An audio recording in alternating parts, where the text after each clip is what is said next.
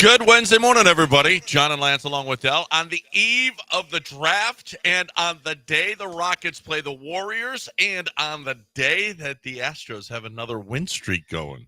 How about that? Went from dismal on Sunday night to, hey, things are looking good. Rockets 3-point favorites now, Lance. I saw 3.5 this morning. 3.5. I got 3. I saw 3.5. That is, I don't know. I don't love it. It's going up, which means a lot of people are on the Rockets. Well, it's pretty standard. It's second game. If you lost the first game at home, they expect a better performance, and this is the longest. Long as I've been handicapping, this is what they do. You lose your first game at home. Yeah, they plug in a few extra points on it because you're in a must-win. But you haven't seen a lot of Golden State Warriors 7 seeds though. Well, no, even with that said, yeah. I'm not buying laying 3.5. Like I'm watching, cheering for the Rockets hard, but that number is that's a rough number to get behind. 3.5 at home. At home, on the road, whatever. Rockets 3.5 right now. I want to just see the second game. I mean, they lose this, it's probably a sweep. So this is this is a big one. You win this, then you just got to steal one at Golden State. So this is huge. I mean, they got to come out and they're going to play much better. But Golden State didn't play their best basketball either. Steph had a really good game. Jimmy Butler had an efficient game, but they didn't play their best game. So we could see a little better game from Golden State as well. So this figures to be a really good one. What time is the start time for that one? So 9 o'clock here, 8:30. God almighty. Wait, is it 8:30 or 9? Let me see. 8:30 your time here is what it shows, but it's after another. Well, I'm sure it's after another game. Yeah, it's 8:30 TNT. Yeah, it's going to be. So, I mean, it probably won't start on time. Most of them don't when they're following other games. I'm sure there's one before it. So, we'll see. We'll see what happens. I've actually been getting sleep here. I take my melatonin at about 7:30 Pacific time, 9:30 your time.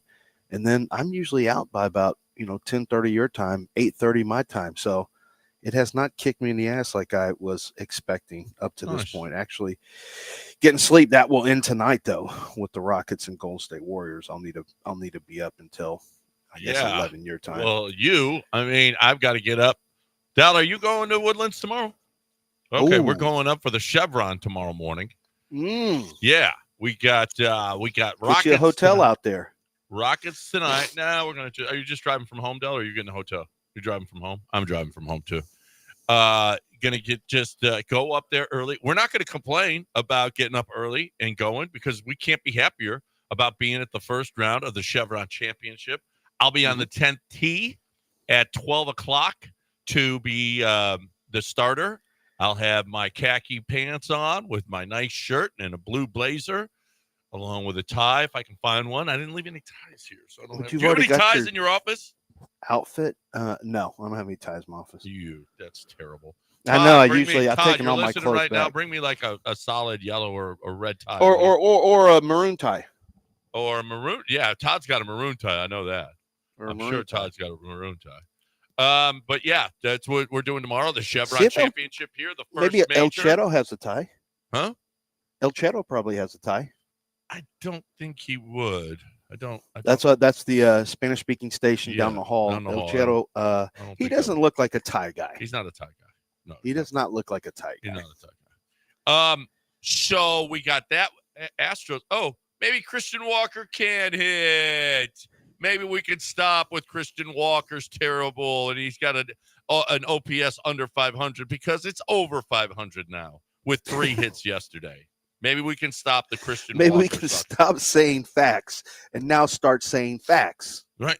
It was under, and now it's over the. Do we call it? It's not the Mendoza line. It's the Maldonado. It's the Maldonado. It's the Maldonado line. Well, 500 OPS.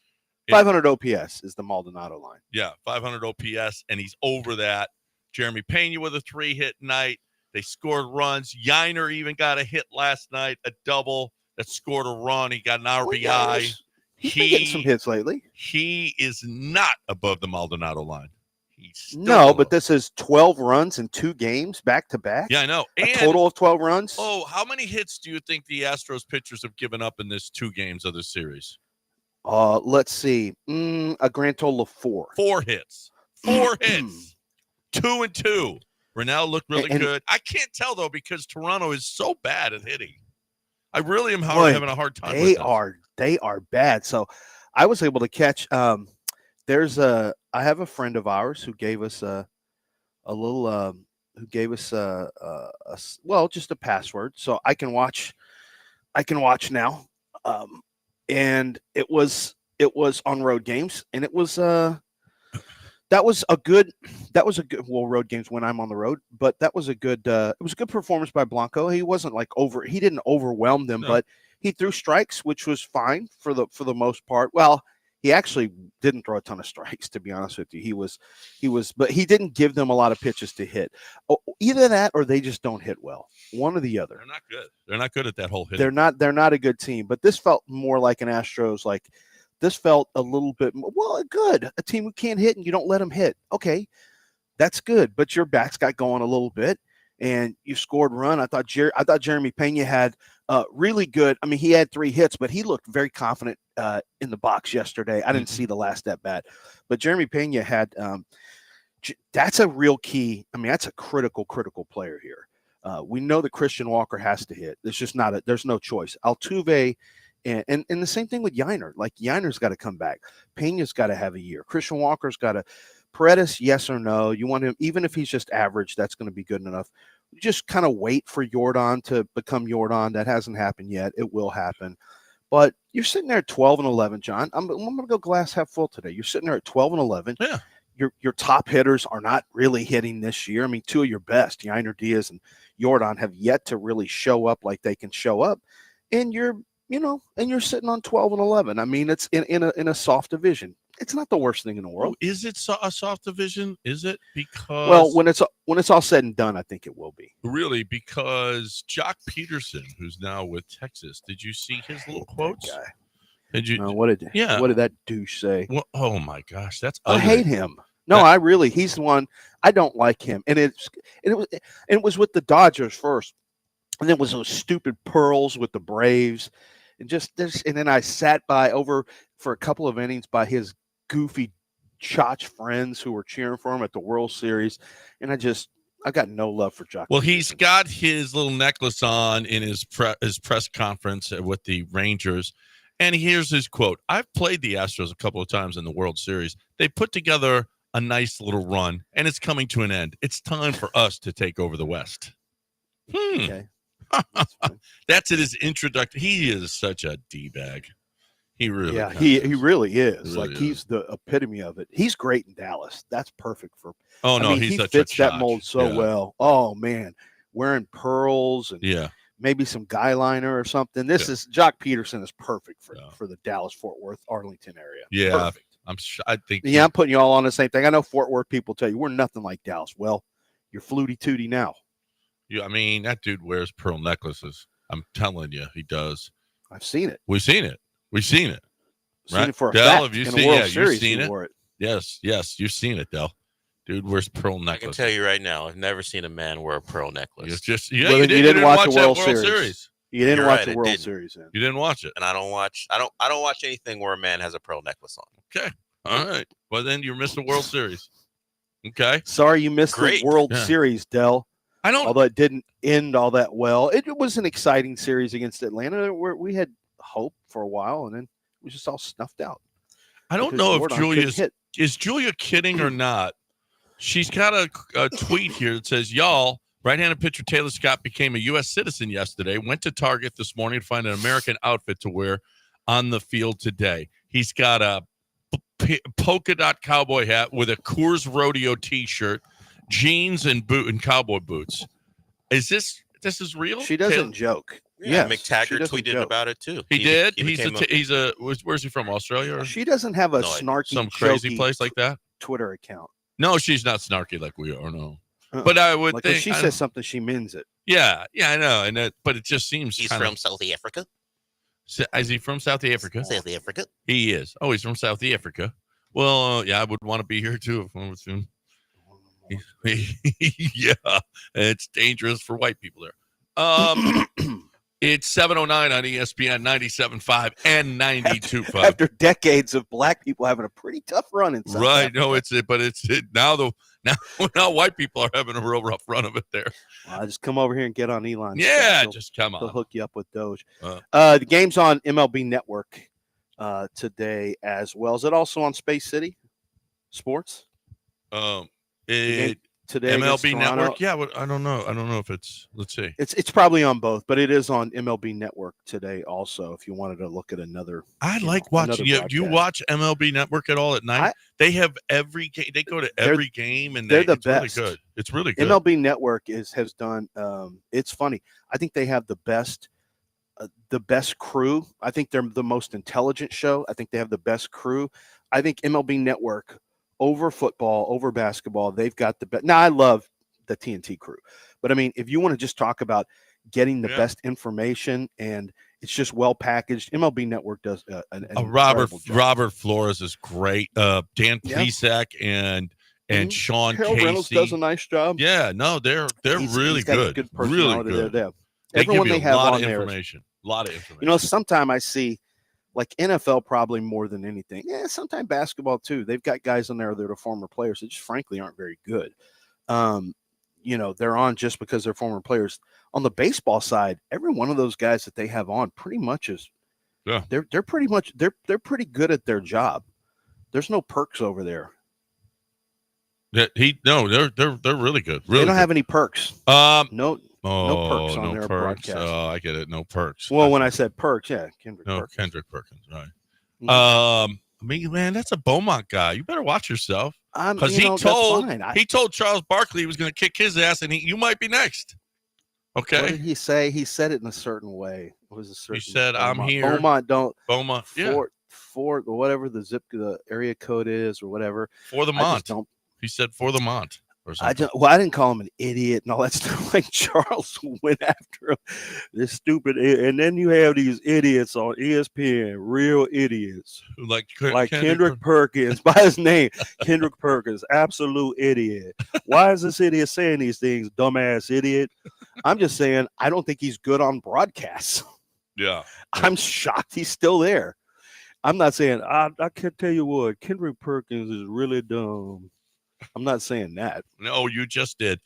All right. Charles said that. Hey, it's the eve of the draft. And there's some news out there that we have got to get to on the other side, see what you have heard about this, some of these things. We will do that. I heard some interesting stuff yesterday. Okay, well, then we'll talk about that on the other side. We will do that next, right here on ESPN 97.5 and 92.5. And if you have any draft talk or Astros talk or Rockets, you're more than welcome, or anything else. How about some Astros talk today? That'd be great. Well, we got playoffs too. I mean, there's a lot. How about you guys get in and live your dream of being a sports analyst on the radio for about 90 seconds? You too can be Israel if you want. You can be Israel today. Okay. Not the country. Israel, no. The person. You can be Israel, the person. The person. And you can be. So a guy yesterday just told me, he goes, yeah, my roof is leaking. I gotta get. I was like, I got the guy for you, Brinkman Quality. I said, they're unbelievable. They're so good. When you're in business for over 50 years, and if you can hear me right now, you can get Brinkman to your house. Okay. They've been going since 1973. Trusted unconditionally. Quality is in their name. And that's just not by accident. They really, really care about quality. They are going to do whatever it is with your roof, siding, roof services, storm damage. If you're just looking for a certificate for your insurance company, well, you do want a clean bill of health for yours. If you want to get, there's solar panels now. They're not panels anymore. They're shingles. This is the new way to go about it. It's shingles and not panels. It is revolutionary, and you're going to basically your roof pays for itself. You're looking for the best way to get any roofing issue taken care of. BRINKMANN. Brinkman with 2 N's at the end. BrinkmanQuality.com. That's BrinkmanQuality.com.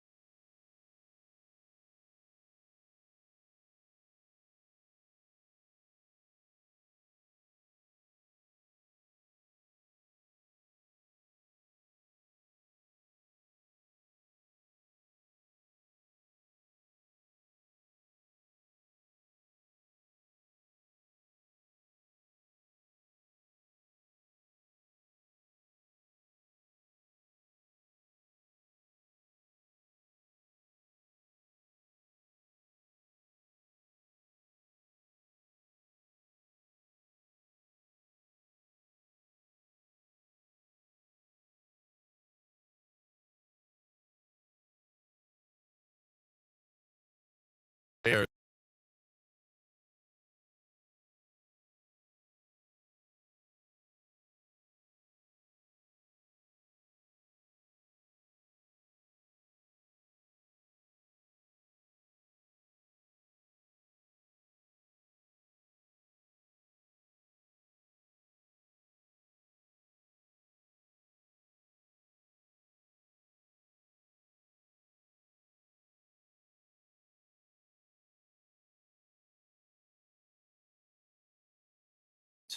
Because Yes. I don't love Will Campbell at the fourth pick. Then you That's could just get too high. Membo. You could get Banks. You could get. I mean, what's the difference? They're all right. Right. You might as well if you can trade back. and Well, still get one- no. It's gonna so it's gonna get tricky because here's how it could go. I don't know what Jacksonville does at 5 if Genty goes ahead of him. I have no idea. People are going to say Mason Graham, but I don't think that's what it is. So I don't know what position they go. I'll have to take a look at their team. They may try to trade out. 6 Raiders, there's a real chance that they go offensive line. So that would mean their first choice of offensive tackle there. The Jets need an offensive tackle at right. They need a right tackle. So they could have the second pick of a tackle there. 8 Carolina's probably Mason Graham, I would think. And then 9 would be, who's 9? The Saints. The Saints are kind of a wild card team. Yeah, actually, well, they've got Trevor Penning. They got Trevor Penning, who has not been good. So that could be the third tackle off the board there. That's the dangerous thing. But if you're the Patriots, you only need a tackle? No, you need a lot of stuff. It might be worth the risk to do that. You're basically saying, I think there's a chance Membo would be there. You need to like Membo. I think Membo is now the third tackle off the board. I think there's more love for Banks and Will Campbell than there is for Armand Membu from Missouri. So you have to be okay with Membu there if you're the Patriots. And the Patriots need a left tackle, and he's played only right tackle at Missouri. So it's a challenge, but the Patriots need a ton of players. And if you're the Bears, Ryan Poles trying to win now. Ryan Poles may be out next year, the general manager. The head coach is going nowhere. But the general manager, I mean, he's trying to go get a high-impact player to pair with his quarterback, takes pressure off the quarterback. Now you've got Genty, Caleb Williams, Roma Dunze. You know, you got to – you've upgraded your offensive line. You've got a shot now to, dare I say, compete for the division. I mean, you've lost both your coordinators in Detroit. I don't know for a fact that everything's going to be fine with Aaron Glenn and Ben Johnson gone. So, yeah, I kind of like that move for the Chicago Bears, to be honest with you. Yeah. No, I like it too. Getting Genty there. I don't know. Hey, listen. You match him up with Williams, the wide receivers that they picked up, and now Genty. They got some weapons.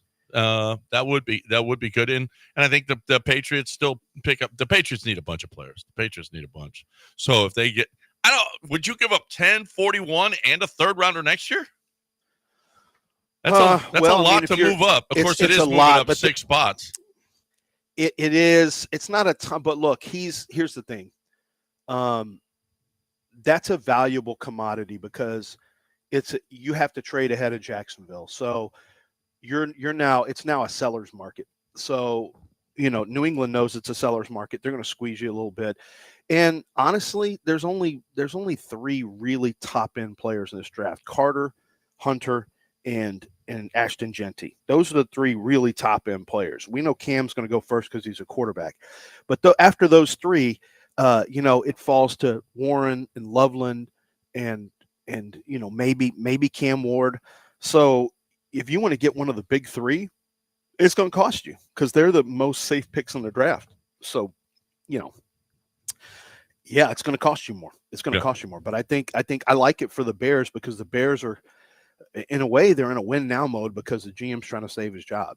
So, and it really is just a really good pick because it takes pressure off the quarterback. One of the reasons I think Jacksonville wants Genty is because they're trying to take pressure off Trevor Lawrence because they figured out, man, we had to pay Trevor all this money and he's not a guy that can put a team on his back.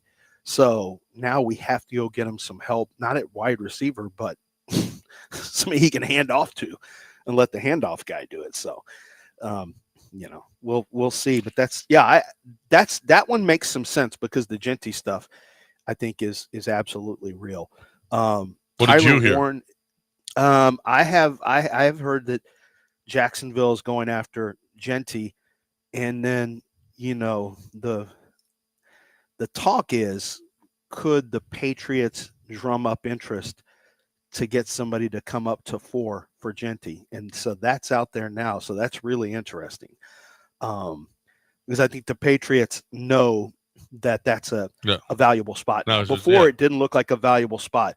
Now you realize when the board, it's funny, as the draft gets closer, everything my eyes told me, this whole process on tape, it starts to become more crystal clear.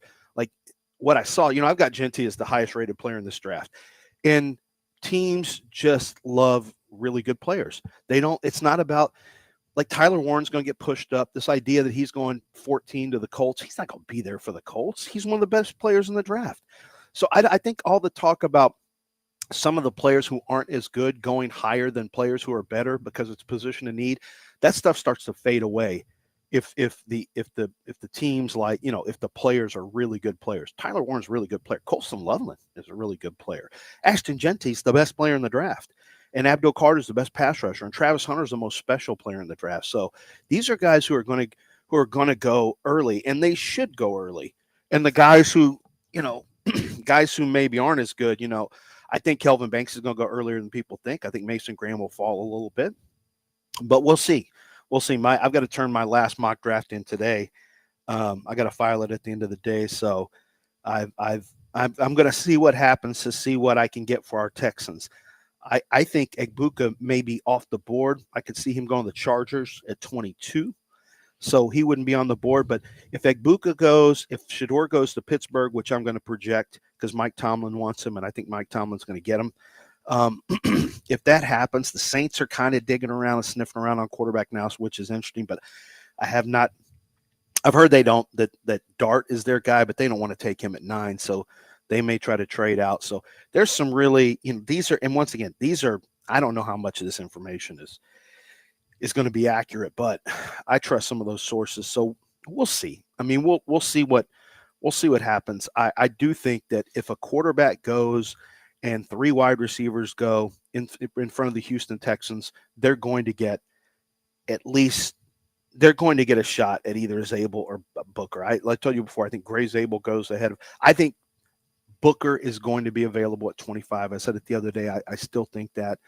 And unless, you still need those defensive linemen to go also. What's crazy is you've got a tremendous defensive tackle on Walter Nolan, who's probably off the board for the Texans, a tremendous left tackle on Josh Simmons, but, he does have a torn patellar injury he's come back from. I don't know what the medicals are on him. There's some questions. Some teams aren't worried about the quote-unquote character. Other teams are worried about football character. I got a feeling he's off the board for the Texans. You've got some guys who are top 10 picks in this draft who may be there at 25 that the Texans are probably just going to have to pass on because they're not the kind of guys they want in a building. It's an interesting dilemma because, man, it would be hard if I'm the GM.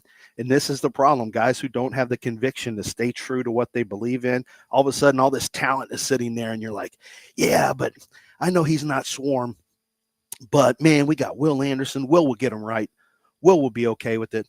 And, the Philadelphia Eagles had the best player in the draft fall to them at 10, Jalen Carter. Yeah. And they said, we got a room full of Georgia Bulldogs. We'll take our chances with this guy who's a speeding maniac and, immature and all that. And so far it's paid off for him. Now, God forbid the second contract hits. Well, he gets more the money. Second year, third year, fourth year, we'll see if he can. Well, we're into the third year next year. He's already had in his first 2 years, they've become the preeminent defensive line. And he was great. He was great. It was fantastic. Maybe the best defensive tackle in football. Right. And now, but they've won it all. Paid off. And we'll see. Yeah. It's worth it, right? Absolutely. It paid off. It's paid off. All right, we got a break. 713-780-3776. All-state siding is what we're talking about right now. If you want to get in, come on, 713-780-3776. Let's go. Allstate Windows and Siding, allstatewindowsandsiding.com. That's the .com if you want to look at The website has a lot of great information for you. The windows are made in Texas, and they're made specifically because they want, first of all, a well-built product. They want it built for Texas weather. We have extreme weather, extreme cold, extreme wind, extreme heat. It just in the last year alone, we've seen an outlandish heat spell last year. We had a derecho. I'd never even heard of this thing, but knocked down a bunch of trees, tremendous wind and issues with that. We had the biggest snowfall that we've ever had, at least in our lifetimes. I mean, this all happened in 1 year. So you want windows that are properly fit, properly sealed, double pane, double strength, well built to help you with that. And of course, the energy efficiency, you can lower your energy bills by as much as 60% when you have energy efficient windows like you get from Allstate Windows and Siding. It's great because they have no payment, no interest for 12 months. If you don't want to pay it in 12 months, you don't have to make a payment at all before the interest hits. If you want to pay it off in 1 year, then you have no interest payments. So you can pay it off at your leisure over 12 months with no interest payments. So you get 30% off when you get 10 windows or more, and then you get an additional discount when you tell them that you heard about it from Lance Zierlein on ESPN 97.5 and 92.5. They do great work. They do it quickly, but they also are very efficient, and they do it the right way. You're going to love Allstate Windows and Siding. That's allstatewindowsandsiding.com.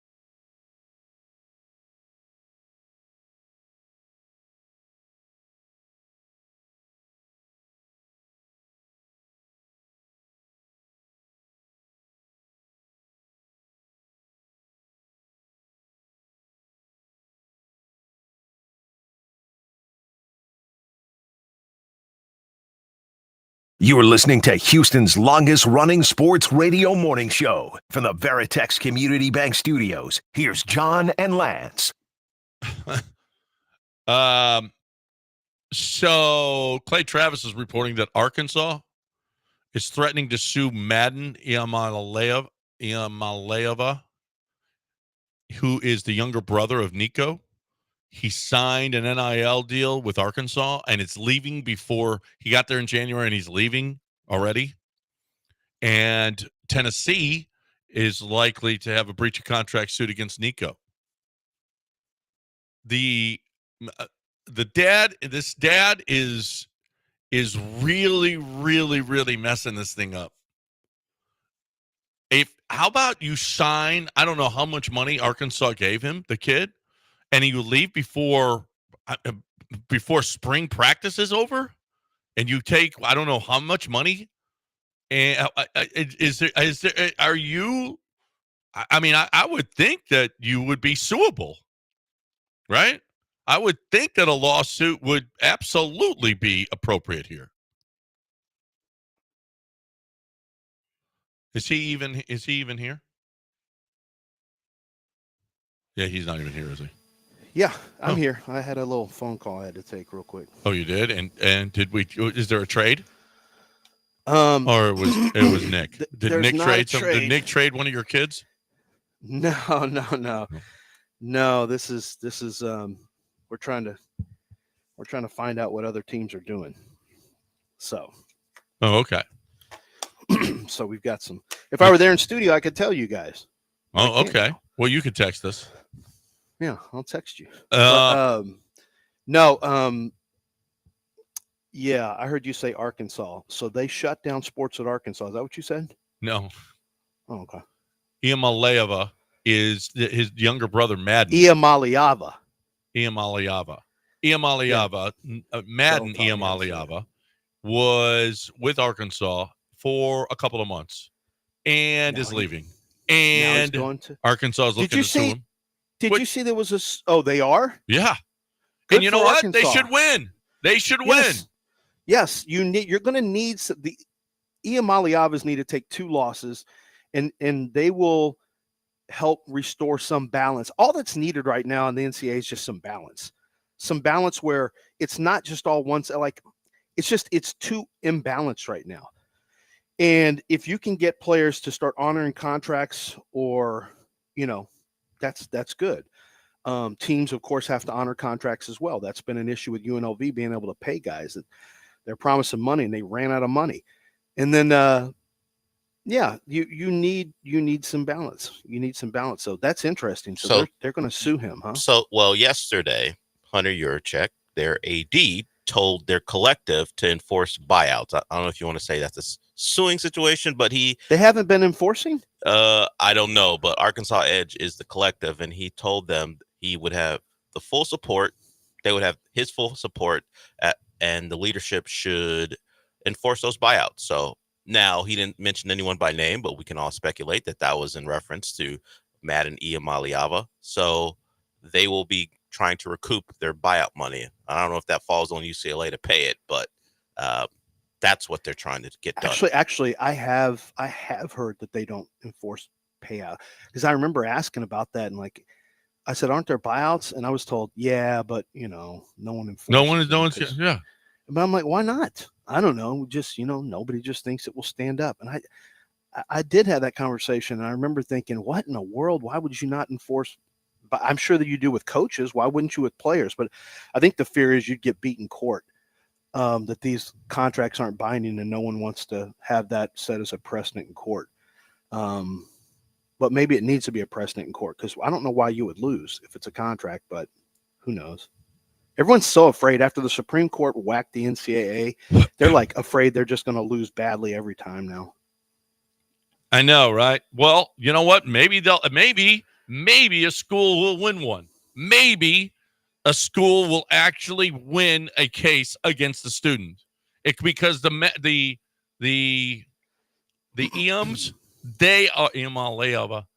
The Iamaleavas really need to be shut down. This kind of crap has got to stop. I mean, Madden isn't any different than other players. It happened at Miami. One of the kids was in a transferred in from Arizona, didn't like the depth chart, and then transferred out. I don't know what deal he got, but he was in for the spring and out before summer. So that happens quite a bit. Now happens more than you think, actually. Now his brother brings attention to Madden, but what Madden did isn't that unique. Now, what Arkansas paid him to come may be really the point of contention. Yeah. And you know what? Maybe he'll be the face of it, and maybe you'll shut that down. Take the money. That's why they don't and pay. Then leave they don't right like away. paying up front. They don't like. This is why schools don't like paying up front. Right. It's a monthly. I know the Cougs collective has always been monthly. Georgia's monthly. I know that it's usually monthly because if you give everyone money up front, they can just leave. Yep. And you're stuck. 7:40. Let's get Israel in here. Israel, what's going on? What's up, fellas? Hey, ain't no way Shador's going to be last to the 21st pick. First of all, Tom Brady got number 7, and Shador is signed to Tom Brady in college. There's no way he's going to let Shador go, and I'm so glad he's not going to the Giants. The Giants already got my man Russ and old boy. They don't need him. I'm so glad he's not going to Cleveland. Cleveland, who won? I hate that for Travis. That he'll go to Cleveland. He's either going in the top 10. He's going to either New Orleans or he's going in the top 10, and that's a fact. And I'm gonna call on Friday, and this is going to be the narrative. Oh, the GM, well, they're going to put their job at risk. No. In the last 10 or so years, it's only been a few franchises that actually won a Super Bowl. All the rest of them are failure. If you don't win the chip, it was Brady, and after Brady, my man KC, and a couple between. So, all the GMs will get product. So, Shador is a sure bet. That's why Gatorade just upped it on him, and he's good to go. He's good to go. And shout out to the outfield, the Astros, number 2 in defense right now in the majors. First of all, shout out to the Astros defense. Shout out to Tom Brady for signing Geno Smith to a big deal, a long-term deal. I don't know what Tom Brady had to do with any of that phone call, honestly. But I don't know. Tom Brady wouldn't pass on Shador. Now, Tom Brady. I remember I was told Shador couldn't fall past 3. That's what people yelled at me and then he couldn't fall past 6. It was impossible for him to fall past Brady. Now it's impossible to fall past 21. So I was the worst person in the world for having Shador in the 20s, and now it's like the known landing spot. I do think he's going 21.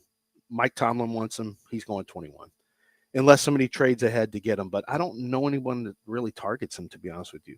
That's the tricky thing is I don't know who are these people. I think everyone wants you to believe they're going to take Shador, and then I don't know that anyone. I think really the Steelers is coveting I think him the Steelers make sense. No, the Steelers make perfect sense, and they're tired of playing with Aaron Rodgers. I think the Steelers make a lot more sense for Shador than Jackson Dart. I don't like Jackson Dart's arm. I think throwing a DK Metcalf is in weather that can be cold weather. I don't like that combination at all. I'd much rather have Shador. And Shador's got an average arm, but I just like the mentality. And supposedly Mike Tomlin really likes the mentality when they met him. And I think Dion would not. I think Dion would fall in line, wouldn't be publicly taking shots at the Steelers first thing he could. That's the real concern with teams is Dion, but more so than Shador. A friend of ours that you would know, John, said that I said, what's Shador like? Because he spent a lot of time talking with him. He goes, just a suburb kid. He said, he's probably like kids you grew up with.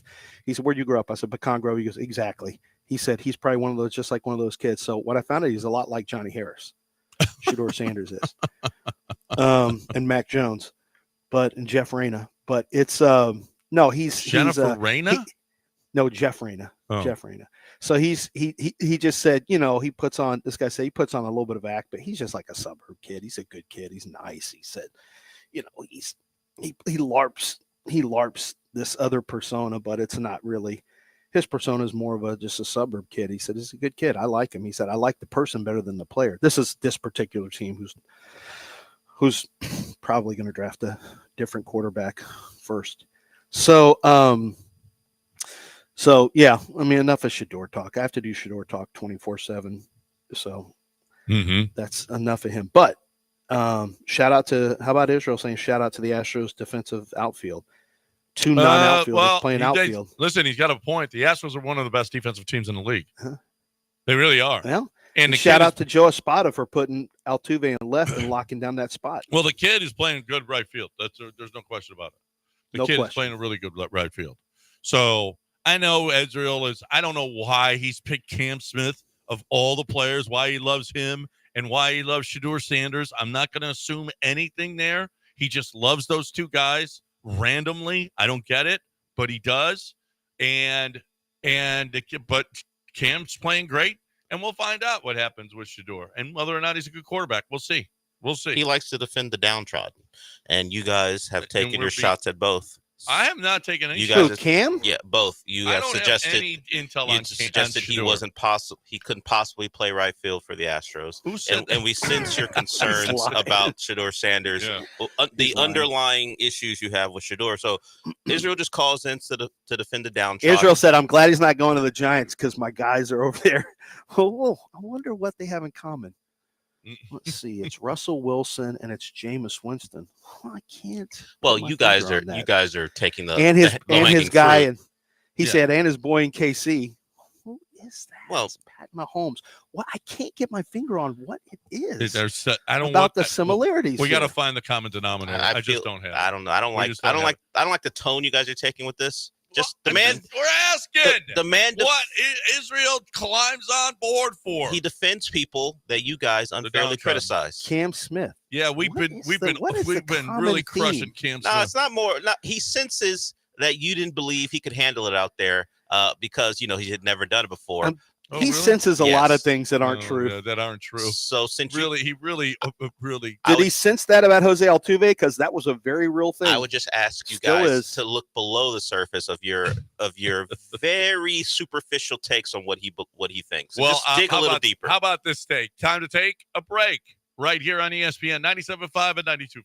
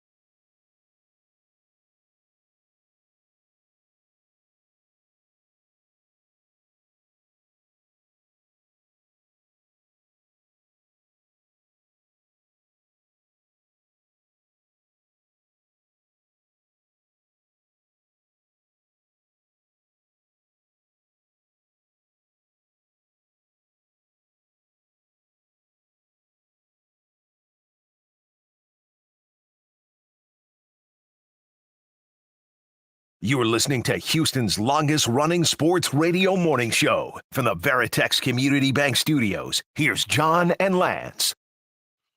Here's a little factoid for you guys. The New York Jets are the only NFL, NBA, or Major League Baseball team to not make the postseason during Pope Francis's tenure. The only major sport, not counting NHL. I don't know. Maybe there were some NHL teams, but of the three major ball sports here, NFL, NBA, and Major League, the Jets were the only team to not make the postseason. Do you think they had the Pope killed? No, I think they would have wanted him to stay alive so that they could make the postseason during his tenure. Or they think he's bad luck? No, he's not bad luck. For them. Every other team. Team. Yeah, and they would say, wait a minute, every other team but us? When's the last time? Was Mark Sanchez the last time they made the playoffs? I don't know the last time the Jets made the playoffs. Wow. That's really bad. The only team. Jets playoffs. That's not. Where was Woody Johnson when Pope Francis passed? Where you think? No, now stop. You can't accuse him. And Woody Johnson, I just asked a question. I didn't accuse him of anything. I asked you a question. And Woody Johnson now has the ability. Oh, is he still back to being an ambassador? Did he get that job back? No, he did not get it back. He didn't get it back. Everyone in the building supposedly was hoping that Woody would leave again, and they'd let Brick take over. 2010 is the last time they made the playoffs. Well, Mark Sanchez was their quarterback. So it's been a while. It's been, just a minute. But just a minute. But now things can change. One obstacle's out of the way. Can they though? One obstacle's out of the way. Can they though? Pope Francis? Yeah, he was.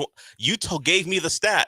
He was I had no idea. Deterrent for their postseason run. I don't know. Maybe he's a giant. Maybe he's a giant Bills fan. You think he was praying against the Jets making the playoffs?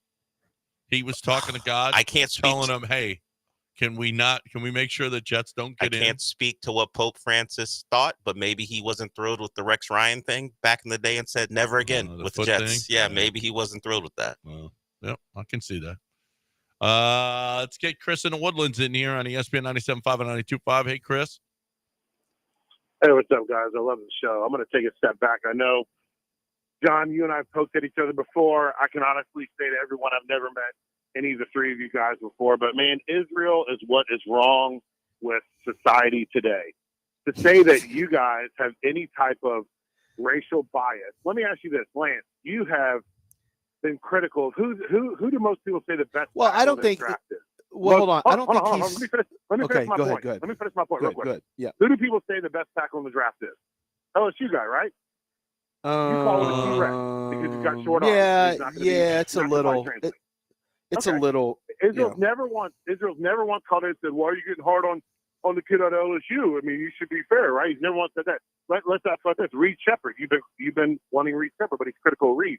Why is he not critical of Cam Whitmore for posing with Instagram models in elevators after a game when he doesn't get in the game or he's got a bad attitude? Why is that? Chris, Israel's what's wrong with it drives me nuts because you can't even have an honest conversation. You guys have been honest, like Cam Smith. It's real to say, hey, he's never played right field. We got some concerns, but he's proven us wrong. Okay, kudos. Josh Allen proved you wrong. You've been honest about that. Israel's, oh my gosh. Anyway, can we have a show one day where Jim Rome, where we go at each other? Because I'd love to get on the horn with that guy. Me and him back to back. Chris, I have a counter to everything you said. You made a lot of good points, but hear this. White power. White power. That's my counter. That's what this show's about. White power. So you made a lot of. That was Tyler White. Says you. And he homered. Says so what did he have? Who's Tyler White? Tyler White was Astros first baseman. No one remembers. Great. No one remembers that. We know Tyler Astros Scott. Lore, it Taylor goes Jeff Scott, Bagwell, Tyler White. No one remembers that. But what we do have is white power. Why'd you keep that? Why wouldn't I keep that? Yeah, what are you asking him that for? I don't think Israel came after us today necessarily. He was just big up in his guys. No, he was just generally saying everyone Well, he did say. Did he say we doubted Cam, or did I he don't just know. saying America No, doubted Dell Cam? said that. No, I said you guys were unfair to Cam, and Israel came on to defend him. We've never been unfair to Cam. I love can Cam. only speak. Actually, Lance actually went after Jeremy Branham in defense of Cam. Okay, he actually he punched a teammate in the face just to defend Cam's honor. Okay, so Yeah. I want to hear that Lance was in any way, shape, or form denigrating Cam Smith. But what about the other guy?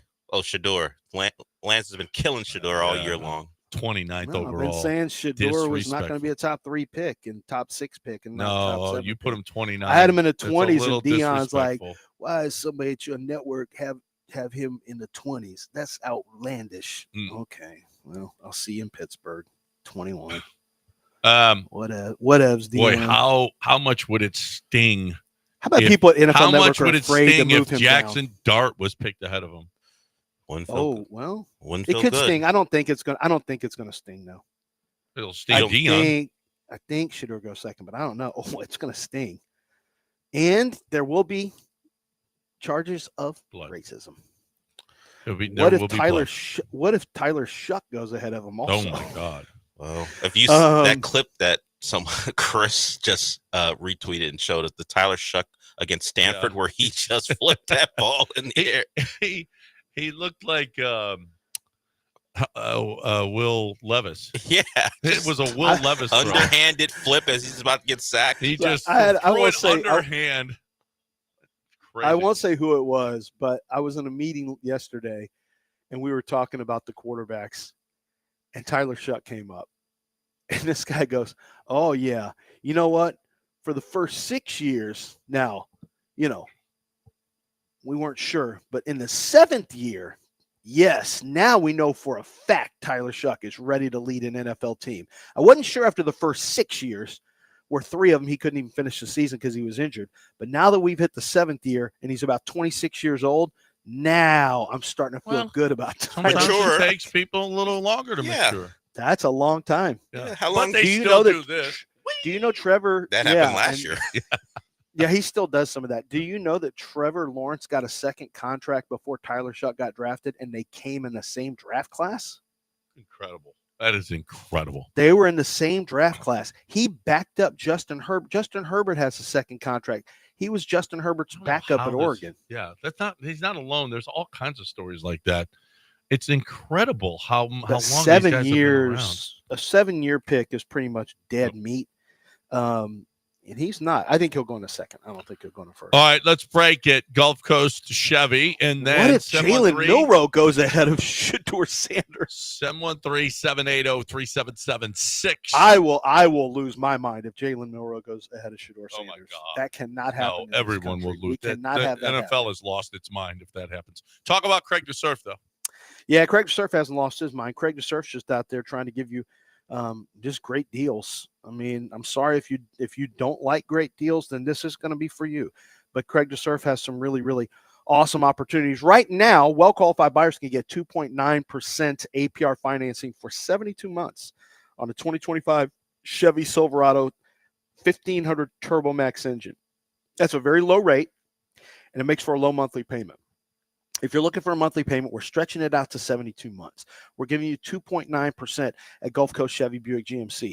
They're all about trying to get the payments to where you can afford them. Their trade-in value does nothing but help you. They're giving higher trade-in values. Trade-in vehicles right now at Gulf Coast Chevy are going for more than they ever have, because when the tariffs start hitting, more and more people are going to look for pre-owned vehicles. So Gulf Coast Chevy Buick GMC, they want to buy your trade-in value. If you've got a car that is relatively low mileage, you keep it in great shape, man, you're going to be really surprised what you're able to get in a trade-in value. You put that towards the purchase of any new vehicle, including the Chevy Silverado, and all your payments are going to do is go lower and lower. Whether it's a lease, whether it's a purchase, they're going to find a vehicle you like. They're going to give you a great trade-in value. The service is above anyone else. They win Customer Service Index Award year after year after year. They're out in Angleton, and they're waiting for you. Gulf Coast Chevy Buick GMC in Angleton. Stop in today. Chevy, together, let's drive.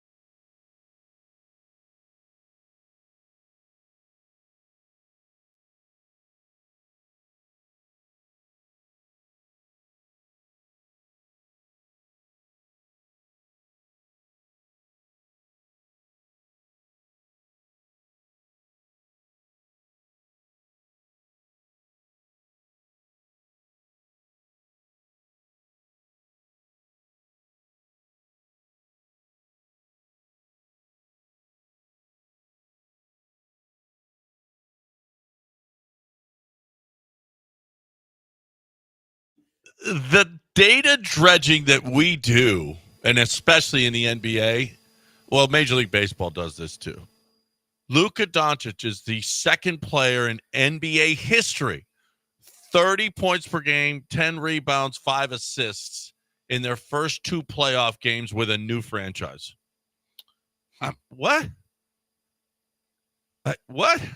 I mean, we dredge. Holy, who looks up? Who looks this up? I mean, you could have had, if you had 30 points, 10 rebounds, and 4 assists, you don't qualify. But 30, 10, and 5 now, there's only 2 players. Who's the other one, Doe? I don't even care if that Luka did it. So I definitely don't care to guess. Who's the other person? James. Kareem Abdul-Jabbar. James. Kareem. Huh. Yeah. He's in. So, Hall of Fame. I don't know that I've ever cared about one of those stats that pops up. It's ridiculous, the stuff that they dredge. It's just something to put on the bottom line, and then they keep it moving. Because who cares? No. 'Cause I'm not going to remember that Luka did that. Like, Giannis is the first. I saw this pop up. Giannis is the first player to average 30 and pick up 15 rebounds and lose. No, he's either the, I don't know, 4th or 2nd player, whatever it was. But 32, 15, and lose 2 games, the first 2 games of the series. Like, okay. All right. Thanks. Thank you God, for did that. you guys, Boy, by the way, speaking of records and speaking of data dredging, this isn't data dredging. These are just facts. Our boy Gil sent this to us. Jock Peterson, who we talked about earlier with the Rangers, what did he famously say before the season, John, about the Astros? he said They had a nice little run. He's now set a record, Texas Rangers record, by going hitless in his last 41 at-bats. The major league record is 54. Chris Davis was 0 for 54. Jock Peterson currently is 0 for 41. I've got something new to track in box scores now. Yeah. What about this that I saw? Anthony Edwards is the first player during a Game 1 victory to yell at the crowd that his was bigger than someone and catch $50,000 fine. Yeah.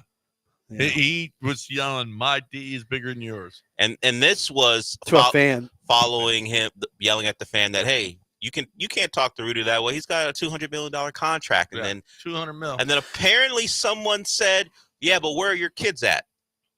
Oh no! And then they hit him with that, and then that's where. And he said, "I don't know," and that's the way I like it. Well, maybe, but that was alleged. I did not hear that, but that was alleged.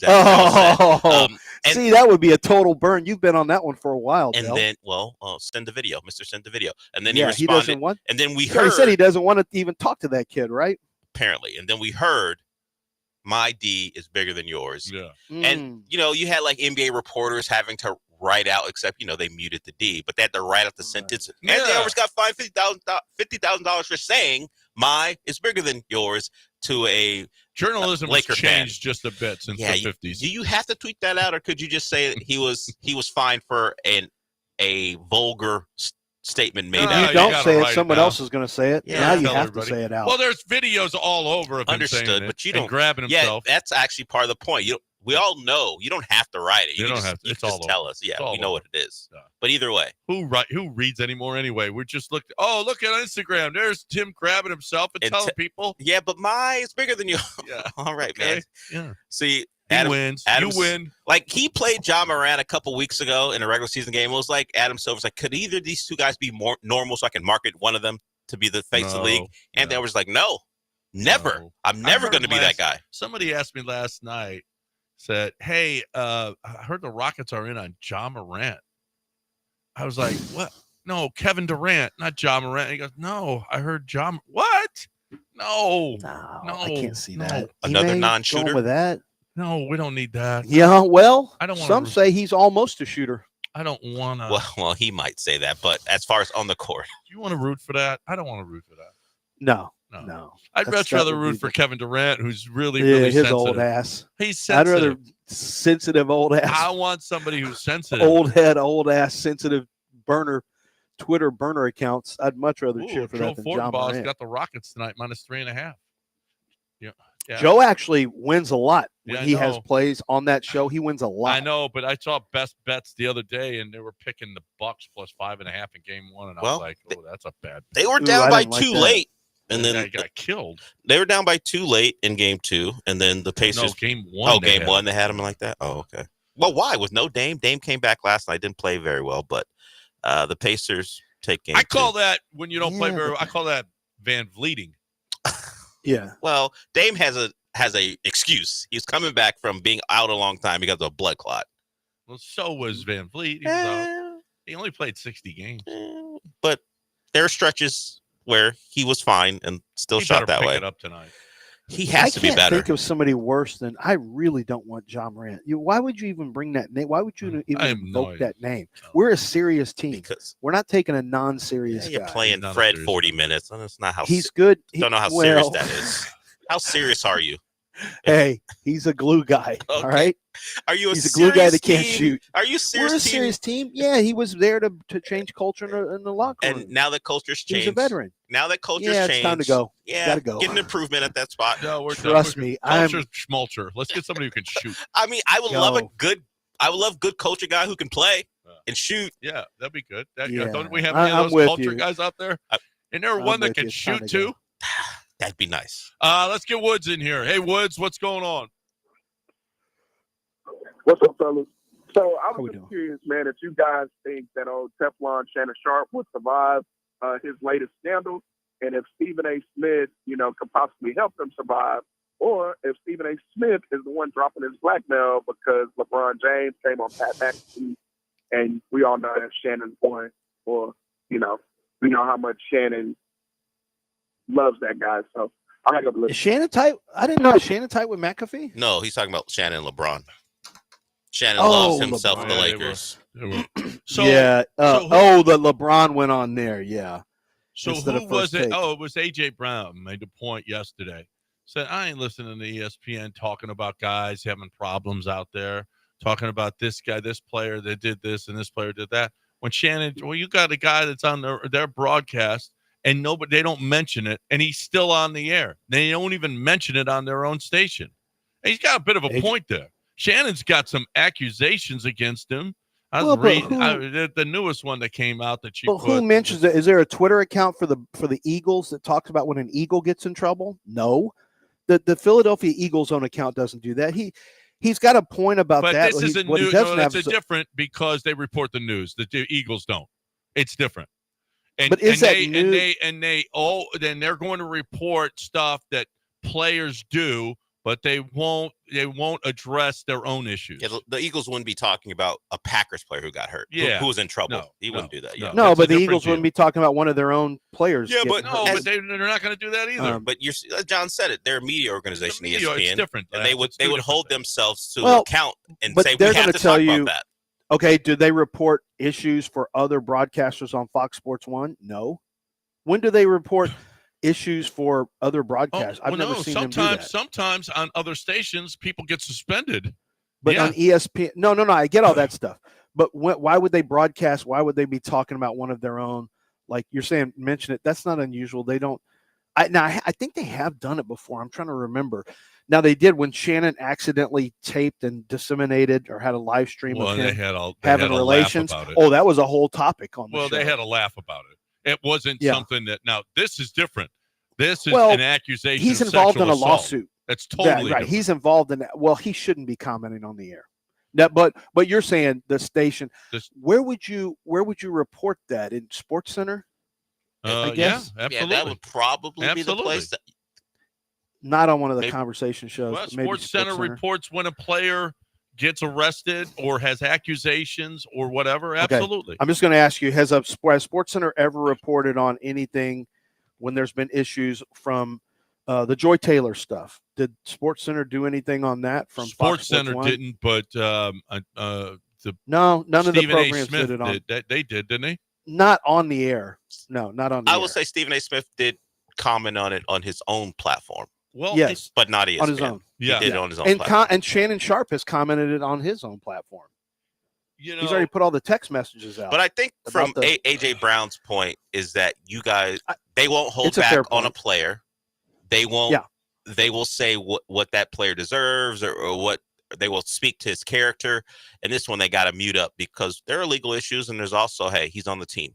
But they are supposed to be held up as And- a reporting organization, a news organization, and in a way, Joy Taylor's on the team too, because she's a TV personality as opposed to now. Yeah, listen, they're not gonna. there's a reason that you report when players because it could affect how they play or whether or not they will play. Joy Taylor, whether or not she's on Fox, doesn't matter to ESPN. But it matters to a fan of the Philadelphia Phillies if Bryce Harper is in trouble. It matters. Yeah, I don't. One thing is actual news. The other is more gossipy. Although I would say it's not really. But having the a lawsuit the Joy for Taylor $50 stuff million was gossip. is not gossipy. The Joy Taylor stuff was gossip. That's the Shannon gossip. Sharp thing is, it's a legal matter. I don't expect ESPN to comment on that. I don't think the NFL Network commented on stuff when they had players that they had to get rid of. Commentators who are former players they got rid of. I would not expect it. But to the point of what AJ Brown says, I think that's fair. I think what AJ Brown said is fair. I think it's fair too. I don't really have a problem with it. Now, also Shannon Sharp is also innocent until proven guilty. That's a civil suit, by the way. That's not a yes. Isn't it a civil suit or is that it's civil? I haven't heard of any. Yeah, I haven't heard of any actual. Yeah, that's a civil suit, and it's not a. I don't think he's going to comment publicly for sure. He shouldn't be commenting anymore publicly. But all he did was put out some text messages, and he didn't put it out. No, there's a video. He spoke. Oh, did he? Okay. He filmed himself and spoke from his studio about it and asserted some claims himself about why it's being done and what this is about. And of course, Tony Busby's involved. So he mentioned Tony Busby and his pattern of this. So Shannon has spoken about it. And then an hour later or so, they have audio of him, allegedly of him. We're not sure, of course, because in today's day and age, you don't know if it's Shannon or something else. But there's audio of allegedly of Shannon Sharp talking to this woman in a not so kind way. It's fair. The one thing I would say is, Matt Araiza got plenty of attention and lost his job, and it was wrongly so. We've already talked about the girl from Ole Miss blasted publicly and not true. And, that was a huge topic. Shannon Sharp, it's a civil suit, but it doesn't mean I don't know what happened. He's being accused of that, but we don't know if that's, Shannon Sharp may be wrongly accused as well. We just don't know. So, I feel like that's all since it's a civil suit. Now, if it was I think it changes. A civil suit is a little bit different to me than a charge of sexual assault. You probably have to pull him off the air. Because he's facing jail time. Right. Well, you certainly have to address it more. 816 ESPN 97.5 and 92.5. I was attacked this morning by a Twitter person. I didn't attack him. Huh? He tried to say it was me. I didn't attack John this morning. No, it wasn't Dell that attacked me. It was a listener, and he said that I had fake hair and doll hair. Doll hair? Doll hair? Yeah. And it hurts because it's not true. This fake news about what neo-grafting is, it's got to stop. We have got to have these people who are reporting fake news, okay? Because it's not. It's my hair. It's literally my hair, and it looks great. And I told him that. My hair looks great, and there's just jealousy out there, and there's fake news being reported. It looks, you know what? If you're somebody that is follically challenged, you need Doc Linville. Doc Linville, it doesn't look like doll hair. It looks great. He does an unbelievable job. The neo-grafting is the best way to go about this thing, to move the hair from the, if you've got a bald spot, if you've got, I was mangy. I had all kinds of spots all over. And Doc just, they just filled them in. And it's great. It's your own hair, and it's natural. It can't be better. And it's basically painless. But he's got a 3-day anesthetic. You don't need it, but he's got a 3-day anesthetic. It's a perfect way to go about this thing. Look, if you're looking for hair, especially if you're young, you're in your 20s or 30s and you're starting to lose your hair, now's the time to go to 975hair.com. Do it now. 975hair.com.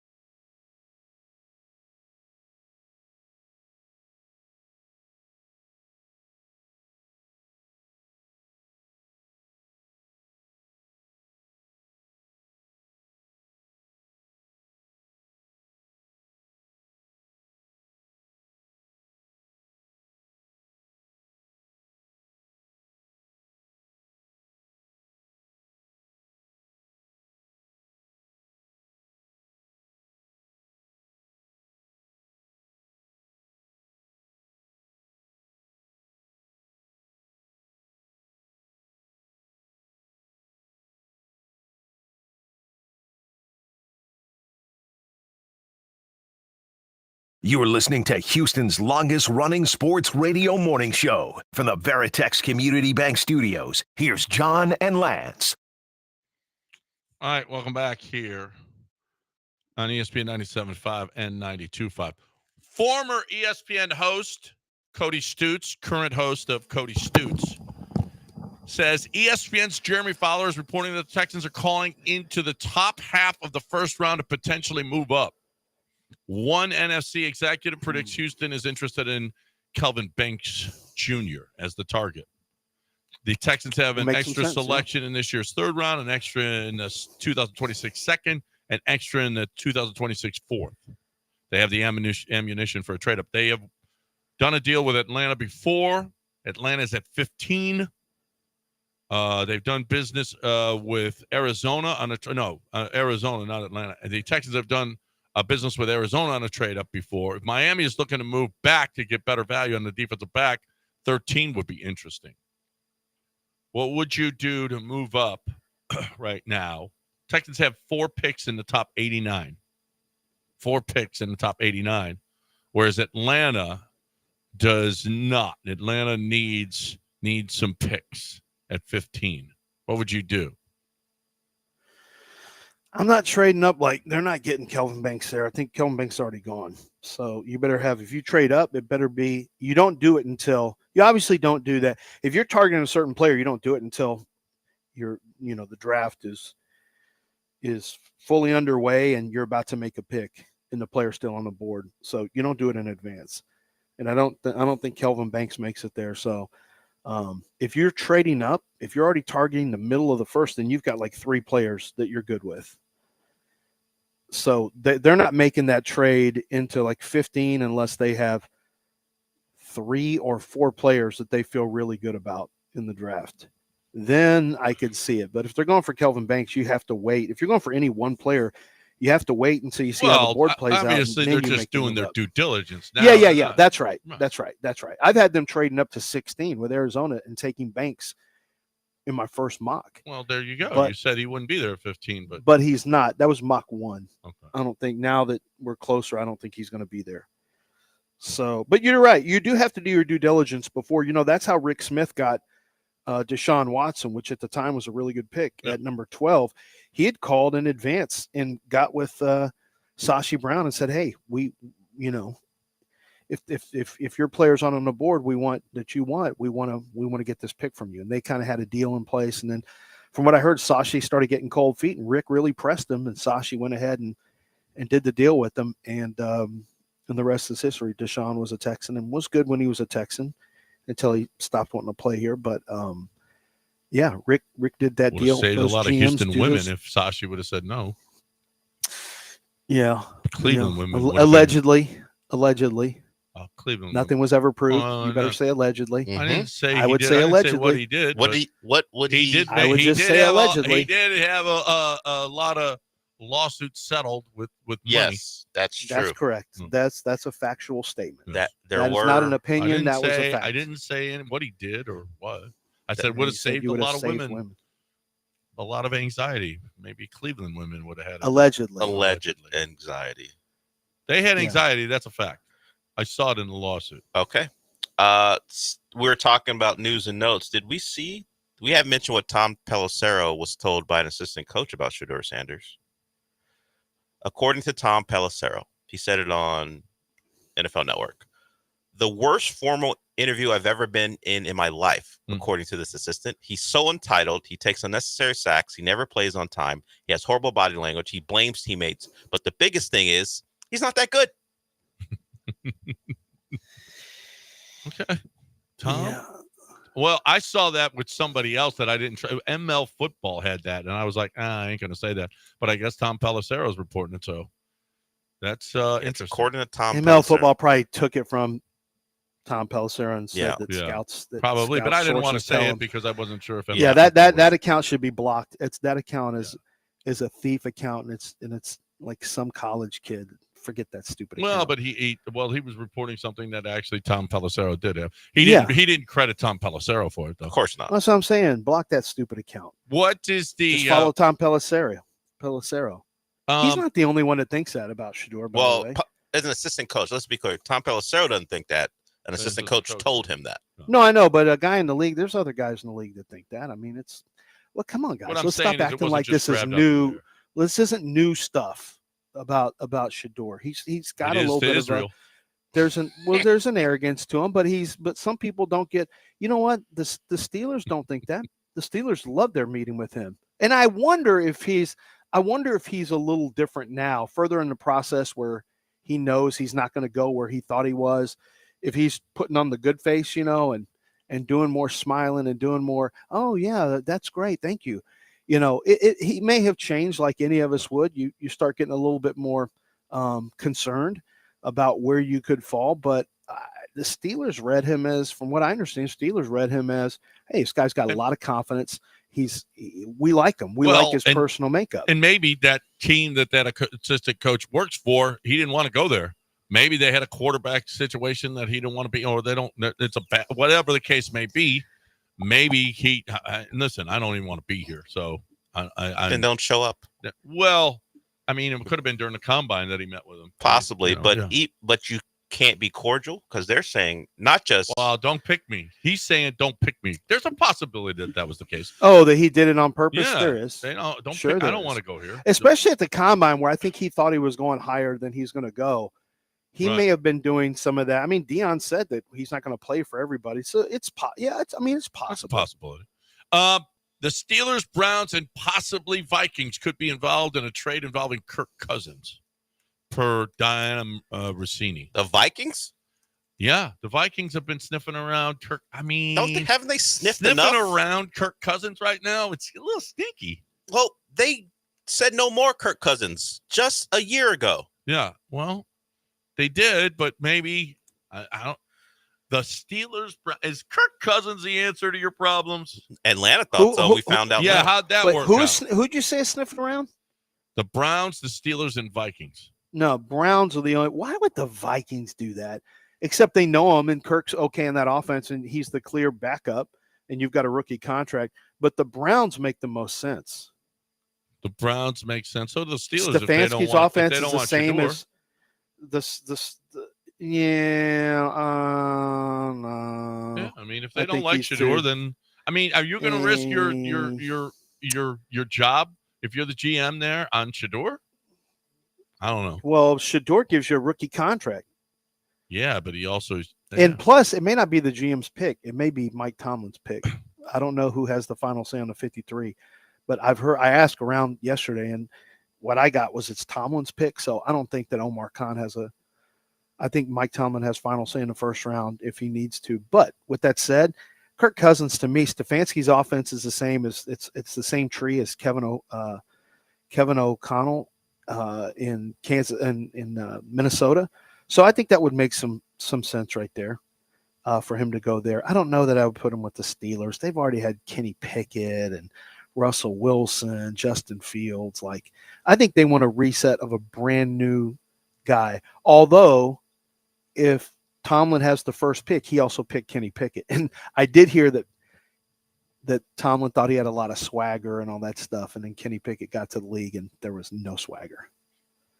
All that 1 year of good play at Pitt just eroded, just disappeared. Like, oh man, this league's too hard. Yeah. Not the ACC, huh? Not the ACC. No. The ACC is not that hard. No. 713-780-3776, the number to hang out on the eve of the draft and the day the Rockets will be playing the Warriors in Game 2. We'll hear from Ime about the offensive production, what he had to say yesterday. Next, right here on ESPN 97.5 and 92.5. Right now, we're talking about HRP, hrp.net, 281-880-6525 or hrp.net. HRP has got it's awesome.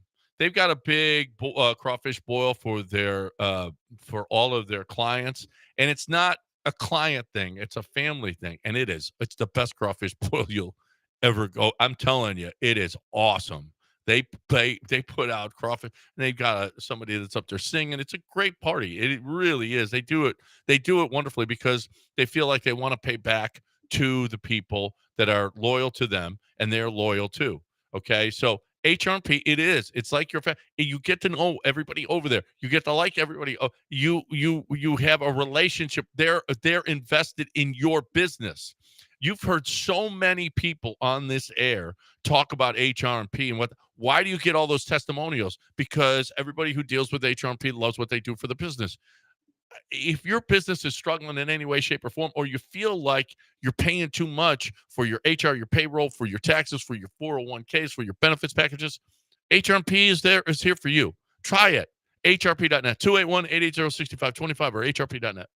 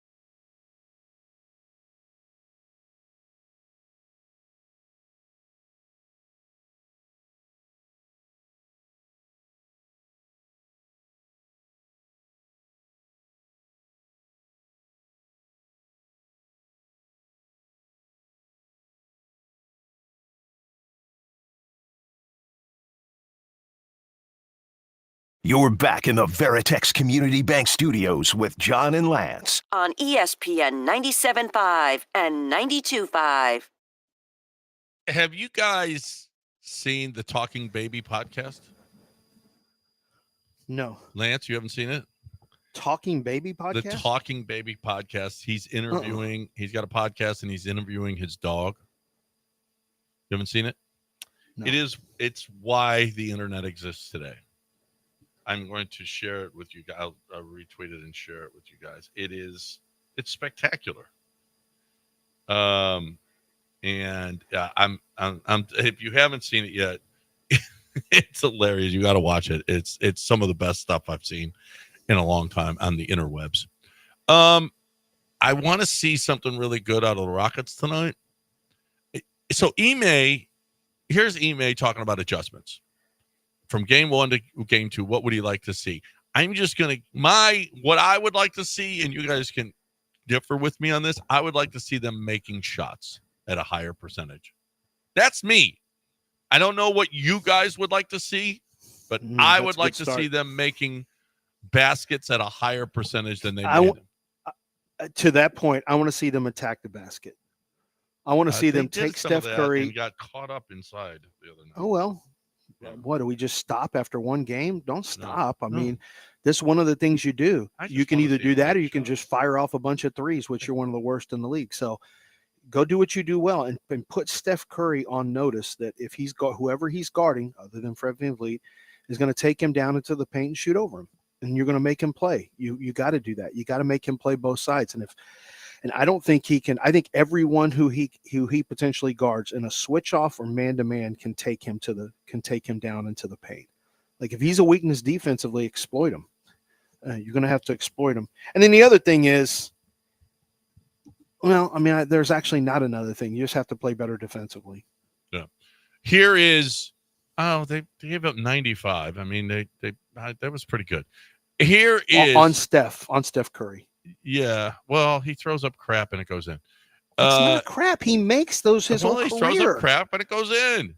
Any other guy throws up those shots, crap. They're like, what a crappy shot. He's the greatest shot maker in the history of the game, it's still bar a crappy none. shot that he makes. It's John's our Paul George. Yeah, he talks about Damian Lillard's shot. Here's Ime on adjustments. Offensively, execute, and that's getting to our spacing. Take care of the ball. Those are 2 big points of emphasis coming into the series, and you didn't do those well in the game. And then, you obviously got to make some shots here and there, and that helps obviously. But the turnovers is a big problem. They're scoring 25 points off of our 17, 16 fast break points. A good amount were off those turnovers, and a lot of those are due to spacing, guys cutting at the wrong time, playing in the crowd, and not get to our spots. Cool. All those are legitimate. I mean, I think the man knows his basketball. I'd just like to see us make more shots. I want to keep it simple. That's the formula tonight. Make more shots. Man, be better at shooting the basketball. Sure. If Fred VanVleet could just go close, even if he just shot his average 39%, they win that game. If Fred was just average. Yeah, but that's Fred shooting 40% in the regular season. What about Jalen being average? Just his shooting percentage. We always assume playoffs are tougher. Fred mentioned physicality, more officiating. I'm not asking him to be great. No, I'm asking him to be average. But his average in the regular season, you can expect it to be worse in the playoffs because the game is officiated differently. The defense is better. I don't know. I got to go back to Toronto when they won the title. Was he worse in the postseason? Are we talking now 6 years? That's all 6 right. seasons I ago? mean, it's postseason, and he's got a track record. He ain't that guy anymore.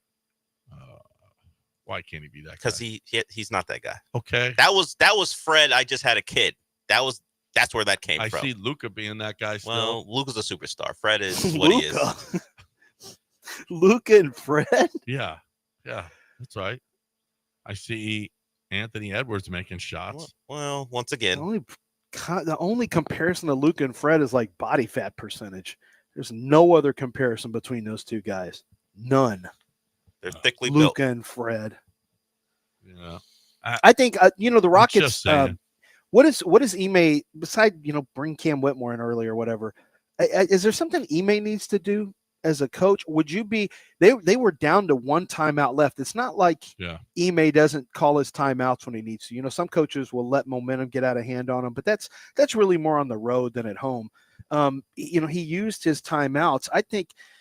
Who do you get started early? Do you get Amen Thompson going early? Because when Amen is a high energy player, I think I might try to target Amen early on and see if I can get him some early buckets. I would like that. I would like anybody. I would maybe use Jabari more. I think Jabari has been great. Jabari has been really great, and Jabari can shoot. That's something that. How many shots did Jabari have the other night? I think he took 3 or 4. And that was it. I would like to see Jabari more active in the offense. getting more looks, coming off the bench maybe a little bit earlier. It depends on that. Maybe Jalen will get going. I mean, and that's another. Listen, I talk about we're using Cam Whitmore. What they need is for Jalen and Fred to just be better. Just be better. That's all. Mm-hmm. I mean, you can't be as crappy as they are and expect to win. You just can't. That was 7 for 34. Right. I mean, that's just, you can't have that. Just be better. Just be a little bit, and that's what I mean by making shots. Just be even close to your average game, and you win that game. And he said it. He even said it. He said we had our C game offensively, and we were right there. We were in the game. Yes, they were very much in it, and they sucked. They were terrible offensively. In your opinion? No, in everyone's opinion. That's not an opinion. Yeah, that's true. Yeah, that's true. Actually, just be. Don't suck really bad. That's all. That's all I'm asking. Just don't suck really bad. Yeah, that's fair. I think that's a fair thing. Sometimes you just have to play better. We don't need to overcomplicate it. You're right. Just shoot better. Just the backcourt plays better. Jalen's got to show up. This is a big bugaboo. If you don't follow, I went back and did this on the show, and I was just looking at the last 3 years against Golden State. He has been terrible. This is easily the toughest matchup for Jalen Green. He averages less than 13 points. Like, his shooting percentage is in the 20s from the three-point range. From the field, it's in the low 30s. This is easily Jalen's toughest matchup. And I don't know why, but I do know this. If Jalen Green does not snap out of it, the Rockets cannot win this series. Yeah. They cannot. I love Alpern is great, and I love Amen. I think he's a future superstar and all this. But if Jalen Green plays poorly, he's going to get too many looks. He's going to have too many shots. He has too much responsibility on defense. You just can't win the series without Jalen Green playing better basketball. You can't.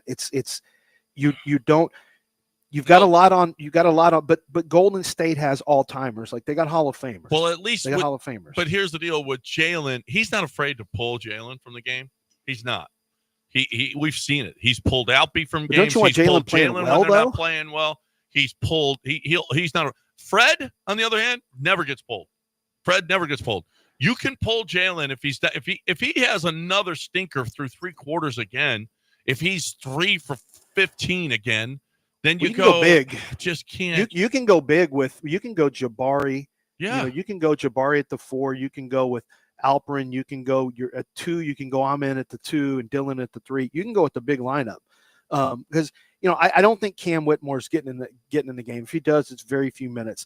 But you can still go with your 8-man rotation and cover up for Jalen. I just think that you're not winning if that's what you have to do. I think Jalen Green has to play well. He's a huge part of this offense. Like, he's, that's like saying that you can just substitute your way out of Yordan Alvarez not hitting well. You can't win if you're the Astros if Yordan doesn't play well. You just can't. And I think Jalen has similar importance. I'm not saying he's as good as Yordan, but if Jalen doesn't play well, you can't beat the Golden State Warriors. Was it any surprise you had a hard time beating them this year and Jalen plays poorly? Yeah. No. Well, my point being, I think it's just as important for Fred because, again, he ain't pulling Fred out of the game. So Fred's got to play better. Fred has got to play you're better. right. It's the whole backcourt has to play better. They both. And if they do, they win and they cover if they do. If the backcourt plays well, Alpern's going to get his. Amen's going to have an impact on the game. If the backcourt plays well, the Rockets win this. If the backcourt plays well this series, the Rockets win the series. But if they don't, it could be a El Sweepe. Yep. They got to put the backcourt. Well, that's it. Backcourt plays better. They win game 1. But now they got game 2. Pressure's on, baby. Play better, boys. 845 ESPN 97.5 and 92.5. I sent the baby interview to you guys. You guys can maybe watch it, but listen to the commercials. That's more important right now. Listen to the commercials. And this commercial is about Champion Energy. It's about you saving money on your electricity bill. If you're somebody who has been, if you're sick of high electricity bills, I 17 years I've been with Champion. I think that's it, and maybe more. I don't know. It's been crazy how long that this has been going on, but they email me all the time. Hey, we've got a better rate. Need you to sign up again. That's great. They're awesome like that. Okay. Who gives a better rate? The other electricity companies are just keeping you on that same rate and just hoping you never notice. Here's the deal. Champion Energy is on your side. You need to get your electricity at a better price. Champion.energy/1560. Champion.energy/1560.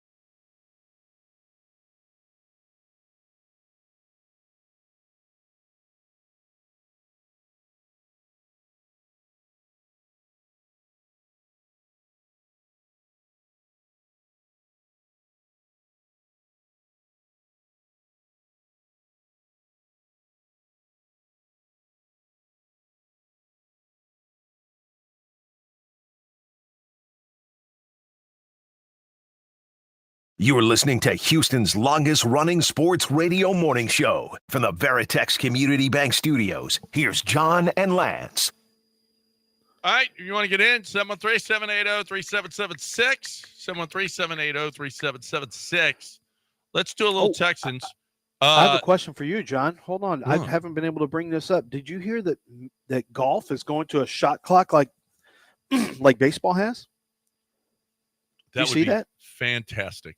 Yeah, I figured you would like that. Yeah, golf is now in discussions about introducing a pace of play clock similar to what baseball has. That'd be great. So I don't know how it works exactly, but I think it would be I know how good it for the works. game. When the other guys are lining up their shots in the fairway, be ready. Talk to your caddy, get the yardage, and when it's your turn, hit. Can you imagine how bad golfers are going to cry about this? I don't give a rat's ass. You know what? Pitchers cried too. And you know what? It made the game better. The game is better today because of the pitch clock. It's better because you're not sitting there all this time in between pitches, looking in, looking out, looking. It's easier to watch. It's faster. It has to be faster. It's better to watch. We don't have the attention span to handle this. Well, it's not it. It's boring in between, and it's boring in golf if you're just and the guy they're glacial. You know what? Pick a club and hit a shot. Pick the club, hit the shot. It's not that hard. I mean, it's just too much. They're trying to do too much. You're walking to your ball. You look at what the green is, the contour of the green, where the pin is while you're walking. You get to your ball. You see how far you are. And when it's your turn, just hit. That's all. They sit there and talk. They wait to talk about their shot after the guy who's behind them is already hit. Then they start talking about what they're going to do. Dude, come on. It's not that hard. I knew you would like this. Yes, I love it. I love it because we play fat. I mean, we're not as good. What do you have to do with this? Listen, I play golf. I play a lot of golf. And if you don't play slow. If you're slow when you're playing, you know what? We're going to say, hey, speed it up, Snail. Let's go. I play too fast. I just want to let's just play. Just hit. Let's go. Sometimes I run to my disc. Whenever I throw my disc, I run because that's how I'm getting in shape. Is I throw my driver. I don't know if you ever throw your driver. I've thrown two drivers. You throw your driver two different on drivers, the driving range. Real drivers and disc drivers. Oh. I'm willing to throw either one of them on You throw the your course. putter. You throw your driver. I have thrown it into the water Funniest with you thing that one Dick time Harmon on ever hole one. saw was Lance warming up on the driving range, throwing his club. He was like, so mad. My God. What are we throwing our You're throwing on the clubs driving for? range? Oh, can you imagine Matt on the driving range? Yeah. No. Yeah, Matt on the driving range, pro. Hey, did you listen? What did Kelvin Sampson tell you? Don't call him Gonzaga. It's Gonzaga, right? Yeah. Or he'll punch you in the face. Remember that? I remember. Well, there's a certain Texan player right now who you better watch. You better put some respect on his name because he ain't having it. He ain't having you calling him something that he ain't. He don't want no CJ because there's already one CJ in town, right? He ain't having no CJ. Okay, so do we have audio? Nah, I don't allow that. It's either CD or 8. Which Mitch, you got to get that up. I'm sorry, Mitch. I'm sorry. I love you to death, bro, but God. So don't call me CJ. It's either CD or 8. Well, he ain't 8 though, because Mechie's 8. Got to give it up though. Do you think Mechie's giving it up? Maybe not in a For negotiation, but because he's not on the roster. For cash, that man's trying to hang on. I would to tell a second contract. Chauncey Gardner-Johnson to hold off on I'm saying paying $50,000. No, you don't got to pay him. You don't got to pay him. No, if I'm Mechie, I'm asking right now. Mechie's making the team. Know what I'm saying? Wait for training camp before you decide if you have to pay him or not. Mechie's probably making. Let him it. watch. They don't have any receivers. He's gotta going to make the team. They got a draft. We got a draft. Yeah, just wait, Chauncey. I mean, I'm not gonna call you CD or CJ or 8. I'm gonna call you Chauncey, and I'll tell you this: wait for the draft, wait for training camp before you have to shell out that money, because you might not have to. And if you're John Mechie, make an offer right now. Yeah, just to be safe, just say 30,000. You may need the money. Yeah. 2 million. It's just a number. You're not million. even a starter. 2 million. It's just a number. 2 million. That's all. And then you go down to 30,000. It looks like a huge discount. Yeah, look what I did for you. You know what? I take it back. Not 2 million. It's 30,000 now. What? I just look at me. That's the art of the deal. John Mechie. I mean, Chauncey Gardner-Johnson, also known as 8 and CD. I went from 2 million to 30,000. And then he dabs. You see and then the he gets respect? 30,000. Look at there's some fear in Lance's voice. He ain't calling him CJ. I hear it. I can hear the fear. He told me, don't call it. Don't call him. He's a pretty serious person, by the way. Yeah. Well, he plays too much, is what one of his teammates said. But I trust that when he says something, he doesn't want you calling him that, and he's already put that on record, so that's fine. I trust it. So will Kunko call Dell him said CD? he doesn't want to be called Olaleye, so we call him Olaleye. Olaleye. So will Will Kunko call him Ola? CD? When hey CD, can I get some time with you today? Is that what's going to happen? Kunko might. Yeah, Chancellor he's a Johnson? young hip guy. Chancellor for sure will. He'll say 8. Maybe. What about your guy? DJ was in there watching film. You got a sense of him. Will he call him CD? Will he call him 8? Will he call him? He'll say Chauncey Gardner-Johnson. He'll refer to Chauncey Gardner-Johnson by his full name every time he talks to him? Full name. 8. Yes, Just DJ's call him 8. Proper. Hey, 8. Well, can we 8 is the easiest. 8. It feels like it's weird for unless you're his teammate, it feels weird. If you're a member of the media to call him 8, that feels a little weird. I have a feeling, unless it's the friendship media that likes to be friends with all the players, they'll call him 8. I think CD or 8 is going to have a big impact in that locker room. I do. He's going to be a big talker. Well, I think an impact. I don't know if they want him to have a big impact in the locker room. I think they would rather he not have a big impact. Maybe just be loud in the locker room. Well, he knows something a lot of guys don't in that locker room: how to win and how to move teams. Yeah, move teams. He moves teams. Yeah, he ain't one spot for long. Listen, you ever ask why? You see how he is? You can only put up with so long. Well, but he wins. But he's a talented player. Yeah. So yeah. But then you gotta. Oh, okay, that's enough. I like having him for this year. So even in the best case scenario where the Eagles went on to win a Super Bowl, they're like, that's enough. Yeah, right. Well, we won. Okay. Yeah, and that was his second stint. They're like, you know what? We didn't get enough of CD. Let's bring him back. Yeah, we got enough now. That's enough. That's enough. That's enough. Appreciate your contributions, though. Thank you for your service. Move along. 713-780-3776. 1 hour left in the show. Let's talk Chastang Ford. ChastangFord.com. ChastangFord.com. It's where you get your Ford SUV or your pickup on. They still got 2024s on the lot that they got to get rid of. If you're looking for the best deal in the city, I mean, you go shop it. Go shop the deals, okay? Employee pricing. I'm seeing some other dealerships. I'm not all of them. I'm seeing some other dealerships saying they're doing employee pricing. I trust Chastang Ford to do the employee pricing. I trust Chastang Ford not to mark up. I trust Chastang Ford not to add on. I trust Chastang Ford to get me the best interest rate I can get because they've done all of those things for me. I trust Chastang Ford to get me in that car or truck or that SUV or truck the best possible way they can. And that's why I bought multiple vehicles from them, and I'm going to continue to buy vehicles from them. I trust them. You will trust them too. And that's why they've been in business for over 80 years, because people come back, because they do business the right way. That's why businesses love doing business with Chastang Ford, because they do business the right way. If you're looking for that SUV or that pickup, employee pricing right now, ChastangFord.com on 610 at Homestead, not Hempstead, 5 minutes from downtown Chastang Ford.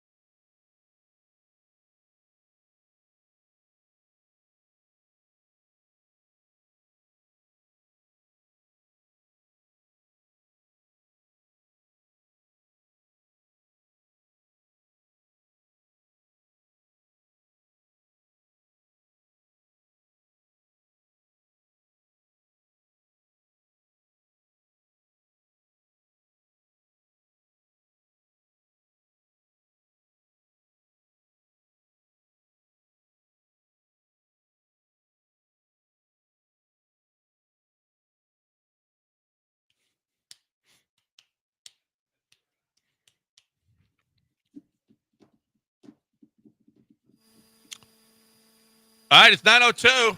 Who wants to get in? 713-780-3776.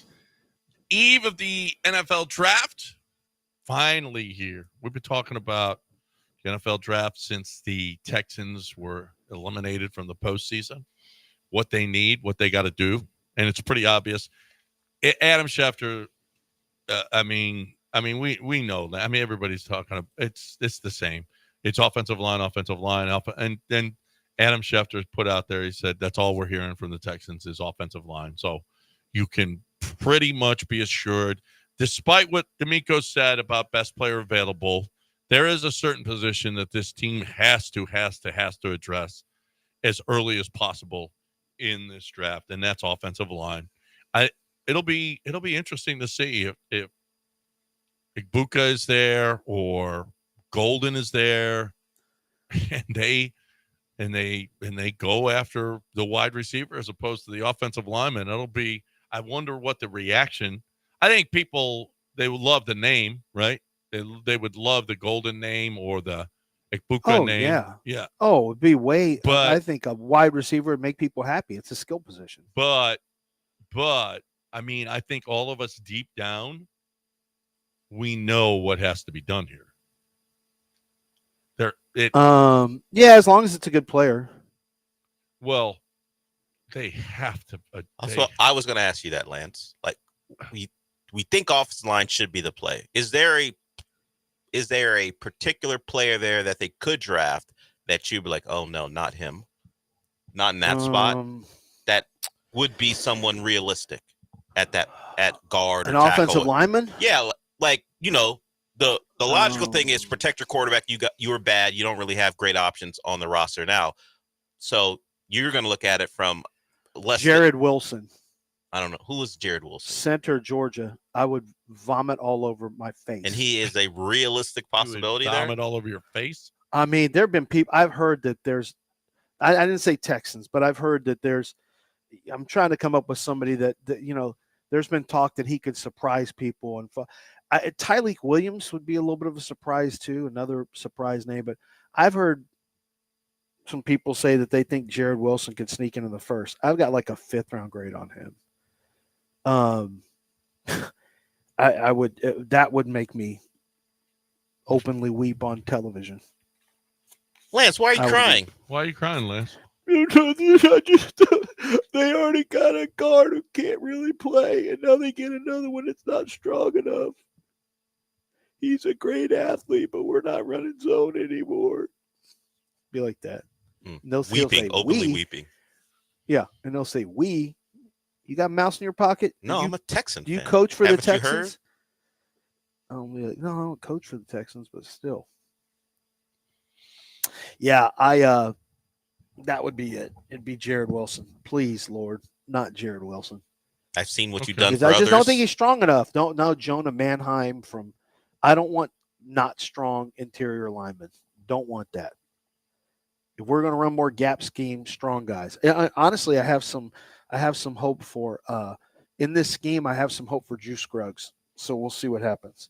So yeah, to your question, I think, but I just don't think that's going to happen. I think one of those 3 guard centers will be on the board. Donovan Jackson, Tyler Booker, Gray Zabel. One of them will be there, and I think they'll pick him. Or Igbuka, who I could see them taking Igbuka. What defensive tackle would you be okay with them taking at Walter 25? Nolan would be exciting. At 25? Oh, man. He's the best defensive tackle in the draft. But there's a reason he's fallen to you. Ask A&M. Yeah. They thought he was very high maintenance, like to sit out practices, didn't want to have to practice. If you wanted to, he's not swarm. That's why I don't think he'll. But man, when the ball snapped, A&M said he had no issues when he was on the field. The dude could ball. He's really, really talented. He would make me happy. Kenneth Grant would be okay. I have a 2nd round grade on Kenneth Grant. I don't get as excited, but NFL people do. Michigan thinks he's got a chance to be really, really good in the pros when he kind of figures things out.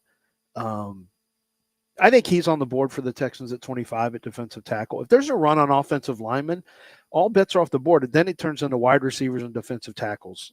I think that's what it turns into. I need to see who the Texans brought in on 25 visits, because that's that kind of tells you the positions. I know they brought some running backs in, but where is this? The Houston Texans. They brought in a tight end. They brought in an offensive lineman and Josh Connerly. They brought in Charles Grant, another tackle. Ooh, he's another one that's not strong. Kenneth Grant, they brought him in from Michigan. Trey Harris, wide receiver, kind of a vertical threat. Donovan Jackson, guard from Ohio State. Love it, obviously. And he told us he went there. Quinshon Judkins, running back. Chase Lunt, tackle / guard from UConn. More of like a fourth-round guy. Easton Mascarenas Arnold, more of an undrafted free agent. They brought him in. This outside linebacker rush guy, I don't consider him a true one. Siobhan Ravel, corner out of East Carolina, is interesting in the second round. TJ Sanders, more of a second or third defensive tackle. There's another defensive tackle. Alan Walker, watched him, didn't see a draftable player. Kyle Williams, wide receiver, speed, late second. Washington State. Yep, Washington State. And then Gray's Abel, going to be a first rounder. Those are the guys they brought in. Me and Mapesy, as John calls them, were talking about tight end yesterday. Is this class strong enough where they can get a starter beyond the second round, third round, fourth round, if they want it to go there? No. It gets weak quick. To me, after you get out, like, I'm not a big Terrence Ferguson guy either from Oregon. So to me, once you get past Arroyo, it's a wrap. You got 4 tight ends, in my opinion, if you want to make a difference. You can get guys who can play for you, but in terms of impact players, you got to get them in the first 2 rounds. There's only 4 of them. You got Harold Fannin, who I don't know if he's on their board. He won't block. Terrence Ferguson will block some. He's got speed. He's got some athletic ability from Oregon, but he could be on the Texans board as a third round tight end. But to your point, yeah, Terrence Ferguson could end up being a starter. I don't think he's any better than anything that they've had. So if you want an impact player, you're going to have to do it in a second. I just don't see that being a factor for the Texans. I don't see them looking at tight end in the second round. They could get one later. It'd be more depth. It'd be replacing somebody else. I have to see who's on the roster, who they could replace with a cheaper player. That's more what that would be. But impact player, no, it's not. I don't like this tight end draft. At first, I thought I was going to, and it's deep, but it's deep with backups. So their tight ends right now: Dalton Schultz, Brevin Jordan, Cade Stover. They just re-signed Irv. They just signed Irv Smith. So they really don't have to even make a move at tight end. They're actually fine on their roster. And it wouldn't surprise me if they don't draft a tight end now. Schultz, Jordan, and Stover. Stover's not going anywhere. I doubt you cut Schultz or trade him. Brevin Jordan, you can lock in. I don't think you look at tight end. I'm not even sure that's a pick. Looking at this right now, you could use a running back to compete with Dameon Pierce and maybe, subtract his 4th round contract. It's year 4 of his contract. You could subtract that and you can. Is it year 4? Yeah, it'll be year 4, and then you can get a cheaper option at running back as a day 3 pick. I absolutely see that. You got to draft a wide receiver. Man, this is not good enough at all at wide receiver. Holy crap! No. Yep. Nope. Justin Watson should be your 5th wide receiver. I don't think Mechie's a lock. I really don't. With Braxton Berrios there competing for that. Yeah, I don't. I really don't. Braxton Berrios will compete with him for the slot receiver. Christian Kirk's going to be the starter at the slot. And then you're going to have Tank Dell's not going to be on the roster. So you'll have Nico Collins. You'll have a drafted wide receiver. You have Justin Watson, Xavier Hutchinson. I mean, even after this draft, you're still going to be light at wide receiver because unless you take, Egbuka in the 1st round, or if you take Kyle Williams in the 2nd round, all right. He's a guy that can have an impact probably in year 1, to be honest with you. He could become a starter, I think. Yeah, to your point about the tight ends, after 2025, if you don't want to bring back Schultz, you'll save $11.5 million. This year, it'll cost you an extra 2 to get off of him. So, is this the last year? No, or is that he's got 2026, but there's a cap savings of $11.5 million if you decide you're done. Yeah, with him. he'll be a cap cut after this year. That's almost a lock, and then you draft the tight end next year. All right, let's get Roger in here. He's been on the line. Let's see what he wants to talk about. Hey, Roger. Hey, this is Roger Goodell on the mobile. I have the Cowboys pick, and they will be selecting center, Oklahoma. These nuts. These nuts is not a center at Oklahoma. You see what so this show childish. is. I love that. It's so dumb and childish. It's the perfect call. It's the perfect call. Why did that get a chuckle? Roger Goodell. I like this him being specific about Oklahoma and a center. He had a position ready, a school ready. Yeah. And then, of course, he dropped the hammer with D's. I love it all. I mean, I would have preferred a better Roger Goodell impression. It just sounded like Pena pretending to be Roger Goodell. But all the other stuff I liked. Yeah. Yeah. You like the other stuff. Oh. You like the other stuff. You guys, speaking of the draft, real quick, and we'll wrap it up with draft for this, at least for this segment. So Texas players, have you really thought about the fact that Kelvin Banks, all of like what has happened right now at Texas, what their draft prospects used to look like and what they look like now? Now, for 2 years in a row, they are cranking out draft prospects. And you look at what it used to look like. 3 offensive linemen for sure will get drafted. A 4th may get – well, I take it back now. I have to say 2 for sure will get drafted, both tackles.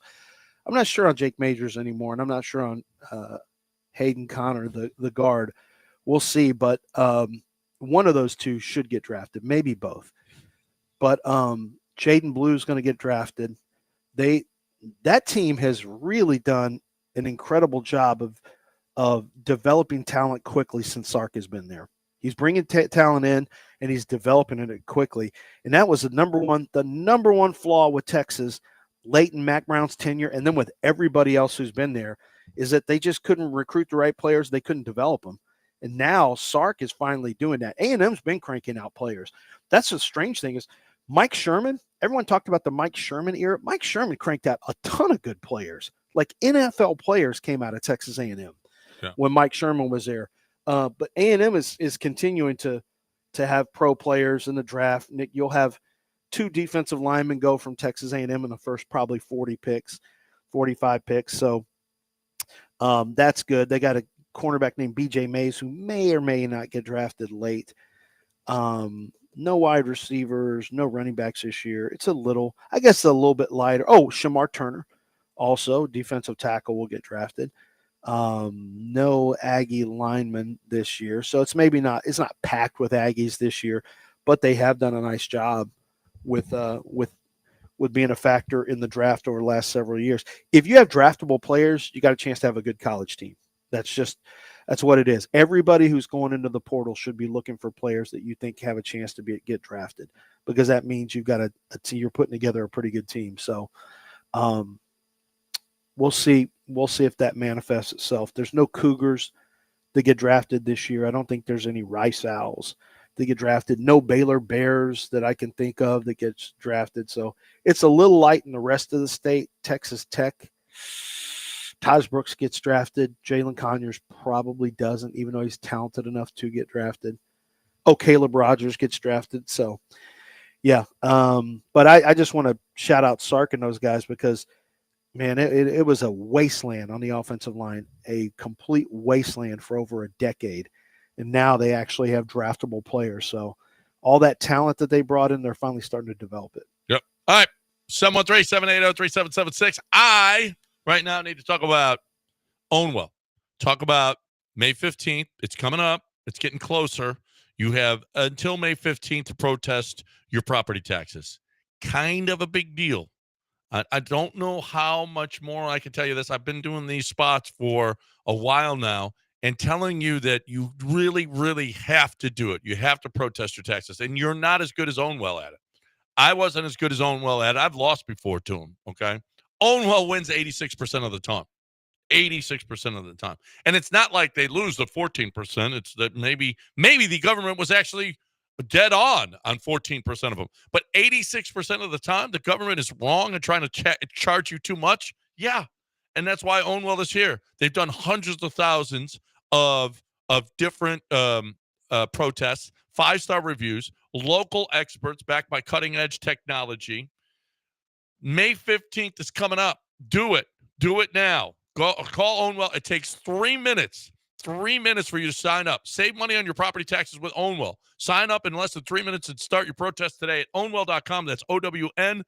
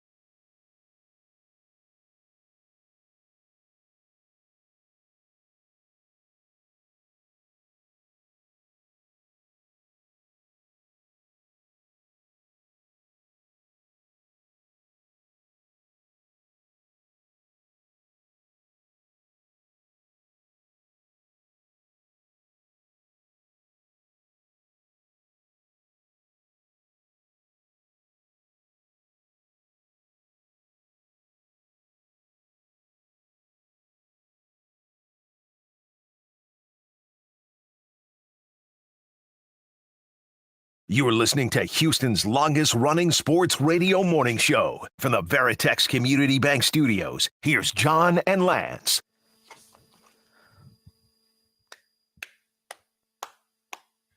Did you guys happen to see J.J. Redick call a timeout? He was pissed. What the bleep are you guys doing? He dropped a JF. I mean, it was bad. Yeah, what's it called? What's the alternate broadcast for TNT Online? Their digital stream. I forgot what it's called. That's where you could pick it up. him just yelling at anyone near him yeah. that was wearing a Laker uniform. Apparently, Ja was happy with him. No, Anthony Edwards. Or Anthony. Look, Ja. see? Other people curse too. Now, yep. JJ didn't talk about the size of something, so he won't catch a fine, but yeah. Well, he didn't go, I got a bigger one than you. To fans. No, right. And last night we haven't talked a lot about the games, but that was probably disappointing. Most disappointing team last night was the Wolves. They looked like a team that was thrilled to get the first game. Yeah. And they're like, yeah, we got our one. There's a chance the Lakers, I don't know if I would say reeling, but there's a chance to go up 2-0 on a team that may be lacking a little confidence after what you did to them. And instead, you're like, yeah, we'll let you get off to a good start. The Lakers were always safe in the game. I mean, they only scored at 94 points, so it wasn't like they were lighting it up offensively. It's just like the Wolves didn't come out with any real intent to win that game. They had a real shot to go up 2-0. Pacers took care of business, and then the Thunder just putting the Grizz to the sword. That one's going to be over in 4. Then we got our Rockets tonight. They've got no chance. Yeah. Yeah. They got no chance at all. 713-780-3776. You want to get in here? Not much time left in the show. By the way, Pete Schrager, his mock draft, Pete's really connected. He's got the Texans taking Donovan Jackson. He's got Gray Zabel and Tyler Booker off the board, and he's got Donovan Jackson going 25. I think this is one of the better mocks I've seen so far. That would be sweet if he took Donovan Jackson. Our friend. Really accurate. He's our friend. Does he know, Donovan Jackson is our personal friend. Does he know what you look like? Like, because generally when you're friends, you know what this person looks like. Does Jonathan Jackson know what you look like, He's Lance? our good friend. He didn't know what John. Well, he could have been streaming yesterday, so it's possible. Yeah, he probably was. Okay. He probably listened to the show growing up. Did he say that yesterday? He probably did. I know, but if he grew up here, probably did. So he would have known you're a Hall of Famer then. Mm-hmm. Yeah, he should know. He should know. This show has not had enough Rocket talk. We're in the middle of the playoffs. We've not had enough Rocket talk today. We just were being sensible is all. It's been 2 games. We 2 don't days since the game. 1 game. 1 game, but 2 days since the last one. We don't. Yeah, but it's game day. It's game day today, folks. We just got to see what happens. Right? We have to pump it up. Do you want to pump it up? We have to pump it up. Yeah, I kind of do want to pump it up. I don't feel energy on this show for the Rockets. Yeah. This is a huge game. You're done. We're sitting there in the 2 seed. You want this? I like to call it they lose this game, and this series is a wrap. We know you like to call it. Look, you can't take him seriously. You're trying to talk about the game, and he said, I like to call it the 2-hole. This is the type of energy you'll get. I'm trying to talk about the game. People I did a sports show yesterday. I did Money Smith Sports Show. It was a real sports show. Well, they had, we're at 6 to 2:30, we're going to do this. At 3, we're doing this, guys. At 3:15, we're doing this. We've got this guest and this guest. You can control and I come back to this show, and this isn't a real show. You can control the feel of this show. You're a part of the show. I just tried to. We need to talk. I just tried to, you idiots. What? And we got back to 2 holes. No, he did. I didn't do that. Matt Money Smith would never do a show like this. You have name dropped this guy a lot in the last month. Yeah, because he's done a show for 25 years. No, they are dating. No, he's the. Is that why Lance is in LA? 25 years, NFL the same as we've done it. And guess what he does? About Matt Money Smith. Guess what he does? He does a real show. Petros and Money. They do real shows. They got billboards all over the city of LA. Well, we tried that a long time ago. Tried that long time. We almost put what about now? We almost put rainbows on ours, but yeah, serious sports show. Yeah, I don't know. We need to get into this whole Matt Money Smith thing. You love yourself some Matt Money Smith. He's a pro. He's a pro's pro. Look at this show. Well, you could be a pro's pro too. Instead, Brian, I just said, hey guys, how about let's talk about the Rockets? Hey playoffs. Lance, turn the camera on your laptop. How about that? Be a pro. Well, who cares? 404 viewers. I'm here for the listeners. Well, and the listeners are like, guys, I want to hear about the Rockets playoffs. This is our first playoffs in 5 years. I'm looking at the board. All of them. You don't think there's Rocket? I'm looking at the board right now. Draft questions. Both questions about the draft. Question for Lance. NFL draft. Let's go. See, this is what the people want to talk about. Let's go. Then I'm here. Kelton is first up. Let's go, Kelton. That doesn't sound like a real name. It does to me. Well, yeah. We just had a caller call about D's nuts. No, my name is Kelton. I wanted to know. You said nobody was getting drafted from Rice. What about the safety? what's his name, brother? You know, his brother died, played for Washington Redskins. His son, Gabe Taylor. What are you talking about?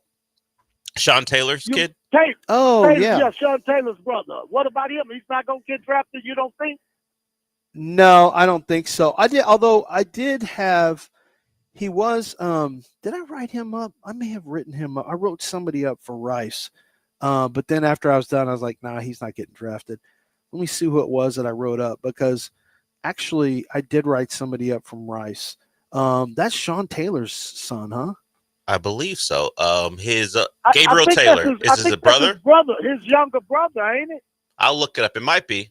I'll look up his bio. I did not write up Gabe Taylor. And for the pro scouts, he ran a 4.4 at free safety. That's all right. No, that's real good. Yeah, that's real good. He is the younger brother of Sean Taylor. I'm looking up. I'm going to look up his number right now. Gabe Taylor, because there are certain numbers that if you're going to get drafted, you need to hit those if you're going to do it late. And sure he's out in this draft? He's second, yeah, there he is. Second team all. He ran not fast enough. No. He's 5'8". He's 5'9". Weighs 188. He ran a 4.55. It's not fast enough at that size. Oh, okay. No. But he had a really fast, like 10-yard split. He had 36-inch vertical, which is okay. 9.9 broad, not high enough.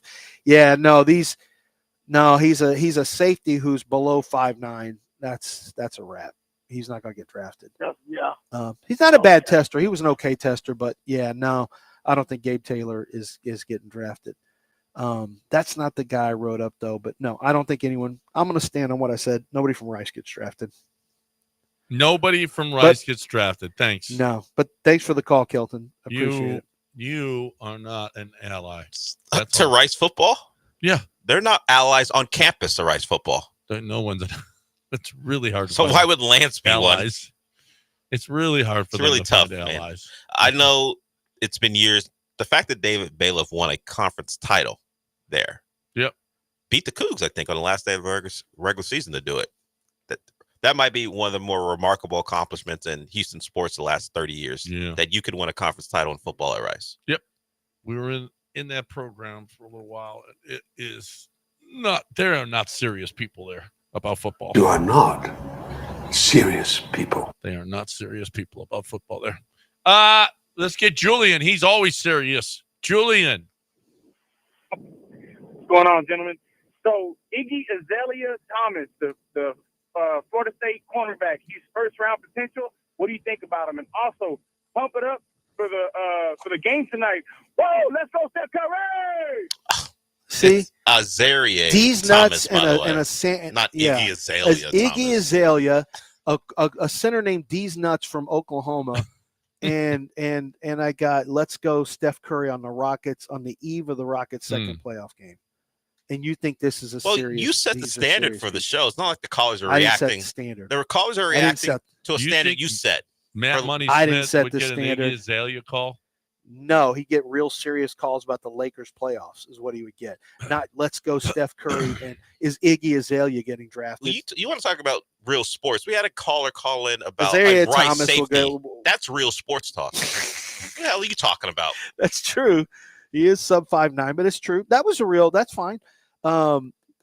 So Azaria Thomas, cornerback, Florida State, probably goes in the second round. Not very fast, very physical cornerback, press corner. Big guy, right? I could 6'2" something. Yeah, big guy. Yeah, big guy, 6'2", long arms, can slow you down with press. I can see the Texans having some interest. I don't think he's fast enough for what the Texans want at outside linebacker. I mean, at outside receiver. And then you'd have to move Lassiter in. God forbid Lassiter that we ever do anything with Jalen Petrie other than play him in the slot.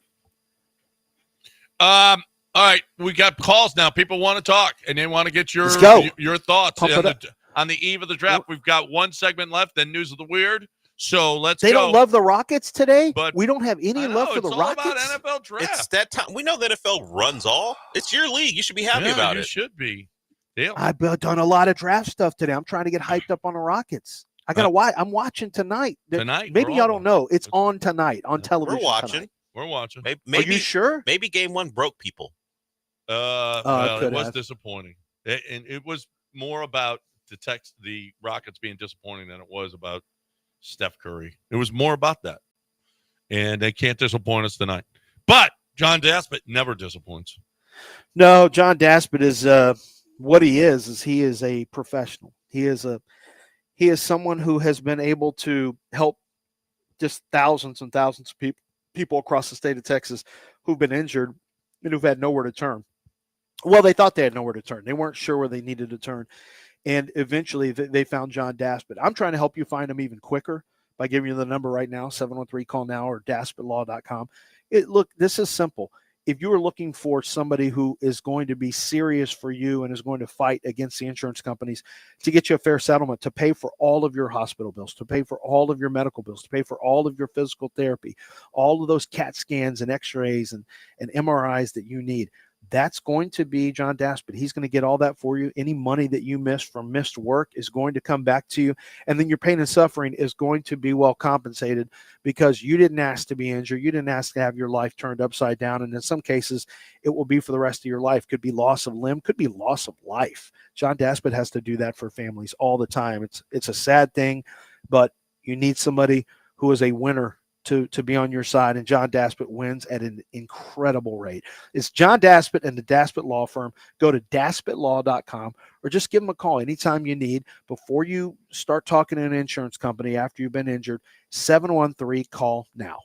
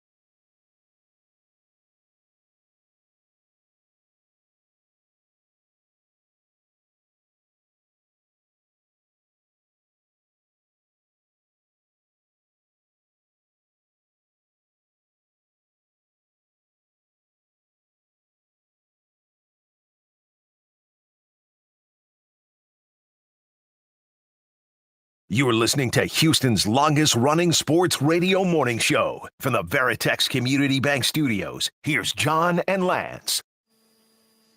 All right, Rockets tonight, baby. Let's go. Rockets tonight. Got to win this one. It's the most important game that we've had here since 2020. It's the most important game that we have had for the Rockets since 2020. So it is time. It is time for them to wake up. I want to see that intensity that they had a couple of weeks ago when they beat Oklahoma City and then Golden State. I want to see that same kind of intensity. They started with it, but it just petered out. Not being able to make baskets kind of does that to you. So make some baskets tonight. Let's go, boys. Why did you send us this before we go on the air? Why did you send us this video? I don't know what's wrong with him. What?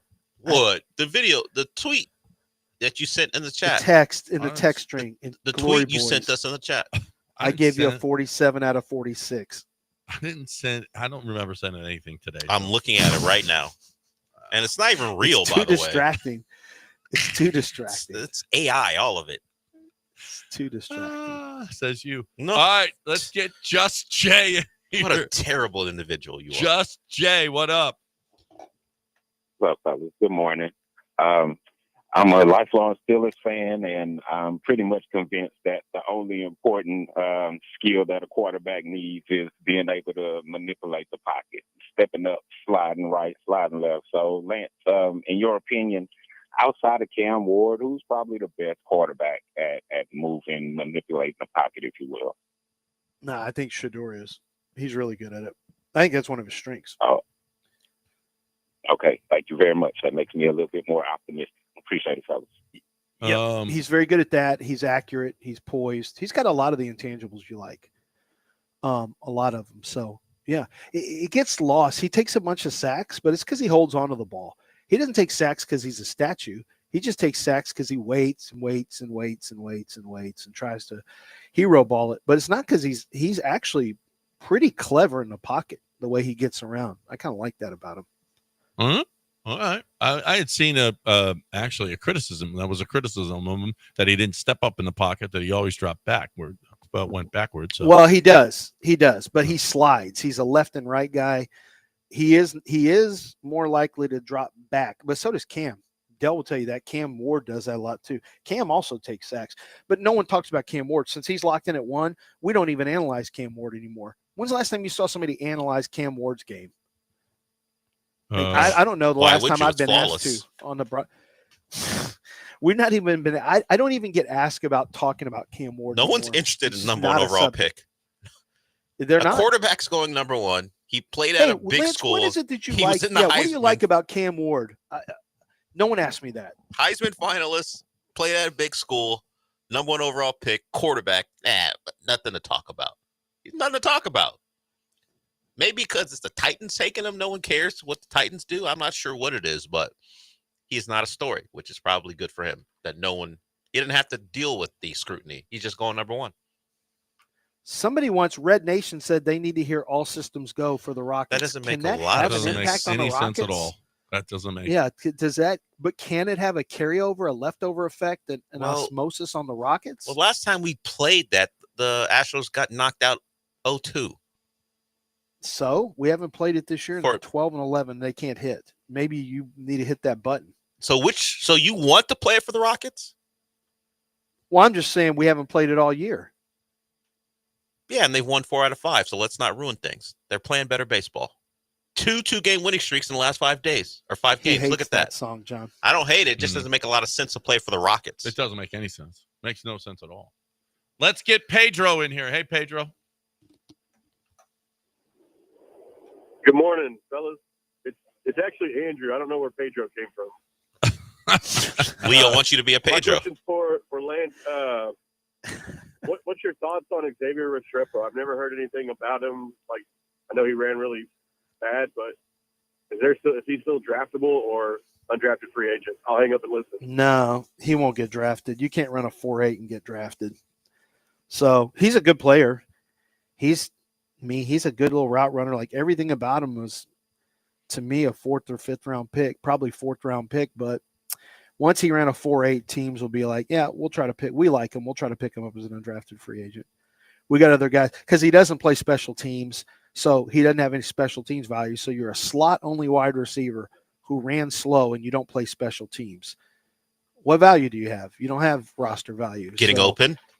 Yeah. Yeah. And that they'll try to get him as an undrafted free agent, but they're going to draft guys who play special teams. They doubted Danny Amendola too. No. You insulted him a little bit. You got a little out of order yourself. His All he had to do was hamstrings. run a His just run hamstring, a Lance. Yeah. No one bought that, by the way. I was All he hurt. had to do was run a 4.62. All he had to do was run a 4.6. No one could cover him in college, Wes but Welker 4.6. no one can cover him in Yeah, college. and he has a chance. And Wes Welker wasn't drafted, so he can go the Wes Welker route. It's better for him. He got You traded. don't want to be drafted in the 7th round by a team that you don't want to go to. You're a free agent now, so it's actually better for him. The Texans cap says the Texans have 7.139 cap space. They've got 2.8 on a draft hold. Their adjusted cap is $282 million. Active salary cap spending $243. So they got $7 million left. Does that in any way? I don't know that you can get anybody. I don't know. How much are they going to have to spend on? Not much on undrafted free agents. That's not. But they'll have enough. Whatever they have is Nick knows they have enough. He would have manipulated the cap more if he needed to. They've got what they need. Well, no, they got what they need, but do they have enough to get anybody else? Yeah, well, that's actually a fair question since undrafted free agents are getting a lot more now than they used to. So you may not get as many as maybe you target just a few. Maybe you just have many at small numbers. Yeah, that is one of the hidden things. They call it the 8th round. Do you have money for the 8th round? Because some of those guys get pretty good money, guaranteed money. And no, based on those numbers, I'm not sure.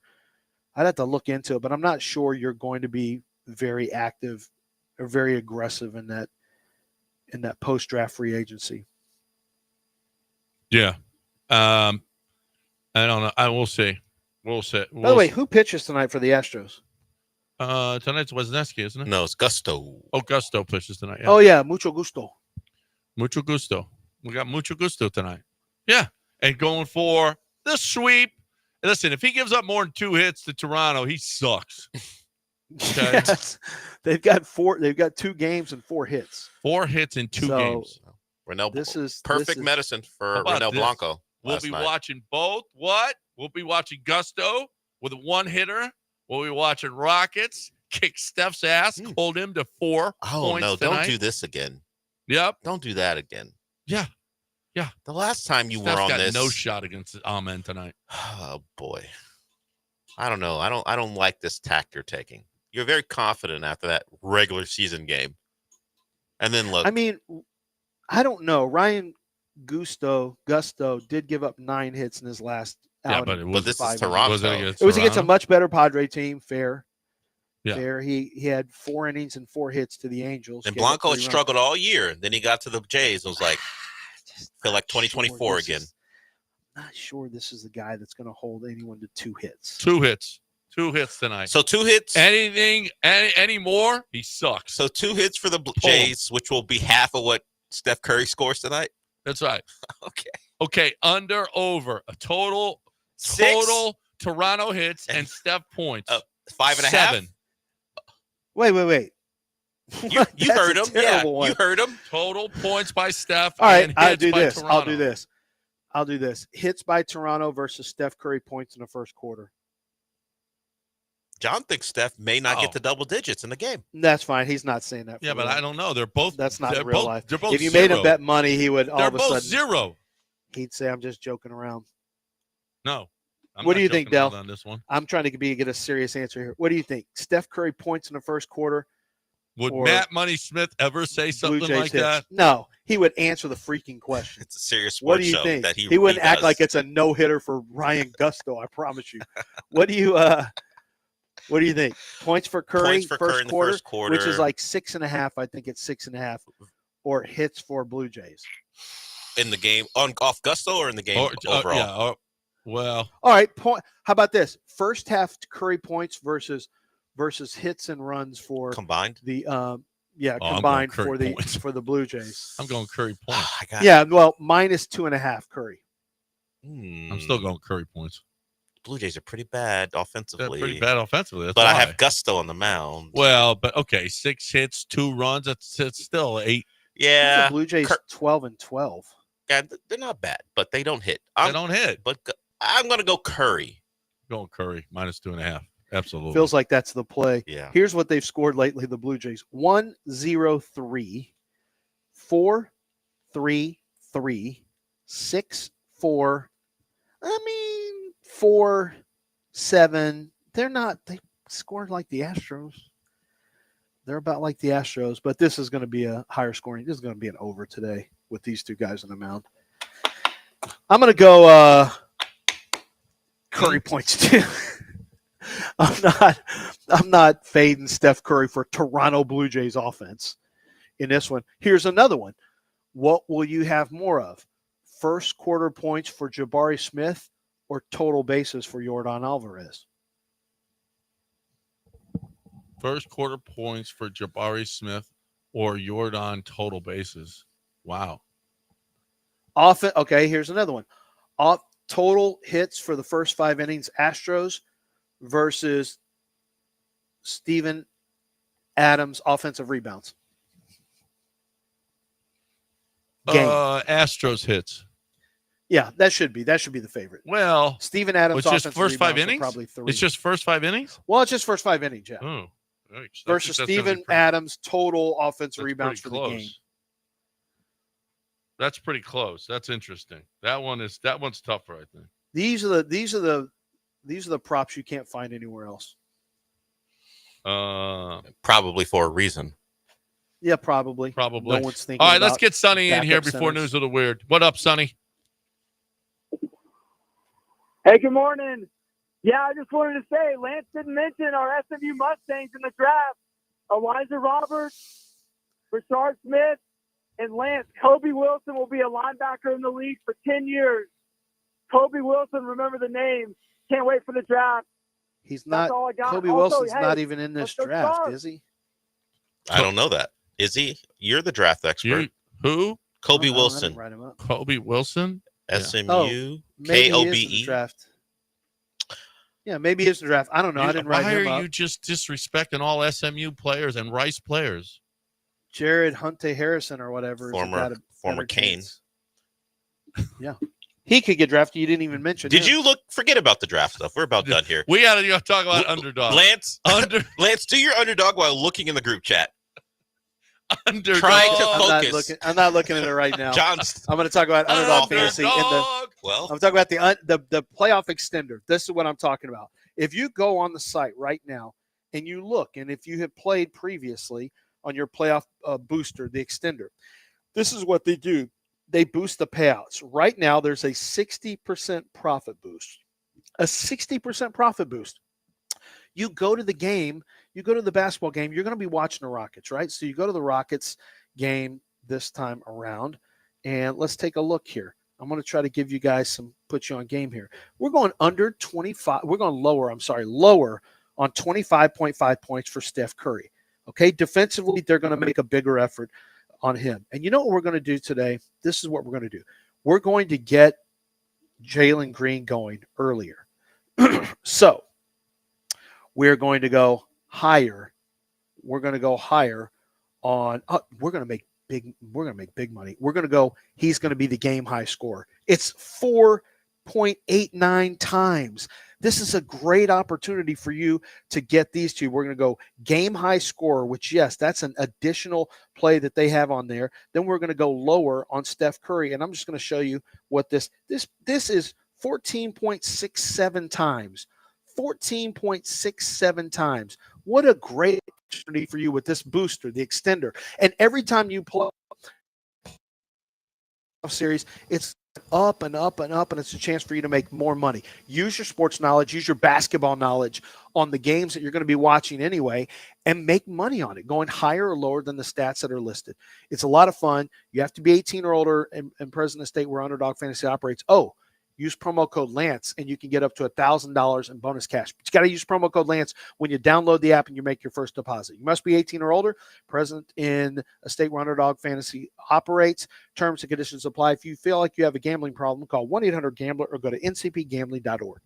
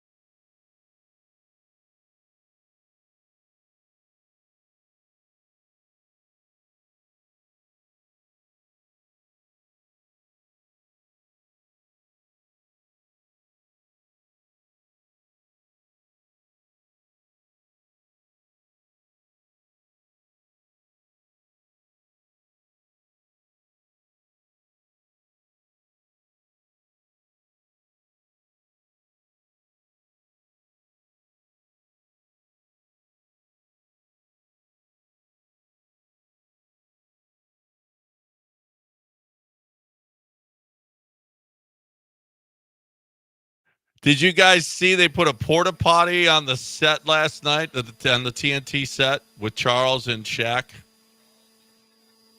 I did. And Kenny? Because Shaq had a problem the night before. Yeah. Shaq had to walk off during the middle of the segment. So they put a porta potty on the set. That's why that's the best show. He lied and said he had to pee. Yeah, no. He was walking with like a stick up there. He was holding it. Apparently NBC Sports California has asked A's play-by-play announcers to pause between Nick and Kurtz when referring to the newly called up prospect. I don't understand. Nick Kurtz? Yes. Because if you say it too fast, there are multiple ways that can go wrong for you. Right. Well, if you drop a D in there. Don't. And there's the other option too that they want to avoid. Nick Kurtz. He doesn't know it. He can't see it. I don't know it. You remember when the Nationals would come to town and I would make that joke about Milo because of Niger Morgan? And if he read it wrong, he'd be in real trouble. Oh. This is the same thing. See yeah, that. it's the same thing there. Yeah. Yeah. Oh. We're just trying to say don't. I don't even see that. Okay, I guess. They just want to avoid all potential problems. Kurtz. Yeah. Just don't say it too fast. Don't stumble over Is it your letters. I thought it was something dirty. That didn't even cross my mind. Well, either one would be a problem for him. Yeah, I guess so. Okay. Middle-aged men are the new Pokemon in Japan. Do you guys wish that we were Pokemons here? I've never liked. What does Pokemon. that mean? They're the new They've Pokemon. got cards, trading cards for middle-aged men in Japan. And they're like Pokemon cards. Japan just does their own stuff. They're such trendsetters. They just don't care. Shows where people get smacked in the junk on game shows. Like Japan really, they don't care.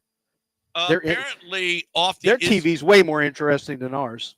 Off the Israeli coast, apparently, a bunch of people swim with sharks off the coast. Well, they used to until one man disappeared. Would you like to swim with the sharks? Nope. Look who's in the building. Come on. Now I got to change the camera for him. Here. Okay. What up? Would you swim with sharks even if somebody disappeared? Yeah. I mean, only one person out of all the people that swam with sharks. Just don't be the slowest. That's right. I don't have to be faster than the sharks. I got to be faster than you. That's it. All right. Rahil's here. Hey, Hi, what's Rahil. up, John? Are you doing the show with him? No, I'm not. We're actually here taping CityCast Houston in one of the studios. CityCast Houston, right here. CityCast. You said CityCast. No, you said. No, you said cast.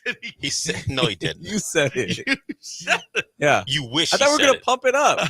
Pump up what? This is pumping it up. You ready to pump it up? You want to pump I it up can't for wait. the Knockouts tonight? Yeah, as long as Jalen Green's not trying to drive on Steph Curry because that didn't go too well. He got locked up. Yeah, the first quarter was It was embarrassing. all clogged up in there. I believe. No, he couldn't even get by him in open space. It was I bad. believe. Well, who's better? I believe. What do you believe, Lance? Fred They or can't hear you. Jalen? I believe. Pass. I Lance. believe. Like, I believe. Rahil can't in. hear you because I he doesn't believe that Rahil can't hear you. Jalen. I can hear you I in believe spirit. that Jalen can score. I believe that Jalen can score. Rahil, Will score you tonight. can't hear him. He can't hear me either, I guess. No, he can't hear you. So either. you I guys can just hear talk. you. No. Lance, one question, and you can just answer this because I can't hear you. Would This you is great. RIFL? No, I don't know. bring that to the show. No, why are you bringing that to LF. this show? Keep it in the chat. Keep it in the thread. Don't let John infiltrate. with his nonsense. Terrible. I cannot believe he's bringing that crap to the show.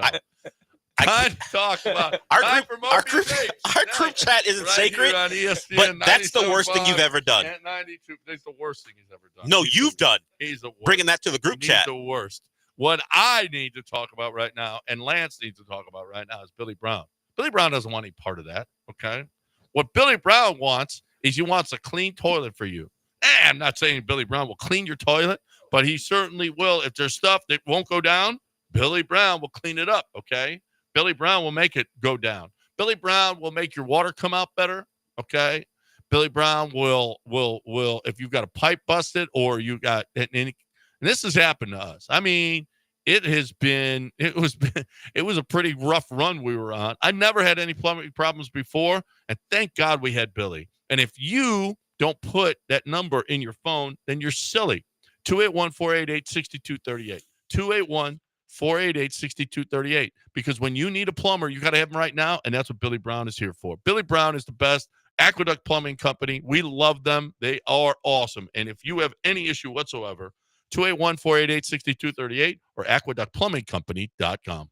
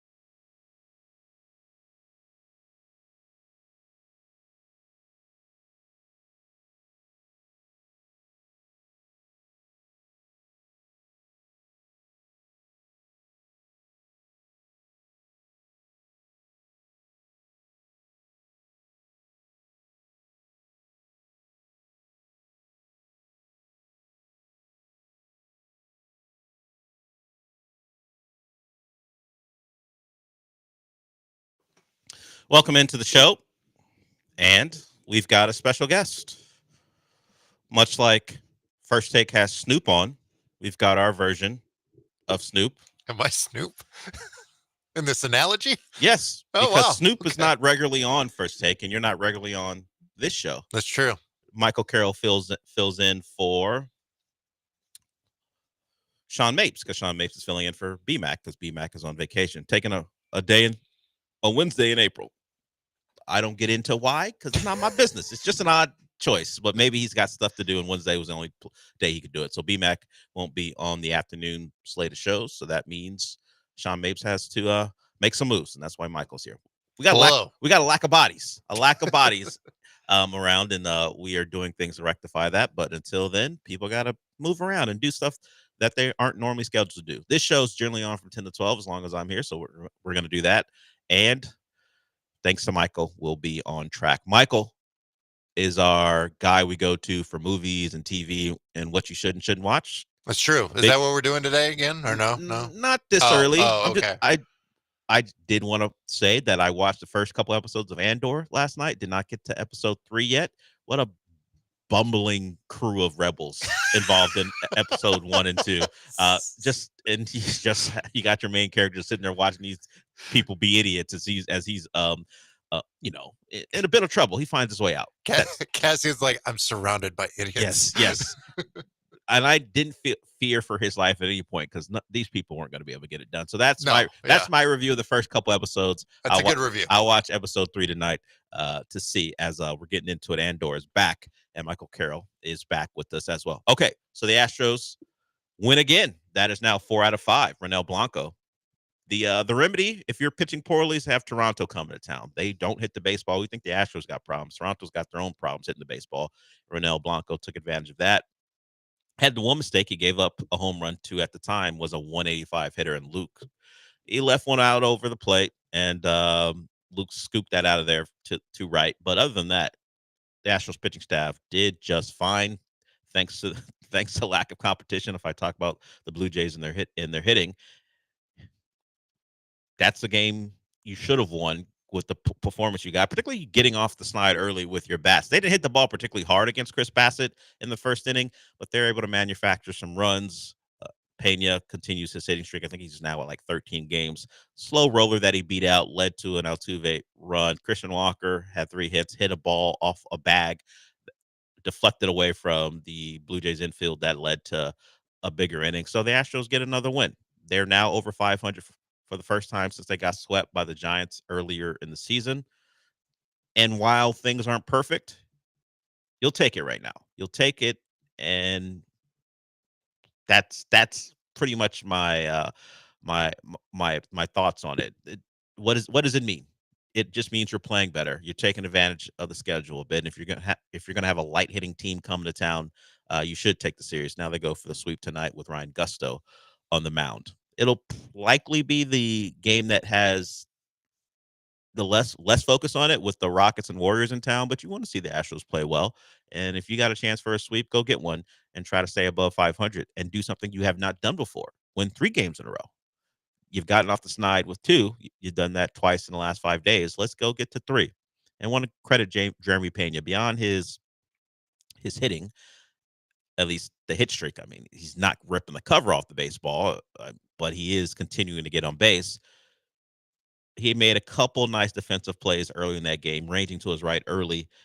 Maybe the second inning, he just threw a guy out, ranging to his right. One of those patented, you leap up in the air from the shortstop position and throw him out. And then he made a really nice play in right center field where he had to cover a lot of ground. If he doesn't get to that baseball, no one is. And he makes a play over the shoulder. Ball bobbles up in the air. He catches it. So he's playing a very nice shortstop. And the stat is out there when you combine Pena and Paredes.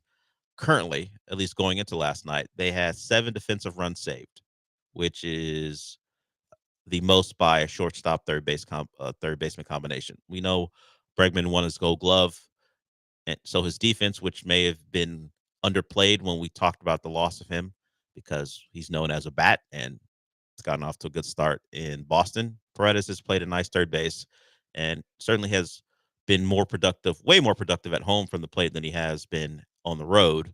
And then you combine that with what Pena's done with the glove. So they've got, at least so far, pretty nice third base shortstop combination, which was a bit of a concern. So things are looking up there. And I mentioned Paredes, he had a home run last night as he continues to take advantage of the Crawford boxes. The Crawford boxes don't travel, so he's going to have to find a way to be better on the road. But if you give him a shot, you miss in Daikin, he's got a real shot to take it out, and that was one of the things people liked about him coming here. We've talked about it quite a bit, that a lot of his home runs or would be home runs last year were only going to be home runs at Minute Maid or now Daikin. So far so good with that foresight for the Houston Astros. And 5-1 the final. Josh Hader continues to be really, really good. The stats over the last 10 games for him, he's just money. Untouchable right now. The guy is living up to the contract you gave him. Over the last 10 games, 10 innings pitched, 13 Ks, no walks, 3 hits, not an earned run given up. He has been, or excuse me, the last 8 games. The last 8 games he's been that. He has been the dude in the back end of that bullpen that you wanted, cleaning up any possibilities of a rally from your opponent. So Josh Hader getting the job done. The Astros 4 out of 5, and now take advantage and go sweep this Blue Jays team who can't hit. See, what will happen with Gusto on the mound? I don't know. He is not someone who should be in this position. Just injuries and have been and continue to be an issue for the Astros. So he's going to get a shot. But if he can find a way to hold the Jays down and the Astros scrape together a couple runs and get out of here with the sweep of those Blue Jays. Okay, so nice run by the Astros right now as they're in a division that's going to be pretty forgiving. So if they can get on a bit of a run, they can make up the ground needed and be at the top of the division in no time. Okay, so we got Astros tonight. We also have the Rockets tonight, but the Texans spoke quite a bit yesterday as well. We're going to hear from Chauncey Gardner-Johnson on why he was brought in. And it's not just to win divisions. He is a Super Bowl champion. He won that with the Eagles. And the Texans don't have a problem with mentality. Chauncey Gardner-Johnson is going to fit right in, I believe. He is someone that is a bit of a journeyman. The Eagles, after winning a Super Bowl with them, said, that's enough. We're good here. And that was his second stint with the Eagles. So they kind of knew what he was about.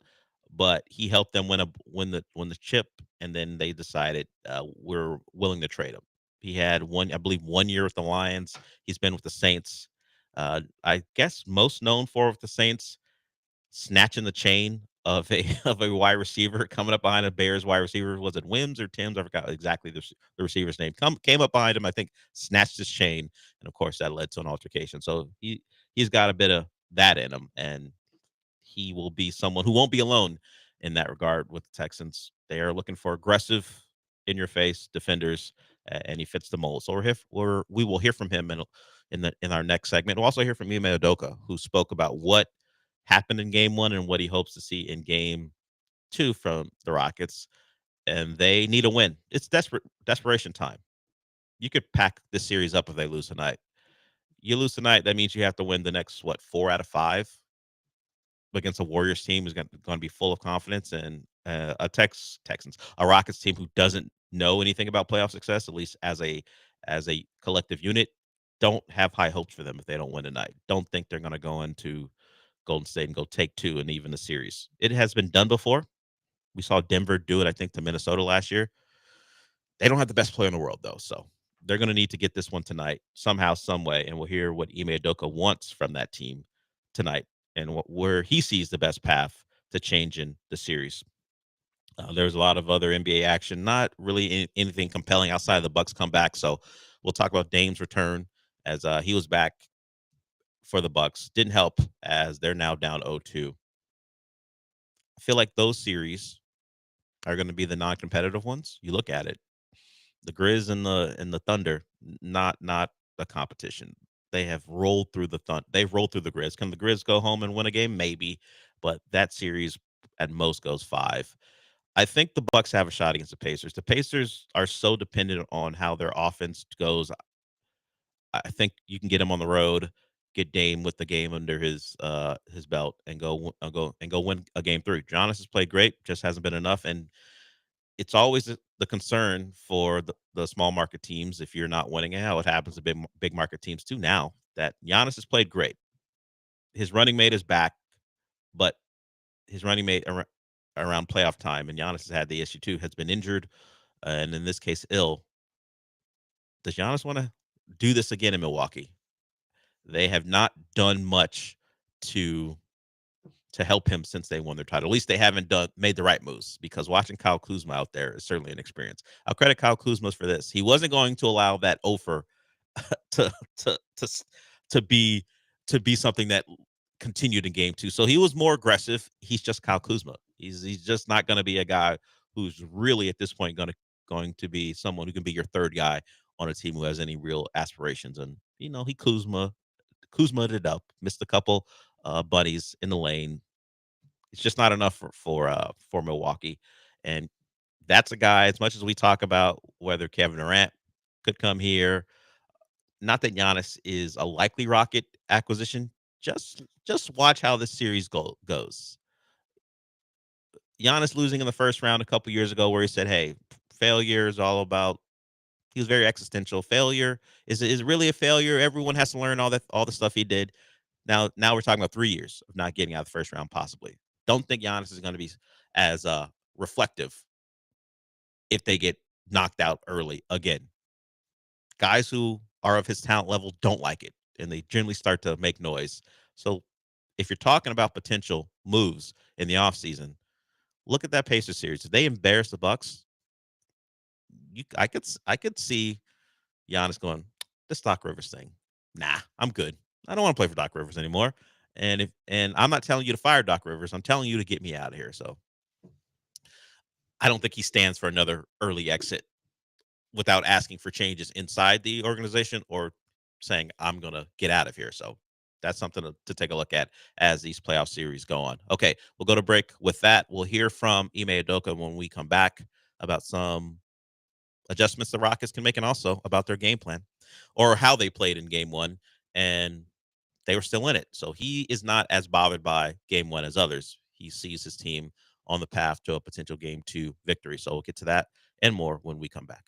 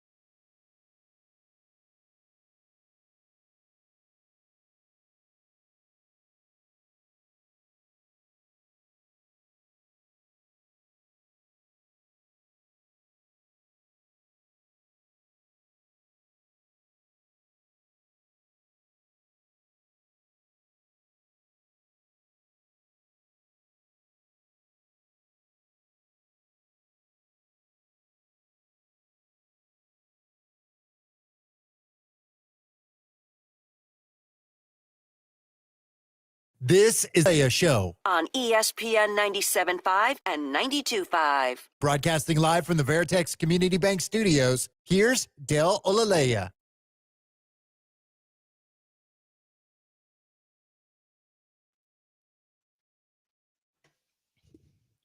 Welcome back to the show.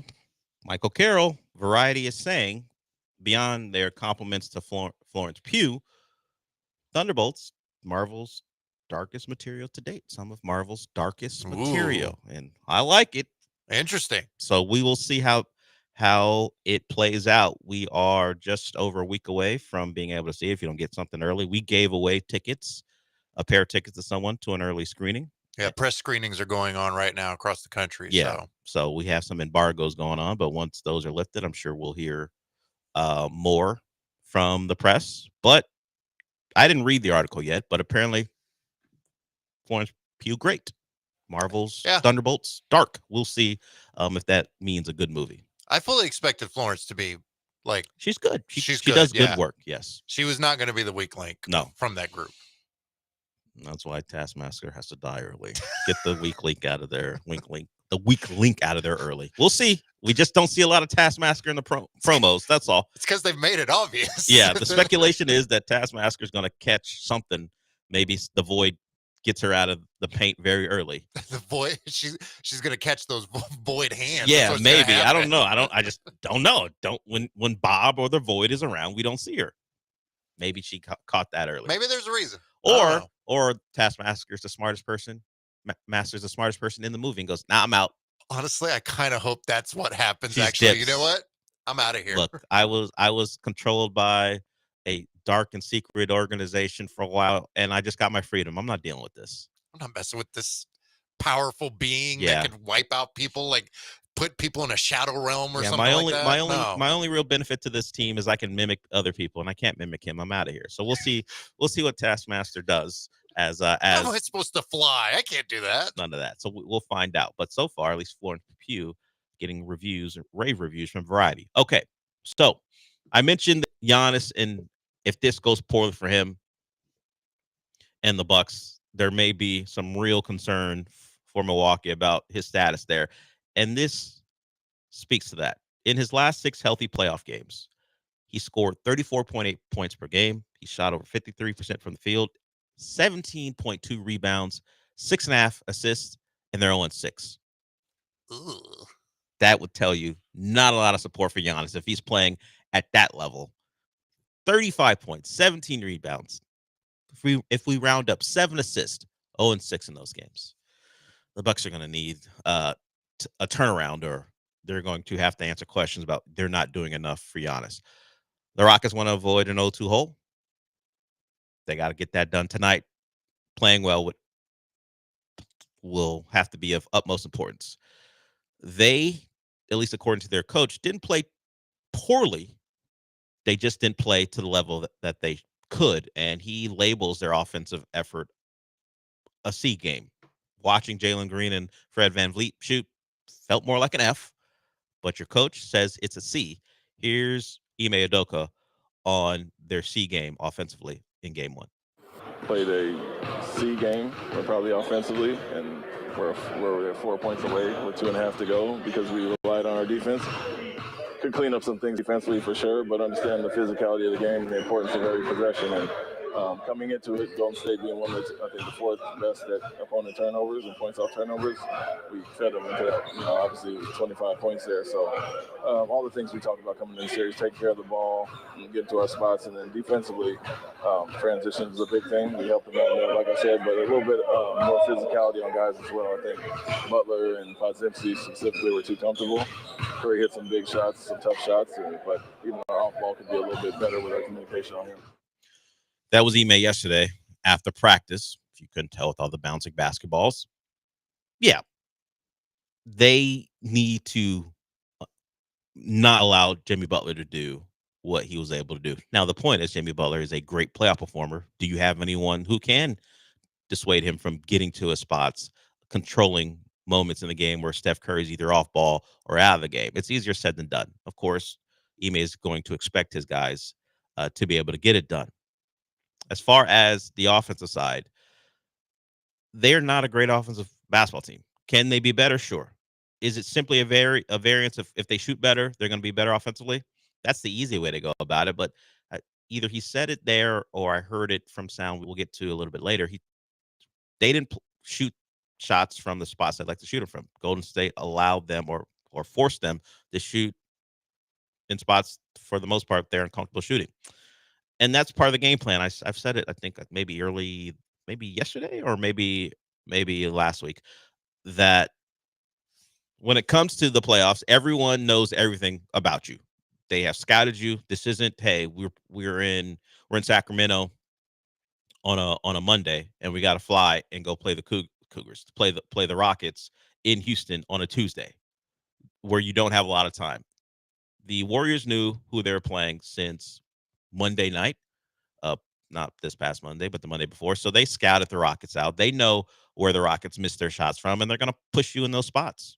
And of course, the Rockets had the same opportunity. So I didn't expect the Rockets, at least in game one, to get shots where they are very comfortable taking them. And that's the adjustments that have to be made. Ime talked about not playing in space for their team. They are always playing in the crowd. Part of Golden State's philosophy, particularly when you have non-shooters on the court, is to make you uncomfortable.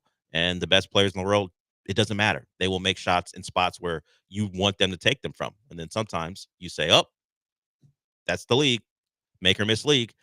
And the greats make shots even when you play great defense.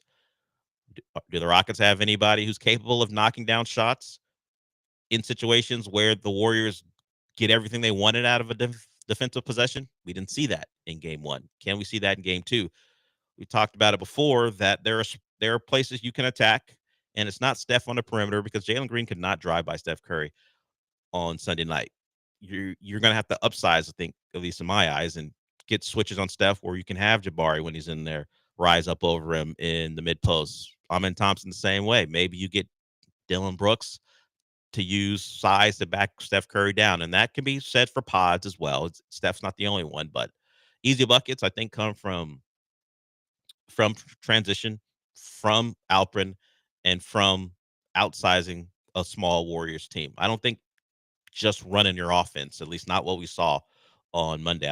Or Sunday. I don't think that's going to work. I don't think the Rockets can simply just run offense and get great looks, because even when they get good looks, their perimeter guys weren't able to knock down shots. It was a all-around poor performance from their shooters for the most part. And there's a stat I want to get to when we come back from break about some of that shooting variance. So when we start to look at late game or shot clock situations, the Warriors thrived, the Rockets did not. And will it flip back or flip in the Rockets' favor? That really depends on the process. Did you get your shots because of good offense? Late in the clock, you just moved the ball around and eventually came to a guy who was open with 3 seconds left? Or were you forced into taking a late shot because you were running bad offense? So where you think, well, the Warriors won't have this type of luck again, maybe some of that has to do with how they operate and they are willing to wait to get a good look. And of course, some of it is, oh, look, Steph Curry's out there and he's Steph Curry. So there's a couple different things to look into. We'll get into that when we come back, and we'll also hear from Ime about adjustments that he'd like to see from game one to game two. So if you want to get in on the show, you can, whether it be Rockets or Texans, because we're going to hear from Chauncey Gardner-Johnson at some point, the newest Texan, who wants you to know you don't call him CJ. He's got a couple things you can call him, and it may directly affect a certain Texans receiver when it comes to his number. He let it be known he'd like to have his number back. So we'll talk about that throughout the show. But a lot to get to. NBA, the NFL, the draft. We're here tomorrow. So a lot to talk about. If you want to, you can join us as well. We'll be back.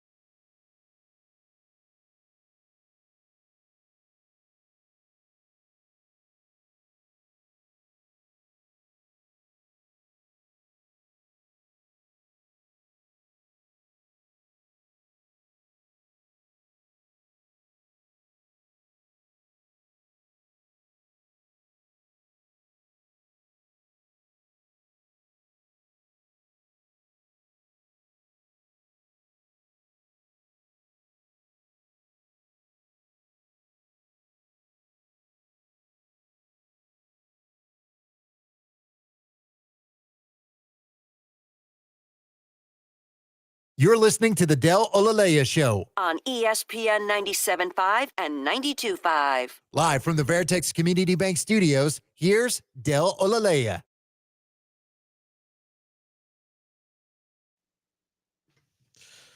So a particular Rockets account is having a good time because Steven Adams has become a big part of the Rockets. He plays 20 minutes a night, the double bigs. Frankly, the name itself is something people like to say and talk about. But at, let's say, Funaki stats, Funaki stats, handle Steven Adams stats. Loves himself some Steven Adams.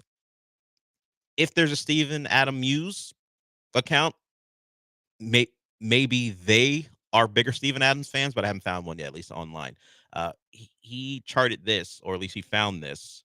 According to game 1 and the stats, the Warriors and the Rockets both took over 20 shots with 7 seconds or left on the shot clock. Golden State took 25. The Rockets took 23. Golden State shot 14 to 25 with 7 seconds or left. The Rockets shot 6 for 23. Golden State was 6 of 6 from 3 in late shot clock situations. So if you were exasperated because you watched the Warriors knock down a last second shot and like, man, they can't miss. You're right, at least from 3. 6 out of 6, the Rockets were 2 of 5. That's 40%. Not bad. But the Rockets only scored 14 points on those shots. 6 out of 23. The Warriors scored 34 points when they were shooting the ball with 7 seconds or less. So Rockets could play good defense, could force the Warriors to move the ball around, multiple rotations, and at the end of the day, the Warriors would knock down those shots while the Rockets weren't. So if you think that is something that can flip in the Rockets' favor, maybe that's the difference in the game. The Rockets make more of those, and the Warriors miss some. But as I said, going into the break, the process of getting to those shots matters. Is it Jalen Green or Fred shooting a late shot clock shot because they're forced to, because nothing's going on offense? Or is it swing to Dylan Brooks and he's wide open to take one of his threes? And the same can be said for the Warriors. As I said, Steph made some shots, ridiculous ones, where he's 36 feet away from the basket and he's throwing it up over Amen, or he's nearly falling out of bounds and he knocks one down over Jalen. That's great defense. He just is a great player, makes a great shot. But there were 12 others that they made, and not all of it was miracles, great defense. They got better looks than the Rockets. And at least they knocked down more of their opportunities, even if you want to go back and forth about how good the looks were. So that'll be an interesting thing to take a look at. Can the Rockets, even when they're forced to move the ball, make passes, swing it side to side, can they get good looks and then knock down the shots when they have them late in the game? Ime Udoka may not think that's an adjustment that needs to be made, but he does have some. Here's Ime Udoka yesterday on what adjustments he'd like to see from game 1 to game 2. Offensively, execute, and that's getting to our spacing. Take care of the ball. Those are 2 big points of emphasis coming into the series, and we didn't do those well in the game. And then, you obviously got to make some shots here and there, and that helps obviously. But the turnovers is a big problem. We're scoring 25 points off of our 16 fast break points. A good amount were off those turnovers, and a lot of those were due to spacing, guys cutting at the wrong time, playing in the crowd, and not get to our spots. Rockets 8:30 tonight against the Warriors. Of course, there is a doubleheader. There's actually 3 games, but the Rockets are going to be not only on Space City Home Network, but on TNT or Max or True TV. And Orlando and Boston, same as well. So it says 8:30, probably looking at 8:43, 8:45, just depending on how that previous game goes. So get ready for a long night. Hopefully it ends with the Rockets win and evening up the series. I'm looking at ESPN right now, and currently they have a countdown to the draft, 32 plus hours to go. Michael, where are you in the draft? Like, are you excited, or is okay? It's just another thing to watch because, as you know, everyone knows we're TV watchers, and maybe we would be focused on something else beyond Thursday's made-for-TV event. I'm a person who remembers, and a lot of people do, the weekend drafts. Yes, me too. I remember those. I like those more. Honestly, yeah, I like those. I like a lot waking more. up. Now I was a West Coast kid, so it was very early for me. But I like waking up and watching the draft all day. I don't care for the prime time aspect of it. I know why they're doing it. I know why they put it on ABC and why they have multiple broadcasts. You have your more hardcore sports broadcasts on ESPN. Of course, you have NFL Network, which is another way to watch it. I'm not down for the Thursday night stuff. Give me Saturday morning and make it a 2-day thing. It doesn't have to be 3 days. It's drawn out too much now. Yeah. And all the extra stuff with like, I don't know, all the extra fluff that they've done. I get trying to make it a more watchable TV product, but I don't care. Yes, particularly when you can get updates on your phone without watching it. Now we're sickos, so we do this for a living, so we're different. Maybe other people are like, oh, this is interesting. I'll watch this on a Thursday on ABC because I recognize the people from Good Morning America are talking about this, so that might be part of it. But for me, one thing I would remove is, well, there are many things, clearly. No more fans announcing picks. Please, yes. No, I hate that. I can't stand that. I don't care for the former players doing it either, because it always is drawn out, because not only have you been on the clock for a certain amount of time, then the players are acknowledging something or other before they get to it. And it sometimes can get awkward because they can't read the names. There's a lot of stuff going on where, as much as they want to make it a made-for-TV event, it ruins the TV product. No more fans. I don't care if you go to Brazil, because there's a contingent of Titans fans in Brazil, and you want to make it an international sport and event. Don't care. That's as a person standing in Sao Paulo with a Titan jersey on, telling me who they're taking in the third round. Enough. Please don't. I don't. But they're going to do it. They always do it. Look, with streaming being a thing now, with Twitchers, we got a taste of that the last couple of years, where we had, was it Sketch? Was a part of the thing for the Texans? I think so. They're trying to reach into every part of media to bring people in. And, you get the guy to promote, hey, I'm going to be on the draft, making a selection for the Texans, so watch me. We can live stream it. I'll be on ESPN, all the things that they're trying to get eyes. Look, I don't ever like to consider myself old school, but just have Roger Goodell and then his lieutenant after that do all the picks, and let's pick up the pace. Is this a sign we're now old in that we just? It's a sign that we understand quality. Yeah. That's what we would say. There you go. We understand quality, and watching a super fan make a selection for the Browns. First of all, it's sad that you're a super fan for the Browns. Also, it adds nothing of value to the product. It's just a hard eye roll that I give. That's it. All right, man. You're in your Webster Slaughter Browns jersey. Beat it. Who cares? Just give me the pick. Yeah. Just say the name. Let the kid come up. That's it. If I am watching this, instead of just waiting for the announcements on Twitter,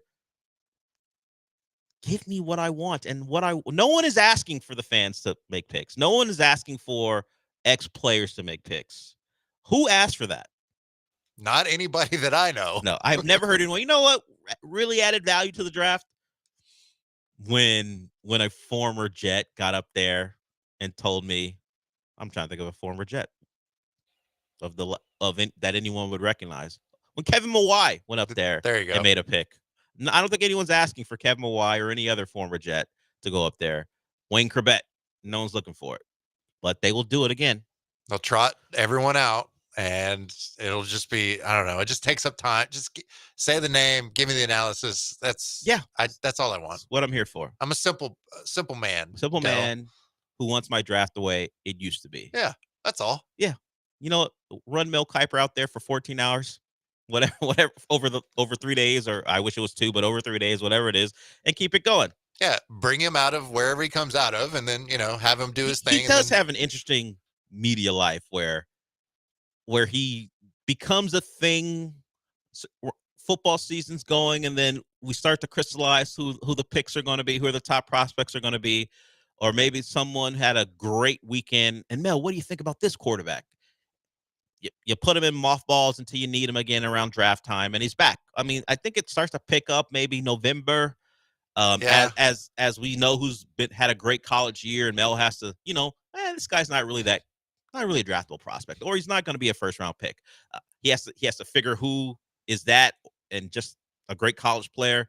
And then we start to build the Mel Kiper train. And then now full force. It is an interesting, like, I can't think of any other media personality off the top of my head where you just kind of, he's there and then he's gone for like 6-7 months or whatever like it is. Woj has a bit of that when he was working for ESPN. Like, we know what he did, and of course the NBA, much like the NFL, is a year-long sport, year-round sport. But Mel Kiper doesn't break news, so he has to be. He is brought in to have analysis on quarterbacks and other players, and that has a certain spot in our year. But who knows anything about Mel Kiper other than he's apparently a very nice person? Did we know anything about Mel Kiper? I don't know. Like, you know what I know is not going to happen? We're not going to hear a Shannon Sharp story of Mel Kiper. I don't think so. Of anything. I Like, don't even think before so. this latest thing, we knew a lot about Shannon that we probably didn't want to know. Probably saw a lot Shannon, too if you watched his Instagram. Yeah, Mel Kiper's not getting into a fight with the Grizzlies because he's a giant Laker fan. No. A verbal altercation. He's just a dude who covers the draft and is one of the one of the pioneers of this type of content. I just now imagine Mel Kiper sitting next to T. Morant. Has anyone seen Mel Kiper out publicly before? No. That's why it's like they just kind of bring him up. Yeah. And then they put him back in his hyperbaric chamber or whatever it is. Yeah. Keep him around for as many years as you can, because I haven't heard a bad word about him. Just a lot of positivity. I just don't know anything about him. It's probably the way Mel likes it. So Mel Kiper will be on your screens. He's already on your screens, but he'll be ready to go tomorrow. And we've heard a lot from the Texans this week about best player available. We'll hear from another guy on ESPN, Adam Schefter, when we come back. He's going to tell us what the focus is for the Texans. I'll let you know. Not a big surprise. And then we'll hear from current Texans, particularly Chauncey Gardner-Johnson. He is one of your big acquisitions this offseason. We know the Texans like to make moves, and he's going to tell us why he's here. And it's not just to win division title. So we'll get to that when we come back.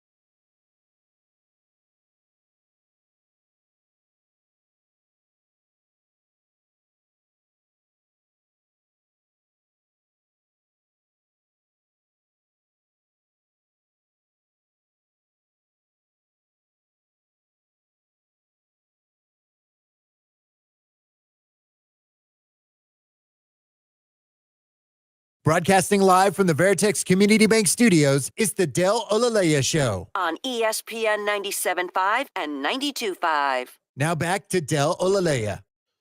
We got the voice of the show filling in today, Michael Carroll in for Sean Mapes. When I asked that you do it, did you go, oh no, just more work for me?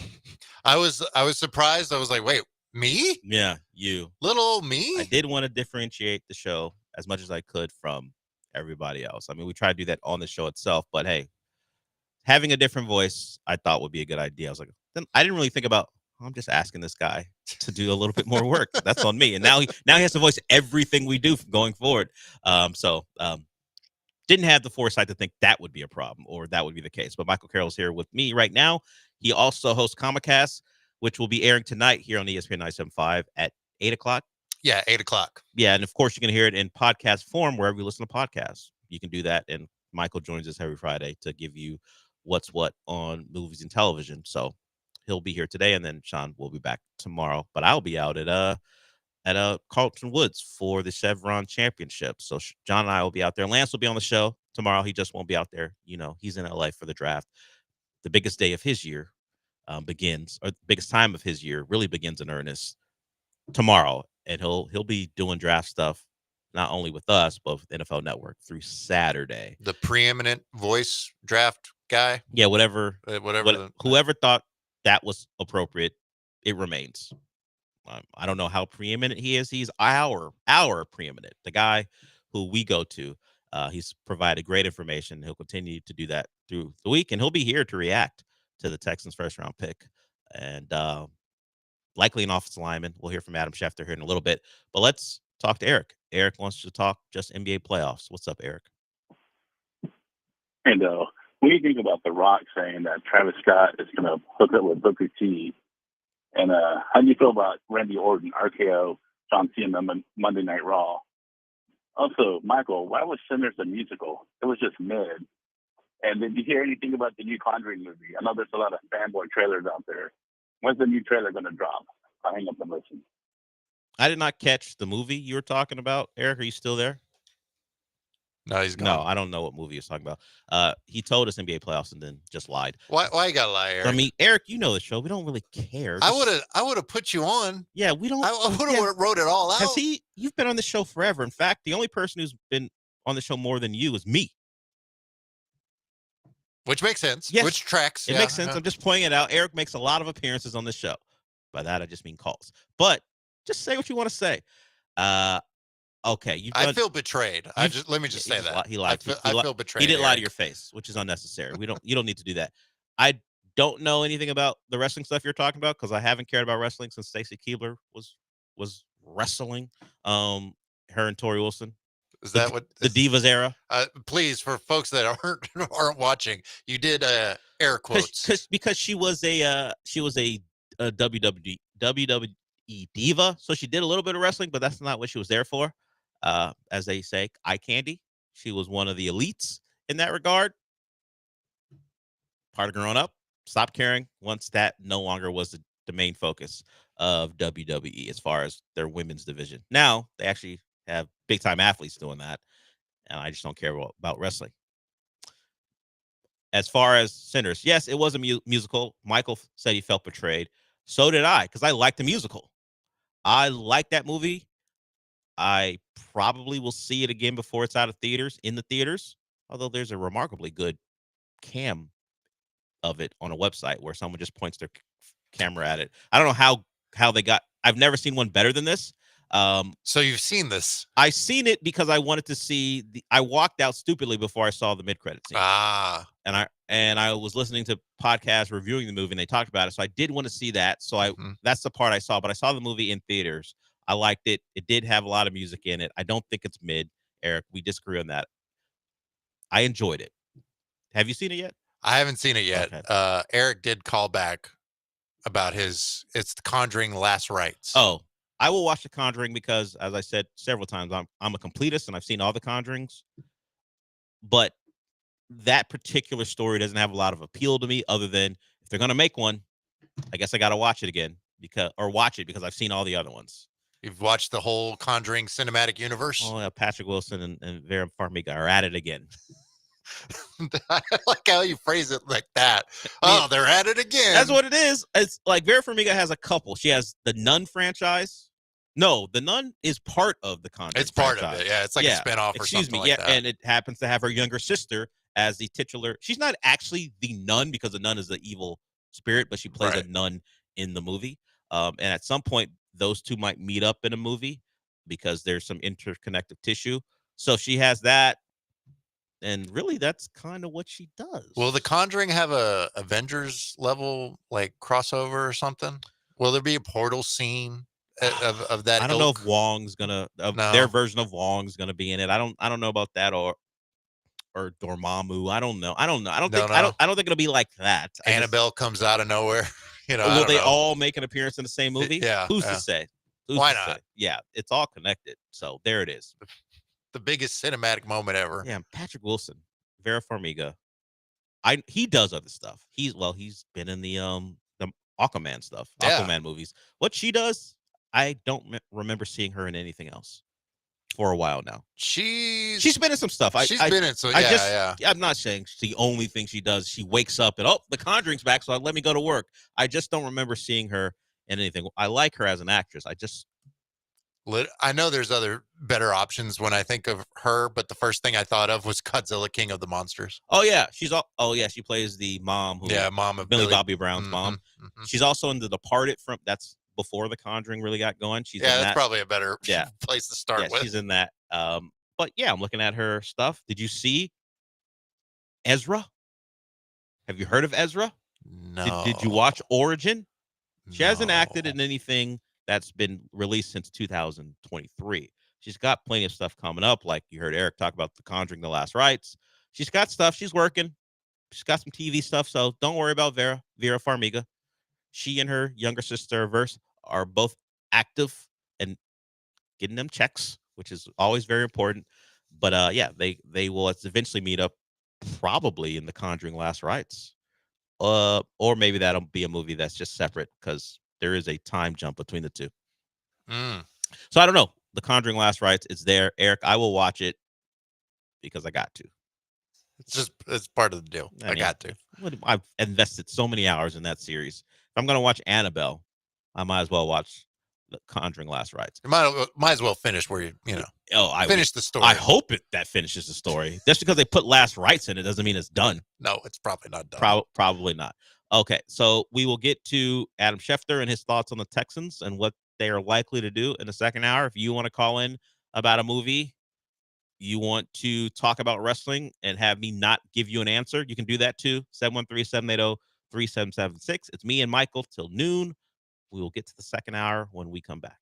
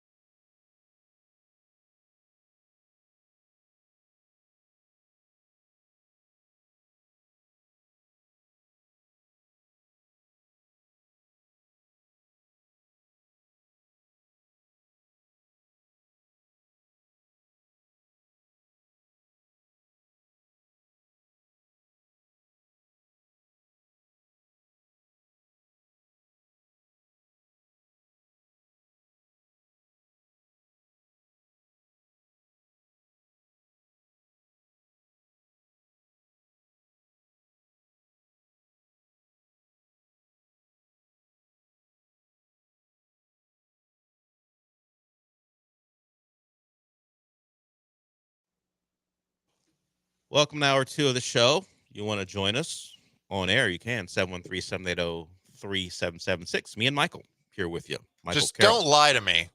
Just that's all I ask. Mostly because it's unnecessary. Yeah. We don't have a high standard to get on the show. If you want to talk about wrestling, you can. I'd advise you to call someone who knows what you're talking about. Yeah, I have no idea. Yeah. I don't know. Yeah, but we don't judge. Well, that's not true. We will judge. We'll just let you call, and then we'll judge you. Yeah. Okay. Adam Schefter, who's on my screen right now, he has thoughts on who the Texans are going to go after. Word around the league is that the Texans are focused on a particular position, and it's one that shouldn't surprise anyone. Here's Adam Schefter on the goal for the Texans starting tomorrow. They are all about upgrading the offensive line. They shipped out Laramie Tunsil.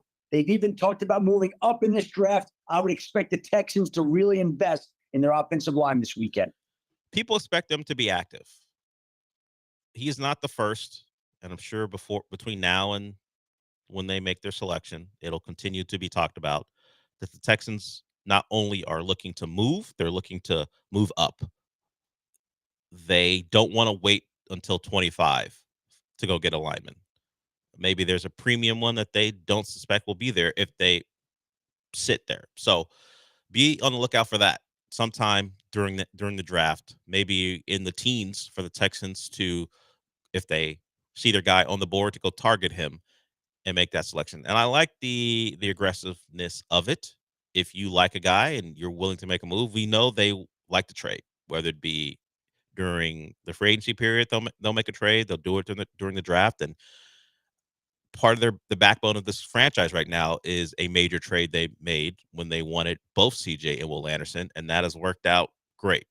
Even with CJ's, let's say, underwhelming sophomore season, remember the talk was when they made the trade, I think with the Cardinals, that the Cardinals were going to make out like crazy because CJ wasn't really thought of as this franchise-changing quarterback. People liked him. He was going to be drafted pretty high, but he was not someone that people thought could lead a team to, particularly a team as bad as the Texans were, to a playoff appearance. And we all saw what happened in his rookie year, and it's been 2 years of playoffs with CJ at quarterback and 2 years of playoff wins. So people question their trade back then, and they were right on that one. Let's see if they're right again if they make a move for a lineman. And the linemen generally are the safer pick, particularly if there's one that's well thought of. The Texans haven't had much success. The Kenyon Greens of the world and even some of the non-first-round picks haven't worked out. Patterson and Scruggs, they've been middling. If I'm being complimentary, if I want to be, that's putting it nicely. If I want to be much. less than complimentary and maybe hit it straight down the line, it's like they've been poor in their drafting of offensive linemen so far. They're going to try to change that. It looks like tomorrow. We'll see who they get. Lance loves himself some Tyler Booker. Gray Zabel is a name that's been mentioned. He just plays at a small school. Now, North Dakota State, they've been very successful, but they are not exactly where Nick Caserio looks to grab players from. He likes the SEC. He likes the major schools. Look at the roster as a whole as far as draft picks. Got plenty of Georgia, Alabama, Ohio State, SEC, USC. It's all laid out in front of you, particularly higher up in the draft. If they are targeting a player with their premium pick, look to one of the major schools. We will see if that changes, if they really like a Gray Zabel and he's waiting there for him if they make a trade up. So he would be a guard, which is a place we know they're deficient at. Their only acquisition of any consequence was acquiring Larry. What am I blanking on his name? Laken Tomlinson? No, Lincoln Tomlinson is one, but that's one. And then there's Ed. Is it Ed? The Viking Ingram, the offensive line. Oh, yeah. So I did forget about Tomlinson, but yeah, he's the other one. But Ingram was the other from Minnesota who was not good last year. They just acquired a lot of guys who didn't play well last year. So that's why offensive line should be a focus in the draft. Interesting strategy. Ed Ingram is the name. There you go. There it is. So linemen expect it, and if they don't, it's because a premium player, maybe at wide receiver, falls to them and they think they can go get him. We had this talk or this discussion, Sean and I, yesterday about who would they get if it wasn't an offensive lineman. We thought maybe a wide receiver, a defensive tackle. I asked Sean about tight end, or maybe he asked me about it. And then I asked Lance this morning. Lance doesn't think tight end should really be on the table for them. They got Dalton Schultz.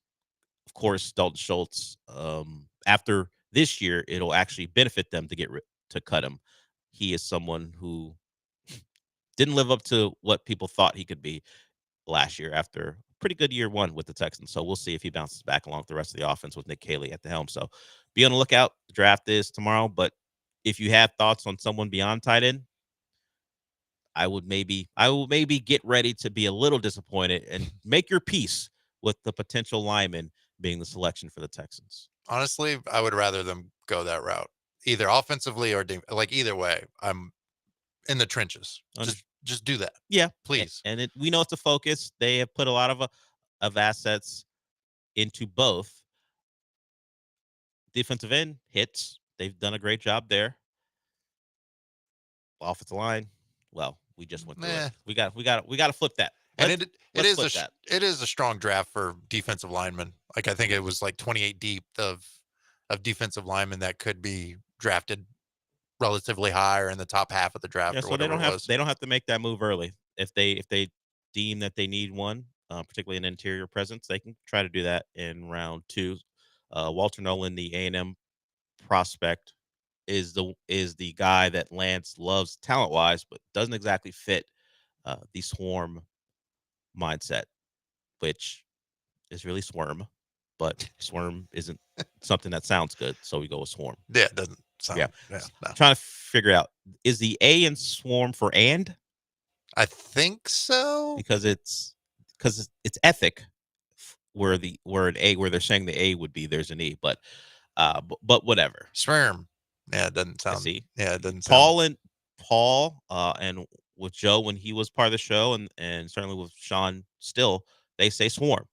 Imagine them saying at one time swarm. It just doesn't have. I bet you they wouldn't say it. Yeah, I would guess. Yeah, so no. So swarm will be part of the thinking when the Texans make a pick. Who fits what they want to be? And I understand it. You're building a culture for a franchise that was devoid of one for several years now, and you have it. So you're just going to continue to pick guys who fit it. Speaking of guys who may fit it, Chauncey Gardner-Johnson. We played the clip early this morning where he doesn't want to be called CJ. Either call him CD or 8, and he wants that number. Of course, Mechie has it. People are saying maybe he'll pay Mechie for 8. I would say hold off on paying Mechie. Who's to say Mechie will be keeping that number through training camp? But beyond that, he also talked about why he's here. He is a Super Bowl champion. He believes the Texans brought him in to be more than just a division winner, which is where the Texans have topped out at, along with the wild card win. Here is CD on why he's here. Me and Raymond here to win the division, no conference. So if I'm here to win the Super Bowl, that's gonna be the reason. But I think people know. A lot of people look at this team as like, oh, they got a lot of great pieces, but me to you, I think it's more than just a lot of great pieces. You got a great culture and a great organization. I think the more you fill this up with winners, not just me. Coach Rico was a winner. Vernon Darwin was a winner. Will was a winner. So it's still the room up with winners. He's not just here to win divisions or conferences. It's about a Super Bowl. Will Anderson earlier this week said one of the things D'Amico said to him is, we're going to put a bull on the ring. What's that mean? I was confused at first, but it simply means a Super Bowl ring with the Texans logo on it. See, I get it now. I was a little confused too. I was like, wait a minute, aren't you guys with the mascot, the Bulls? Aren't you going to put a ring on the bull? No. They want that giant, audacious Super Bowl ring with the Texans logo right in the middle of it. That's the goal. I'm just against slogans overall, but I'm just not a fan of slogans. I don't like slogans. I don't even like swarm. I get what you want to be. I just don't like the fact that it's plastered over the facility. Swarm. I'm sure they're shirts that say swarm. There at some point there might be shirts made that say bull on the ring. Dell's not buying it. Just if you win a Super Bowl, then you can make the shirts. But I don't want to see him beforehand. But Chauncey Gardner-Johnson's supposed to be here to help him do it. He knows what it takes. Will he be able to last more than 1 year here? History says no. It's not what he does. Eagles, Lions, Eagles. Now Texans. He's moved around a lot for a player that people tell you is pretty good, and yet can't find a home. We'll see. We'll see if he's a 1 year rental for the Texans as they try to reach their ultimate goal. And they hope a guy who's done it before will help them get there. So there it is. Texans, the second phase of their offseason really begins tomorrow. I mean, free agency has long past been really impactful. They did what they had to do. They've made space to make things work, and we'll see where this draft leaves them, because if it's possible their free agents still out there waiting for the draft, and teams will make acquisitions after they make their picks. Veterans who have contributed to winning are waiting just for this draft to get out of the way, and then teams will come calling again. So while the draft is probably the next biggest thing, or the biggest thing left in this offseason before the guys actually start practicing again, don't think that the Texans wouldn't be active if they don't fill a need, or maybe the price tag for someone comes down that will help their cause in the fall. So, but the biggest thing is Thursday, 25th pick overall. Maybe they stand pat. The NFL world thinks they're on the move. We'll see if that happens. Okay, we will come back. We've got a couple more segments to go here. If you want to call in, you can 713-780-3776. Give you some sad news when we come back. We talk a lot about ESPN. We talked about Mel Kiper and how he's a guy who you don't see a lot of if it's not draft time. Well, one of ESPN's longtime play-by-play guys passed away. We'll get to that. And we'll talk about a kicker / analyst who's running for Congress. I'm going to tell you right now, if he was in my state, the great state of Texas, I wouldn't vote for him, and I'll tell you why when we come back.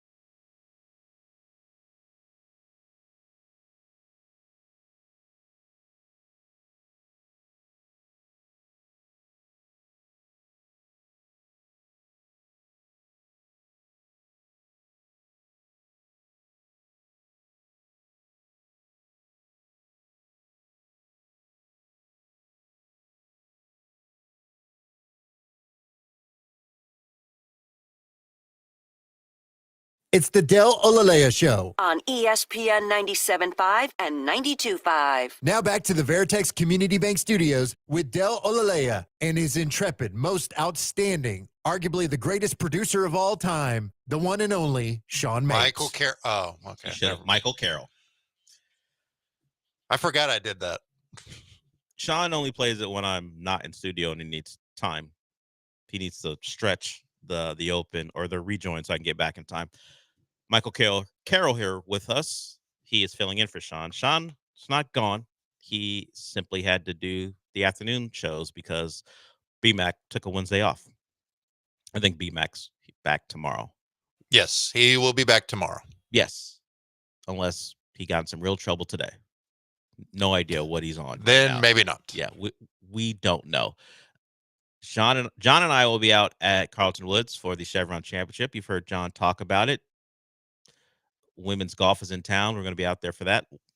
Some ugly weather. Got a couple emails from them about the weather situation. Luckily for us, we don't have to go out there until tomorrow in the Woodland. So we'll do the show there. Lance will be on with us from LA as he continues his draft preparations. And then back to normal on Friday. And by normal, Lance will still be in LA, but we'll be back in studio. Okay, we will get into some of the things I led into the break with. But first, let's talk to Willie P. He's got a question about the draft. What's up, Willie P? Yep. Willie P, what's up? You got me? Hey, good morning. Good morning.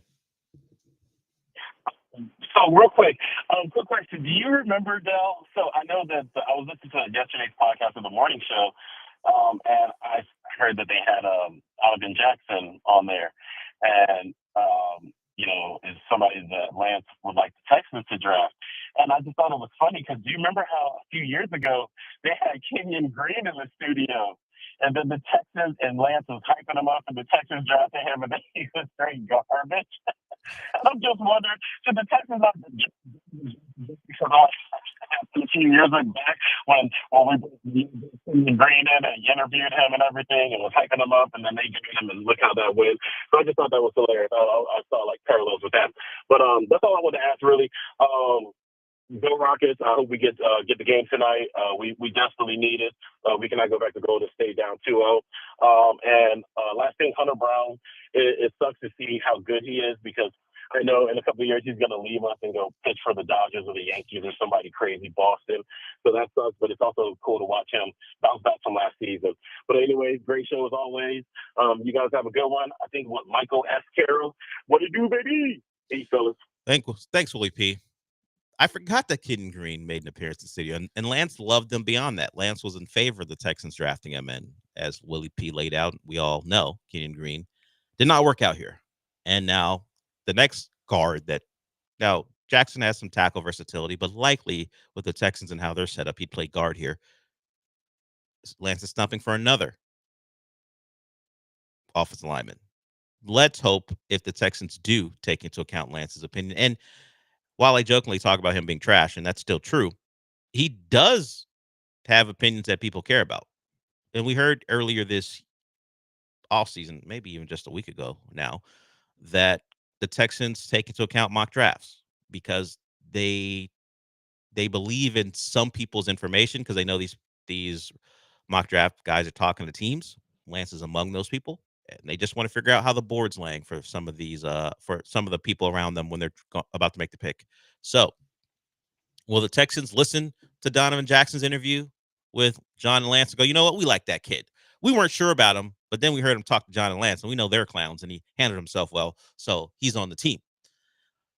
He must be good then, yeah. Exactly. I don't believe that's how they'll make their decision. Oh, okay. But I do think he's a guy from listening to him yesterday and from the reporting being done on him that he would fit what they're looking for. Played at Ohio State. That helps. Big name school, played in big games, and we know they like that. Have several Ohio State players on the roster right now. Wouldn't be surprised if he is someone they're considering. Just got to hope he doesn't follow the path of Kenyon Green, because if it did happen, then we're just talking about John Lance being a giant curse, which I've been saying for years, but that's more about what they've done to me. Oh. But as far as NFL prospects, we would have Kenyon Green. We would have Donovan Jackson. agents around the city, if you're listening, don't let one of your clients come on the show. Just If make that a blanket. If right Donovan now. Jackson follows the Kenyon Green trajectory, didn't you just know? Keep him off the show. No matter how good you think your client is, can't fight the John and Lance curse. It's only one though, so maybe Donovan Jackson will be safe. When does it become a curse? Like, is it like 2 when it reaches 2 or 3? If you're 2 out of 2 with prospects people love, not questioned on. And now I feel bad because they have Patrick Paul on too. Oh The no, Houston tackle who's now slated to start in Miami. Oh no, He got time last year because Teron Armstead was hurt. Now that Teron Armstead is retired, he's slated to be one of their starting tackles. So good luck, Patrick Paul. Let's see if you can fight the John and Lance curse. Is it kind of like the Madden curse in a way, but less like, Well, Kenyon Green did miss the early parts of his career, so he missed time. So it's all the Madden curse. Plus, except that you're never good on the NFL level. At least with Madden, you were on the cover because you were good at some point. You were good at one point, yeah. And then you got out on Madden, you got hurt, or your career fell apart. So I think it's even stronger. It keeps you from even ever being good. Man, that's rough. It's only one guy, so it's not a trend. It's much like the Astros up until this last week. It's just one when they couldn't win more than one in a row. So we're still good, but Patrick Paul is your next test. If we're watching him week after week getting to his ass kicked, then we know. Then we know. Stay away from John and Lance, particularly if you're an offensive lineman. Maybe if you're a receiver, you're cool. It's just directed at offensive linemen. Yes, which is funnier because Lance's dad was an O-line coach. That's great. So while his dad helped offensive linemen have great NFL careers and have great college careers, the son, the inverse. I pray for Patrick Paul. Good luck, Patrick Paul. Coog, protecting a quarterback who needs a lot of protecting. We'll see what he does as the likely full-time starter down in Miami. Okay.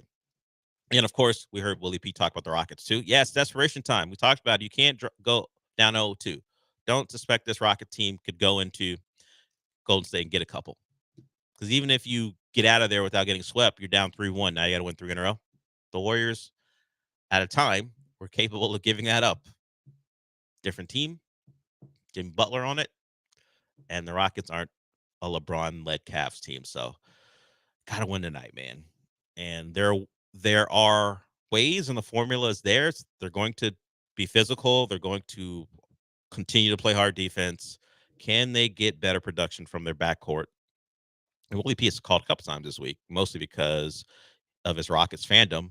He had the Cade Cunningham call yesterday after Cade Cunningham went into New York and tied that series up at 1 with an aggressive performance where he went from game 1 trying to get guys involved to game 2 where he was going to be the one taking shots. We know Jalen Green doesn't have a problem taking shots. It's just some of them have to go in, and we need Fred to do that too. Alperen, got no complaints, man. You were really, really good. You set the tone. You dunk over Draymond. That crowd is excited. The building is loud, and the Warriors slowly let that emotion drain and got themselves back in the game. And eventually, we're up like 20-plus points. Credit the Rockets for fighting back, but it wasn't enough. Let's avoid a 20-point deficit tonight. That'd be great. That'd be very nice. Yeah. So Rockets, Warriors tonight. We had Willie P. He called about Hunter Brown too, which is funny because the social video for today is up and it is about Hunter Brown. Hunter Brown didn't have a bad. I know you said bounce back. He didn't have a bad season last year. He had a bad start. Yeah, he bounced back during the season. Yes, very quickly and became one of the better pitchers in baseball, and that has continued. In fact, that's even part of the video. It happens to be me. I think I talked about it yesterday. Hunter Brown and what he's done over the last 20-plus starts been really good, and that has continued this year. He's been clearly the Astros' best starter, and whether you want to call him an ace or not, he's not even positioned in the number 1 spot, but right now, he is the Astros' number 1, which is great. I don't want to give away what I said in the video. I don't want to repeat it, but it's an opportune time for him to be the number 1, considering some of the financial constraints regarding the guy that's opened the year, the opening day starter in Fromber. So So you're saying we should go to ESPN Houston YouTube and watch it. It's on our socials, so I'm sure it's up on Instagram. And also, there's a tweet about it. Sean and I talk about Hunter Brown and what he has done over the last 25 or so starts. He's been great. So maybe, I don't know, subscribe to ESPN Houston on YouTube. Follow on Instagram. You know, shameless plug. Yeah, follow on Twitter if you haven't already. You'll get that notification very early in the morning when the shows go live. So if you want to watch us on YouTube, Twitch, Twitter, we can provide that for you. But if you just follow us on Twitter, when the show goes live, you get the video in the tweet. You can just watch it there. There are a lot of ways to watch the station from 7 to 6 and beyond when we have our shows that aren't part of the Monday through Friday slate. So, yeah, we're there for you for videos and also for the live streams as well. Okay, we'll go to break with that. If you want to call in, be like Willie P, hope for a Rockets win, compliment Hunter Brown, you can do all that at 713-780-3776. Michael and I are with you till noon, and then the station goes on with Paul Gallant and then followed by the Killer Bee. So get in. We'll be back.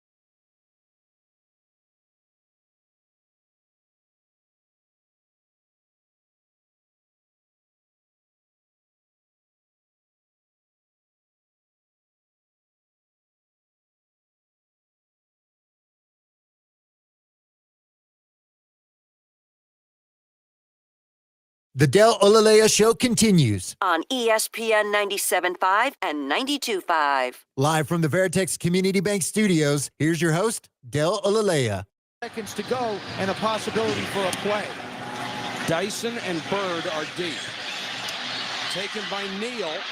He gives it to Wycheck. Wycheck That looked like a forward pass. Taken by Dyson. Dyson down the sideline. Dyson's going to go all the way. And there is no flag.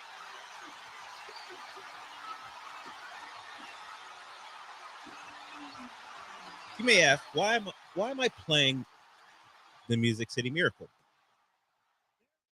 The voice you heard was Mike Patrick. The ESPN play-by-play man passed away at 80 years old. He did Sunday Night Football with Paul McGuire and Joe Theismann. Both of those guys were on that telecast for Wild Card Weekend. Titans over the Bills. Of course, the Titans went on to lose in the Super Bowl as Mike Jones made that tackle. The funny thing about the commentary about that game is everyone thinks the Titans would have won the game if he didn't make that play. They score, kick an extra point, that game's going to overtime. Titans, he saved the Rams from having to keep playing, but he did not save them from losing a Super Bowl. That game would have been tied at 24 if the extra point went through. But Mike Patrick passes away at 80 years old. So I like that guy calling games. Just the sound of his voice, and that's kind of all you can go on. And he did a good job, did college football as well. But he is one of the guys from when I grew up, and I was watching ESPN. I don't do a lot of it anymore unless there's a game on. But he did a really good job. I think he did Saturday Night Football too. I think at one point he was their main guy for college football as well. But he had that spot on Sunday night ESPN's NFL stuff, and he did a good job. But he passes away at 80 years old. Okay.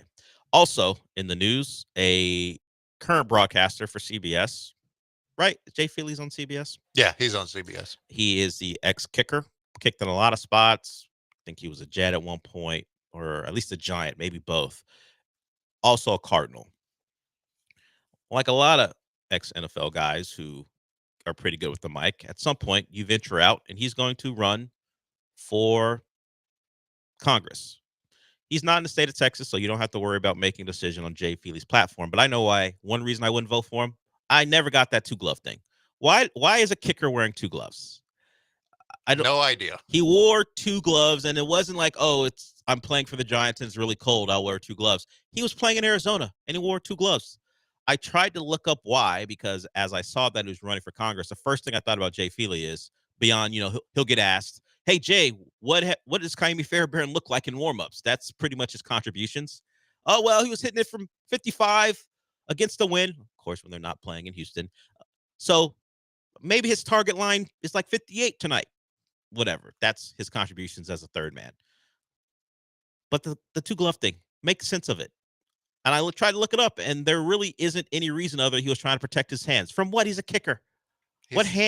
Why is he protecting his hands? He's not a punter. He's not even catching a football. I think he might have held at some points, but holders don't need to wear gloves.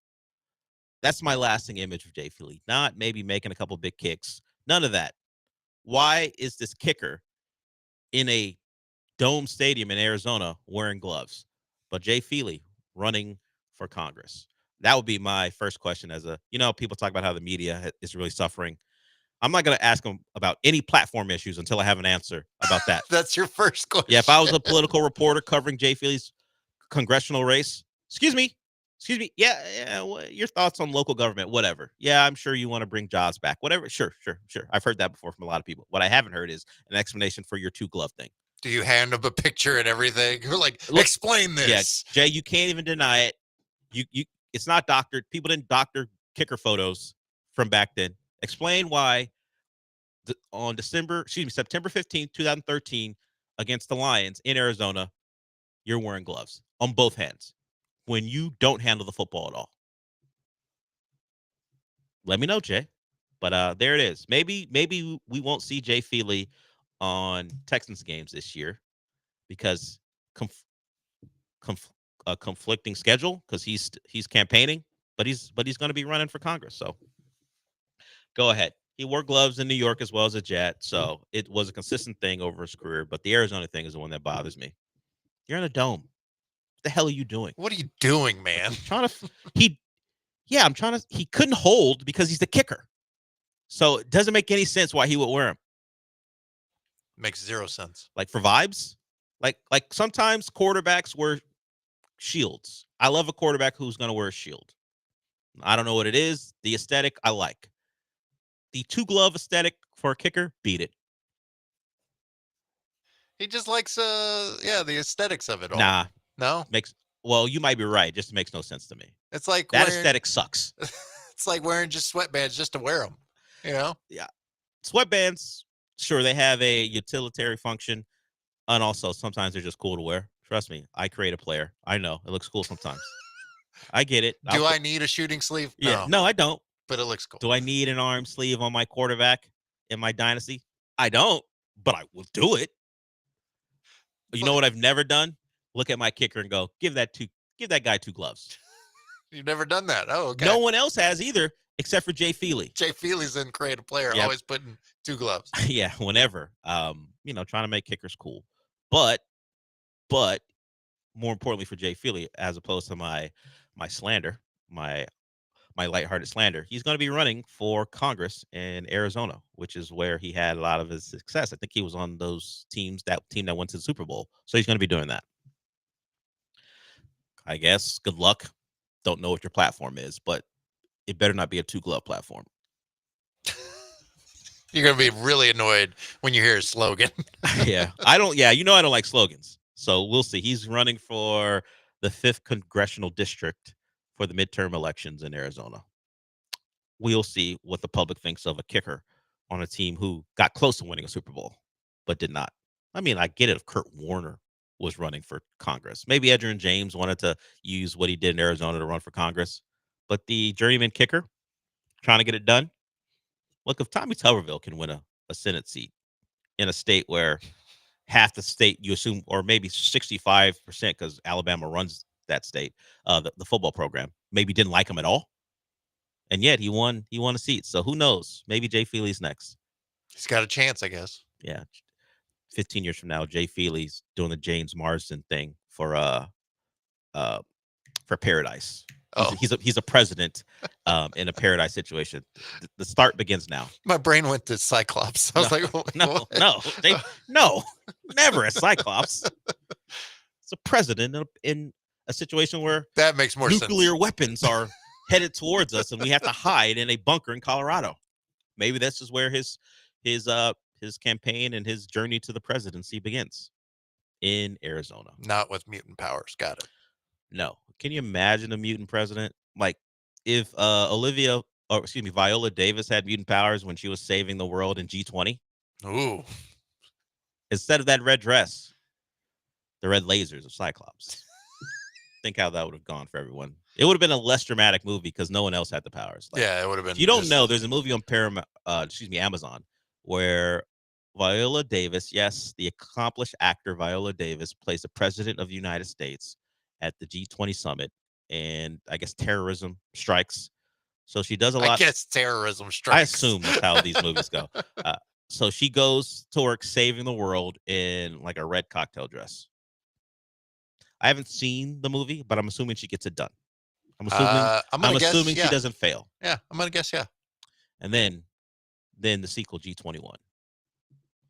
Even though that's not a thing. I don't think it's not a thing, but you got to make a sequel. Or you gonna go G20 subtitle?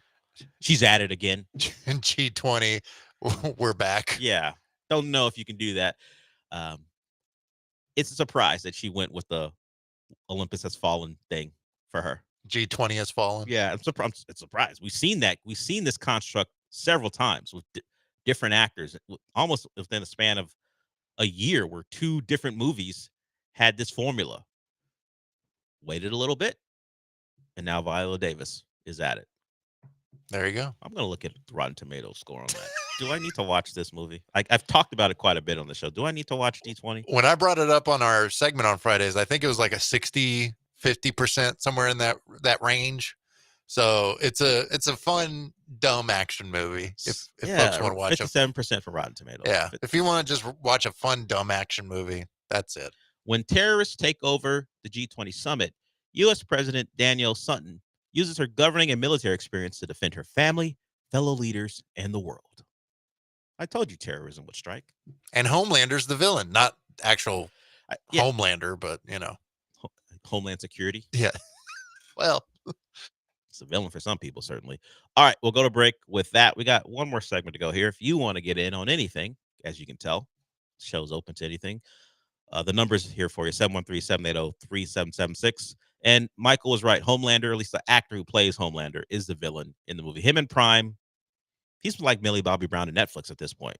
If Netflix has a thing they want to push, they'll put Millie Bobby Brown in it. They put Homelander or Anthony Starr in it, and he plays the bad guy.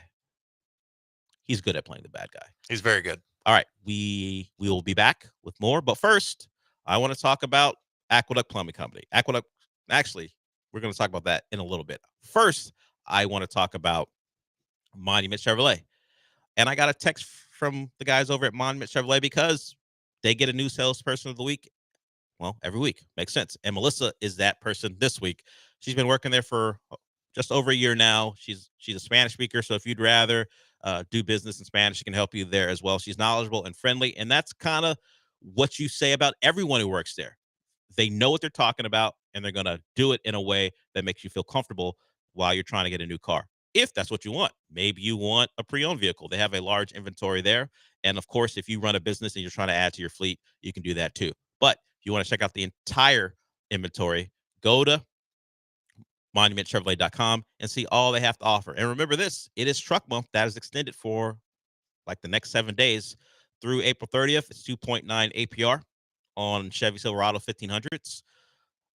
And whether you want the standard or you want something kind of special, like the Trail Boss Off-Road with that blackout trim, the Sporty Z71 Off-Road, Premium Texas, and that Premium Texas Edition. And I saw one of those cars in person just a couple days ago. I was taking my dad for an appointment, and the Z71 was sitting right next to me. I was like, man, much better than my car. I mean, just saying.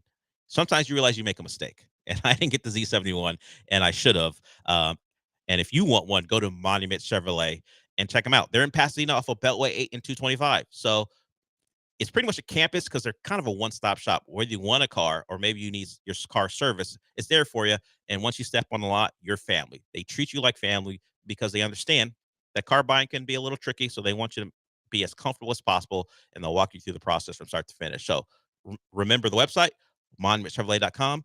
And remember this, Chevrolet, together, let's drive.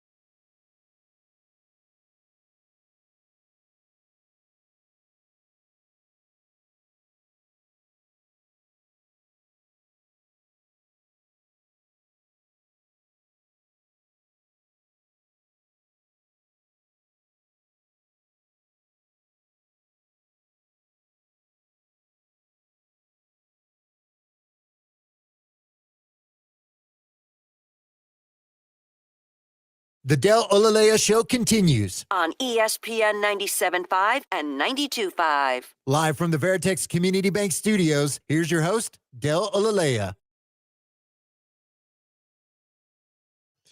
Rahil's here. Probably can't see him on camera because Michael wasn't prepared for it. It's all good. I'm here. But Rahil's here, Trust and me. he asked an awful question that we can't talk about. No. Michael heard it through because Michael's in the control room, so he might keep me in queue or just to make sure he knows what I'm saying. No chance. Michael, you didn't hear what he said? I did not actually. Okay, well, because he would have made a reaction. I thought he his reacted, face. but maybe he just reacted to us reacting. I was just I just wanted to be part of it. Yeah. I just wanted to feel like I was part of it. So. Okay, you didn't want to be part of this. Yeah, it was cringe, like the final Oh. episode of Daredevil. I didn't see that. I'm Blood way Rising, behind. What's it called? Daredevil, Born Again. Born Again. Oh, that last episode sucked. You thought it sucked? Yeah, and I loved the season. What? Yeah. I got conflicting reviews because I have Yeah. not seen it yet. I would trust Michael. He's better at these things. He's more in line with how I think than how you think, Yeah. considering that question you just asked. I think episode 5 is not the good episode. Was that the bank episode? Yeah. I That don't was think fun? that was bank fun? heist was Oh, you don't like Pakistanis? That's what it is. all right. No, that's not. This is the second week in a row that something like this has happened. Put him in a position We like put him in that. a position. It's really about women and Yeah, I don't TV. want to spoil what happened, but if you follow the Marvel universe, you know who's going to be, or somebody's going to be in there. Yes. Yeah. So Rahil's here. He normally, if he follows through on his promises, joins us on Dude, my Thursday. bad. Last week I totally forgot. It was a busy week. It's fine. It's my fine. fault. My fault. No worries. And I missed it twice because I missed it Thursday. I usually join you on Thursday. Yeah. And then you were like kind enough to like, hey, why don't you come on Friday? If you need, yeah, of course. And I missed Friday as well. Like I didn't even text you. It just completely. It's funny thing. He got texted lost. someone else. I know he texted someone else because they told me about something you said. And I was like, wait a minute. He didn't text me Which about one? coming on. I don't remember. It's like It was on the Glory Boys. maybe or something else. I don't remember what it was, but I know that you texted someone. Oh, I don't remember what it was. But Okay. Rahil's here now. I'm here. He's here now. He is the host of CityCast, as opposed to what John calls it. Yeah. And of course, if you're listening to CityCast, you know he talks about the big things going on in the city of Houston. Yeah. Before we get to that, is that the same Eric or a different one? That might be a different one. I don't know. I haven't checked. I didn't talk take to this that call. person. If it's a different Eric, we'll get to the call. If not, Eric, just call in on Friday. If your question is specifically for Michael, the host of Comicast in City. Can I speak to the lack of no? See, is that nice? Yeah, that's called bully. If John's gonna bully me, then I'm gonna bully Michael's podcast. It's Why hurt not bully people. my podcast? Hurt people. That's how Is what it bully- is. Yeah, that's how bullies. You've start. been on it. I know I've been on Comic Cats. So Rahil's here, Michael's in there, and then Sean Mapes just opened up the blinds, and I can see him in there. It was like a specter. I was like, "What is going on?" Oh, Sean's back there. Sean Mapes looks like a bullpen pitcher. Honestly, yes. Yeah, Really? Yeah, like he looks like I get the he could be the bullpen pitcher bullpen for vibe. the I don't know. Padres. He's got some Cam Rising to him, some Gardner Minshew to him too. More That's Cam true. Rising. Yeah, more he's Cam got Rising. he's got some of that to him too. But, Yeah. but Sean Mapes, normally the producer for this show, will be producing from 12 to 6. But back to the bullier that is Rahil, the host of CityCast. Yeah, we're actually here today at ESPN, recording 2 episodes of CityCast Houston. So that's why I'm here. I didn't just randomly show up. But yeah, we were here, and I saw you had your final segment, and I know it's going to be an important segment. Of course, everything. So on I this said, show is why not important. come in and just derail it real quickly and just throw everything off? Can I ask, have you Yeah. repaired your relationship with this station? I have. Because you're here more now. Yeah, I think So I have. You're back. Not I'm back, obviously. But Rahil is a friend of the station. He used to just be a friend of like one show. Yeah, John Lance and you. But now you're a friend of the station again? I think so. Yeah, You're recording stuff in Yeah, the I'm building. recording here. I think I've fixed some things in relationships and I've worked on myself as well. Because I held a lot of anger for a long time. he did. You know personally how much anger I had. He was upset. I was very upset, like very, very Yes. upset. But it's Well, come on, you can't but you're blame now me. the father of a second daughter. So you grow, you age, you mature. Yeah. Yeah, I matured. I worked on myself. I got over it. That's good And of you. things are good as well. Like if Yeah, things yeah, things are are still- going, things are good. There Like it God is. bless, things are Of good course. for me, right? Like I'm always count my blessings, right? Like hosting CityCast Houston, doing play-by-play Uh-huh. for the UFC on UFC Fight Pass, the Roughneck stuff. You're there it's good. It's in-house good. entertainment Yeah. for the Roughnecks. Yeah. Let me ask you something about Perfume Time because I Okay. was thinking about your dad's place. Yeah, tell me. Your dad has been in business for years. Almost 30 years. What would you recommend for a person who doesn't know a lot about cologne but wants some?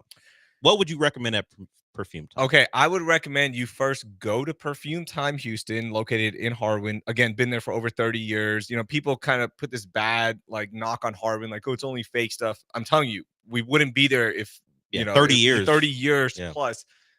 Here's what I recommend. They have literally every perfume cologne. Let them help you out. It's like you go in there and you tell them like, hey, I like this. I like more of a masculine smell versus like a floral scent, Mhm. right? Because there's so many different things. And then you can test them out. And he'll let you test it out, my dad or one of his employees, and then you pick it. Some of my favorites, I love YSL. YSL's new cologne. I love that one. Jean-Paul Gaultier is always a good one, like, you know, like a classic, but they have this like dark one that smells a little bit more wintry. Like that's the only way to say what it is. But again, there's so many. Like people love Tom Ford. He got you on that one, right? So they'll take care of you. I was But yeah, gonna I would make say a- go in there. I was Why, gonna are make you a look- young Doug joke because you said YSL. Yeah. That YSL. Yeah. I love YSL. I love YSL. I am pro. No, No. no, I don't want to be. No. Yeah. All right. Slime So season, I don't- thought about that because not only obviously because of your connection, Mhm. but I just did something for Monument Chevrolet, and they've been in business for years, and they talk about how they want to help people. I was wondering, Mhm. cologne, big deal, but not everyone knows what's good and Yeah. what isn't. So if you're looking for something, Perfume Time is the place Thank you. to go. Yeah, of thanks course. for giving them a plug, man. Yeah. Rahil's dad has been doing that for a long time, doing Yeah. a great job of it. So you recorded a podcast, a couple of them. What was it on today?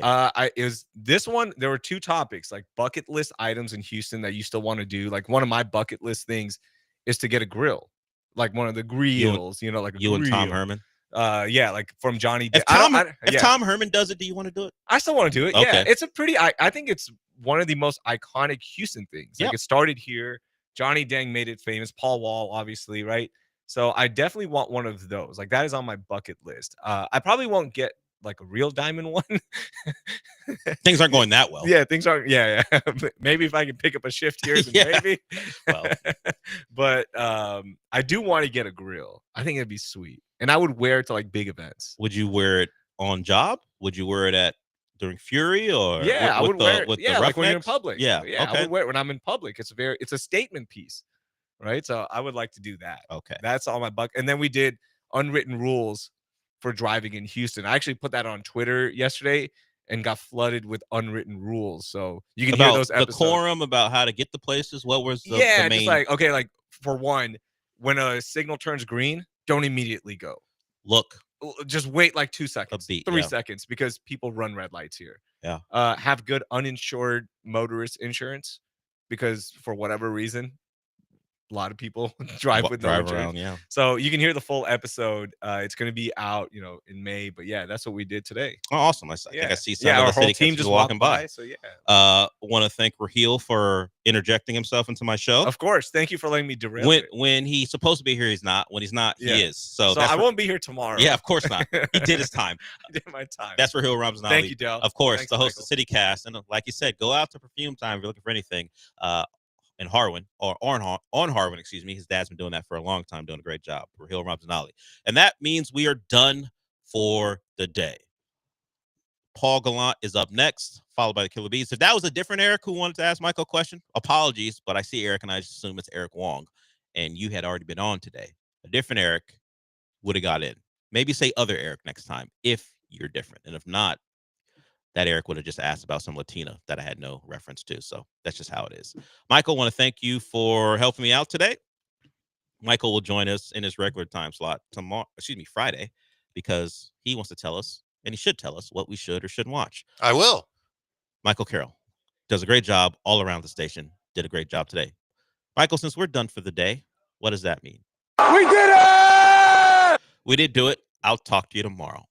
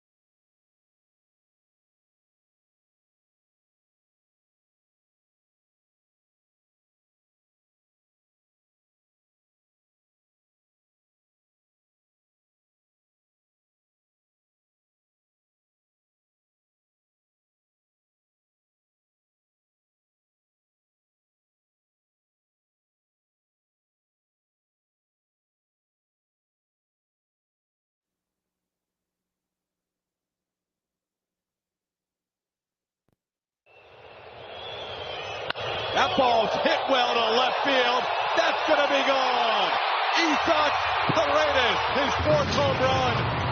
And they've all been into the Crawford boxes. Astros lead 5-1. Home sweet home for Isaac Paredes. Astros, bang! We are so back, baby. Hello and welcome aboard the Paul Gallant Show on this Wednesday, April 23rd, 2025. I am Paul Gallant. We got Sean Mapes behind the glass. You know how to get aboard the most interactive sports talk show in Houston. Also on YouTube at ESPN Houston, on Twitch at ESPN 975. Yes, Rockets Warriors game 2 at Toyota Center tonight at 8:30. We will talk about that game and how the Rockets are looking heading into it, our expectations, all that jazz. But our beloved Houston Astros are back where they should be, and they're ahead of schedule. That's right. They're now 12-11, above 500. I really want to thank the inferior people of Canada who basically are just asking for ICE to show up and deport their asses back north of the border, because what a bad baseball team the Blue Jays are when they come to Houston to take on our beloved Astros. And the Astros took them to the woodshed. Bam, bam, bam, bam. Banging on them like they were banging on trash cans. I need a little ambience right now. I feel back. Anyone watched the movie Star Wars? Specifically, Star Wars Episode 5, The Empire Strikes Back? Give me some music, baby. Give me some music. Oh, yeah. That's right. The Imperial March. 12-11, mother lovers. Did you see last night's game? Jeremy Pena, one of the best games we've ever seen. 3 hits. One of them should have been a home run. 2 infield hits. Maybe the best base runner in all of the American League. A couple of incredible web gems to boot. Zach DeCenzo, he played really well on Monday night. Oh, no, he's scratched with a thumb injury. He could have wally-pipped Christian Walker. Well, guess what? Christian Walker, next man up, or original man up, 3 hits, including a double. Isaac Paredes had a home run. I was trying to pronounce it the same way Jeff Blum did. Couldn't quite do it. I can't roll my R's. Ronel Blanco, looking like last year's Ronel Blanco. Thank you, Toronto Blue Jays. He no-hit these mother lovers last year. Fastball, 96. Up 1 miles per hour. Weak contact throughout the game. That's right, guys. The Death Star is back. Josh Hader on a tear. Someone pointed out that Josh Hader in a Donald Trump world might be the best version of Josh Hader. He was a little bit sporadic last year, but right now he's looking like the best closer in the American League. And on top of that, how dare this rebel Chris Bassett, pass it, whatever. He sucks. Chris Bassett hitting guys left and right, bending the knee to the rightful best pitcher in the American League, Hunter Brown. We are back over 500. We are so effing back. Bend the knee, or the Death Star will nuke your planet and take all of your women. I'm really excited to be 12-11 again. Now, listen, if they go back to 500, do we have to retract this? Possibly. But the Astros are above 500, and this is more quick than it was last year. They're above 500. So let's get cocky. Let's swing our thing around, plop it on the table, and we'll see if they're able to get a sweep today. A little bit earlier of a game time at Minute Maid Park. Going to be really crowded in downtown Houston with the 2 games going on. You got the Astros, of course, and you've got the Rockets a couple of hours later. If you're really crazy, I'm wondering if there's going to be anybody who tries to go to both. Has anyone ever done that? Done an Astros game and then a Rockets game? I would imagine the times don't generally line up as ideally as they would for a day like today or for a day like Sunday, because the Astros played Sunday Night Baseball against the Padres and then the Rockets game tipped off, and that one went a little bit long. Sean, have you ever done a twofer? No, I've never done it. Although the timing would work out that like 6:40 start today. Say it takes like 2.5 hours, 2 hours, 20 minutes, just to make the math easier. That's 9:00. Rockets game starts at 8:30. That's perfect. Show up 30 minutes late. You'll be like every other Rockets fan. Yeah, actually more than 30 minutes because you have to get from Minute Maid to Toyota Center. So yeah, you're strolling in back half of the second quarter. Boom, right on time. And hopefully the Rockets will actually have a lead that they can hold on to, unlike their start on Sunday night against the Warriors. You know what's most exciting about the Astros game last night for me? Because I have badly wanted this to come back in some way, shape, or form. Last season and the year before that, now that I think about that, damn, it's been a while since 2022. We did not have the same Jeremy Pena that we had in the 2022 postseason. He's a young player, and he definitely played way over his head in those playoffs. It was a historic playoff for him. But to open up this year, he has been really impressive. There's power, sure, but I really feel this way. His base running ability, it's really impressive. He's gotten a lot better at that, and maybe over the course of just an offseason. And of course, last year, this is a guy who had, I think, 33 infield singles, but he had 2 last night. We've seen a number of moments this year where his aggression on the base paths has given the Astros a run that, quite frankly, they didn't deserve. And last night, he put on a fielding clinic. How many plays did he make where you're wondering how the hell he did that last night? I mean, he had that one catch in center field where he bobbled it up in the air and he's still able to come down with it. He's just a really complete player. And last night, I think that was one of the best games he's played as far as just doing everything. Fielding, running the bases, and smacking the ball. And it's a shame that that one hit that he had off the top of the wall bounced as hard as it did off the top of the wall. Right to the left fielder who threw it into second base. He was out by a while. He thought he had a double easy. I would have thought I had a double easy too. I would have thought I had a home run if I made contact like that. But our Astros are back. And I'm not hearing this, oh, Paul, the Blue Jays are fraud stuff. I'm not hearing it. Hard pass on that. Do not try to bring down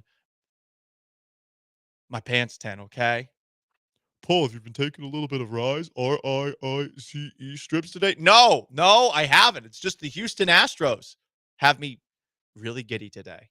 I'm hoping that the Houston Rockets are paying attention. This is how sports are played, okay? In a championship craving town like this one. This is how you do it. Like Jer Bear. Like Ronel Blanco. Isaac Paredes.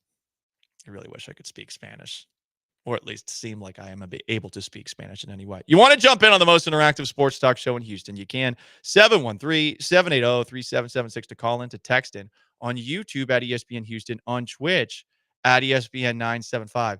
Damn it, Mofo says, this is a baseball city. Move over, Rockets nerds. I don't know yet. Astros 12-11.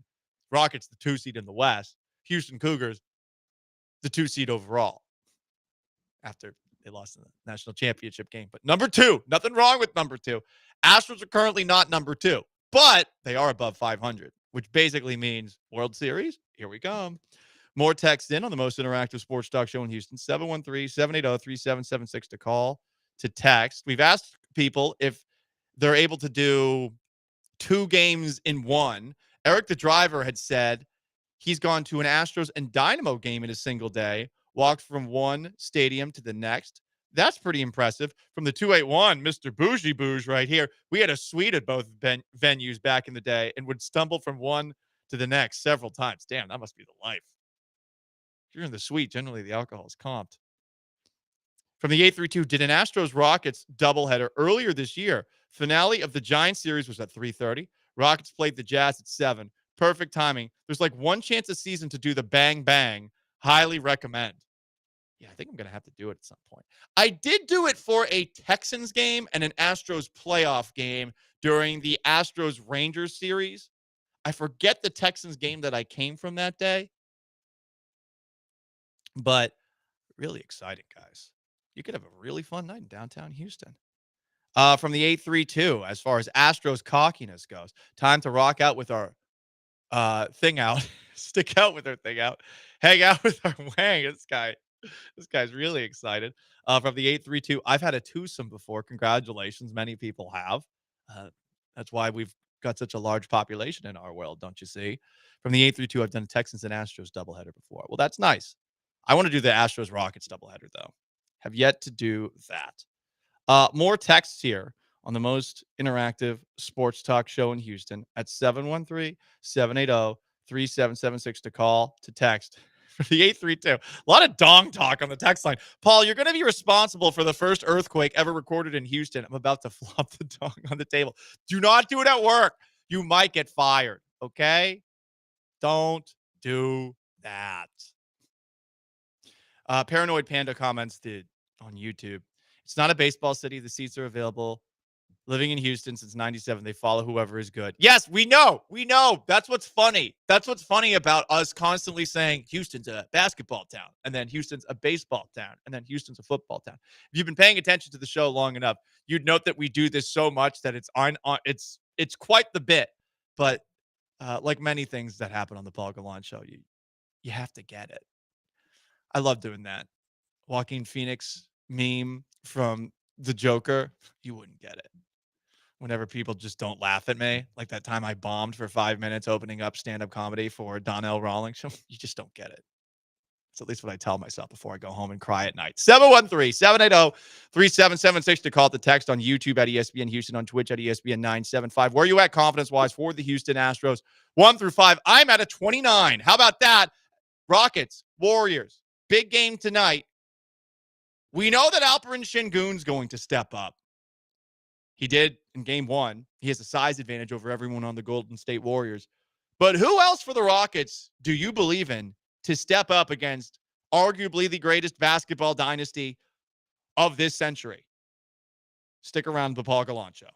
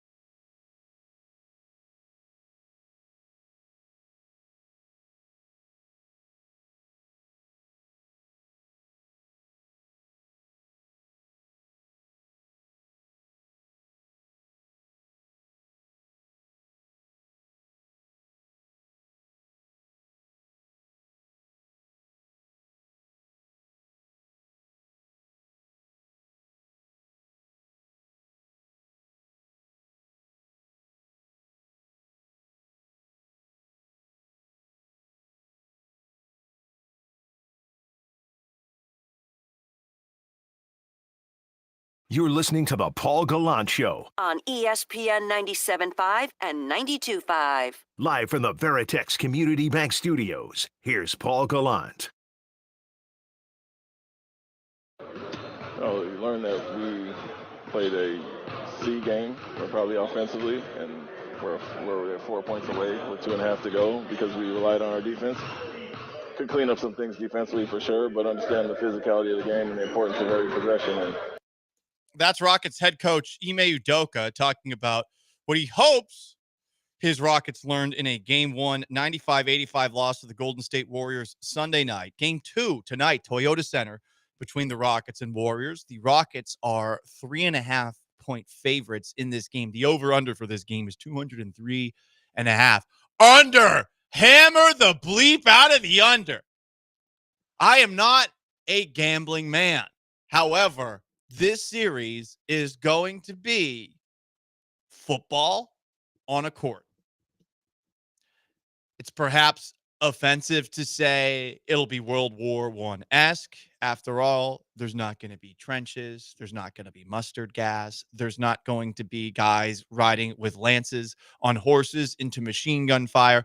None of that. Been listening to a little hardcore history podcast about World War I. My God, World War I. What a savage war. Anyway, bringing it back to the Rockets and to the Warriors.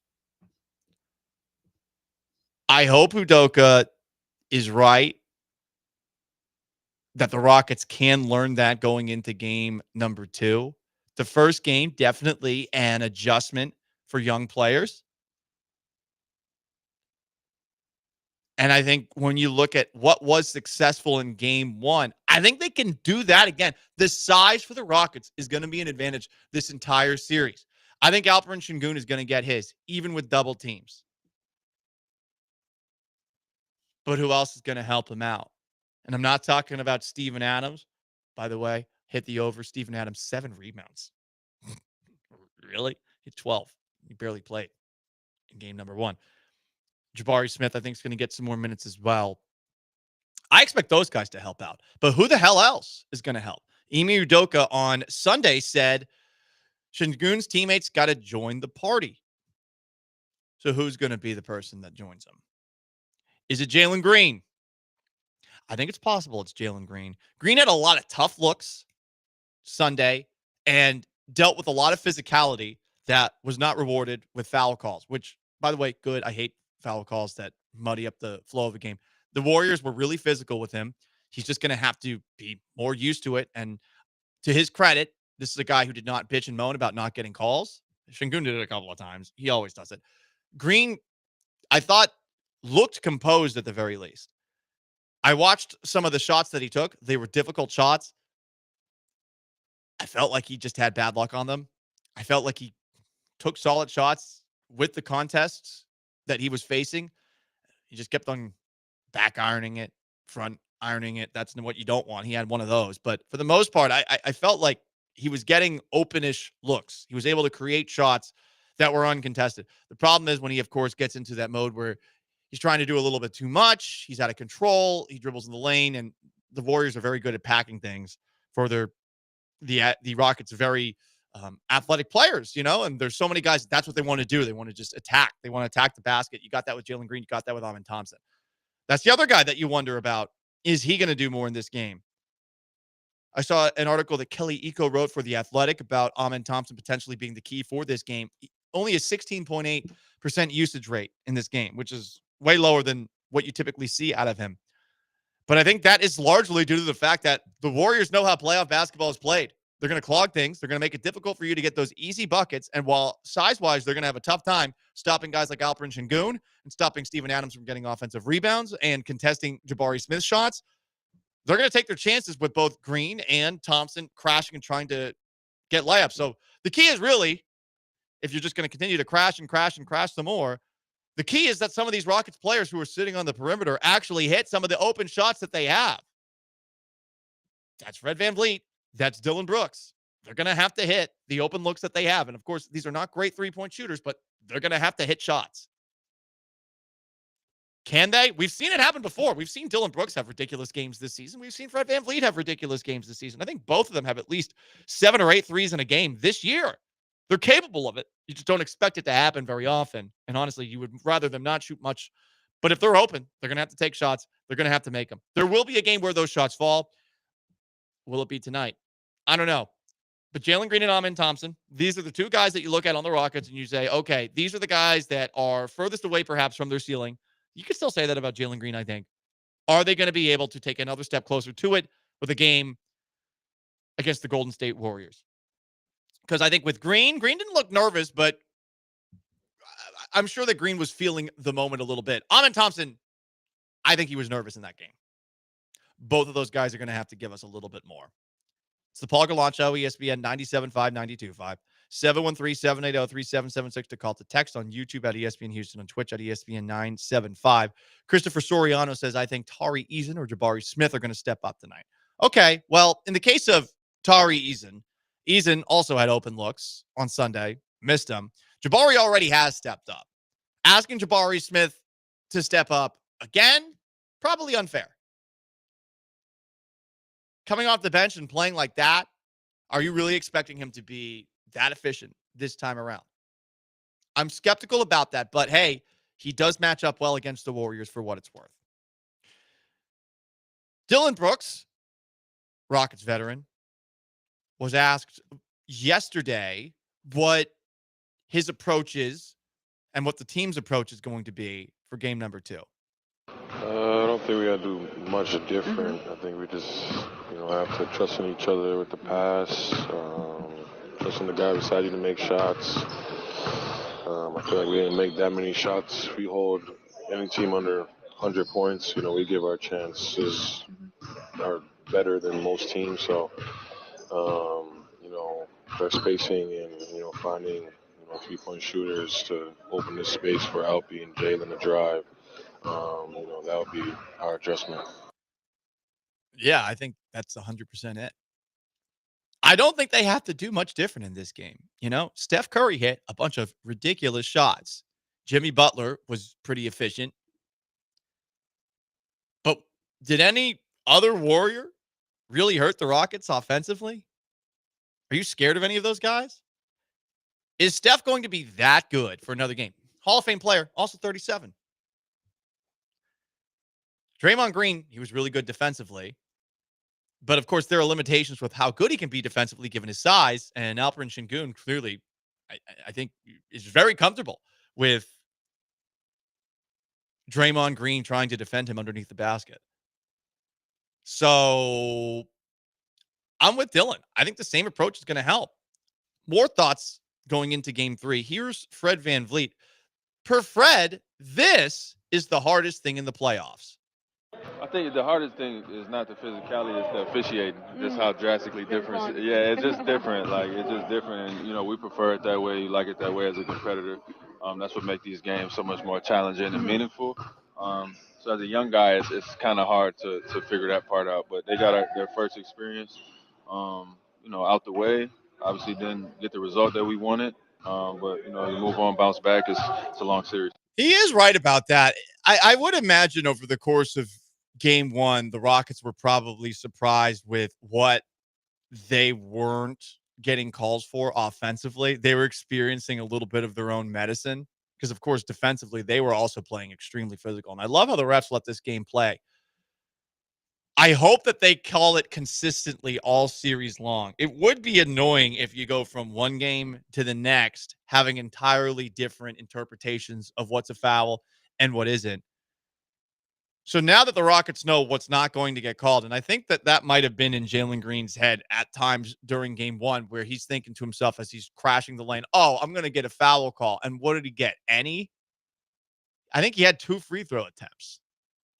And there are a couple of moments where he's going 100 miles per hour underneath the basket, and he was contested, and he definitely drew a little bit of contact, not a lot of contact. I think now that's probably going to make the Rockets a little bit smarter about how they approach things. I still feel pretty good about the Rockets' chances, not just in tonight's game, but also in this series as a whole. I still think they're going to win it in 7. I just think that game 1, one of those games where it got away from them. They couldn't hit shots, and Steph Curry went nuclear. Is it going to be like that for the majority of the series the rest of the way? I doubt it. I think there were some anomalies there. And that's no disrespect to Steph Curry, who I'm a big fan of. It's more a little bit of respect to the Rockets as shooters. They're not the best shooting team, but are they the Philadelphia 76ers? Because that's apparently what their offensive rating was when their starters were out there for 15, 16 minutes or so in game one. They had an offensive rating that was like the Sixers this year, which is like one of the worst teams in the league. They're better than that, even if they are at times a quagmire offensively. 713-780-3776 to call, to text on YouTube at ESPN Houston, on Twitch at ESPN 975. Up next, send your soft boy nominations in at 713-780-3776 to call, to text. Who has been soft in the world of sports? Oh, I hate that I have to call this guy soft boy. I hate it. It's one of Houston's favorites. Well, at least one of my favorites. I don't know if it's one of your favorites. But a Houston sports legend, a champion, is going to be a soft boy up next. Stick around to find out who.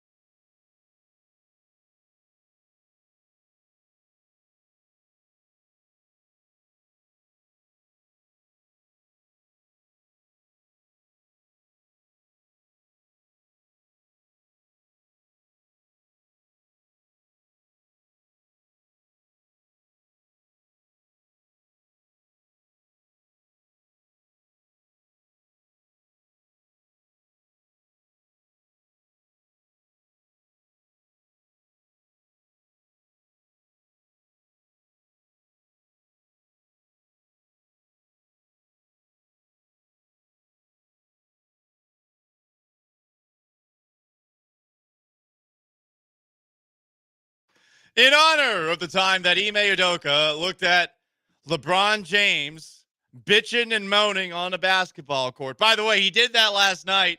Anyone see that? Anthony Edwards called him out. He said, "Hey, call it technical." I thought it was very funny.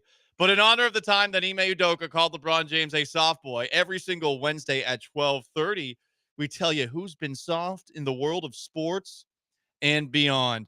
I hate to do this to a man who wants to be buried in the H, to a man who once told us, ring the effing bell because we're the world champs.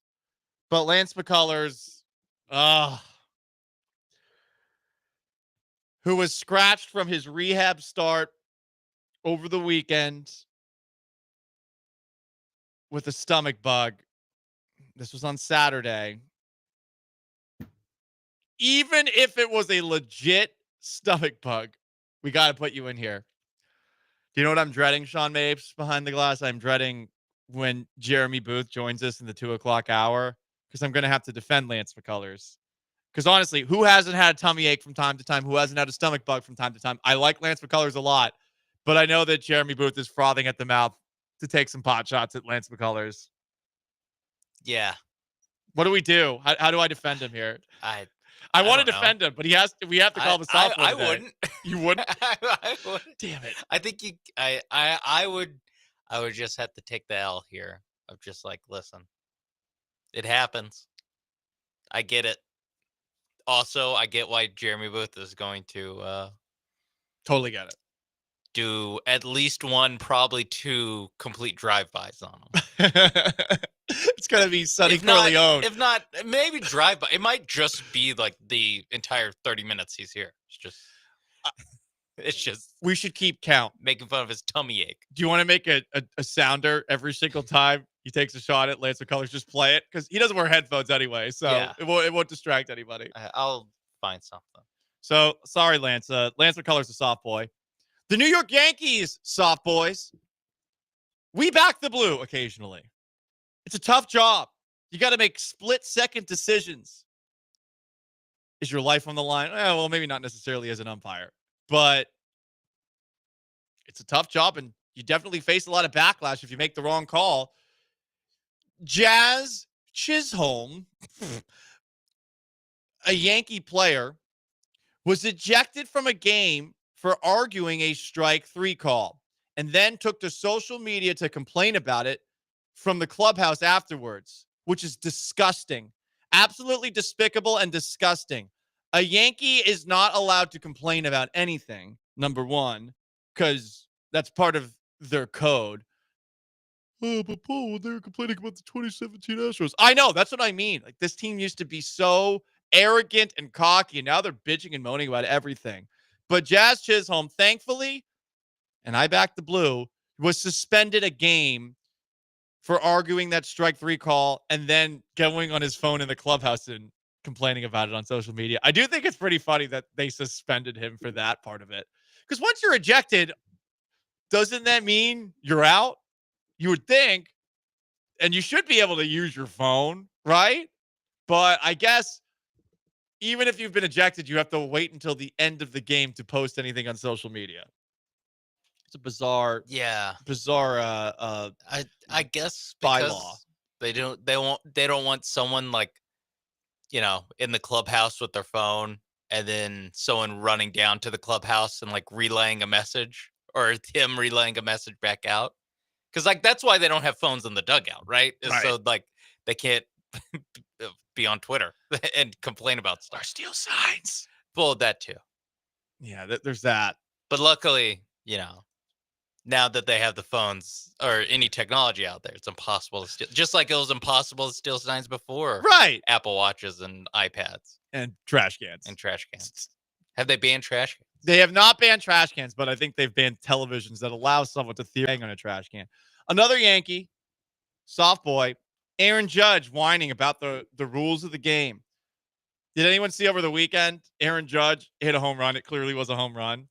But apparently, since the foul poles at the Tampa Bay Rays Stadium this year, ironically, it's the Yankees spring training complex. Since the foul poles aren't high enough and there's no laser that shoots up into the air above it, there theoretically could be more moments where home runs aren't actually home runs. So the ball was ruled foul. Judge, when asked about the home run that wasn't, showing a lot more restraint than he did when he believes he was robbed of the 2017 MVP by Jose Altuve. It was a fair ball. It's just tough in a situation like this in a minor league park where the foul poles aren't that high. They missed it and we've got to move on. Yeah, but he should be suspended a game, I think. What's the difference? Jazz Chisholm is taking to social media to complain about the game during the game. Aaron Judge is complaining about a call. You're not allowed to argue calls. Back the blue, not the pinstripes. By the way, the Yankees officially started wearing pinstripes yesterday, back in 1915. Ew. The Pittsburgh Pirates, also soft boys. Why? Well, if you were watching a Pirates broadcast from the last couple of days, I believe this took place on Sunday in a Pirates game. Who were they playing on Sunday? They were playing the Cleveland Guardians. In the middle of, I think this was in the third inning, all of a sudden, Pirates fans started chanting this.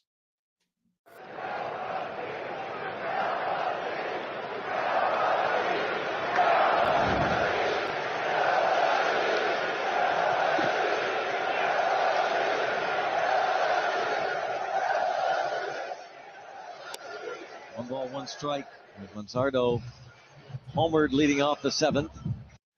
Shout out to the broadcasters letting that moment breathe.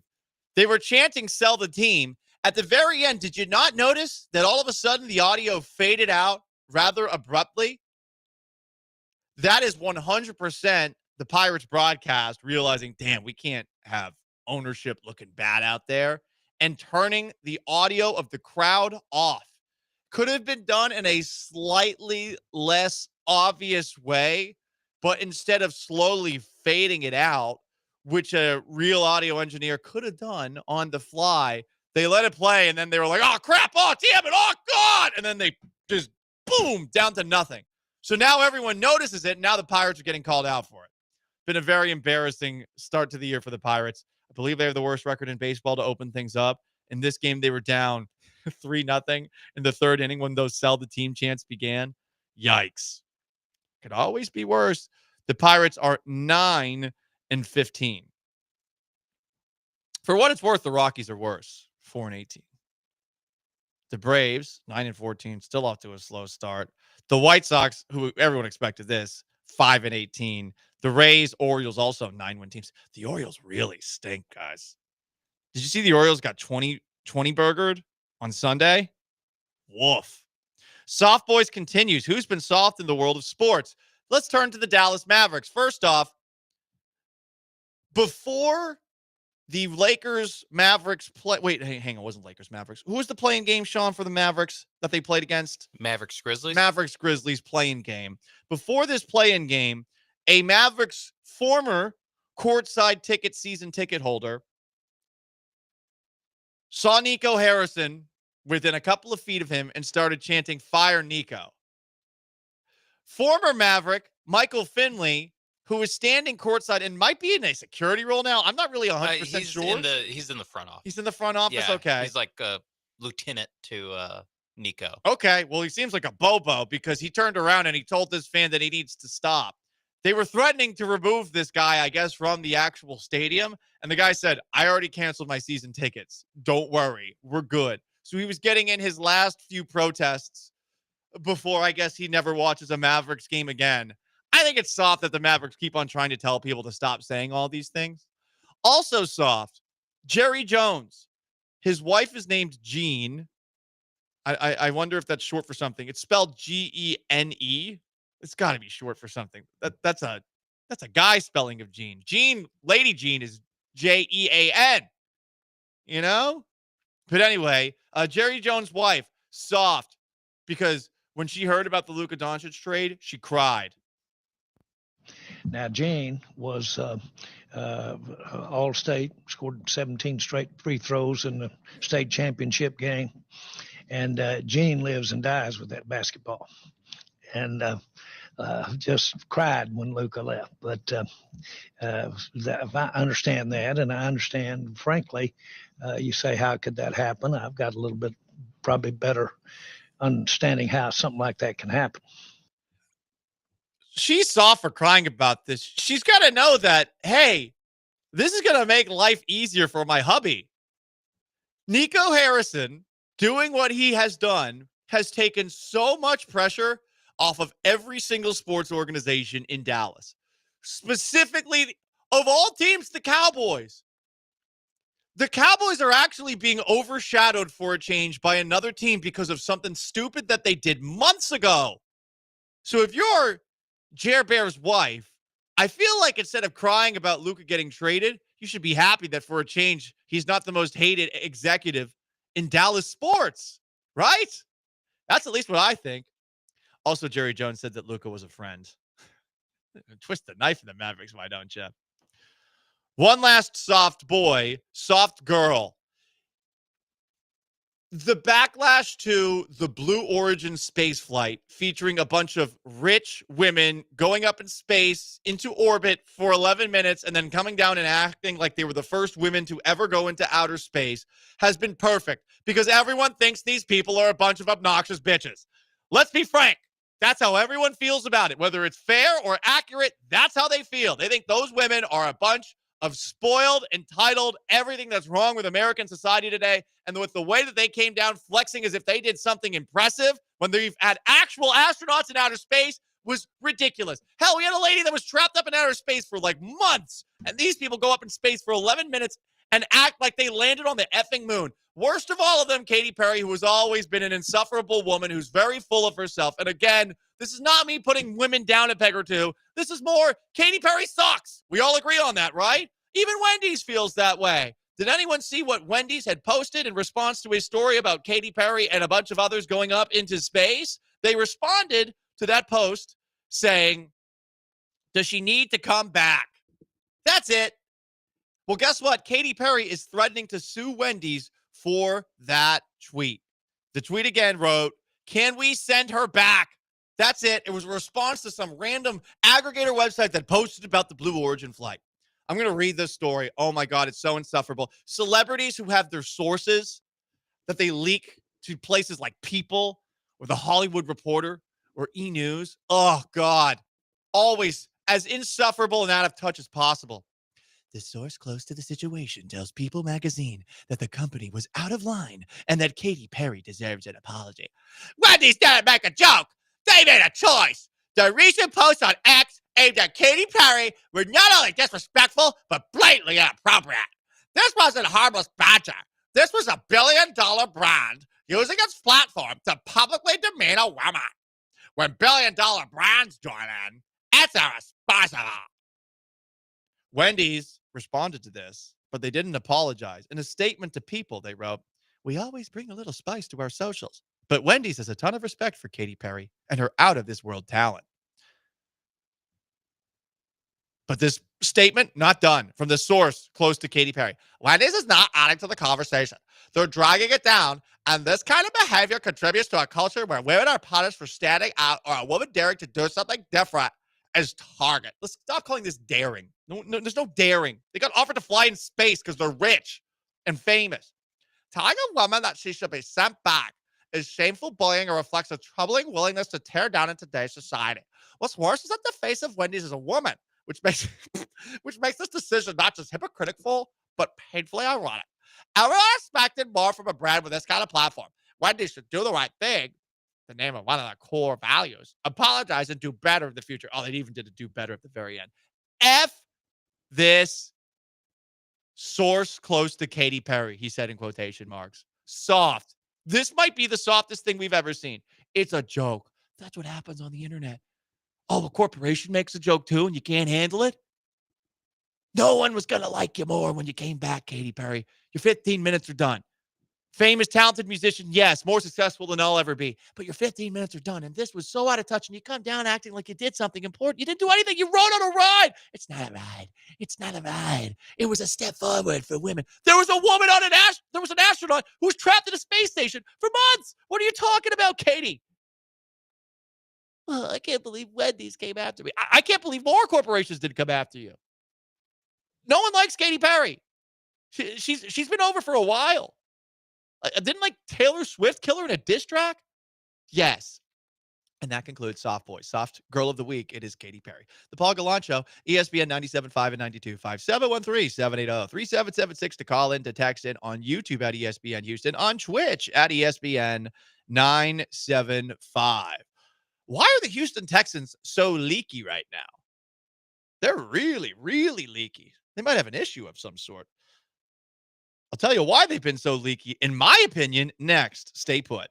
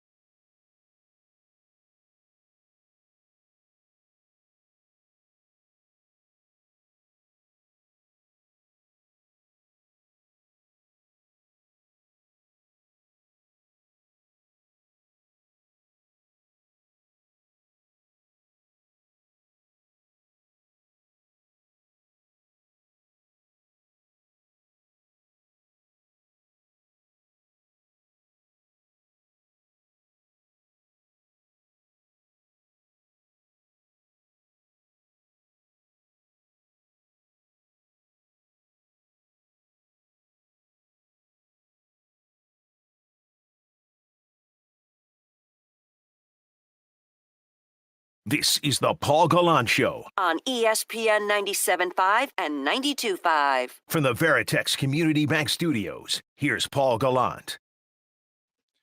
The most interactive sports talk show in Houston, 713-780-3776 to call in, to text in.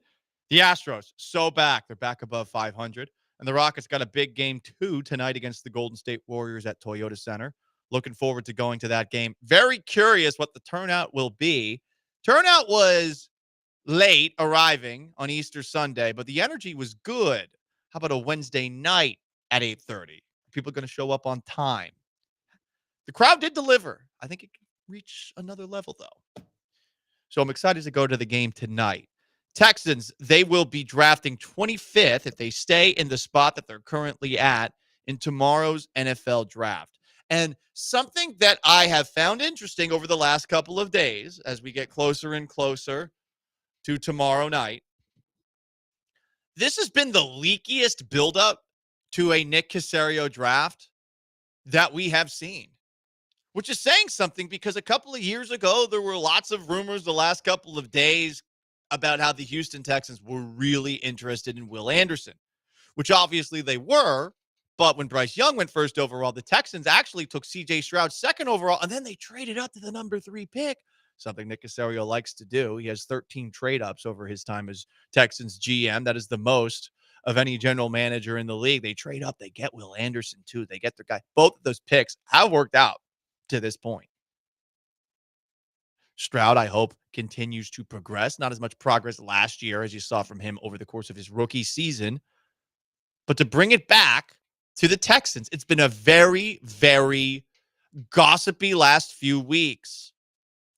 I was going back and reading through some of what Nick Caserio had to say at his press conference last week. It's very easy to zone out when you hear him talk. When you read him, it's a little bit easier to pick a couple of pieces out here and there.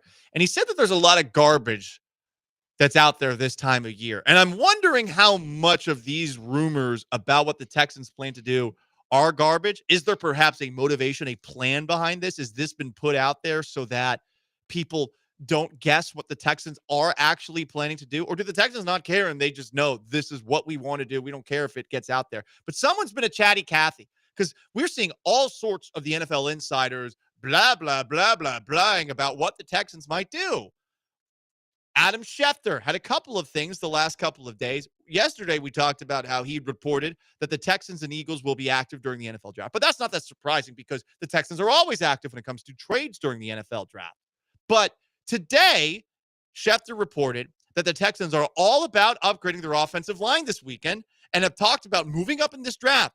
He expects them to be heavily invested in the offensive line. Not surprising given how bad the offensive line was last year. I mean, they got sacked 8 times against the Chiefs. That's why they lost that game. The defense did what it needed to do. The offense stunk, and it underachieved all season long.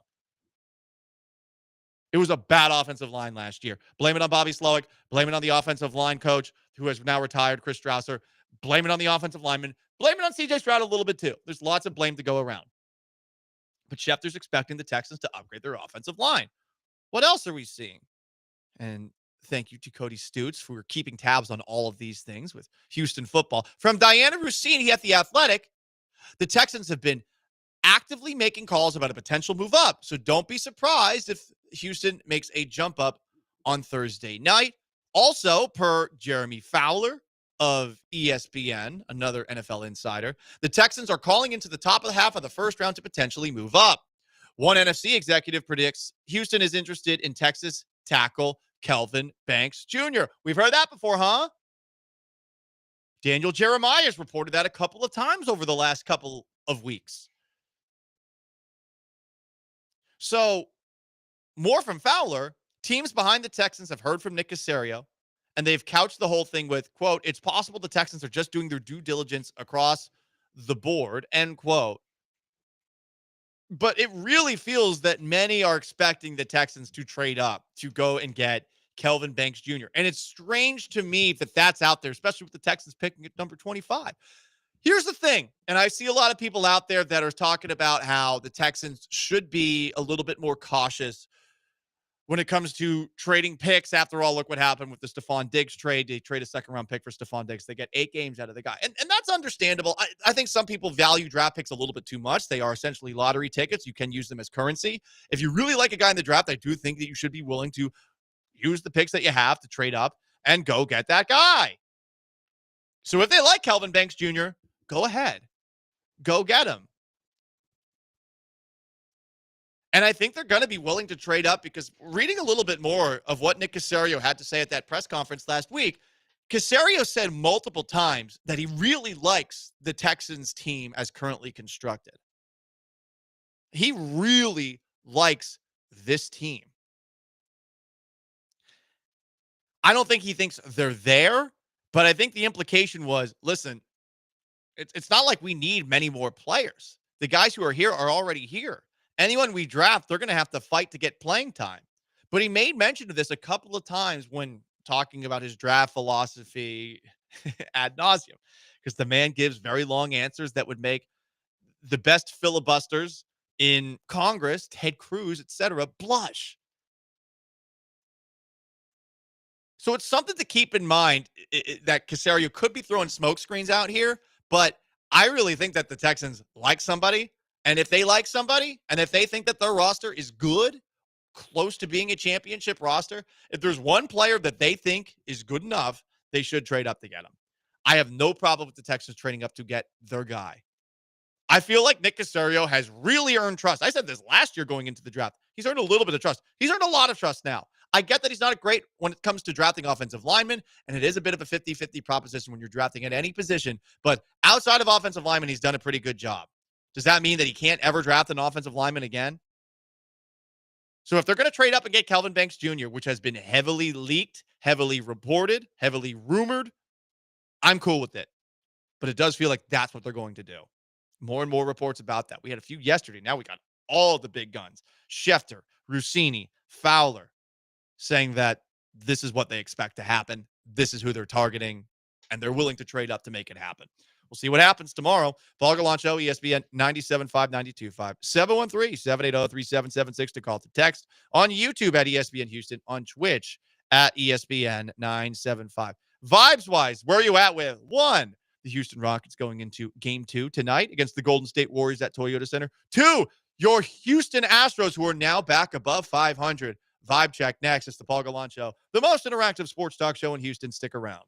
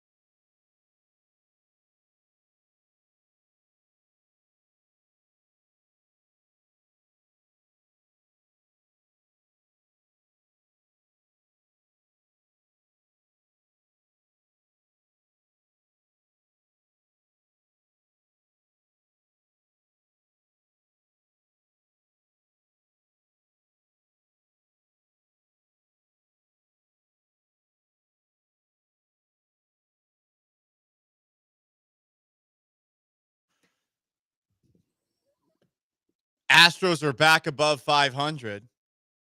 Rockets trail the Golden State Warriors 1-0 in this first round Western Conference playoff series. I'm still feeling pretty good about the Rockets' chances to win this series. I do think it's going to go 7, but I think ultimately, while the Warriors have the experience, the Rockets' size, the Rockets' athleticism, win the marathon in a series that I doubt will be a sprint. I've also got to say this. You take a look at the rest of the playoffs that we've seen to this point, the rest of the NBA playoffs. The rest of these games are making me feel better. First off, okay, you at least belong, unlike the Memphis Grizzlies. GTFO, my television. I do not want to see the Grizzlies play basketball again. I mean, game 1, Shai Gilgeous-Alexander, probably the MVP, sucked. They won by 50, you know? So at the very least, you belong as a 2 seed with maybe not that much offensive firepower. Number 2, you're not the only team that's going to be looking at a 1-1 series, assuming that you win.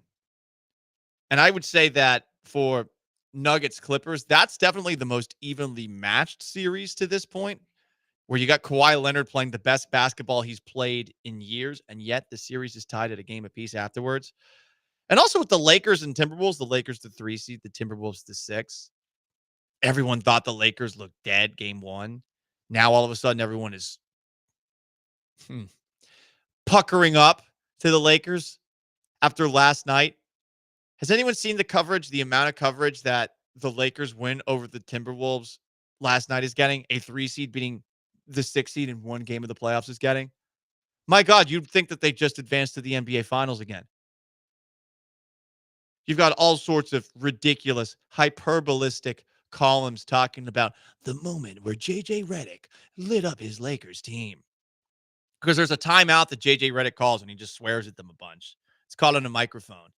And now all of a sudden people are calling him, he's the next Pat Riley. Actually have seen this from multiple people. The next Pat Riley. Why? Because in the post-game press conference afterwards, Redick seemed annoyed that the Lakers had won. Okay, they got Pat Riley 2.0. My God, the Lakers, they love to kiss their own ass. Paul, your Celtics do the same thing. It's different. It's a different Paul. Shut up. Shh. But I'm feeling better about the Rockets and the Warriors because look, all these other series are going the same way in the Western Conference. You're not the Knicks, underachieving, as they always are, tied 1-1. You're not the Bucks, who are already, I think, looking at flights to Cancun. You saw the first report about how Giannis Antetokounmpo really likes New York from somebody who writes for the New York Post. Relative to the other series, you should be feeling pretty good about where the Rockets stand, even though there's only been one game.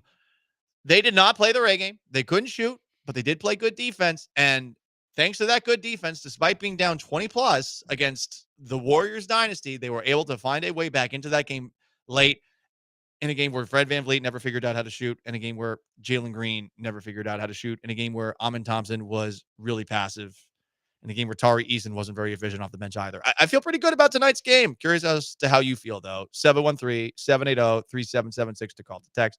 YouTube at ESPN Houston, Twitch at ESPN 975. Sean Mapes behind the glass, the birthday boy. Happy birthday, buddy. Thank you. How you feeling, vibes-wise? Do you think that the Rockets are going to give you a birthday present? I hope so.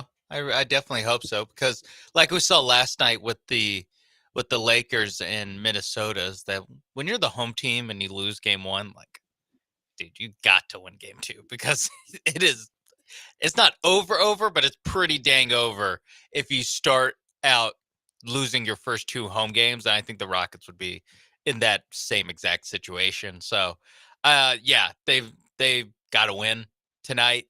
Looking around the rest of the West, that, like, yeah, I think it helps that the teams that have looked most impressive, they're all on the other side of the bracket. It is the Thunder, it is the Clippers, and it's the Nuggets.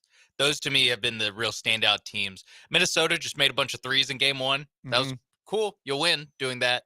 But then you see when they shoot like a more normal percentage, it's like, okay, they're not that much better than the Lakers. Like this will probably be another long series, the 3-6. And I, like you, think that the 2-7, the Rockets Warriors, is also going to be a long series. So you're not worried about like a huge rest disadvantage that you'll be getting should you finish this thing off and make the second round. I truly have no idea who's going to win. T-Wolves, Lakers. No clue. Both these series. And Clippers, Nuggets. That too. The 3 series that aren't the Thunder Grizzlies, where the Thunder are just going to win every game by 50. The other 3 series, like I honestly have no idea who's going to win this. Yeah, I'm with you there. And hey, that's fun. It's good for the Rockets. But to what you were saying a little bit ago, great point. And I wonder if the Rockets feel a little more pressure for this game than they maybe were feeling in game one. It's their first playoff game. All these young guys, you have to be a little bit nervous, especially when you're going up against the Warriors. If they were going up against Memphis or something like that, I think this would be a totally different story. But this actually feels like a playoff game. Oh, your first playoff game is against Steph Curry. Look at Steph Curry. He's falling into the stands, hitting 3-point shots. He's hitting threes from half court. Up there's playoff Jimmy Butler doing all the things that you're used to doing. So I imagine there will be less nerves in this game. But you are right from the perspective of, hey, if you don't win this one, you're down 0-2 against a Warriors team. Doesn't matter how much athleticism you have on this team. You're going to feel pretty crappy being down 0-2 going to San Francisco to play the Warriors. Yeah, I think the Nuggets last year lost the first 2 games at home, and they had like a remarkable response, and that was going down 3-1 and then forcing a game 7 where they blow a 20-point lead in game 7. Like that's the best case scenario, basically, when you lose the first 2 games of the series. And I think it's something that it's a little bit of like NBA playoff psychology that you see all the time, where the Rockets are just going to play with so much more energy and so much more we have to win this game than the Warriors, who it's just like human nature of like they don't have to win this game. So there's going to be a little bit of if the Rockets like go up big early, there might be a little bit of, okay, we got our one. Yeah, we got our one here. Let's go back home. Let's go back home. I think if this remains a close game in the second half, that's where that kind of gets thrown out the window, where if you're the Warriors, like, oh, we could actually just kind of win this series in game 2. So I think for the Rockets, just come out with the same energy that they came out in game 1 in. Hope that Jalen Green starts making shots. Hope that Amin Thompson is a little bit more steady of a performer. And in the first half, try to run these guys off the court, because that's probably the best chance you have of a easy win, or a relatively stress-free win. Something of note, by the way, development today. So for those who don't know, game 3 is Saturday night. And Sean and I have talked about this before. Game 3 is Saturday night. I think it's at 6:30 Central Time. Could be wrong. I don't know if ESPN is showing the Eastern or Central Time right now.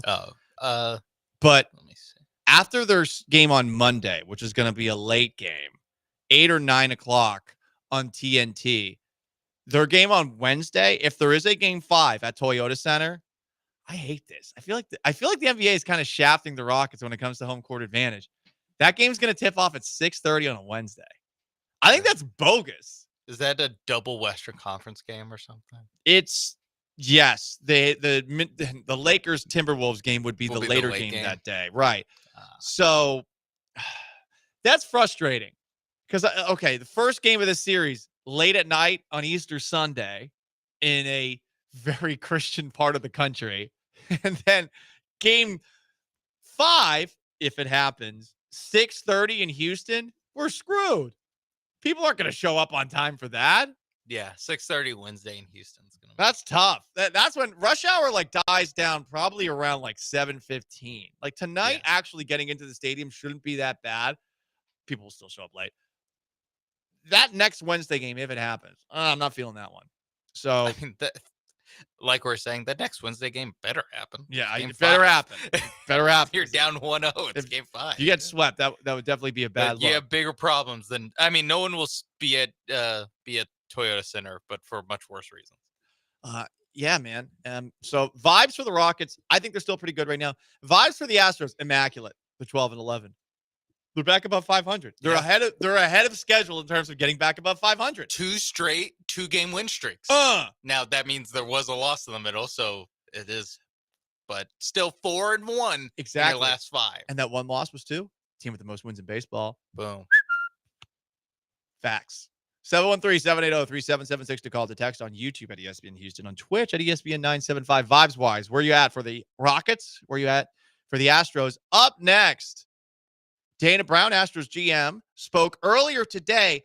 Could we finally see the Astros give a young American-born star an extension? Hear what he had to say about Hunter Brown and some Astros injuries next.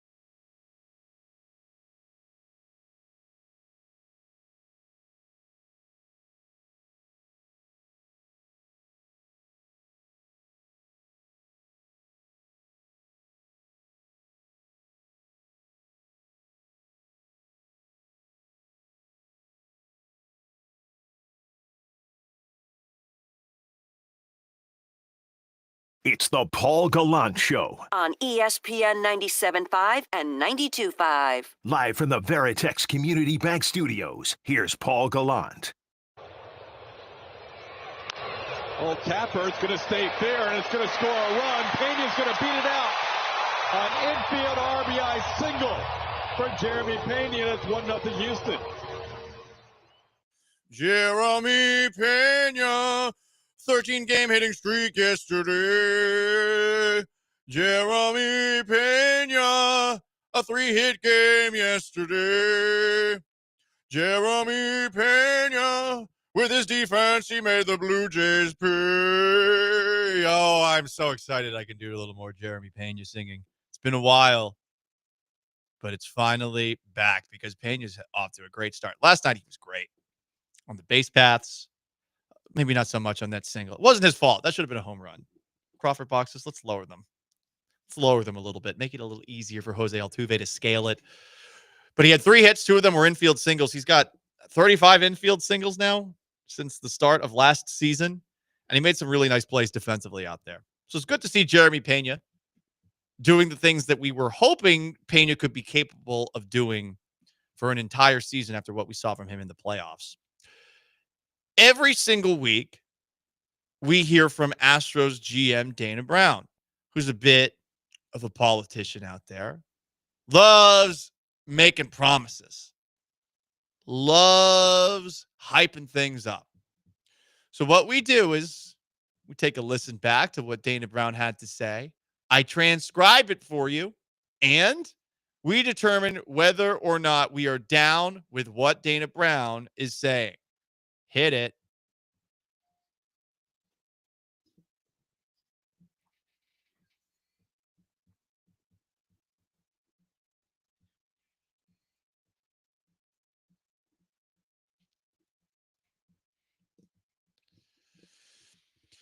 Dana Brown was asked on the Astros flagship about the possibility of a Hunter Brown contract extension. Hunter Brown has thrown 24 consecutive scoreless innings and right now looks like a shoo-in to be the American League Pitcher of the Month to open up the season, especially when the Astros bullied Chris Bassett, a competitor, last night to the tune of 4 runs. Bassett really struggled out there. I don't know what it is about him against the Astros, what it is about the Blue Jays against the Astros when they're in Houston, but whatever the case, we'll take it. Dana Brown on a possible Hunter Brown extension. Quote, "We're really excited about what Hunter Brown is doing here. He's been outstanding. At some point, we will have discussions about that. He's still under club control." We love having him. That still under club control part makes me feel like this is a ways down the road, and it's not a conversation that's happening this year. Brown went further to say, there will be discussions about Brown at some point. I mean, that's so vague. That could be at any moment in time, Sean.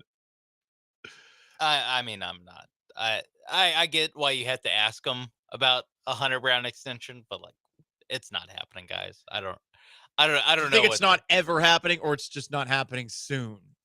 Definitely not soon. So you're saying both. And I doubt it. Doubt later. I'm skeptical too. I mean, Dana Brown came out when he got hired, the offseason he got hired, and said, like, we're definitely re-signing Bregman and Tucker. Yep. He said, and he was very like, that's on my to-do list. And this is saying, hey, we're excited about what he's doing here. He's obviously been outstanding. At some point, we'll have some discussion. Like, he's learning at least. This is so much lower down the, like, I'm making this happen. Good. Honestly, I'd rather him do this than make promises that he doesn't deliver on. I remember when he first said all those things at his intro press conference, and I actually wonder if Dana had talked with Jim Crane about actually making these extensions happen. And hey, listen, maybe some of these extensions happen when Lance McCullers' contract is off the books, when some of the Astros' big contracts are gone. Because they did put themselves in a bit of a bind with some of the deals that they have handed out. The most recent of them is the Josh Hader one. But Hader's looking great to open up They the also year. have like $30 million of Abreu and Montero on this year's payroll, along with the whatever it is, like 17 or 18 of Lance McCullers. So that's like over $40 million, almost $50 million on this year's payroll that you've cut 2 of them. No, you've cut one of them. Oh no, you traded Montero, and Lance McCullers is getting too sick to do rehab starts. He's an so IV.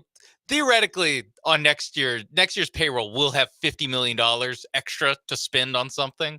I still don't know if it's going to be Hunter Brown. More Dana Brown on Hunter Brown. That outing he had the other night keeps my blood pressure down. Huh? Does Dana Brown have blood pressure issues? I guess so. That's gotta suck. That's one of the things I'm very blessed with my low blood pressure. There are times where I stand up and I'm faint because the blood rushes through my body a little bit too quickly and I get dizzy. Fun times. I'm naturally a cold-blooded animal because of my slow-pumping heart. Yeah, that almost seems like too far in the other direction. Yeah, it might be, honestly. It might be.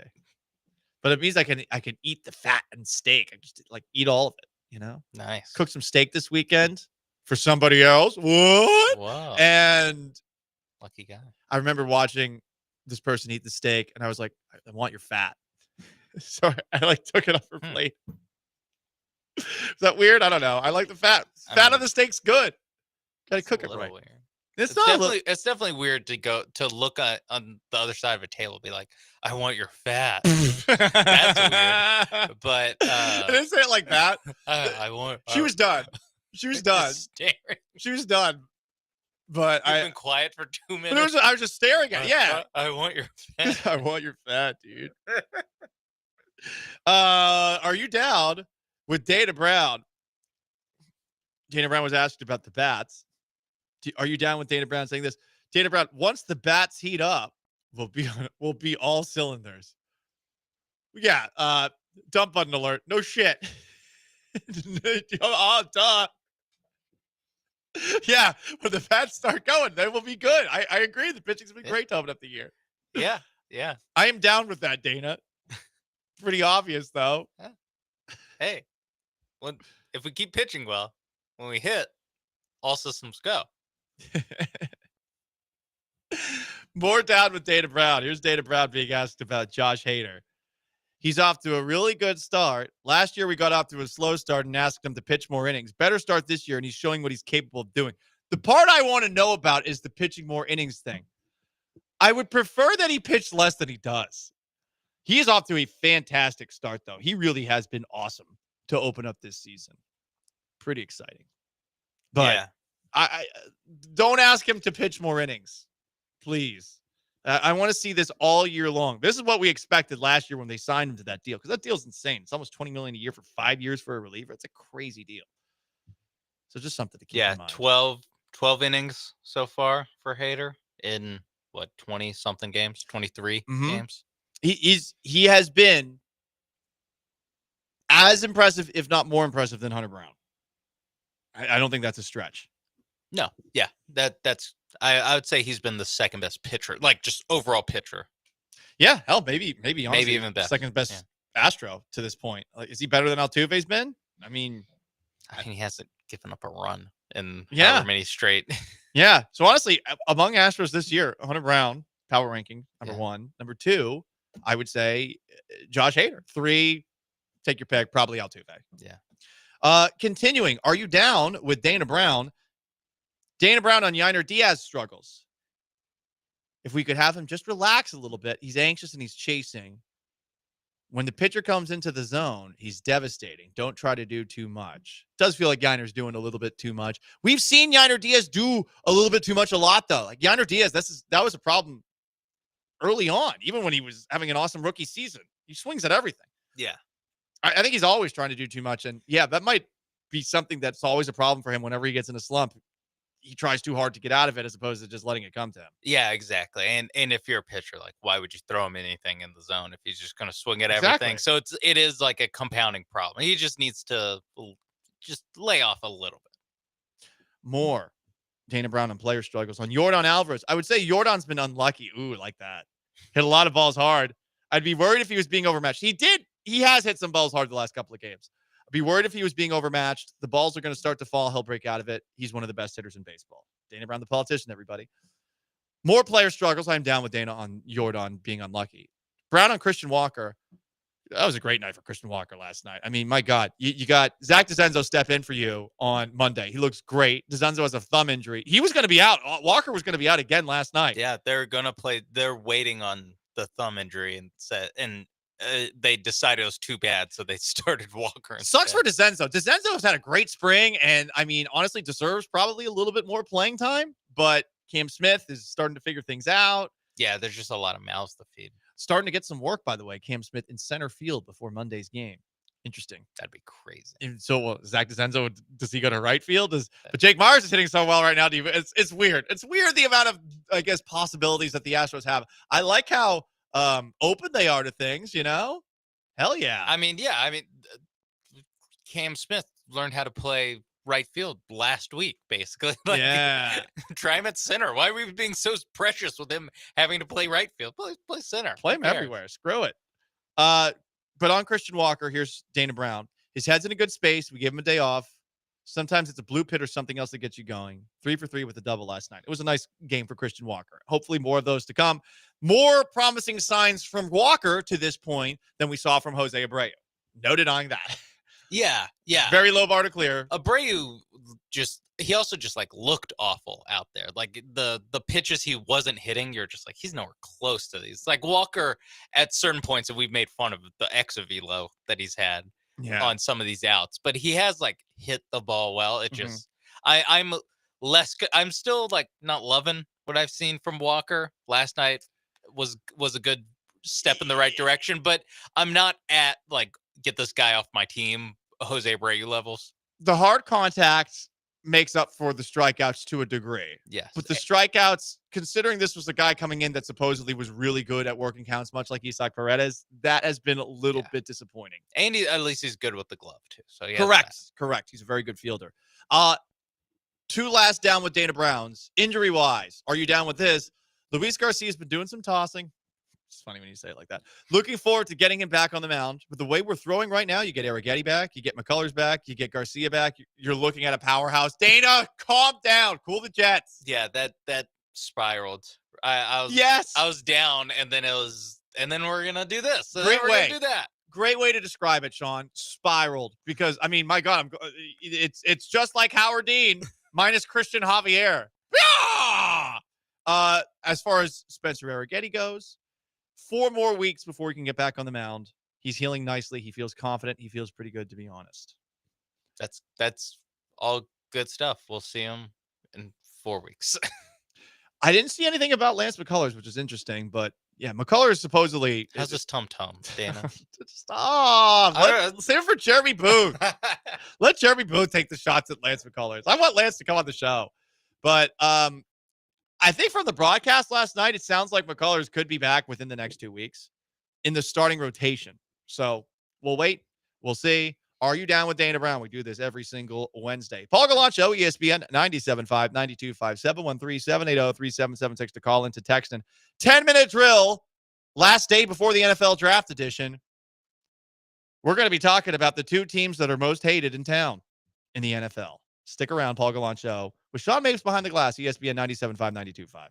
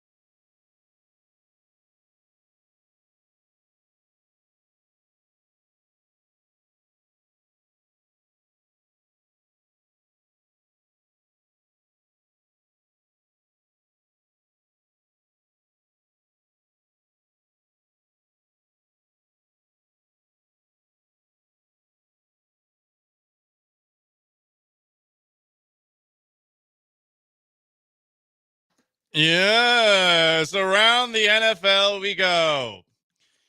Tomorrow, the NFL draft kicks off on, let's be honest, far too many networks.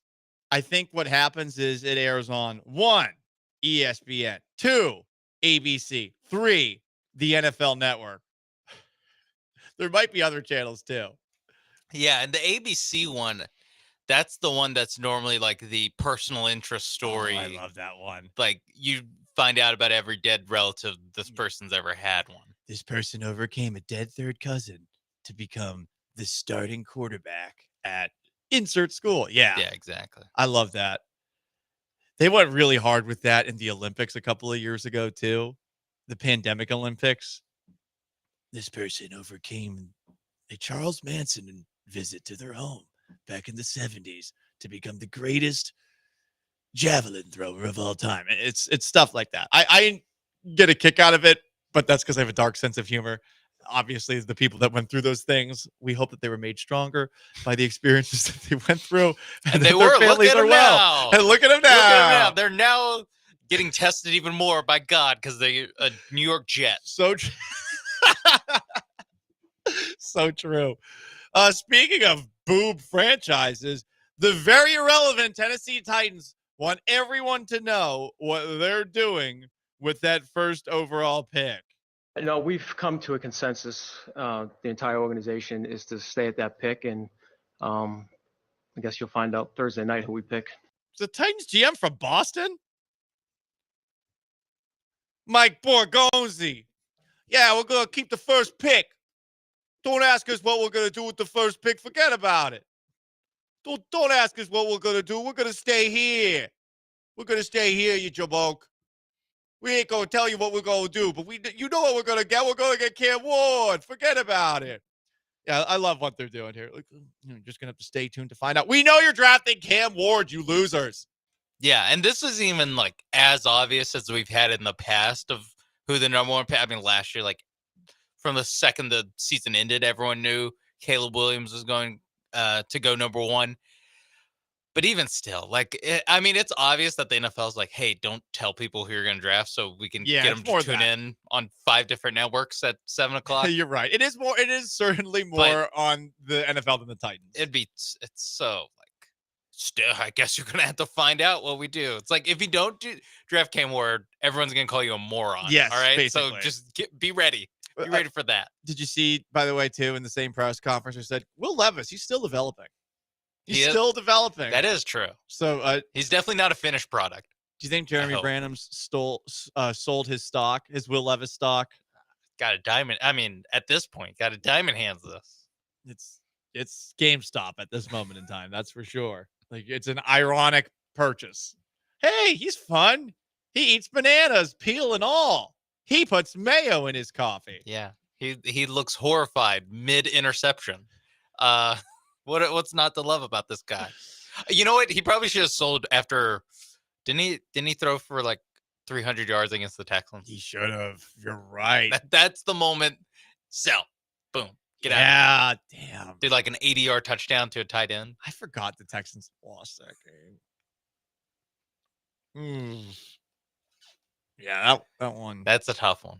That one. They did lose it, right?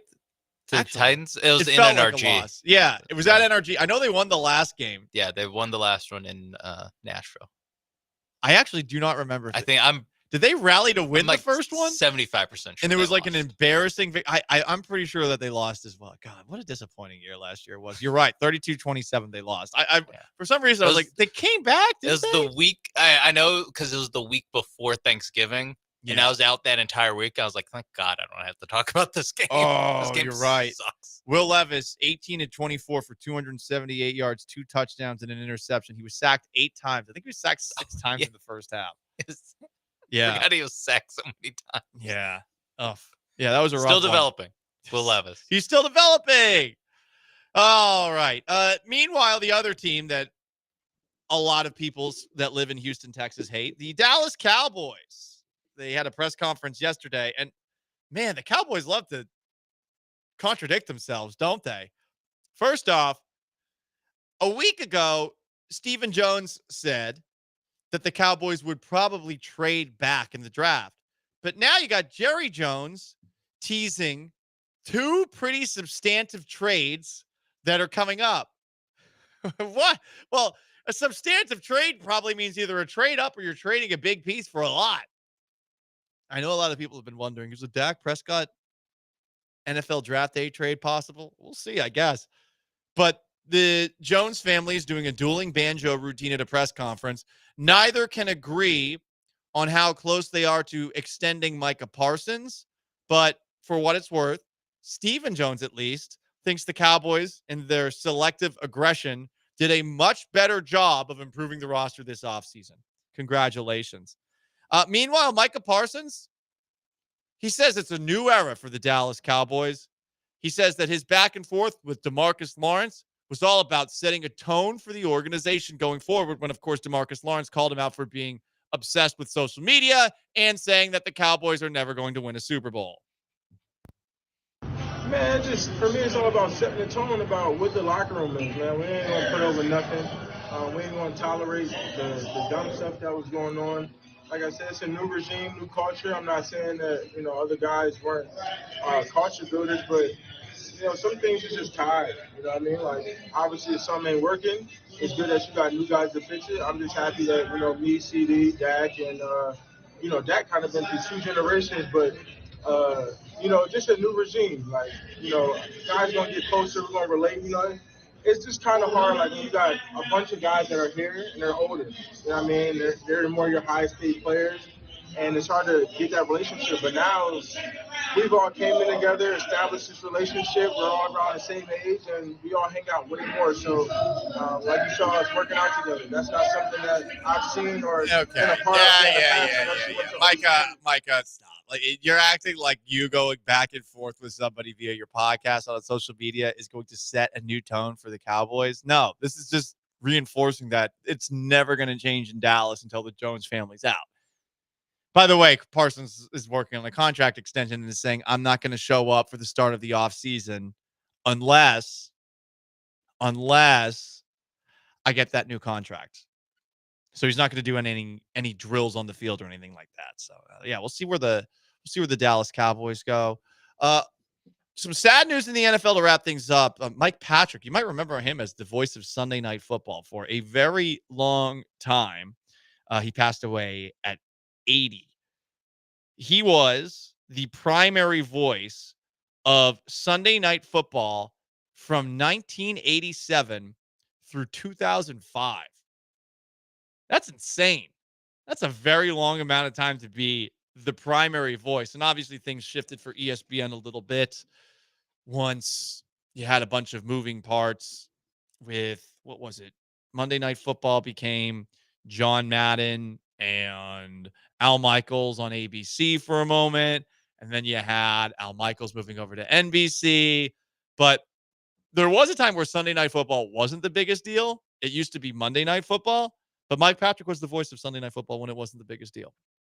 RIP to him. He also did college football, the College World Series, the Women's Final Four. I enjoyed Mike Patrick back in the day. Anyway, that's going to wrap up the 10-minute drill. Second lieutenant in the U.S. Air Force, by the way. Mike Patrick. Didn't know that. Sean Mapes behind the glass. I'm Paul Gallant. It is the Paul Gallant Show, the most interactive sports talk show in Houston. We are a day away from the 2025 NFL Draft. We are going to wrap up our Houston Texans big board using only unintentionally erotic language from Lance Zierlein's scouting reports on NFL.com next. The Texans need something at this position for sure. What position is that? Stay put.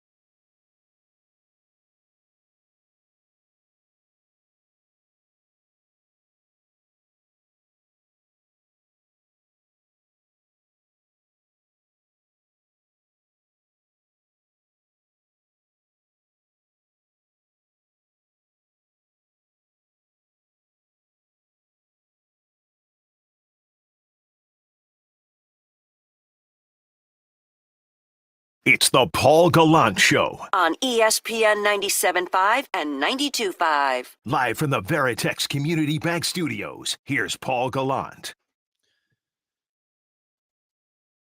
Astros are back above 500. Huzzah!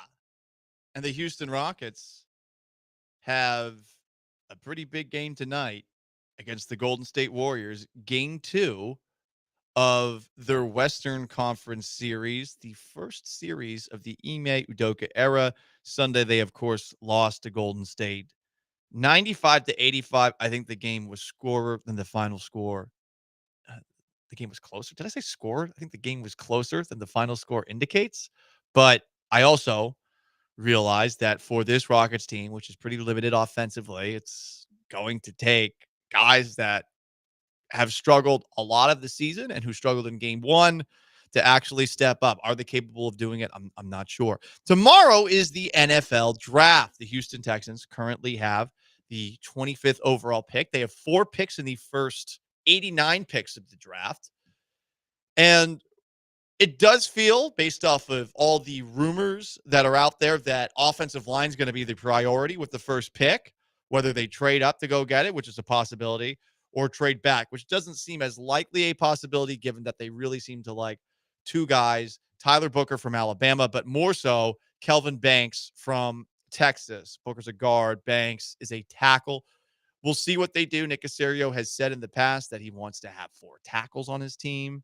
And on top of that, as far as what they're looking for, I mean, do you know who their starting tackles are right now? I don't know. So if they're looking at Kelvin Banks and they like him and they want to trade up to get him, I'm not standing in the way. I don't think anything's too expensive. You like a guy, you like a guy. And if you're saying that your draft board is smaller than in years past and that you really like the roster that you have put together, which Caserio did, then go and do it. Anyway, we have put together, since we have very little respect for the draft industrial complex, unless it's coming from Lance Zierlein, our own big board for the Houston Texans in the NFL draft. We have put this big board together not by watching tape, not by remembering what we saw this past college football season. No, we don't do that. We're lazy. What we have done instead is gone to NFL.com and taken a look at the prospect write-ups written by Lance Zierlein for every single prospect in the draft at key positions that the Texans might be sniffing around at going into this draft. And we looked for the unintentionally erotic language in all these prospects, and the prospects who had the most and best write-ups from Lance, the ones that sounded the most like 50 Shades of Grey, those are the guys who made it onto our big board. It is our final edition of Lance Zierlein's unintentionally erotic big board, and this time we're taking a look at a position that the Texans definitely need some help at, linebacker.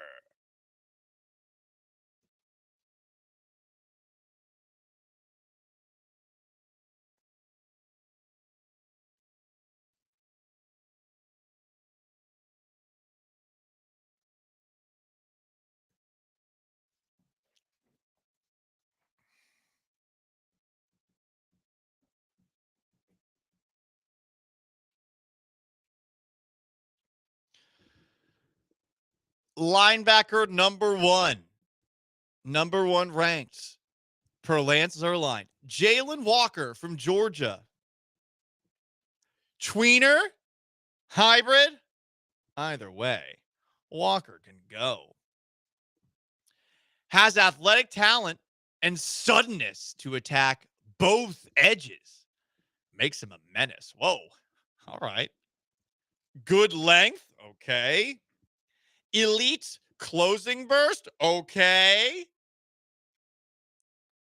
Varies entry angles. Okay. Wow. Slide and slat move inside creates sudden pocket heat. Whoa. His strong hips drive through redirection blocks. This might be the best prospect that we've ever read, Jalen Walker from Georgia. Yeah. I mean, without a doubt, he's number one. I mean, he's on our board, and he very likely by the end of this will be number one among linebackers. I think so. Very clearly, anyone who can create sudden pocket heat, you need this Different person. angles. Come on. Oh, man. He varies them. That's what you need to do. You got to spice it up. So he's on our board. Number 2 at linebacker, Jihad Campbell. Before we get into the actual report side of things, would the Texans draft somebody named Jihad? Is that Texans worthy? Are you out by default? I think Bob McNair definitely. I think Jack Easterby, yes. But I think the Hannah and Cal, Casario, D'Amico, there's a chance. But I think the previous 23 years of Houston Texans football, no chance. No chance. But he is an Alabama guy. He isn't that basically cancels out. I doubt that they will draft a linebacker this early. I think he's supposed to go in the first or second round. So this is the write-up on him, though, and it's not great. Catches contact more than he doles it out. Needs to attack blocks and constrict his gap. So he receives hits more than he gives. And he's got to constrict his gap. Has to constrict his gap. He allows it. He allows edge blockers to widen him. Lance, what were you writing here, dude? Again, Lance Zerline actually wrote. Are we sure this is unintentional? I don't know. Erotic. Lance is aware that we're doing this segment now, so I don't know. Do you think he went in and edited some? Yeah. He should have, honestly. The unintentionally erotic big board linebacker edition continues. Demetrius Knight, South Carolina. Broad frame, built for rugged action in the box. Okay. Disdainful hands. I don't know what that means. That sounds cool. It's a good description.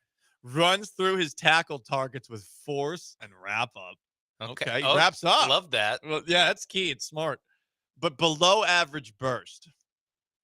He's on my board. I think he just tips in favor of on the board. Anyone built for rugged action in the box. Yeah. That's who you need on your team, guys.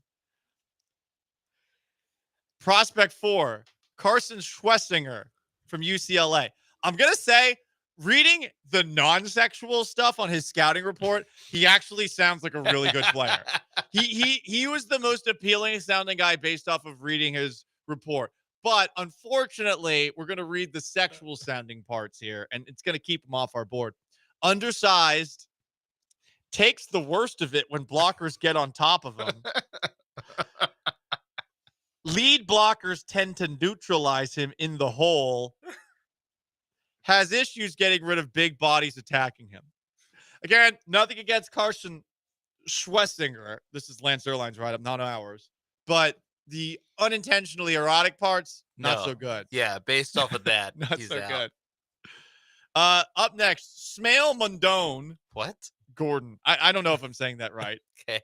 I don't know if that's short for something. Smail? Smael Mondone. He played at Georgia. So Smile Monday. Is Smile Monday? Or Smile Monday, I think. Okay. Whatever. The spelling and the phonetics are not. I've heard up. his name before. I just haven't. I didn't know that's how you spelled. Quick to flow downhill, undersized with a frame that might be maxed out. He had very little to work with there. Mm-hmm. Lance was keeping it in his pants on this one. Keeping it clean. Keeping it clean for this one, yeah. I'm out on them. Yeah. Barrett Carter, Clemson. Good stick and move hands, twitchy burst. Not much on either of these two. No. That but if you only have one and I'm like, meh, I think you're out. Yeah, same here. Danny Stutzman, Oklahoma. Slips and slides around blocks. Lacks explosive stack and shed pop in his take-ons. What the hell is stack and shed pop? Lance read some things. I remember he was explaining something to us that we asked him about earlier this week, and I totally forgot. Oh, swapping paint, which is not sexual. Yeah. It means like your helmet's colliding with other helmets. Yeah. It made sense once he explained it. I guess a lot of people just talk like that. Absorbs more contact than he delivers. Needs to squeeze catch space when he's in position. All right. No thanks. Up next, Cody Simon, Ohio State. Good size for the interior. With well-muscled build. Strikes with shoulder, wraps tight to finish. Okay. Okay. I think I'm in. I'm in too. Cody Simon's on our board. Up next, and I spent too much time looking up whether or not this person's actually related to someone. Chris Paul Jr., Mississippi. Shoots. Wait. Is he? Is No, he he's related? not. Oh, He's no not. relation. He's not. No relation. I think it would have been mentioned. We definitely would have heard about it. Shoots hands into blockers with good timing. All right. Uses his hands. Reads dual gap choices and usually matches the runner's decision. All right. Okay. Willing to work with people. Willing to do the dirty work in the context of the scheme. Yes. There we go. Everyone should be willing to do the dirty work. Determined and slippery in the gap. Yeah. Okay. I love Chris Paul Jr. He does lack ideal size and length. But Just like his dad. well, yeah, that's true. Chris Paul is not a very big player. Undersized. Is Chris Paul 6 feet tall? I don't think so. I think he's listed at 6 foot. I don't think he's 6 I think foot. so as well. I think so too. But Junior, I like Junior. I like Junior. Last one, Kobe King, Penn State.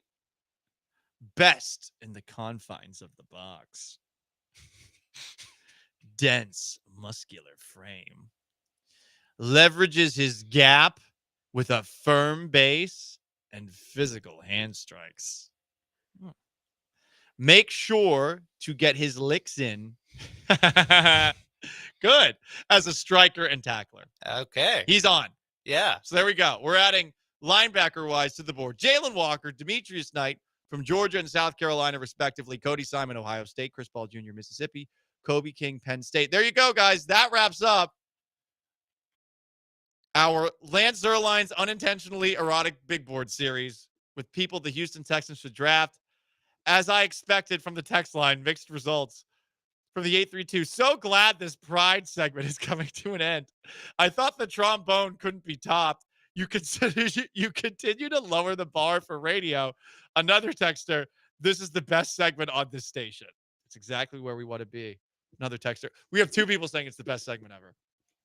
Boom. Sorry, buddy. Stop the count. I will stop the count of 2 to 1. Anyway, it's the Paul Gallant Show, ESPN 97.5 and 92.5. 713-780-3776 to call in, to text in on YouTube at ESPN Houston, on Twitch at ESPN 975. What better time for me to talk to you about my friends at Rise, R-I-I-Z-E, risehealth.com. When you use their product, you'll rise up, you'll rise up, you'll rise up. Thanks to their revolutionary rapid enhanced dissolving strip that combines sildenafil, tadalafil, and oxytocin for superior sexual performance. I know as we get older, some things stop working. You feel embarrassed about it. Well, if you could actually do something about it, wouldn't you do something about it? So you want to go to Rise Health, R-I-I-Z-E health.com. You're going to have a consultation with a board-certified doctor. And after that little quick conversation, guess what you're going to get? You're going to get these strips. You don't have to drink any water. You don't have to have food in your stomach. It lasts 36 hours. I mean, you're going to go places for sure.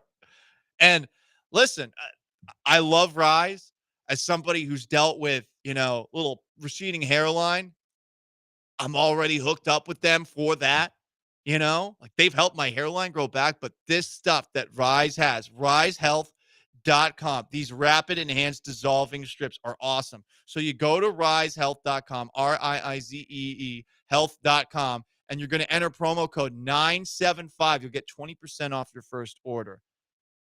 975 is the promo code for 20% off at Rise, R-I-I-Z-E health.com.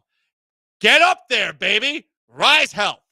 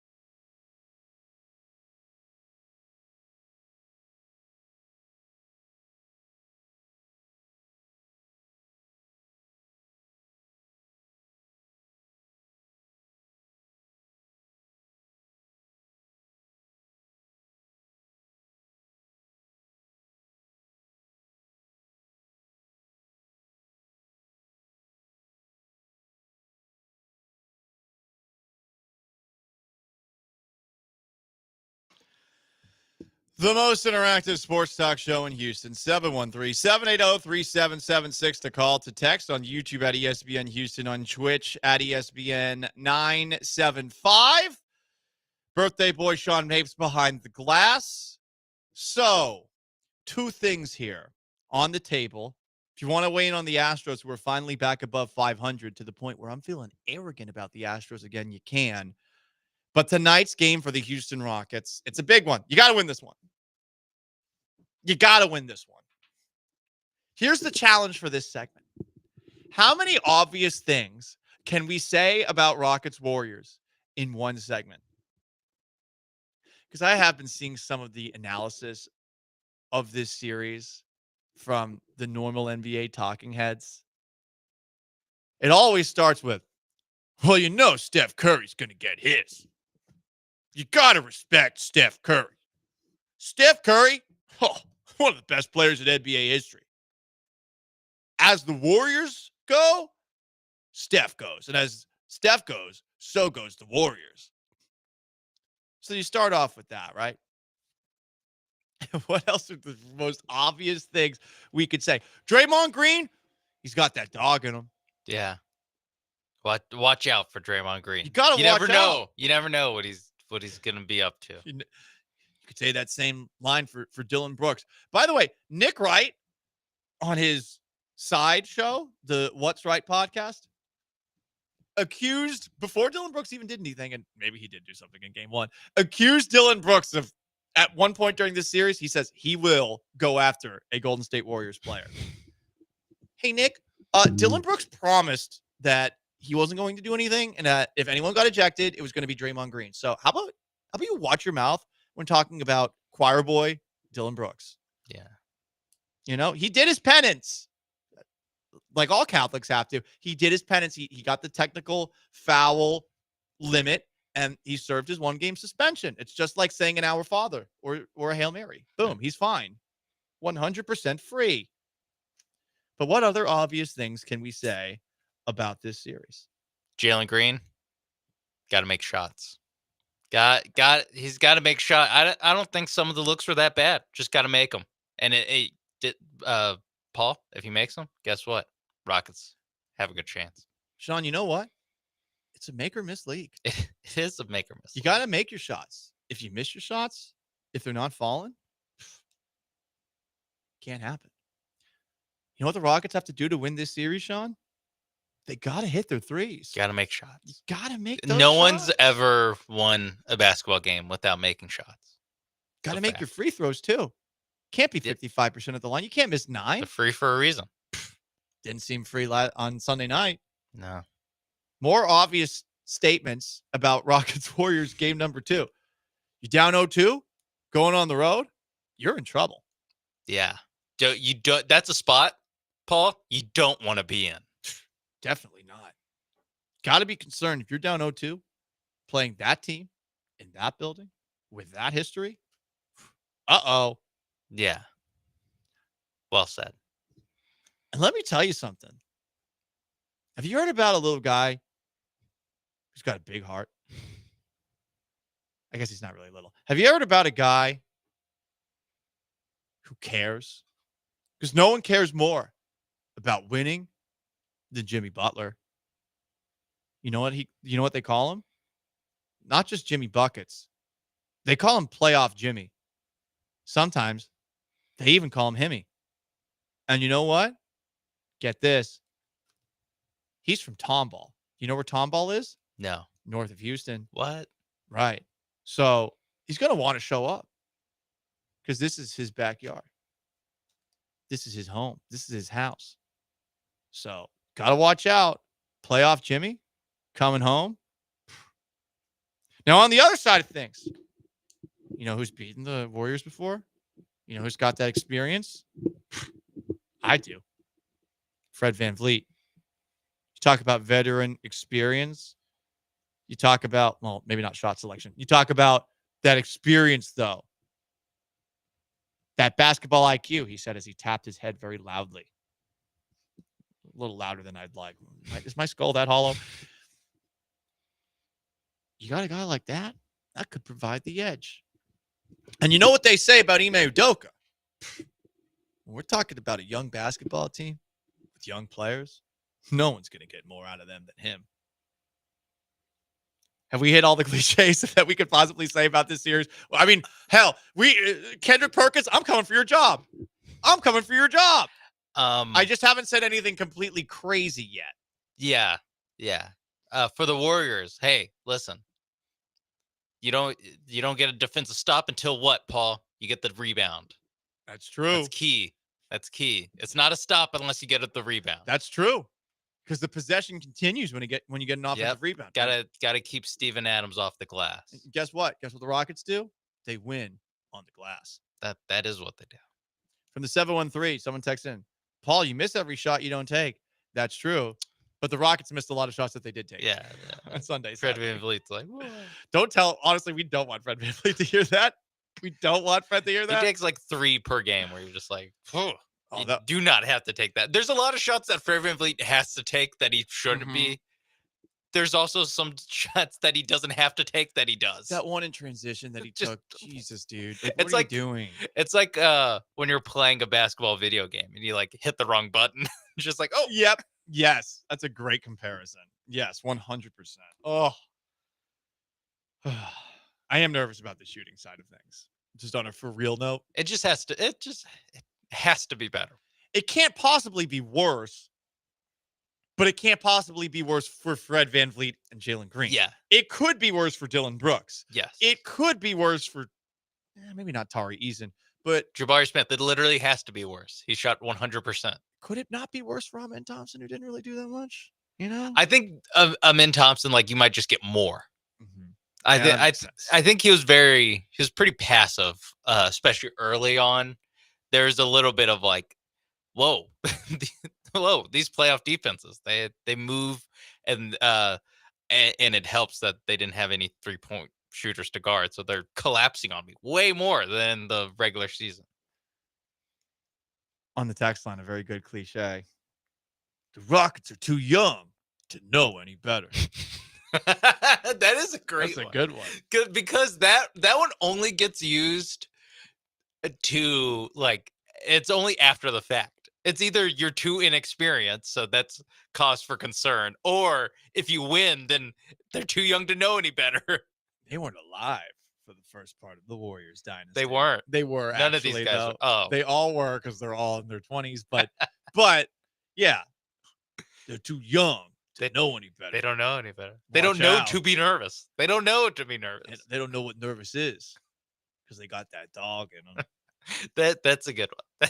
I like that. That's probably the best one we've gotten. We got a bunch on the text line. You want to send in some more cliches about Rockets Warriors tonight? You can. Listen, it's pretty simple. They've got to continue to dominate from a size perspective. They have the advantage on that front. Get offensive rebounds, get second chance points. They're not going to have probably the edge that they had in game one, because what they did was historic. But they do have a massive size advantage on the Warriors. I want more Steven Adams. I want more Jabari Smith Jr. Todd, the show is saying an Amen Thompson triple-double game possibly on the horizon tonight. I don't know. We'll see. Thompson was so tentative in game one. I didn't like it. It felt weird. I mean, there were some moments where you saw his athleticism, but for the most part, it felt like the moment was too big for him. Jalen Green didn't feel like the moment was too big for him. I felt like he had bad luck. I honestly, of all the players on the court on Sunday, I know Green stunk from a stat perspective, but I really don't hate the game that he played. I watched all the shots that he took. I think Adam Spillane put together a montage of everything he took. Everything he took was very contested. He was getting pushed a lot. He's going to have to fight through some of that. Maybe that's an off-season plan for him. He's going to have to bulk up.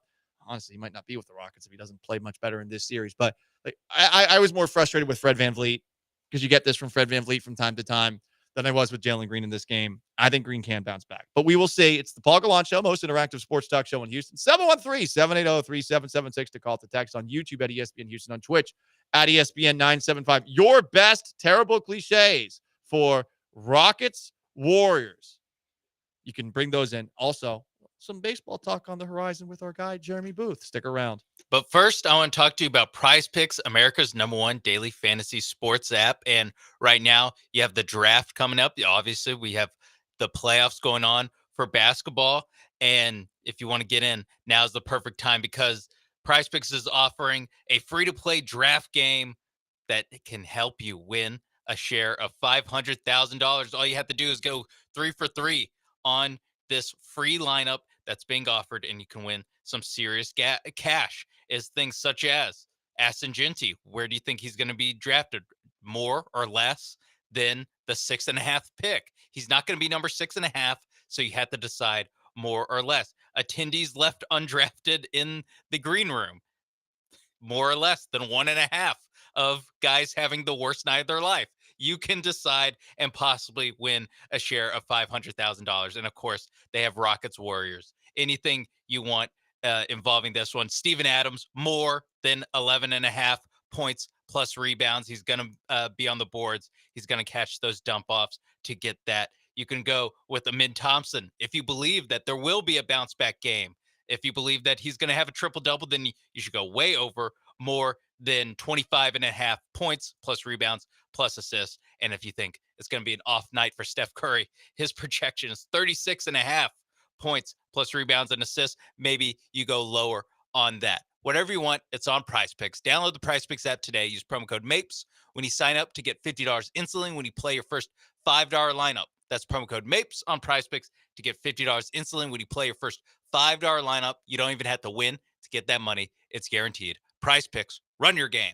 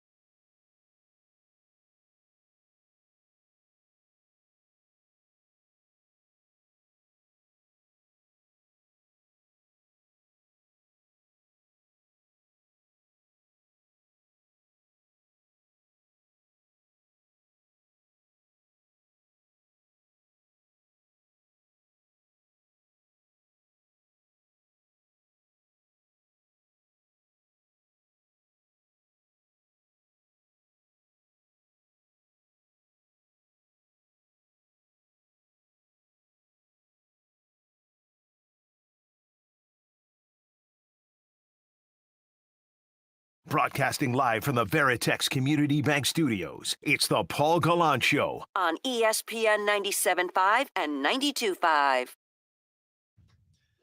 The Astros are back above 500.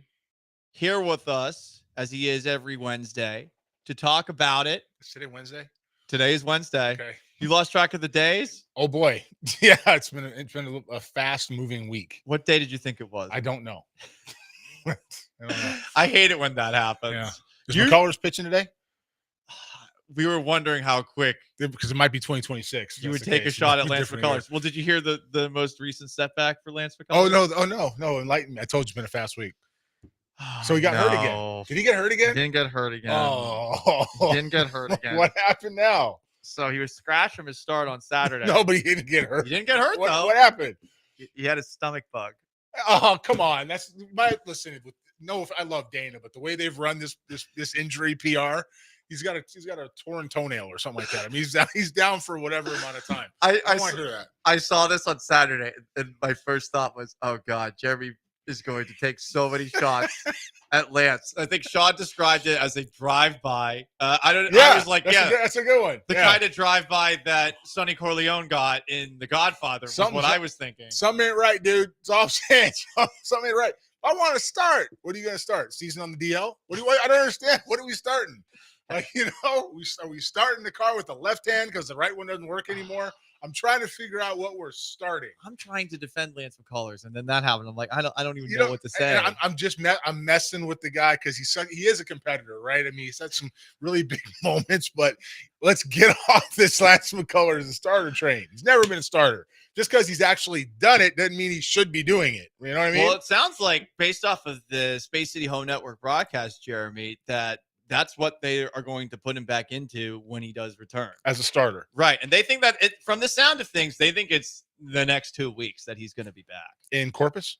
No. It sounded like in Houston? It sounded like with the Astros. Again, listen, Jeremy, the start got scratched because he had a stomach bug. I mean, have you had a stomach bug before? Okay, hold on. You said he's back with the Astros. Does that mean he's going to be starting the bus?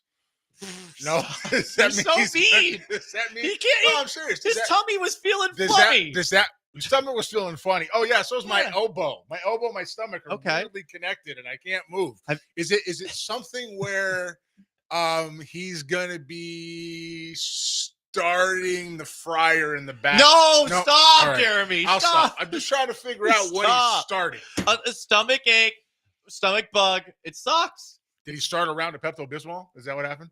Is that what he's doing? I don't know. Or something, Alka-Seltzer. Okay, I'm sorry. It's just, I don't get, I'm actually not sorry. I don't understand why we're still entertaining this. Like, get in the bullpen where you belong. Throw once a month and everybody's going to go, hey, man, you pitched this year. Congratulations on 7 appearances. That's 7 more than last year. I mean, did I miss something? Like, it's one appearance this year in the big leagues is more than the last 3 years combined. That's a good thing. It's progress. That is progress. I wish him well. Me too. Just appear, show up, like walk into the stadium with the uniform on and the active roster, throw one pitch, and it is a win. Don't worry about starting, just get out there and do. I'm sorry. All right. Jeremy stepped in the ring. He's swinging. He's punching. He's it's looking a $19 million pitch. Like one pitch, $19 million.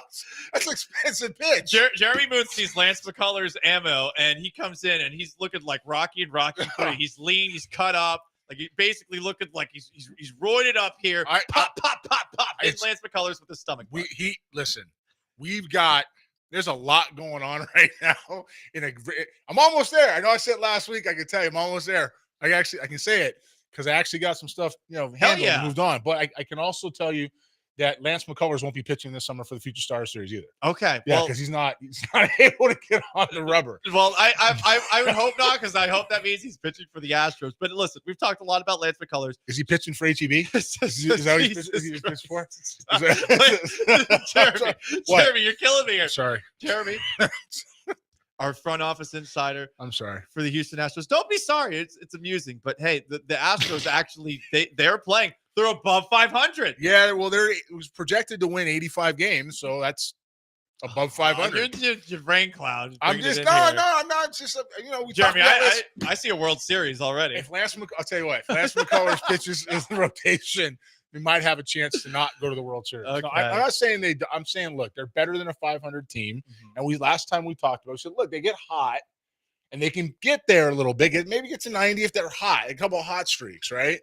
But this is what this type of team is going to do. They're going to have really good games and really not so good games, and they're going to figure it out along the way. The best thing this club can do is figure out some level of stability. And how they're going to do that, if they're putting Lance McCullers back in the rotation, I don't know how stable they're going to be. Well, today, so Dana Brown was talking about the rotation. He actually didn't mention Lance McCullers. He was talking about some of the guys that they think could be back soon. Spencer Arrighetti, I guess, is 4 weeks away. Yeah. Luis Garcia has been doing some tossing. Uh-huh. He said, you get Arrighetti back, you get McCullers back, you get Garcia back. You're looking at a powerhouse. Sounds a lot like Howard Dean making promises out there. That's Sure the thing does. with Dana Brown. He sometimes over promises, but from a pitching perspective, the pitching has been great. We've talked ad nauseum about Hunter Brown, 24 consecutive scoreless innings. At the very least, Dana Brown when asked about this today when it came to a Hunter Brown extension. There will be discussions about Brown at some point. Okay. Of course. Naturally. Thank you, Dana. Yeah, thank you. We appreciate that. But the other starters for the Astros have been looking pretty good. Ronel Blanco had his best start of the year last night. Well, looking like he did in that first game he pitched against the Toronto Blue Jays last season. Maybe he just has the Blue Jays number. Framber's been, up and down a little bit, but Ryan Gusto stepped in. He has been solid, all things considered. And Hayden Wisniewski has also stepped in, and he's looking pretty good as the guy who throws a lot of strikes. I was talking to a couple of former big league hitters today. Just general, people I've known my entire life from the pro game, and talking to big league hitters, and they were talking about the guy they were going out on and on about the Astros with was Gusto. It was him. Interesting. And look, he throws the comment was made. He throws too many strikes. Okay, but if you're velocity oriented, you're trying to hunt the middle, that's going to happen. However, he does throw a lot of strikes, right? And he's in the zone, and he's somebody that has a physicality about him that if you're hitting, you pay attention. There are guys you get in the box, believe it or not, and you're like, okay, that's a big dude. Like, yeah, he's big. As someone focus, and he's one of those guys. Friday, I was in the clubhouse afterwards interviewing him, and just standing next to him. Yeah, that's a huge guy. It's a big guy. Yeah, and he's one of those guys that has that type of presence. And when that type of presence is on the mound and with the elevation, and it's not too big. It's enough to show you what you got. It's not the same as say Lance McCullers in flat ground work on the side playing catch, but it is the same when Gusto's out there, and even Valdez, as wide as he is, levers, right, release point. Gusto's got a presence about him. And when guys talk about that rotation, they go down Hunter Brown and Ronel Blanco, and the Garcia's not a little guy, right? And even Urquidy was a bigger dude, right. And the one they talk about is Gusto. It tells you that he's a guy to hone in on. He's a guy you got to bear down a little bit. Okay. Well, I've liked what I've seen from him thus far. He hung in there on Friday against a very good Padres lineup. They took 2 or 3 against the best team in baseball over the weekend. And hey, okay, 2 games against the Blue Jays to open up. So now about above 500. The pitching, we take a look at it. Josh Hader as well. Hader's been fantastic to open the year. The pitching has been carrying this team. The offense is in an interesting spot. The last couple of games, we've seen some contributions from Christian Walker, who had 3 hits yesterday. He was brought up this morning too, actually. Right? Yeah, same combo. So what about him? Just that when he gets going, this team has a chance to really be transformed, right? The production at that position hasn't been there for 2 years. Right. And so when you have that spot that has to be an offensive producing, core with a guy that can do that in this ballpark, he's streaky, but his streaks are really good. And as long as he can find a way to mitigate the bad times a little bit, you're going to see a chance. This guy has a chance to get you 3 or 4 more wins a year, right? Just off by himself, just off what he's doing. And I don't like saying that. I don't like saying that one player, but this guy, he got a chance to get 3 or 4 more wins a year. So if they're 82 without him, they're 86 with him. Okay. This is a guy who had been benched on Monday for a day off. Zach DeZenzo comes in, and Zach DeZenzo was great. I mean, Zach DeZenzo, not just from a getting hits, making contacts perspective. I've never seen someone as slippery sliding into bases. I don't know how the hell he dodged 2 tags to the point where I remember thinking, hey, if they replay this, he's clearly going to be out. But DeZenzo looked really good. And so that was a big night for Christian Walker last night because they were going to put DeZenzo in there again, but he's dealing with a thumb injury. I feel bad for DeCenzo, who had a great spring and just can't get opportunities to play, and now he has this setback. Sometimes with a guy like Christian Walker, that's a message. It's a message. It's clear your head, but it's also here you get day 2, right? Because he shows up day 1, he goes, all right, I'm sitting today, need to clear my eyes. And day 2, he shows back with the yard. He's still not in the lineup. You're like, what's up, right? 2 days is a little much, okay? DeCenzo's a guy. He's a name that I kept hearing a lot about that I kept forgetting. What that means is that let's say you and I are having a conversation. You're like, yeah, this is Zach DeCenzo. And then I'd keep referring to this guy that was playing winter ball in Puerto Rico. And I'd forget it was Zach DeCenzo. Like I forget the name. He's a guy that to me is always kind of hidden in plain sight. And guys like that, when they come up, they'll always surprise you. They'll play hard. They'll hustle. They're not expected to do a whole lot. And when they compete and they show out and they help the club win, you never stop talking about them. Instant cult hero. Miles Straw is here with Toronto, right? Still a cult hero, right? No matter where he's been. So you look around, those type of guys have a chance to overachieve and warm your heart a little bit. And when he's in there, he's going to be good. And if he's not, you're going to have a tendency to overlook that. You're going to forget it because he's not expected to be, Jeremy Pena. He's not expected to be Christian Walker or Paredes. He's not expected to carry the club. You mentioned Jeremy Pena a moment ago. Pena had a great night last night. Where did he hit in the lineup again? Well, they've been moving him around a little bit. But last night, specifically. Jeremy Pena last night. Again, off the top of my head. Listen, I'm going to have to look it up. Okay. I have goldfish brain. But listen. I'll wait. In last night's game, and we will get to it eventually where he was in the lineup. The drum roll, please, as I silently filibuster. In this game last night, Pena had 2 infield singles. He had 33 last year. He had 2 more last night. On top of that, he had a hit that almost made it into the Crawford box. It hits the very top. He runs around to second base. The ball has this ridiculous bounce. He gets gunned down at second. But I think that Pena as a base runner has been awesome to watch this season and might be one of the better ones in the American League that you never talk about. He made a couple of great plays on the fielding side of things. Pena was hitting in the cleanup spot last night. Last night, he goes 3 for 4, sitting behind Isaac Paredes, who, of course, sees a ton of pitches. Yep. Jordan hitting second, which I know you're not always the biggest fan of, especially after Jose Altuve. So, how do you do? Jeremy Pena? No. Jordan Alvarez? Yeah. 1 for 4. You did have good contact at the very least. That's so cute. I'm so happy for him. We were saying that about Christian Walker earlier, but we were talking about this before we started the segment. You have always been a big believer that where a player hits in the lineup has a real impact on how good a hitter might be. So how is that affecting Jeremy Pena? All right, let's use it with talking about Alvarez and Altuve. Okay, everybody here remembers, who's watching now or listening now, remembers George Springer when he was here, not as a Blue Jay, but as a Astro, right? Where did Springer hit? He hit 1. Okay, where did Bregman hit? 2. And where did Altuve hit? 3. Okay, Altuve, where he hits 3 is a better fit for him as a player than hitting 1 for a team. Does that make sense? Because you don't have to take pitches in the 3 spot. You got to swing it. Now, if Altuve hits 1, then you got to have somebody behind him who's going to take pitches. Okay. And you don't want Alvarez wasting at bats. Does that make sense? Yes. Okay. Pena is a guy who, and I'll say this, and everybody out there in Houston or whoever's watching will listen and understand this when I say it. Who do you want to face? Jose Altuve or Jeremy Pena? Pena. Who do you want to face? Jordan Alvarez or Jeremy Pena? Pena. Who do you want to face? Jeremy Pena or Christian Walker? Right now, I don't know. Well, in a normal scenario. Christian Walker. Okay. Paredes or Walker? I mean, Paredes or Pena? Paredes? Okay. And Diaz or Pena? Pena. Okay. So that's where you stop. Understand? Yeah. You have to put Pena in a position where you can use his foot speed, base runner, takes pitches, plays in the middle of the diamond, accounts for who's in front of him and who's behind him that you want to swing the bat, and gets fastballs. Now, you tell me how Jeremy Pena is going to do that in the 7 spot.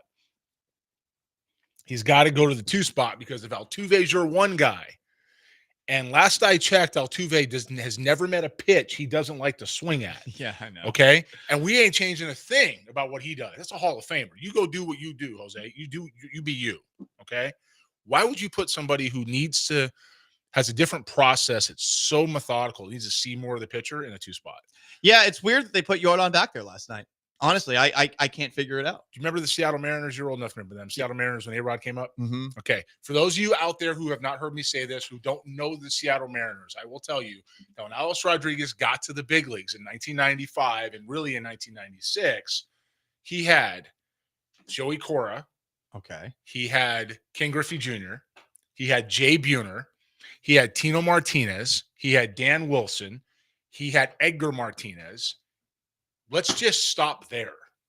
A 19-year-old or 20-year-old Alex Rodriguez or any of those dudes? Who you pitching to? I'm pitching to A-Rod 100% of the time. I want nothing to do with Griffey. I sure don't want anything to do with Edgar Martinez. You do have the benefit of hindsight, which makes it a little difficult for me. But at the time, yes. You look at the example. Yeah. Lou Piniella, who was the manager, said, hey, you know what? Like, you're going into the 2 spot so you can get protected. And he hit in front of Ken Griffey Jr. And while Jordan Alvarez isn't Ken Griffey Jr., he might be David Ortiz, or at least that's what he said when he came up. He's certainly a Jordan Alvarez, which is plenty. Good enough. You put Pena where he can get fastballs and be in run-producing position, because the next time he comes around the 9th inning, that at bat you're worried about, you still got him between Altuve and Alvarez, where he's going to get fastballs, can handle the bat, and he's a power threat. Ideal lineup. What is it right now for this season? Because I would normally put Paredes probably in the 2 spot because of how many pitches he sees, especially if you have him in front of Jordan Alvarez. I don't get why they flipped it last night. Why doesn't he hit 5? Paredes? Or 4? I don't know. Okay, so let's do it this way. Okay. Altuve, Dana, because I'm going to tell you this later when I see you. Altuve, Pena, Alvarez, Paredes, Walker, Diaz. Who am I missing? You're missing the outfielders Cam Smith, Jake Myers. Cam Smith's going to hit 8 for me. Okay. Dubon is in there somewhere for me. Okay. Okay. And he's probably hitting 7 or 9. 7 for me for Dubon. And then Myers 9. Okay. That's how I'm doing that. All right. Because I want Dubon handling the bat, hitting line drives, and running like ahead of Cam Smith, who I'm going to have drive the baseball. If Cam Smith isn't hitting in the first 5, he's hitting 8 hole. He's not hitting 9, and he's sure not going to hit 7. I want somebody that's going to be on base ahead of him. I've got to get my hitters who either A, don't handle breaking stuff well, which nobody handles really good breaking stuff well. Good breaking stuff well in the big leagues are guys that are brand new, like Cam Smith, learning how to hit. I've got to get them fastballs. I've got to. The only other place for Cam Smith to hit is going to be ahead of Walker or Diaz, because you still got to get them pitches to hit. Okay. Speaking of Cam Smith and Jeremy Booth, our Astros front office insider with us. It's the Paul Gallant Show, ESPN 97.5, 92.5 on YouTube at ESPN Houston, on Twitch at ESPN 975. We were talking about Cam Smith. He's off to a pretty good start. Friday, to see him get those 2 home runs in person was really cool. It was a lively atmosphere at Daikin Park. We're talking like 42,000 people were in attendance. I mean, my God, the wave was actually exciting. I'm not sure what your thoughts are on the wave. The wave, it was a good wave. I mean, I know a lot of people hate the wave, but Cam Smith, he did have a 4-game hitting streak until last night. He's currently hitting .226 to open up the year. 3 homers, 10 runs batted in, an OPS of 708. Your thoughts thus far? You know, my thoughts on all of this is that it's still April 23rd, right? Which means we're still in the first month of the year. I think that Cam is going to have spurts like that. And at the end of the year, if you look up and he's hitting 240 and 15, it's a good year for him. It may not be what you want him to, certainly not what you want him to do long term. And it's not what you want him to do. That's not going to help you win a World Series, but it's going to help his development as a whole to be able to have that as a stepping stone, to have that as a first year. Now, he may strike out 200 times while he's doing it. You know, what's his K's at now? How many strikeouts he got? Is he 40? He's under 50%? His strikeouts on the last 7 days, he has 8, and he has 17 total. Out of how many at-bats again? 54. So he's running 1 every 3. Basically a third. Okay. If he's 1 every 4 for the year, that's a very good year for a big guy. That's actually a very good year. That's 100 strikeouts, 120 strikeouts out of 500 at-bats. We'll do that all day. So it's starting the way you would think. Still his first time through the league. It's first time through pro ball. You don't really know until next year. So whatever he does, you just want to see the production and the consistent ABs. The ABs continue to get better consistently and be positive in approach. If he does that, then the numbers will take care of themselves. And 240 and 15 is about right for the end of the year. Okay. So to this point, I've enjoyed what I've seen. You kept my expectations measured for Cam Smith. Have to.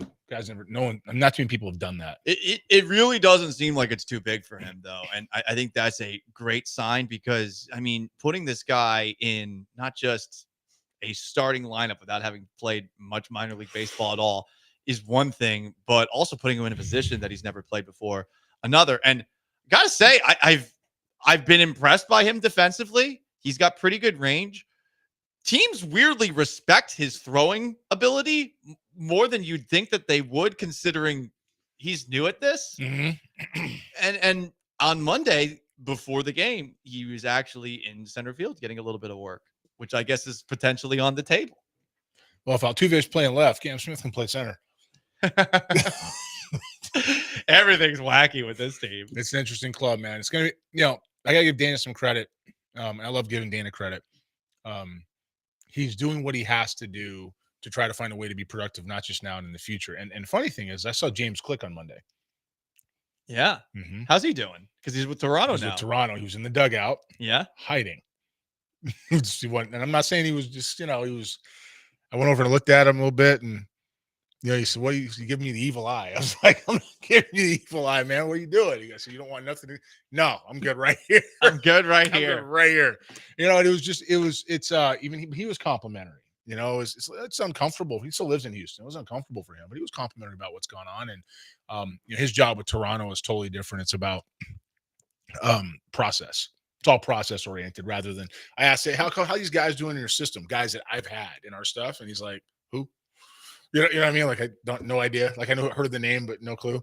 So he was complimentary too. And so as it turns forward, if this club just is in the realm of what we think they can do, believe it or not, it's a very successful year. You don't want to be too far under what your expectations are, and if you're too far above it, it's not going to last. Right? It's very rare that everybody has a certain feeling about your club, and that holds up. Everybody's wrong for a long period of time. Everybody.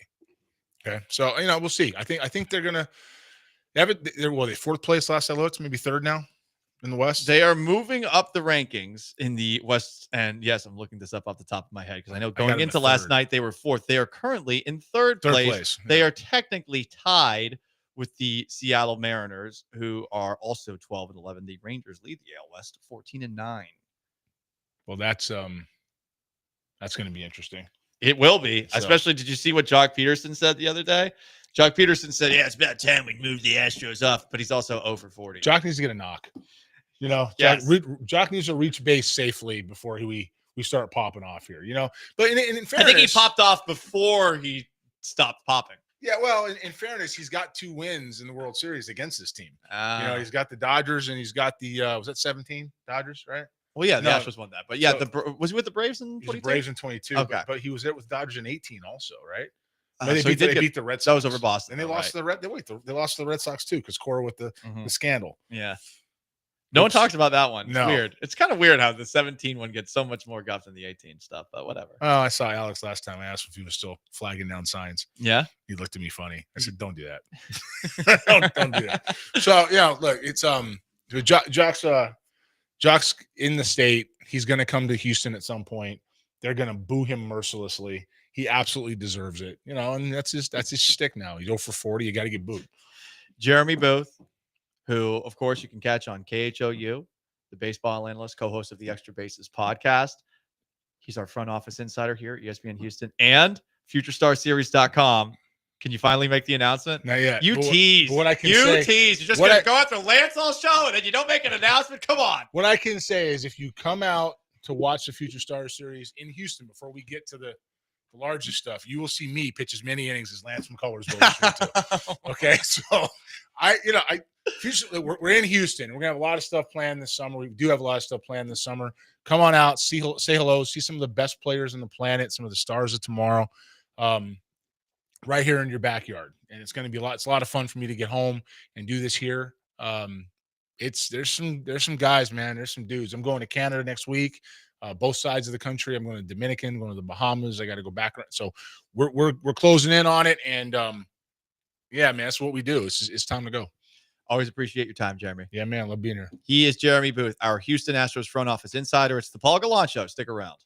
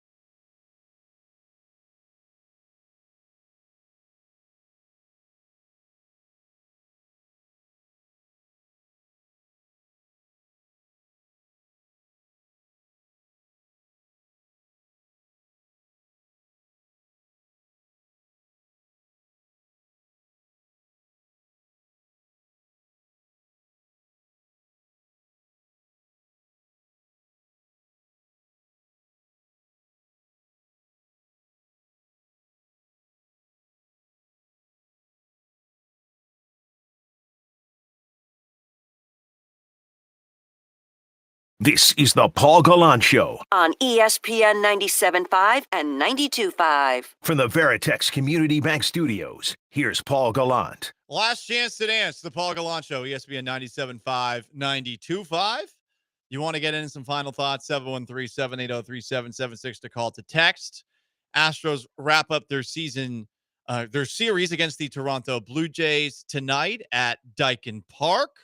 We'll see if they're able to get their first sweep of the year, their first 3-game win streak of the year. And if you're a crazy person, you know what you could do? You could go to Daikin Park for their game, 6:40 p.m. against the Blue Jays with the very large, as described by Jeremy Booth, Ryan Gusto on the hill. We'll see if Gusto's able to do what he did on Friday, where he hung in there. It wasn't a dominant performance, but certainly against the San Diego Padres, that's no easy task. So that is step one of our Houston two-step. Tonight, also, 8:30, Game 2, Rockets-Warriors at Toyota Center. Tip-off at 8:30. The Rockets are 3.5-point favorites in this game. Two numbers, if you like the gambling. One, Steven Adams rebounds, 7. Over. Hit it. Other number, over-under for this game, 203.5. The score of the game on Sunday was 95-85. If they're going to let things continue to go the way that they did in game 1, this is going to be a very low-scoring series. I would be tempted to take the under in every single game. So there you go. Little garbage time before we get out of here.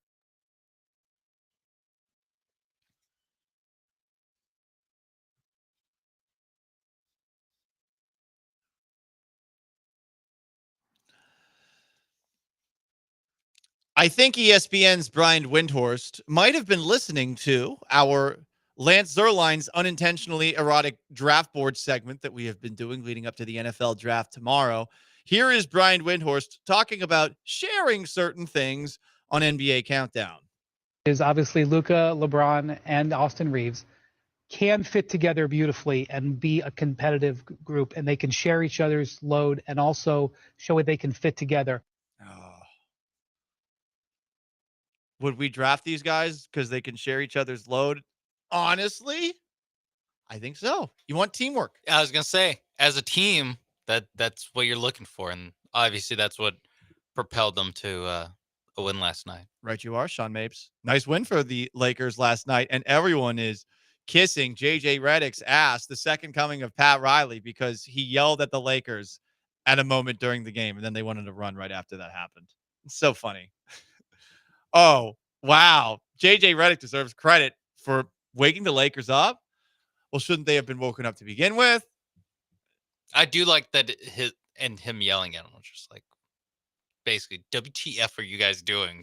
Wake the F up. Like, I mean, it wasn't like very constructive. It was just like, what the hell's wrong with you guys? Of this, after the game, LeBron said, yeah, he spazzes out occasionally. yeah. That was a funny way to describe it. JJ just kind of spazzes out. By the way, the funny moment in last night's game where LeBron was pissed that a call wasn't being made, and he said, F it, finally. And Anthony Edwards, after hearing the cussing, said, who's just been fined, by the way, $50,000 by telling a Lakers fan that he has a bigger penis than him. More vulgar language. Edwards was saying to the referee, days after getting fined for that, hey, that's a technical. That's a technical, ref. I love it. He's such a good troll.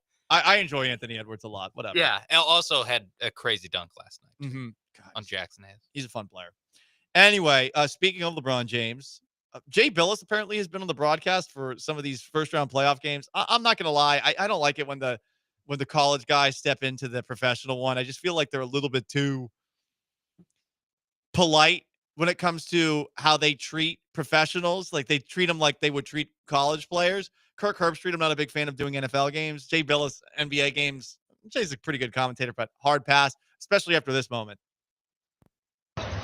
He scores 25, and he's done a lot of the defensive handiwork on Doncic, even though Luka scored 37. That's a big thing. LeBron James thought he got hit on that jump shot. I think he did. You can see the frustration etched on the faces of both he and Doncic tonight. He's not a complainer. Jay, I like that there was a little awkward silence after that. Jay, come on, man. LeBron complains all game long. He's not alone. Most stars do, but he's pretty insufferable with it. I was gonna say, there's like, I don't know, 5 guys in the league that you can go like, he's not a complainer, and not have like 500 clips proving otherwise. Yeah, exactly. Ugh, not a good look. Definitely No. not a good look there. One last tidbit in garbage time. Guys, you know we like a sports song. This is the Ottawa Senators playoff anthem for the NHL. It's been a minute since we've been in it. It wasn't easy till we got a lead. Let's hear all going down. They won't see the second round. So they think they will easy. Well, when does the room drive a Jimmy Stewart, Captain Brady? I don't know what that means. Coming for the Stanley. I like where his heart's at. Coming for Los Stanley. There's just a bunch of hockey gibberish in the middle of that. I think it's about beating the Maple Leafs or something. Honestly, I'll give it a 3 out of 5. Not terrible. I like the build up more. I like that song. It wasn't easy. It's been a minute since we've been in it. And it's been a minute since the Rockets were in it. So let's see what they do tonight. Game 2. Go Rockets. Rockets launch. Rockets red glare. For Sean Mapes, the birthday boy. For our texters, callers, YouTubers, Twitchers, and everyone else who listens, we appreciate you so much. I am merely Paul Gallant. So long. Farewell. Have yourselves a wonderful Wednesday. The Killer Bees are up next. Peace.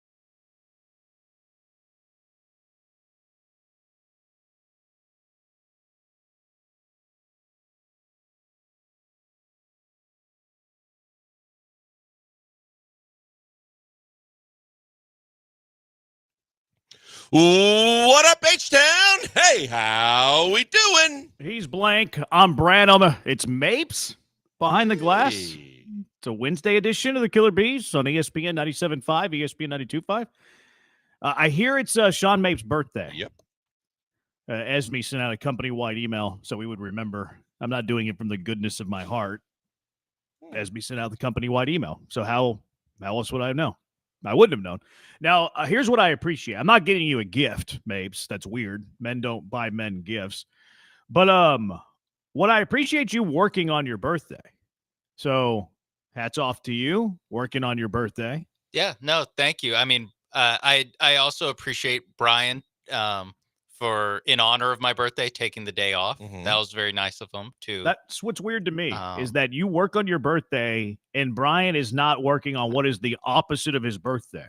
Yeah. I mean, he needs to celebrate, obviously. So, more power to him for that. I think the greatest present you could be given is the opportunity to work with us. Is your presence. As opposed to other situations you may find yourself in here at the station. Happy birthday, Sean. Thank you, Joel. You're welcome. It's a weird birthday gift. Okay. Here you go. Here's more work. Yeah, but with more fun, better guys to work with. Do you think Mapes thinks you're more fun than Paul? No. So you're not even sincere with what you're saying. You're really not either, but I'm just saying I already wished Sean a happy birthday earlier, but when you think about it, I mean, at least I think he has more fun on this show. Speak for yourself. I'm a pretty fun guy. Let me tell you about all the fun I have. I have tons of fun. Okay. I have lots of fun. People look at me and they're like, that is fun. Yeah. That guy right there that's somebody I'd like to hang out with. That's somebody I'd like to have a drink with. That Branham guy. He is the epitome of fun. Mapes, how old are you? 24, 25? No, 29. Oh. Yeah. I undershot it there a little bit. Yeah, I undershot it there a little bit. I just had a visitor. How you doing? Are they saying happy birthday to me? Yeah, they came in to wish you a happy birthday, Mapes. They have no idea who you are or who I am, but they wanted to wish you a happy birthday. Busy show planned for you today. Just a 3-hour celebration of Sean Mapes because he showed up to work on his birthday, and Brian showed up somewhere, not his birthday. Brian did send us a text message today, which I think is, well, it's your day off. Like, why are you texting us? Go enjoy the day off. Go do whatever you're doing. Don't text us. I thought that was a weird move by Brian. I'm not texting anybody on my day off. I try to put my phone as far away as possible on my day off. So that was weird of him to text us, I think. But a lot going on. Rockets-Warriors game 2 of the first round of the Western Conference playoffs coming up later tonight. We'll discuss that. NFL draft is tomorrow. Texans currently slated to pick number 25. I got a kick out of a bunch of these headlines. The rumors were that Nick Caserio is calling for trade-up options. He's also calling to see if there's options to trade back. I can't believe it. Nick Caserio's doing his job as an NFL general manager, kind of reading the tea leaves here, kicking the tires on everything. I am color me stunned, color me shocked, Blankers, that Nick Caserio's working today, not doing something that Brian's not. Yeah, I mean, you and I have talked about this a million times over. People just look for content and they're just trying to put out whatever they can to get out there. I guess some people are making it look like they're an insider, like they got some inside scoop. I mean, it's amazing that everybody is going to put all these things out there when, the guys that know, the true hard facts of things or the rumors that are really substantial. I mean, I think those are the guys that are getting calls from the general managers, the agents, the people like that themselves. But you're right. Everybody should be doing that right now. They should all be, kicking every stone and leaving no stone unturned and doing all those kind of things to figure it out. It should be a fun draft. I look forward to it, but I'm also going to be happy that all the mocks are going to be over and we're going to be getting to a point where, real things are going to happen. And as the dominoes fall and, they said that Shedeur Sanders is one of those dominoes that could change a whole lot of things from a Texans perspective. I'm very interested to see the run on offensive linemen and how quickly they start going by the wayside. And I'm very intrigued by the fact that Caserio, if he is, has highlighted a guy or two he wants to move up for, that he would consider that. I thought that they would move down, trade out of the first round. I thought there might be a couple guys there, but it is going to be fun to watch. That is, I applaud you. That was a great response to what I set you up with. That's professional. That was really good. That was fantastic. I read a headline today, Blankers. Rumors, other teams interested in trading up and moving back. That was a real headline on CBS Sports today. Come on. A real headline. Like that. I'm being sincere. I tweeted it. I screen grabbed it because I didn't want it to go away. Rumors, other teams interested in trading up and moving back. What do you know? I can't believe it. What a stunner. What a stunner that one. The next thing CBS Sports is going to tell us is that we have to pay taxes every year, that the sun's going to come up tomorrow. What else is CBS Sports going to mansplain to us like other teams are interested in trading up and moving back? That was insane. That may be one of the most ridiculous headlines I've ever heard in my life. You say ridiculous? I think it's my favorite. I think it's the favorite headline I've ever seen. I always rip on Yahoo for the outlandish, clickbait, please click on my story headlines, but that's pretty pathetic. Yeah, that was funny. We'll talk great draft detail a little bit later. Blankers is tired of mocks, so what are we going to do today? We're going to look at a bunch of mocks. I was overwhelmed with draft stuff today, though. Like I really was. I love the draft every year. I know you do too. Mm-hmm. I was overwhelmed with all the draft content today. It was a lot. I am eye deep in draft content. So we'll talk draft today. Brian McDonald, he failed at getting the perennial draft expert Lance Zierlein on with us, whatever he was working. So he's gone. I took the reins here. I took the helm. Lance Zierlein will be on our show today. Lance Zierlein will be joining us at some point today to discuss the NFL draft. So Brian couldn't do it. I got it done. The perennial draft expert, Lance Zierlein, will be joining us a little bit later on in the program. But enough draft stuff. We'll get back to that later. A texture, by the way, I looked up the definition of fun, and a picture of Branham popped up. There you have it. There you have it. Checks in the mail, texter. Maybe it's my mother listening. I'm not sure. But yes, I am the epitome of fun. Astros won a baseball game yesterday. They won back-to-back games. They've won back-to-back series, the Houston Astros. How about the Astros-Jays game 2 yesterday? I really found a lot of positives. I loved it. I think the fact that, that Blanco pitched well is the starting point. But more so for me, it's the guys that haven't been hitting all found a way to get at least one hit. Yiner got a hit. Paredes got a home run late. But Pena and Walker, 3 hits apiece. There's signs of life that the guys that were waiting to kind of wake up and be who we thought they were going to be are starting to hit the baseball a little bit more. Yeah, you'd like to get more out of Jordan, but Jordan still, I don't think a lot of people worry about. But the fact that you got another solid start where you've been getting solid starts from your starting pitching, your bullpen again was lights out, and your offense started to kind of kick it in gear again. And you've got another run production game to talk about, 7 then 5, going, whoa, crooked numbers. That's kind of crazy, but I liked everything about last night. Yeah, it was for me that you have to start with Ronel Blanco. Like it's what the Astros are trying to win by. They're trying to win with their pitching. He was outstanding yesterday. What has been pretty subpar start to his 2025. Even with yesterday's performance, his ERA is still north of 5. But he was fantastic yesterday. The 1 run, 2 hits. The dude who spells his name Lukes, but it's pronounced Lucas. What a weirdo. Hit the home run against him. But for me, it was Blanco. Blanco was the story. 1 run, 6 2/3. This is the Ronel Blanco that the Astros got last year. And if this is the Ronel Blanco they can get for 2025, it is a major boost to the middle bottom of the rotation. Yeah, I mean, you look at this now with the game tonight, and they've got a chance, if they sweep the Blue Jays, to have a 5-1 homestand. And that's the way you kind of turn it around and get a couple games over 500 and start building on some things. But, from the starting pitching to the pitching overall to the fact that the offense is starting to put some runs on the board, there's a lot of things to be encouraged about this team. And we talked about a week or so ago about the fact that, hey, people, it's a little too early to start throwing dirt and burying the Astros. But this is kind of more of what I think we expected in terms of a team that's going to be able to compete, that's going to figure out how to get it rolling. And once they get rolling, they're going to be a pretty competitive baseball team. Yeah, Blanco was outstanding. King came on to get the final out of the 7th, and then Abreu, a perfect 8th, Hader, a perfect 9th.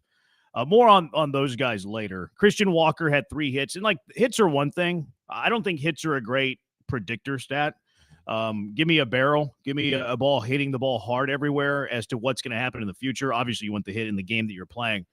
But what was encouraging about Walker is that he was hammering the baseball around. Like the first hit, it hit the base. Maybe the second baseman robs him of a hit or whatever. But he was hitting the ball hard left and right. I think he had two at-bats where he hit the ball harder than 100 miles per hour off the bat. that's a good indication that maybe he'll heat up. Yeah, no, I think sometimes you need the ball that bounces off the base just to kind of get you to take a deep breath, and the guys will chuckle with you. But then from there, the fact that he tacks on 2 more hits, to me, a 3-hit game for a guy that sorely needs it is a really good sign. I had talked about early in the season that he was barreling baseballs, but they just were they were hit at people. But at a certain point, that goes by the wayside too, and you still get need some knocks. And I think this was a huge step in the right direction for Christian Walker, and I was extremely encouraged to see it happen. You mentioned Pena. Pena 3 hits. No reason to deep dive Jeremy Pena. He's been pretty good. You gonna keep him in the 4-hole? For a little bit. Why not? Yeah, I guess. I mean, I don't know that it's been like overwhelming success. Last night, 3 hits, of course, but it's until we get some more consistency from these other guys, I don't mind it. Like, I don't love looking at the lineup and seeing Jeremy Pena as my cleanup hitter, but I'm okay to ride it for a couple of weeks. I do think batting orders are overrated. I do think that we've criminally devalued the cleanup spot, though, as I talk firmly out of both sides of my mouth. They don't really have an ideal cleanup man if they refuse to bat Yordan there, though. Like, if Yordan's batting third and it seems like he's getting better at bats, or at least better production batting in the 2-hole, like, who do you want to bat there? Ideally, it's Christian Walker, but you don't want to hit him there when he's struggling. Right. No, I think that's the biggest thing, is the fact that at least Pena is getting, at least a knock a night. He looks like he's consistently putting bat on baseball a little bit right now. So he's kind of a bridge. But yeah, ideally, I'd like Yordan and Walker to pick it up to the point where Pena can slide down to 6er in that pocket right there. Yeah, long term, I'm with you. But I'm okay doing it temporarily. The Band-Aid to let the other bats get hot. So I'm okay with it in the moment. Isak Paredes, my guy, Isak with a home run. Played really good defense yesterday, too. The diving play towards the line. Ooh, okay, Isak. All right. I like it. I don't like that a lot of these dingers are coming in kind of cleanup time late in games, but at the same time, home runs are home runs, and I think he leads the team now in home runs. Does he with 4? Yeah, I think so. That's the team lead. I believe so. So I mean, great. we'll hopefully that work in progress continues to roll too. But yeah, I kind of chuckled when he hit home run, going, God, it's like of his 4 home runs, I think 3 of them came in like cleanup mop up time. But okay, we'll take it. It used to be the knock on Bagwell. He would hit most of his home runs in mop-up duty when the game was out of hand. So Paredes, you're right. He leads the team with 4. I didn't doubt you. I was just curious what the race looked like. Cam Smith's tied for second. Remember we had this debate at the start of the year? Yeah, we did. Cam Smith's tied for second for the home run lead for the Houston Astros. Just saying. Isak 4 home runs. Guess how many have been into the Crawford boxes? All of them. Every one of them. Yeah. All 4 of them have been in the Crawford boxes. So all the people that said as a dead pull hitter, the Crawford boxes are going to be a great place for Paredes. Well, not great, but sure. It's funny. We kind of anticipated that. Yeah, it's funny. All right, let's get to the one more offensive player, Yiner. Yiner coming around a little bit. The soft line drive down the line double, but I thought he squared up some baseballs yesterday too. Maybe some life from Yiner. Yeah, and right away in his first at bat, he kind of chased another breaking pitch, and I was like, "Oh man!" He started shaking his head, and I thought, "Please don't still be in this funk mentally, because it's already tough enough to hit his way out of it." But maybe there are, that's why I said I just was encouraged that he got a hit. Period. But hopefully, this kind of again, whether it hits a base in Walker's case or he gets a blooper, whatever it takes to kind of get a little bit positive energy to hopefully get him going in the right direction. Because I just think he's too good to be hitting this bad this point in the season. Right, a lot of stuff to get to today. Astro stuff, Rocket stuff, draft stuff, birthday stuff. Busy show. 713-780-ESPN HRP listener line. We're on YouTube at ESPN Houston. We're on Twitter at ESPN 975. Blankers at Pac-Man Joel. I'm at Jeremy Branham. I want to dive into the Brian Abreu, Josh Hader usage yesterday. 4-run lead. Used Abreu with a 4-run lead in the 8th. Used Hader with a 4-run lead in the 9th. Is that prudent from the Astros manager? 713-780-3776. Killer Bees, ESPN 97.5 and ESPN 92.5.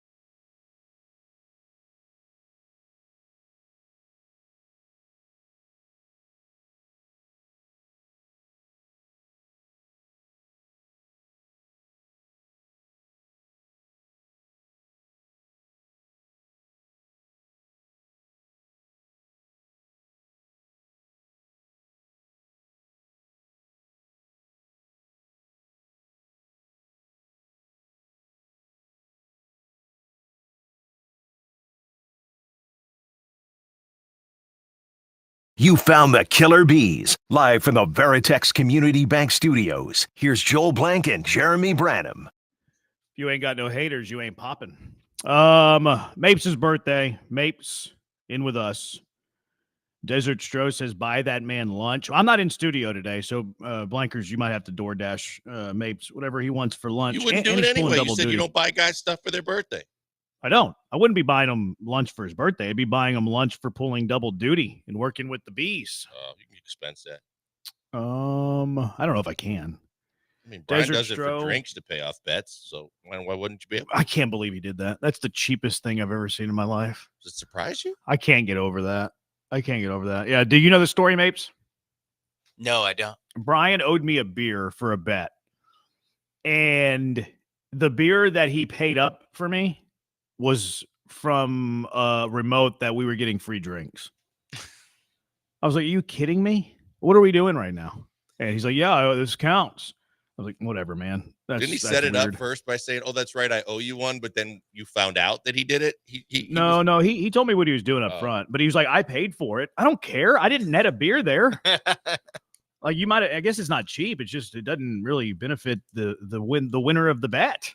Like I didn't net anything there. That doesn't. Yeah, that you doesn't could have help. gotten that free beer yourself.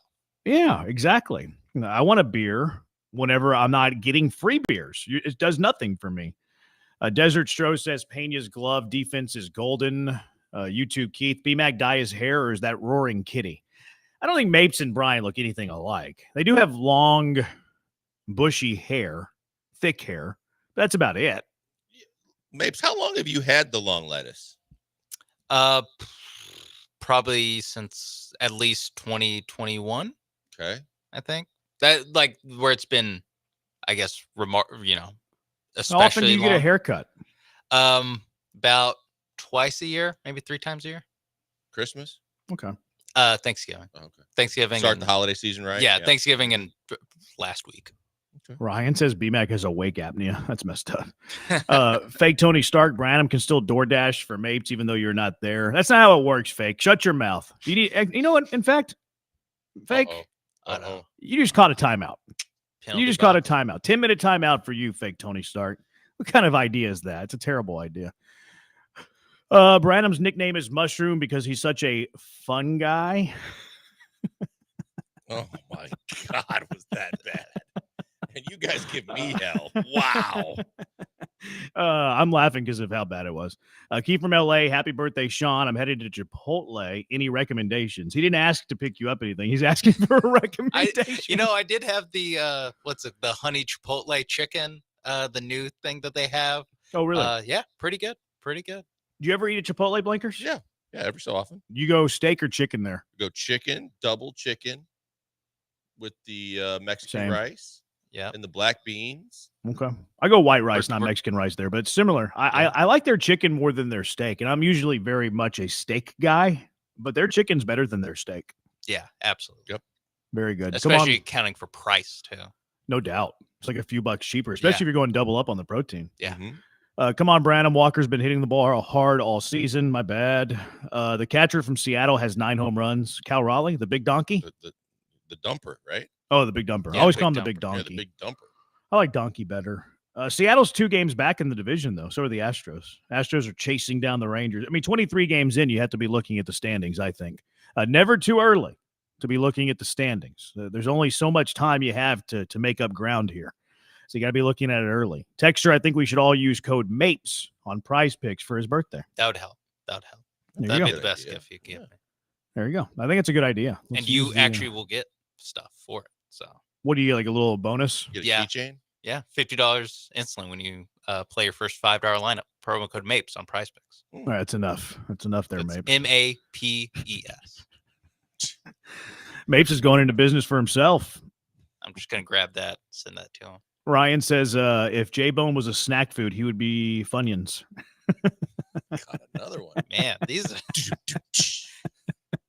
I told you guys I'm fun in a variety of different ways. How'd you feel about Abreu and Hader in a 4-run game? I didn't like it. And I thought, and correct me if I'm wrong, but I thought that he had at least one other guy warming up. Taylor Scott with an E. Yeah, before the 8th, to where I was like, well, and they were like, well, it's a 4-run game. If they get one more or a 3-run, one more that I go, why do we need Hader right now if it's already more than a save situation? Like, I'm not using Hader. I'm not using Abreu. There's no need to use, like, if it gets dicey, sure. But, you've been going to them quite a bit. I just didn't see a need for it. Yeah. I don't want to make this a habit, and he used Hader and Abreu a lot last year in 4-run games. He kind of borrowed it from Dusty Baker, and then he spent the entire spring training saying he wants to reduce the workload of those guys, specifically Abreu. I think led the American League in appearances last year. I think that sounds right. It's close. So he said this all spring training. We want to limit his exposure and all that. The simple way to do that is stop using them in 4-run leads. Stop using them whenever you're down 2 runs or more, maybe even 1 run or more. But more specifically, do not use him whenever you're up by 4 runs. So I don't want to make a habit of it. I will defend Espada a little bit here, and that's not a habit that I have. They hadn't pitched since the 19th. So they had 2 full days off, both of them. They both had 2 full days off. So if you're ever going to pitch those guys with a 4-run lead, do it when they've had multiple days off. And then there is an off day tomorrow. So you have that built in. So I will say that in this specific scenario that it was okay. But I do not want it to be a habit all year where Josh Hader and Brian Abreu are being used in every 4-run game. Can't happen. This specific instance, I see what you're doing there. Makes a little bit of sense. I can forgive you for this one. Do not make a habit of it. I don't like it simply because of the fact that you're like you said, whether he's going to reduce and he should reduce the amount of times he has to use them this year. But if it's not a hold and a save situation and it looks like the game is firmly in your grasp, until you bring in someone that plays gas can and lights it on fire, I'm not doing it. And I understand the days off and stuff. You got beaten in a 1-run game on Sunday night, and then you had a big enough lead you didn't need them in the first one against Toronto. But overall, I just feel like you're going to use them so many times this year that I don't need to do those things. I think it's unnecessary. How many days, though, before they have to be on the mound? Like you need to get them out there in a game probably, situation. I mean, probably, 3. Okay. See, and I think that's the fear that Espada had. And I'm hoping that this was like workshop before the game. And I trust that it was. I think the fear in this instance was because they should be meeting about this every day. And again, I assume that they are.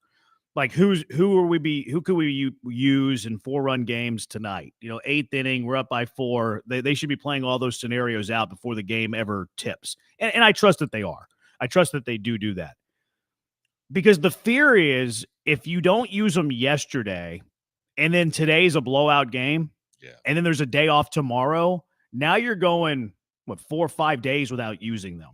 That's why I'm willing to give allowance for this specific scenario. But like big picture, grand scheme of it, I'm completely on your side.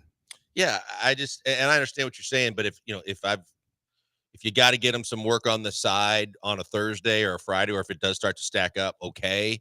But I just, like you said, I don't know if he finished the season, but most of the season, Abreu led the entire league in appearances. And you're going to probably need him and Hader a whole hell of a lot between now and the end of the season anyway, that I would just rather early in the season not overuse them, even with a Hader going 2 innings early in the season already, having done it already again. And sometimes you do that. I just want to border on the side of not overuse too soon, because I think from a lot of guys' cases, Blanco's one of them, Taylor Scott's another one, where I think they exhausted him in the first half of the season last year.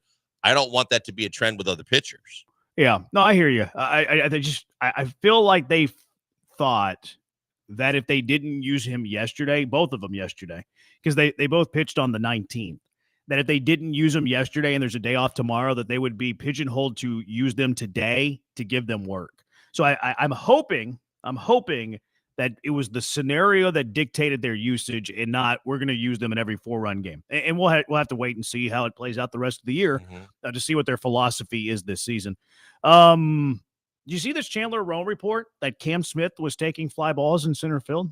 No. He was taking fly balls in center field. Now, Now, worried pregame about his knee? Oh, I think it was just like sore. It wasn't like structural or anything like that. Yeah, because he got hit, right? Yeah, he got hit. Yeah, because I was going to say, because they were looking at DeCenzo's thumb and they were looking at his knee. That's interesting. I mean, look, lately, I need him to slow down once he makes a play. He doesn't have to do a freaking Carl Lewis on the way to the dugout on a dead sprint, but he showed a lot of speed in the outfield. For a big boy, he can get it moving. So I've been impressed in some of the way he's covered ground. I don't know if he's a center fielder, but I mean, Aaron Judge plays it. So I don't think it would be look, I don't even think it's ever going to happen. I think it's more of one of those, can he play out there in like a desperate situation in dire straits? But maybe with one of the ground ball guys, if the offense is struggling, maybe it's something that they look at. Like, it's another way to get Dezinzo in the lineup that we didn't think about yesterday. Yeah. Now, again, I think the chances of him actually like starting a game out there are very slim. But in the article, Rome like put up some like, some of the fancy stats. Apparently Cam Smith of guys in right field has like the 4th fastest speed to baseballs. So the Astros are thinking that skill set could translate over to center field, that he has the range out there, which is pretty crazy considering he's never played in right field outside of like the Cape Cod League. No, I think that's kind of, as we were just kind of, and I hadn't seen Chandler's article, just kind of just discussing this organically. I was like, well, maybe when we started talking about how do you get DeCenzo more at bats to see if, that bat stays consistent enough that you need him in the lineup, maybe that's one of the things that they are contemplating. Is there a scenario where he plays right and Cam plays center, and then whether it's Altuve or Yordan in left, that's your outfield because of the offensive prowess? Yeah, I think for now it's like, let's see what this looks like versus any plans of actually doing it. But it is interesting because, I mean, if it crosses your mind and then you're seeing what it looks like on the field, it's one step closer to coming into fruition. So I think this was born by analytics when you said that, he has the 4th best time for sure. And I think it probably put a light bulb on for Dana and went, hey, wait a minute. Maybe we're onto something here. Maybe we should start hitting some balls to him in center field. Like, I don't think he's ever going to be, look, again, I'd be shocked if he ever starts a game in center field. But even if he gets to the point where they're like, yeah, you can play center field, you can start center field, I don't think he's ever going to be the everyday center fielder. Right. I think the toughest thing, too, options. I mean, the other thing, too, is that, I'm always the one that was thinking that Jake should have been the 4th outfielder. But the way Jake's been hitting right now is probably not the time to put Jake on the bench. Look, and maybe they get to something like that. Like maybe fly ball guys, we absolutely have to have Jake start the games where our fly ball guys are pitching. What about when Framber Valdez and Hunter Brown are pitching, though, and they get so many ground balls? Like, can we get away with Cam Smith playing out there for 6 innings? And then if you have a late lead, okay, Jake, you come in. Cam, you bump over to right field. Like, it gives them options. It gives them flexibility in case the situation arises at some point. I don't think we're anywhere close to seeing it. I'd still be stunned if we do see it. But interesting nonetheless that a guy who is like a corner infielder playing pretty well in right field, and they're even kicking around the idea of potentially playing in center field if the situation comes up. Pretty crazy. All right, 713-780-ESPN. Willa Bits coming up next. You don't know what you're going to get. You just know it's going to be gold. Gold, Jerry, gold. 713-780-3776. Killer Bees, ESPN 97.5 and ESPN 92.5.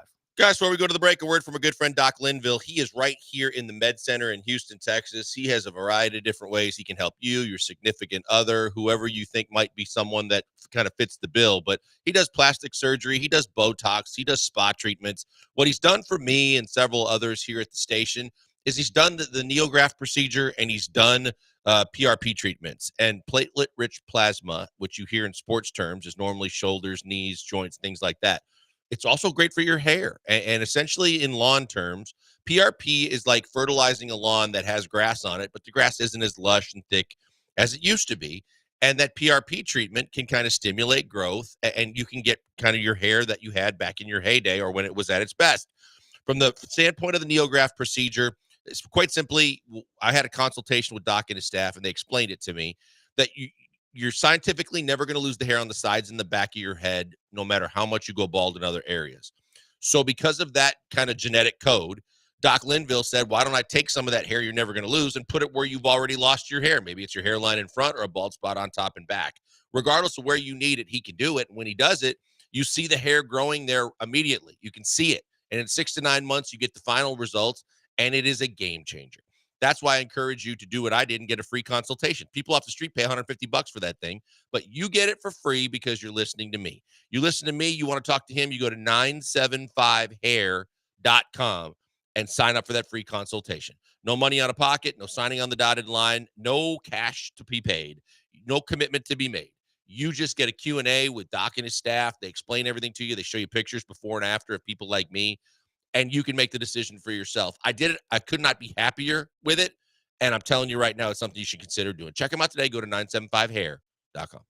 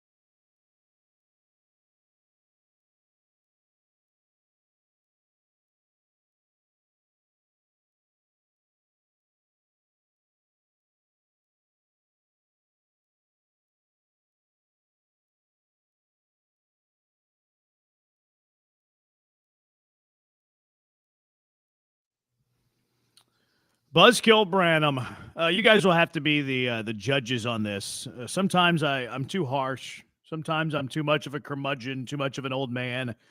Some texters call me the D word. Some texters call me the A word. And that's not even the worst thing I've been called. So you guys will have to talk me down if I'm going in too hard on this, or if I'm not. It's why are you getting a rise out of that, Branham?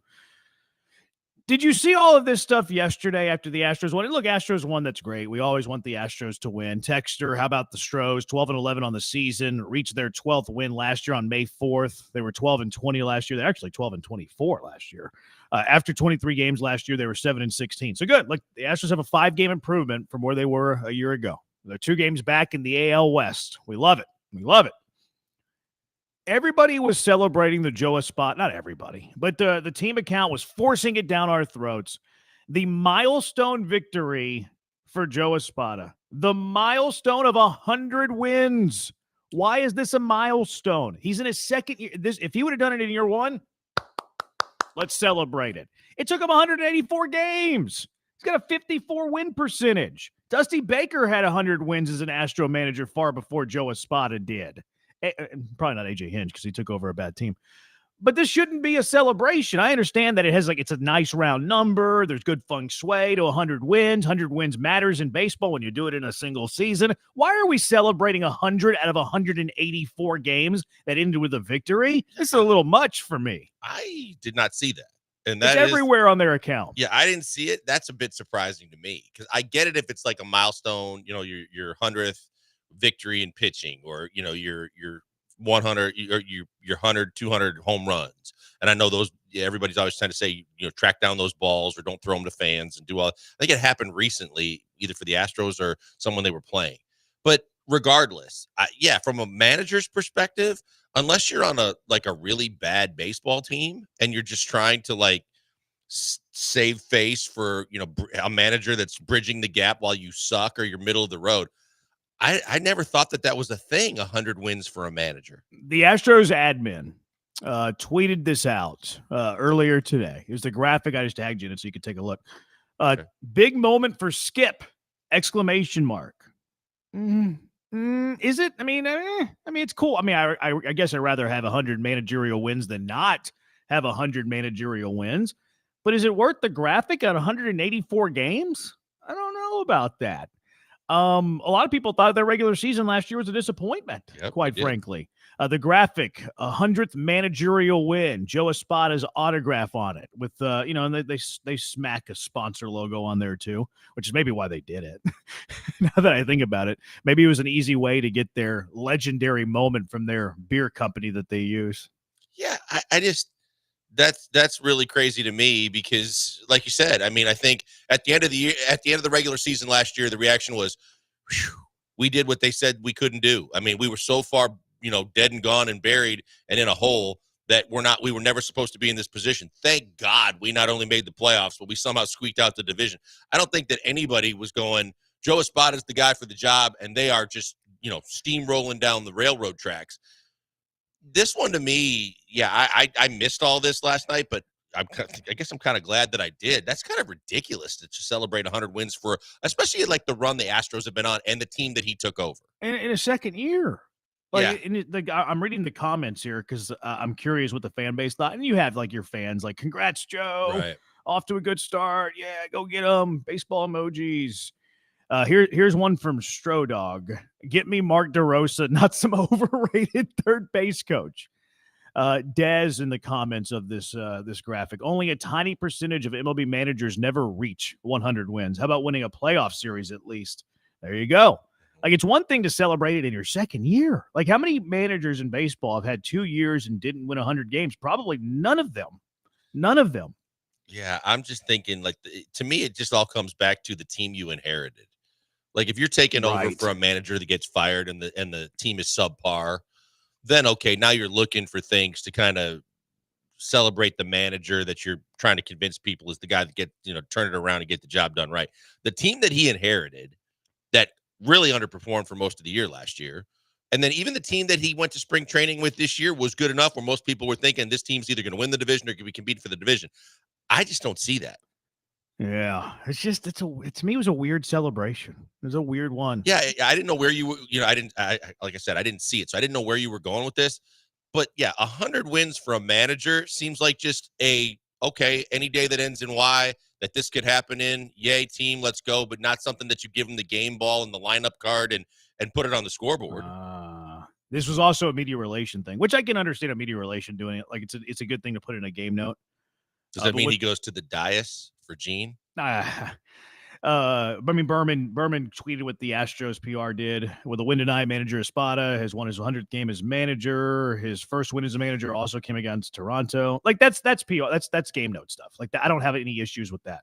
MLB Espanol, 100 victories, como manager. The MLB Spanish Twitter handle is tweeting out congratulations here for Joe Espada. Locked On Astros podcast, one of their little teasers to listen to their podcast, which H-Town Wheelhouse does a great job. Eric does a great job. But one of their little teasers on there to come listen to us. Joe Espada gets win number 100. This was going around yesterday. Javier Gonzalez covers the Astros, asked about the 100th win in his career.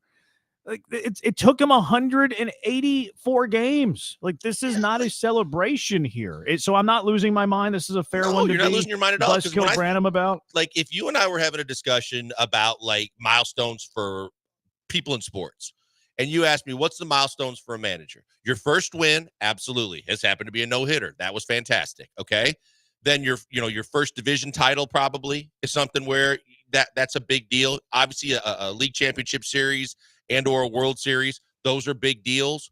And then when you start getting down the road and you start approaching greats, or you get to like, guys that have been in the game long enough to get to 1,000, or, you start trying to catch some of the greatest managers in baseball like Dusty was doing a few years ago. Sure. But 100 wins, like you said, I mean, to me, even if you're a mediocre team, you get that midway through year 2. Yeah. I would have never thought that's something. I mean, mediocre teams get 81 wins a year. All you have to do is win 19 games the next year, and you're a 100-win manager. YouTube Keith, I just looked it up.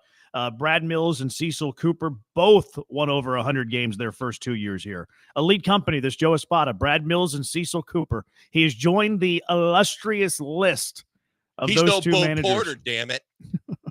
Texter last year was great. Come back to win the division. I give him credit for that. But I'm not going to sit here and give him credit for 100 wins in 184 games. Well, that's what I'm saying. If you win when you win your first division title as manager, absolutely, I understand it. If you give him the ball in the lineup card, that's fantastic. Great. Yeah. But 100 wins in a 162 game season in year 2, come on, man. Did they pop the champagne? Did they put up the tarps over the lockers so none of the lockers got dirty in their champagne celebration? Like they planning a parade for this? Like it's a little much. SVT on Twitter, not bad for a rook. Salute emoji. He ain't a rook. I would agree. It wouldn't be bad for a rook. Then we could celebrate it. But he's in his second year. Colleen, how about get the lineup right for a change? Colleen seems like my kind of people. I like the cut of Colleen's cloth. A couple more text on this. First 100 is the first step, then 200, and so on. Thank you. Appreciate the math lesson there. That's a crying shame. 100 wins out of 184 games. Now he can celebrate 100 wins in a season, like you said, but 100 wins out of 184 tries, they don't get you in the playoffs. Well, I got in the playoffs last year. Texter, so Joe is 16 losses away from 100. Laughing face emoji.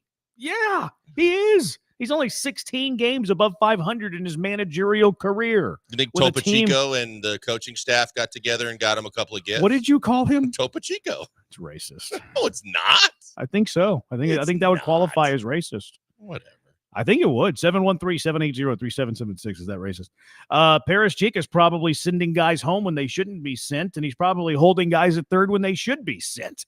That's what Paris Chica's up to right now. Yeah, he's had he's got a couple of crosshairs on him since the start of the season. But I mean, seriously, all kidding aside, I'm really kind of taken aback by the fact that the website and the team itself is celebrating 100 wins. Did anyone know before last night's game that Joe Espada was at win number 99? Like, no chance. Was that a single thing not that anyone force talked fed about? by their communications department, like Jeremy said, for everybody? I guarantee you that almost every member in the media, even the diehard beat writers, weren't going, "Hey, it's a big game tomorrow night. Joe could win $100." Yeah, that to me is the the breaking point of, is this meaningful whatsoever? Is this a meaningful milestone? Is before you broke it, was anyone tracking this? Was anyone the media people conscious of this? They put like the managerial record on their game notes, which is their job. Like, I'm not knocking them at all, but other than that, no, nobody. Maybe Mrs. Espada. Maybe she had a nice dinner planned after him winning his 100th game, maybe a steak dinner. But no, you think the guys covering the team, even if they looked at the record going in, do you think that it's something like a light went off and they went, "Oh, wait a minute, got to make that a note"? Yeah, that Brian McTaggart was like, I have my lead. Unbelievable. 100th win. Ryan Porter. Gusto after the game was like, "Man, I was just so happy to get number 100 for Skip." Yeah, Gusto's like, "I'm ticked off. I didn't have the chance to give him his 100 tomorrow when I'm on the mound." Oh, I just said Gusto because it was the funny guy to be like, "Man, finally got it for Espada." Josh, that's why Abreu and Hader were in the game up by 4. Yeah, had to They were trying to lock down win number 100. It was a must win. Bo Porter, 110 wins. Preston Gomez, who managed the Astros in the mid-70s, 128 wins. Grady Hatton in the late 60s, 164 wins.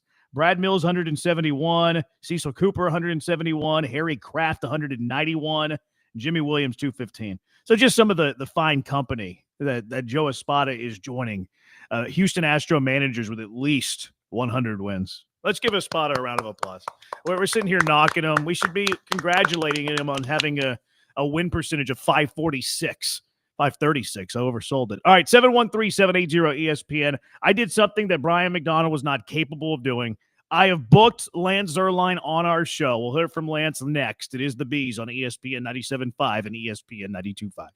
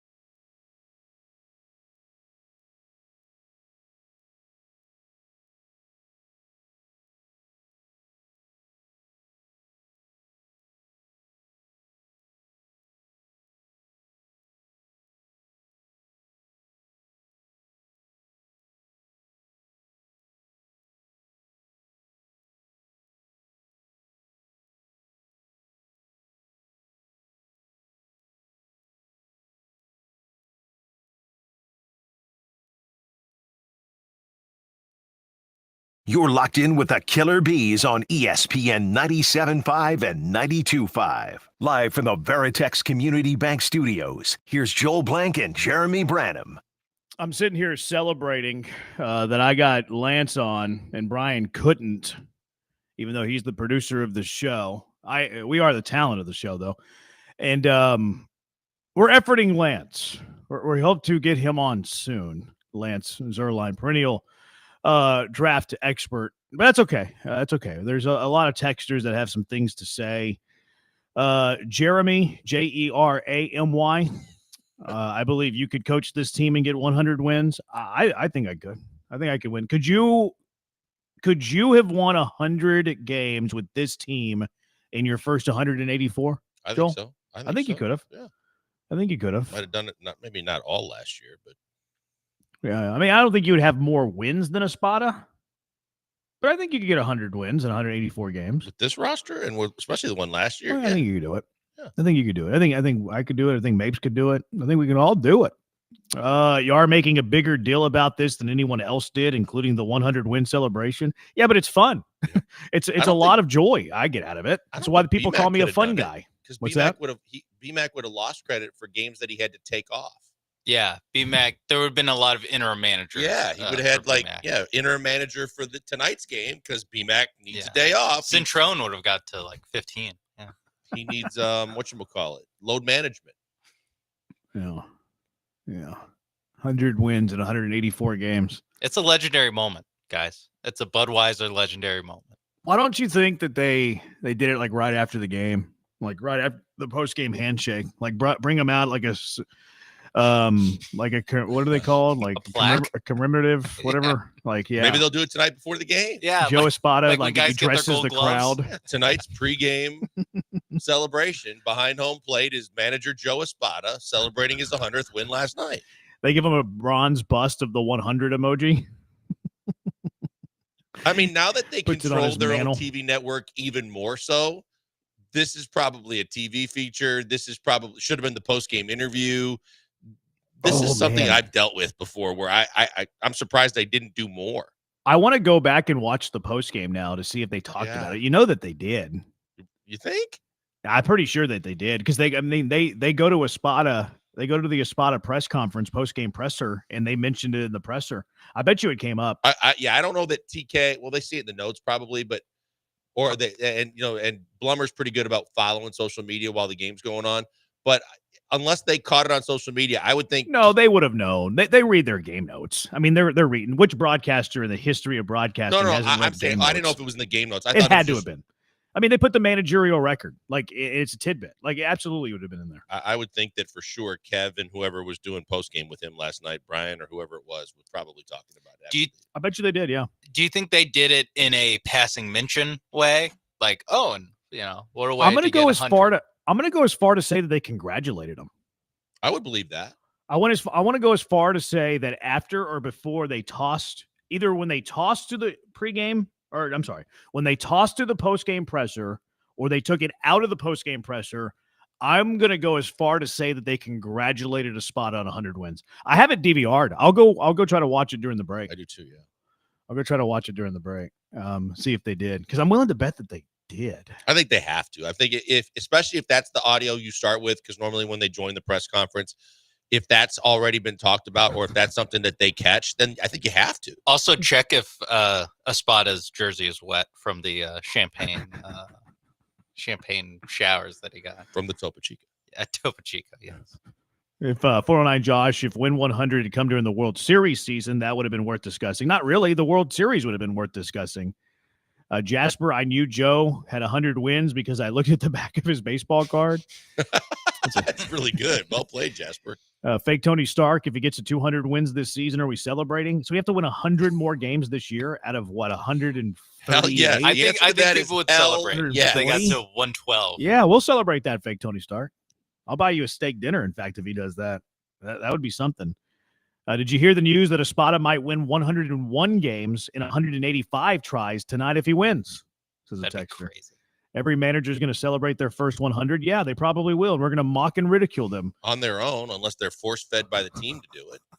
You guys couldn't win 5 wins in a 12-game Little League season. Well, it depends on my roster. If I have a good roster, I could. First of all, I've already done that, so you can just step off that. Look at that flex. Suck it right there. I won 5 games in 12-game Little League season, texter. I drafted a Little League baseball team once when I was in Little League, and we went undefeated. There you go. How about that for Executive a flex? of the year. Executive of the year. This is the start of his second year in 2 months. Good job, Joe, says a texter. Clear the shelves. This is winning a Marconi for sure. I don't know about that. I don't think anything we do is Marconi worthy. All right, 713-780-ESPN. Let's see if we can get Busy Lance on the line. Me doing something that Brian was not capable of doing. 713-780-ESPN. Fingers crossed, Conversation with a perennial draft expert on the eve of the NFL draft. Huge get. Lance Zierlein next on ESPN 97.5 and ESPN 92.5.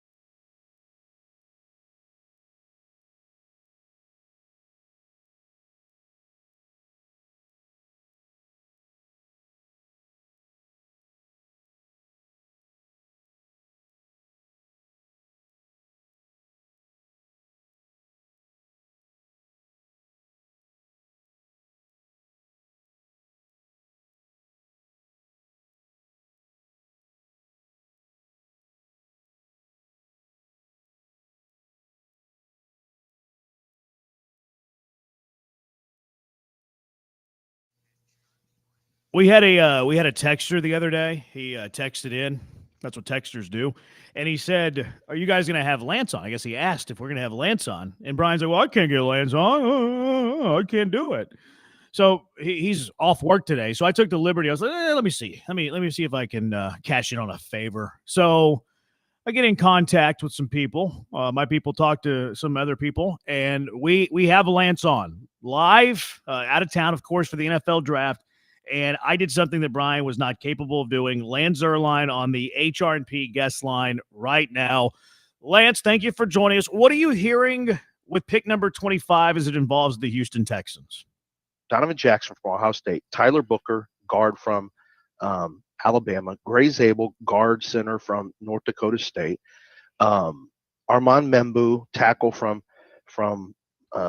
Missouri, Will Campbell, tackle from LSU, Kelvin Banks, tackle from Texas. Those six should all be on the board for the Texans. I think only 5 of them at the most go before the 25th pick. So the way I see it, somebody should be, and if they have Josh Simmons on the board, then, and he was at 25, I mean, they'd almost Benny, be you crazy said all not to take 6 of them should be on the board for the Texans. should be on the board on the Texans draft board. Okay, Meaning they're should not going to be on the board when the Texans no, draft. No, I think 1 to 2 of them will be on the board. I think Gray Zabel's probably going to be off the board. I think he's going to be the first off the board of those teams, potentially to as early as to Cincinnati at 17. So I think Tyler Booker could be on the board still from Alabama, and I think that would be a perfect fit for the Texans. I can't stop thinking that his personality and his leadership is exactly what, and toughness and bodyguard mentality for C.J. Stroud is exactly what the Alabama head coach is going to like about this Alabama guard. So that's the guy to watch. I mean, I've been telling you guys that Gray Zabel first. Well, no, Tyler Booker I think first, then Gray Zabel, and then if they're both off the board, maybe Donovan Jackson goes there at 25. I'd take him. There you go. Lance, thank you so much for taking a few minutes. I know that you're very busy. We appreciate it. We'll catch up down the road. Bye. He didn't give us a bye. Thank you for Granado, by the way, making a little cameo. Yeah. I knew that they liked each other and they were with each other a lot. I didn't know they were with each other all the time. We'll put 2 and 2 together, Jeremy. Lance is in L.A. at the NFL Network studios where he does a lot of this, where his draft analysis from now for the draft. That's a good point. Instead of going to Green Bay. I didn't think about that. John's in L.A. living the high life of Hollywood. They could connect. I didn't even put 2 and 2 together. There you have it. They're in L.A. together. Mm-hmm. Dang. Alex, Spago tonight, or one of those foo-foo restaurants. Not out of the possibilities. I never even heard of that. I think Spago is one of the, I don't know if it still is. I think it's a long-standing big-time restaurant in L.A. Alex says, see, that wasn't difficult. Great job, guys. Exactly. How come Brian couldn't pull off what we were just capable of pulling off? He's lazy. Brian is. Oh, without a question. But this is the first that you're feeling this now that we know that he has more days off than Charlie Palillo. Unreal. He did something for us that he was not willing to do for. I don't even know if Brian asked him. Like, do you think Brian asked Lance? I bet you if Brian asked Lance, he would have been happy to do it. Like he just did it just now. Absolutely not. Yeah, he would have been fine. Especially on his day off. He's not doing that. 75 says cell phone dropped. Lance did say bye. I guess I just missed it. So there you go. Thank you to Lance. Now, what did you make of what Lance had to say about these offensive linemen? It's interesting. I mean, we talked about a couple of guys yesterday. I'm just curious when we talked about like the tiers. He says that those 6 guys, I just wonder on Nick's draft board, how many of those guys are like his on one tier, and then how with the drop off, how many guys does he think, well, had a second round grade on and maybe isn't willing to take them at 25? And that's where maybe the trade down scenarios happen or other things happen. I don't know. I think that their obvious first priority is still to get at least one. And I think that a lot of people are saying, and Lance did an interview with Will Kunkel where he thought that they might leave this draft with 2 offensive linemen. And I would not. Kunkel, we wouldn't do one for BMAC. Yeah, that's on BMAC though. Right, not you. But at the same time, I would be pleased if they left this draft with 2 offensive linemen that if they can play at all. So with their first and second. No, I don't know if I'd go first and second, but would see. I mean, maybe. So what did Lance say? I mean, he said he kind of prioritized, and it's kind of what we've talked about. It's offensive line, wide receiver, and then interior defensive line. And he said when all was said and done, he thought they would come away with 1 defensive lineman and 2 offensive linemen. Oh, in the entire draft? Yeah, in the entire draft. Oh, so like one could be a 7th rounder. Right. Yeah. Okay. Yeah. Him, like those names he mentioned, I'm good with. Like I'm good with those guys. Like there's not a whole lot. I mean, I play these scenarios in my head. There's not a whole lot I think I'd be mad at here for what the Texans do. And all the names that he mentioned, I'm okay with those guys being the pick for the Houston Texans at 25. Now, do I think some of them are reaches over the others? Yeah. Like, there's certain players there that I think could be kind of reachy at 25. Yeah, especially the guard from Ohio State, the guy who played tackle. Yeah, McShay called him a knuckle. What does he mean by a knuckle? Like a knucklehead. I guess that was his hip way of saying. He goes, yeah, he's a knuckle, but if you know enough people at Ohio State, and you know that at the end of the day that he's got ability, he goes, I have him highly rated as a guard. He goes, I could understand it. Todd the show, how fun is it talking about 6 linemen that could be potentially drafted at 25? It's fantastic. This is great. This is why we do what we do. See, I think Donovan Jackson would be reaching at 25. Would I be mad if he's the pick at 25? I wouldn't be mad because of their need for offensive line, and I do think he would at least start for them.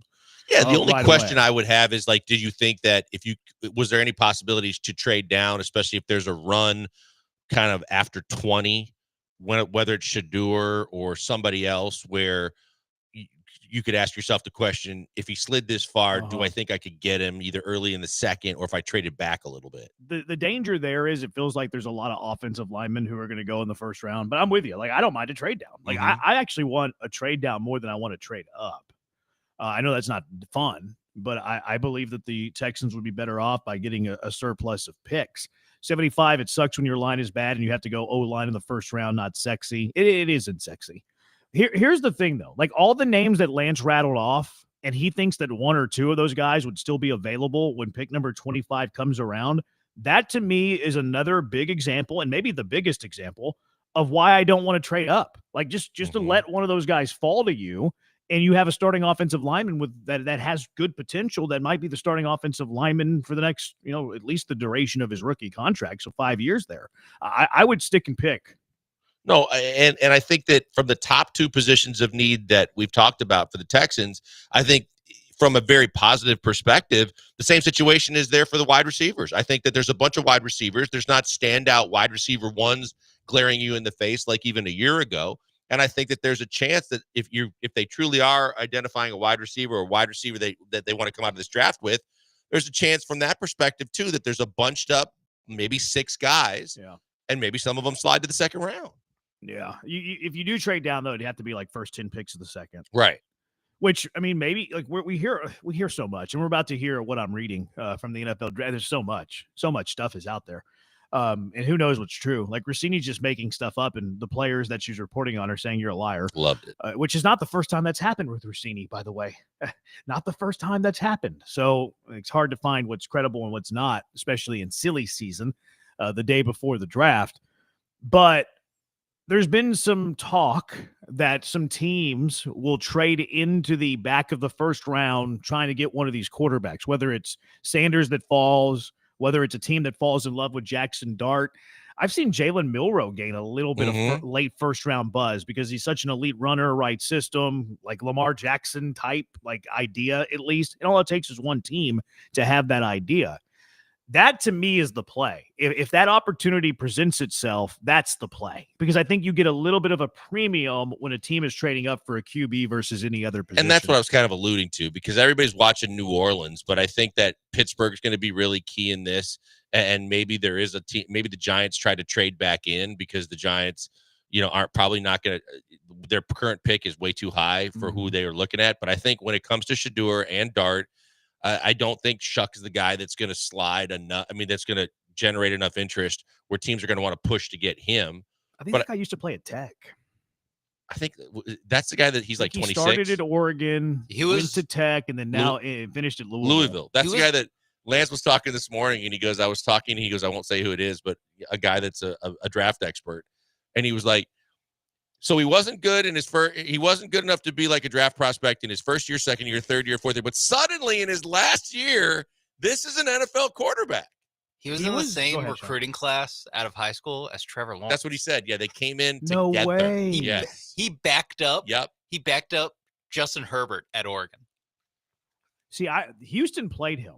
When he was at Tech. When he was at Tech, I think it was pre-Big 12 though. I even think the game was at NRG Stadium. I'm pretty sure it was whenever they were rebuilding.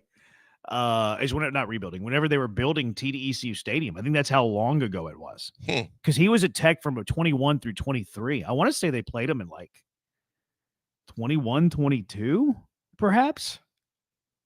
Yeah, August 24th, head coach Matt Wells announced that he would be the starter for the team's Week 1 game against Houston. So it was 2021. Wow. He's been around.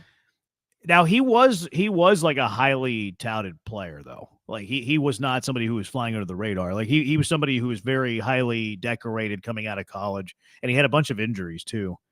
I remember, but he's 25. Yeah. Like that's kind of old. Does that matter, you think? I mean, obviously it matters, but how much does it matter? He's mature. He's polished. He's ready to just really, be able to grasp everything even better because he's a mature quarterback now. I think it depends on how you're drafting him, though. Like, this is not a prospect. Like, this isn't a guy that you're drafting in the mid rounds. Like, oh, okay, he's gonna be our third string quarterback, and he's gonna be a developmental guy. He's 25. He can't be a but he's gonna be 26 when the season kicks off. Wasn't there another quarterback like this in the last couple of years? Brandon Whedon? No. That's way back in the day. Or the kid that went to Florida. The guy that went to Florida State, pursued minor league baseball. Was that Chris Weiss? No. Winky. Chris Winky. Chris Winky. Yeah, but I thought that in the last couple of years there was another scenario where they were trying to paint the picture of, hey, he's a mature quarterback. He's 20 some years old. He's able to digest things a lot quick. I forget. I thought in the last couple of years there was a quarterback like this. I don't remember. Do you guess how old Chris Winky is? Right now, 44. Sean? 41.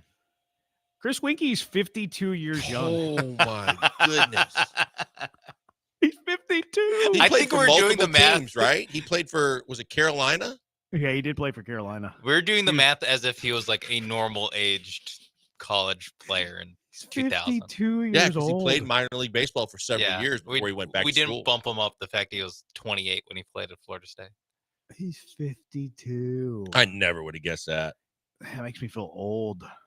He's at Georgia Tech now. In case anybody was wondering what 52-year-old Chris Winky he got into these coaching? days. He's coaching? He's coaching at Georgia Oh, I Tech. thought he was the backup. Had some years left. Got a couple years of eligibility. Yeah. At the ripe age of 52. My goodness. All right, 713-780-ESPN. Texter saying I had deja vu of that Lance and John call, 409 Josh. I don't know why you would have deja vu of that.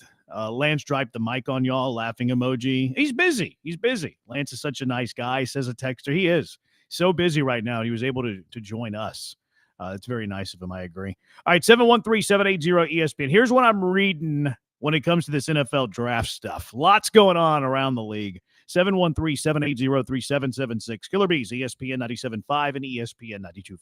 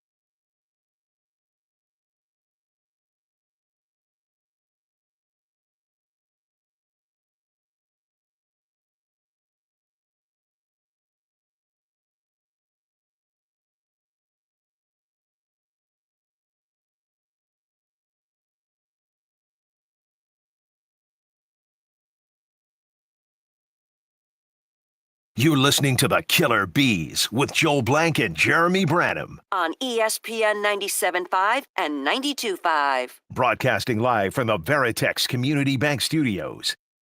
Oh, Nix, was that who you were thinking about? He was 25, apparently.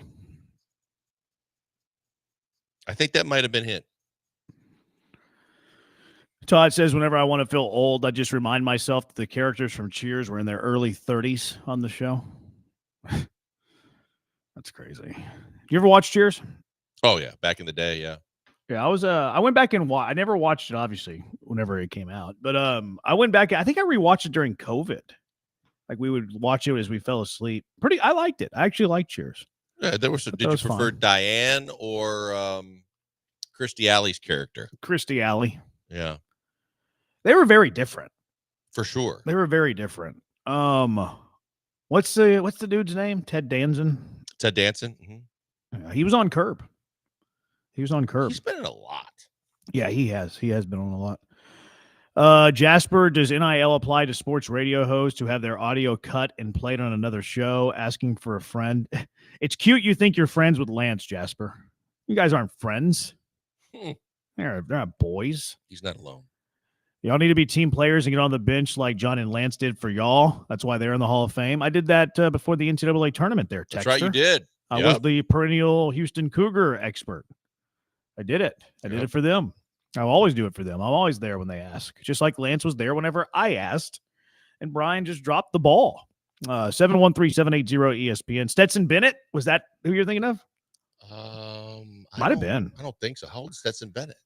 He's pretty old. I think he's like 27, 28. Yeah, because I think he was a JUCO guy for a couple years. Stetson Bennett's the first guy to win a national championship, go into AA, and then in the retirement house, all within a decade.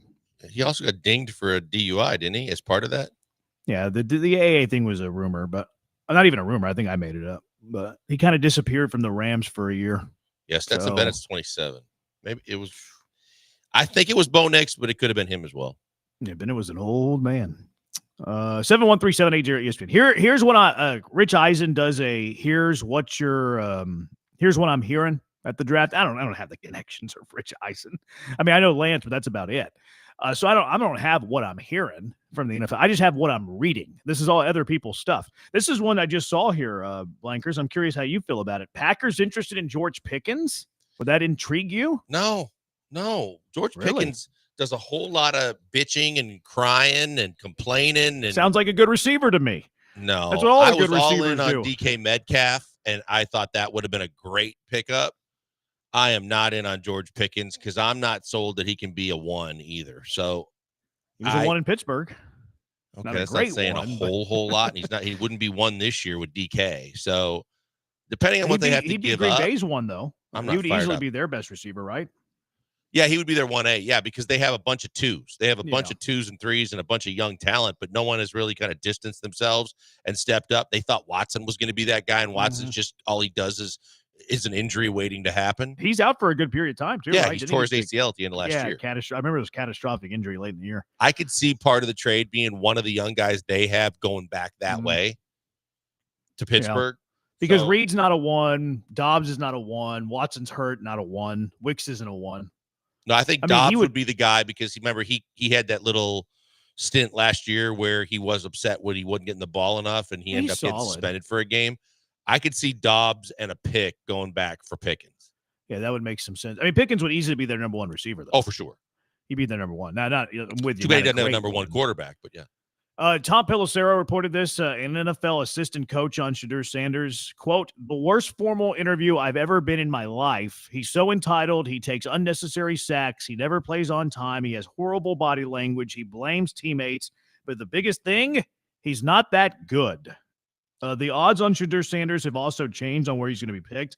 The over-under on him now, I think, is 21.5 is what I saw a little bit earlier. Yeah, because Pittsburgh's at 21.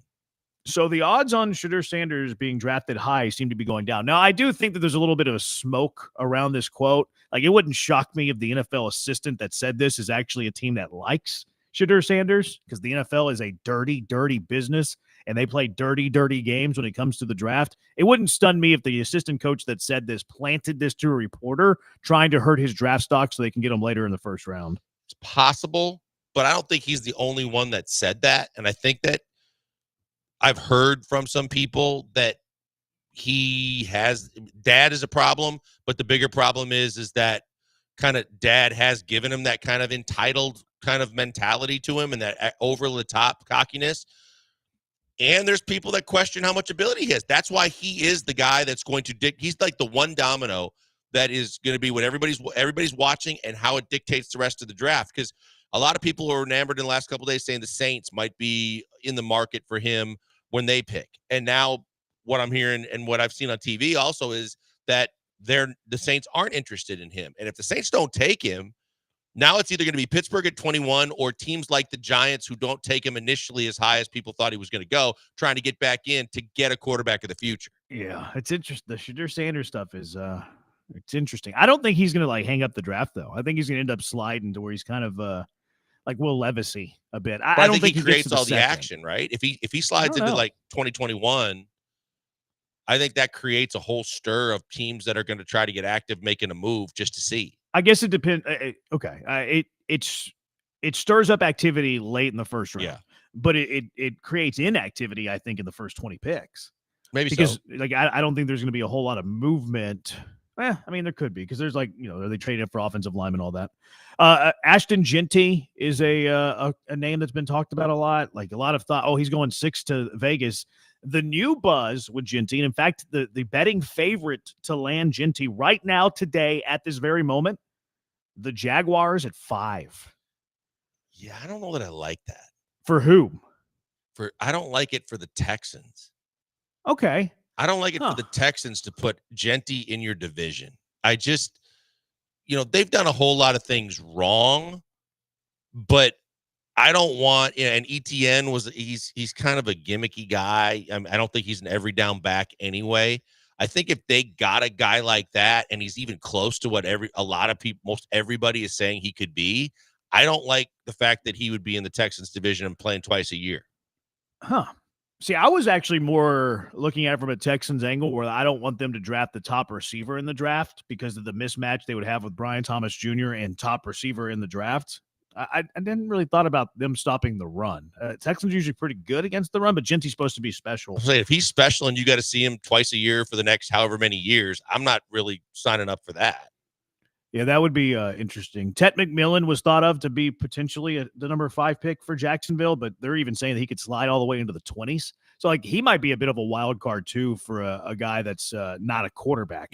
The other thing, Jeremy, about Jacksonville is Pac-Man Jones was on, I want to say it was a podcast, but he was adamant that he has sources that were like super in the know on Jacksonville, whether they were in the building or not, that was saying that they liked Shadur and that they were willing to trade and they were trying to shop Trevor Lawrence to get out from and away from Trevor Lawrence, and then they would take Shadur. That doesn't sound like a Liam Cohen thing to do. Yeah, I mean, I just know that Pac-Man Jones was like pounding his fist on the table going, hey, my sources are good on this, and I'm telling you. And I was like, wow, that would be something if Trevor Lawrence got traded. Israel's on the line. Hang tight, Israel. We'll hit you up on the other side. The Hivers have some draft thoughts, and we'll get some more of what I'm reading about the NFL draft. 713-780-3776. It's the Killer Bees on ESPN 97.5 and ESPN 92.5. Here's what I know is that Pro Dunk makes the best basketball goals on the planet. It is basketball season. Your kids are probably jonesing to shoot some hoops. You might be jonesing to shoot some hoops. The significant other might be jonesing to shoot some hoops. And if you're going to get one, don't waste your time at the big box store. Don't buy a cheapie. You're going to be replacing it in a year. It's going to be on its belly in a couple of months. Backboard's going to be broken. It's going to be messed up. If you're going to invest in a basketball goal, get one from Pro Dunk. They make the highest quality goals you'll find. Tempered glass backboard gives you that authentic, true feel. Stainless steel hardware. It's rust-proof, which is must-have in Houston. Breakaway rim. Well, why do I need a breakaway rim? Because it's height adjustable. Anywhere from 5 feet to 10 feet. And their new goal, Thor, you can raise and lower the goals with a drill. Lightning adjust feature, 5 to 10 feet in a matter of seconds. Easy to do, fun to do. Their accessories are next level. Look, it's dark. We understand you're at work. The kids are at school. You can only play in the evening, at night. Well, get some LED light kits. That way you can play all night long. backstop nets, pole pad lettering, and lots more. And you can order everything, including professional installation online. That's right. You don't want a big box with a million pieces delivered to your driveway. You don't want to put it together. Allow the pros from Pro Dunk to professionally install your goal at the perfect height. Perfectly straight. You don't install, let the pros at Pro Dunk do the work for you. Give them a call at 281-351-9822 and visit produnk.com. That's produnk.com.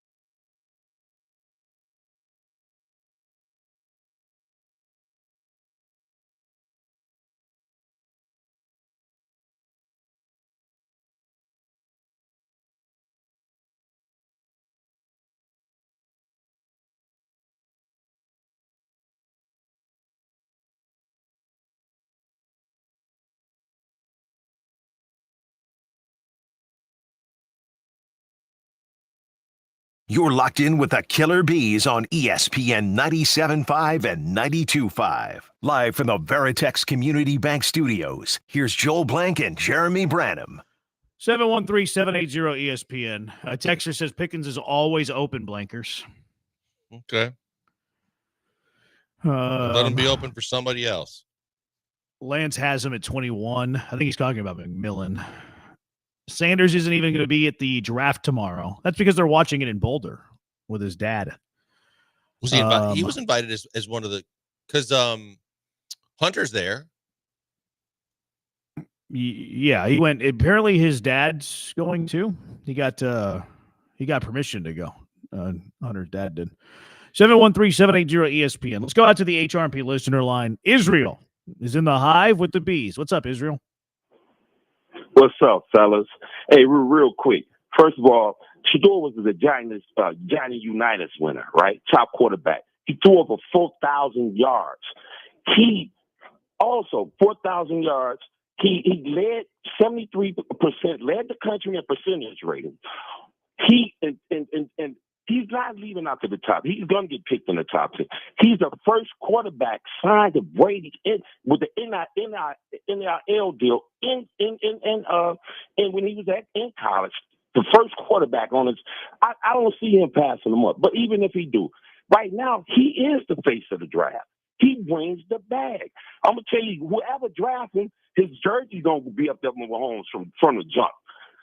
TV viewership is going to go up. He's bringing the bag, bro. His contract going to be paid for the interest for whatever team get him. And there's no way, no team franchise is going to pass up this bag and go way to 21. He bring more value than any one of them. All of them put together. All of these jerseys, the whole first round. Put them all together. His jersey's going to outsell them all. It's a business. But can he at the end of play the day. Israel in And he the got NFL on the next level? What are you guaranteeing me? What are you betting me? How high do you think he's going to go? He's going to be a winner. He's going to be a winner, just like my man in D.C. And he's going to be just like my man in ATL. When Atlanta drafted old boy, when they had the guys they got from Minnesota, I can't even think of it. Who they keep giving a chance over and over. He couldn't get the deal done. He couldn't even get Kirk Cousins, couldn't even get the deal done. They had to give my man, you know what I'm saying, to pick up the slack. And he going to say he's a winner, and he got the talent, and he bring the bag. How high is he going? Israel, how high is he going? Say it again. How high is he going? You're guaranteeing me that he's the man. And within the top 10. He's either going to Brady, will go with his brand, or he's going to New Orleans. Either one. I don't want him to go to the Giants anyway. They got too many quarterbacks. And Cleveland, I'm so glad he ain't going to Cleveland. I feel for Travis if he go to Cleveland. So we'll see them tomorrow. All right, fellas. All right, Israel. I mean, where he's drafted isn't going to determine his NFL I understand that. productivity. Like, I mean, Lamar was drafted late first. I mean, NIL money is not going to dictate it either. No, I don't. I mean, Israel likes Shador. I mean, Yep. We'll see how it plays out. There is no right or wrong answer yet. We'll see how it goes. I'm a bit higher on Shador than a lot of these reports I'm reading on him because I do think he sees the game well. I do think he is a good quarterback. I think he's accurate. Now, the completion percentage is a little bit skewed because of their system. They throw a lot of balls at the line of scrimmage. I think his arm is big enough. Now, off the field stuff, I have no clue about. I'm not privy to that information. If his dad really is a problem, then that's not great. And there's also the fear, too, that if the coach stinks, they just hire his dad to be the head coach. Like, that's kind of a scary place to be if you're a head coach. But I don't know about the off the field. If the off the field stuff checks off, I actually like Shedeur Sanders as a prospect. Not as a top 10 prospect, but as a first round prospect. Now, like the Johnny Unitas Award winners, I mean, Jaden Daniels won it in 23, but Max Duggan won it in 2022. The TCU quarterback that led him to the national championship game, who was like 40. Kenny Pickett won it in 21. Mac Jones won it in 20. So I wouldn't look at the Johnny Unitas Golden Arm Award as the end-all, be-all when it comes to making it at the next level. There have been some hits. Joe Burrow won it. Deshaun Watson won it. Andrew Luck won it. Matt Ryan won it. But then look at the guys I just mentioned. Look, there are other guys who have won it. Mason Rudolph, Connor Cook, A.J. McCarron, Colin Klein, Scott Tolzien, who you know well, Colt McCoy, Graham Harrell, Brady Quinn, Jason White. So I wouldn't use the Johnny Unitas as an argument to why Shedeur Sanders is going to be good at the next level. Yeah, nor NIL. I think the thing is he's the domino that could dictate all the excitement in this draft. And as he slips, I think it'll generate trade interest from teams that still need to draft a young quarterback for the future. And I think that he's polarizing in the fact that from the scouts to the analysts to the fans, some love him, some don't. Lamont says the Israel has made every reason to draft Sanders except his balling capabilities. That's the problem that I had with it. I don't blame Israel or have an issue that Israel likes Shedeur. He might be right. I like Shedeur a little bit more than I think the average does as well. On the field. Off the field, I have no clue about. If what we're reading is true, and I'm not sure that it is because it's silly season and these fake reports come up all the time, but if those are indeed true, that would make me want to stay away. Now, that's where it comes to your team and your investigation and your due diligence, because if you think all that stuff is not true, and again, the stuff gets put out there all the time by these teams trying to mess with the draft, you have to be able to trust that process for yourself. 713-780-ESPN. I mean, I heard some things dating back to high school. So in terms of like the entitled attitude and things that everybody was letting him get away with and what dad was kind of dictating. So you're right. We don't know what we don't know for sure. It's going to be interesting to see how it plays out, but there's no doubt he's right that he is the face of this draft. I think as much as it's almost been a foregone conclusion that everybody's written off that Cam Ward's going to go number one. And now it really is Shedeur Sanders' show in terms of what everybody's talking about going into the draft. Yeah. I mean, I don't know, though. Like, what if he slips to the second round and it's no show at all? but it doesn't matter because still going into it, that's part of the show. He keeps sliding. Remember, that was such a huge story when Rodgers was still in the green room and he slid to 25 or whatever it was, that everybody's talking about him until the draft starts. And then if he starts to fall, that's all they're going to be talking about. Shador's still sitting there. Right. Yeah, you're right. On Thursday, like I feel pretty confident that Shedeur is going to be the main character of the draft. Basically, Yeah, the way you spelled it out there, you're probably right.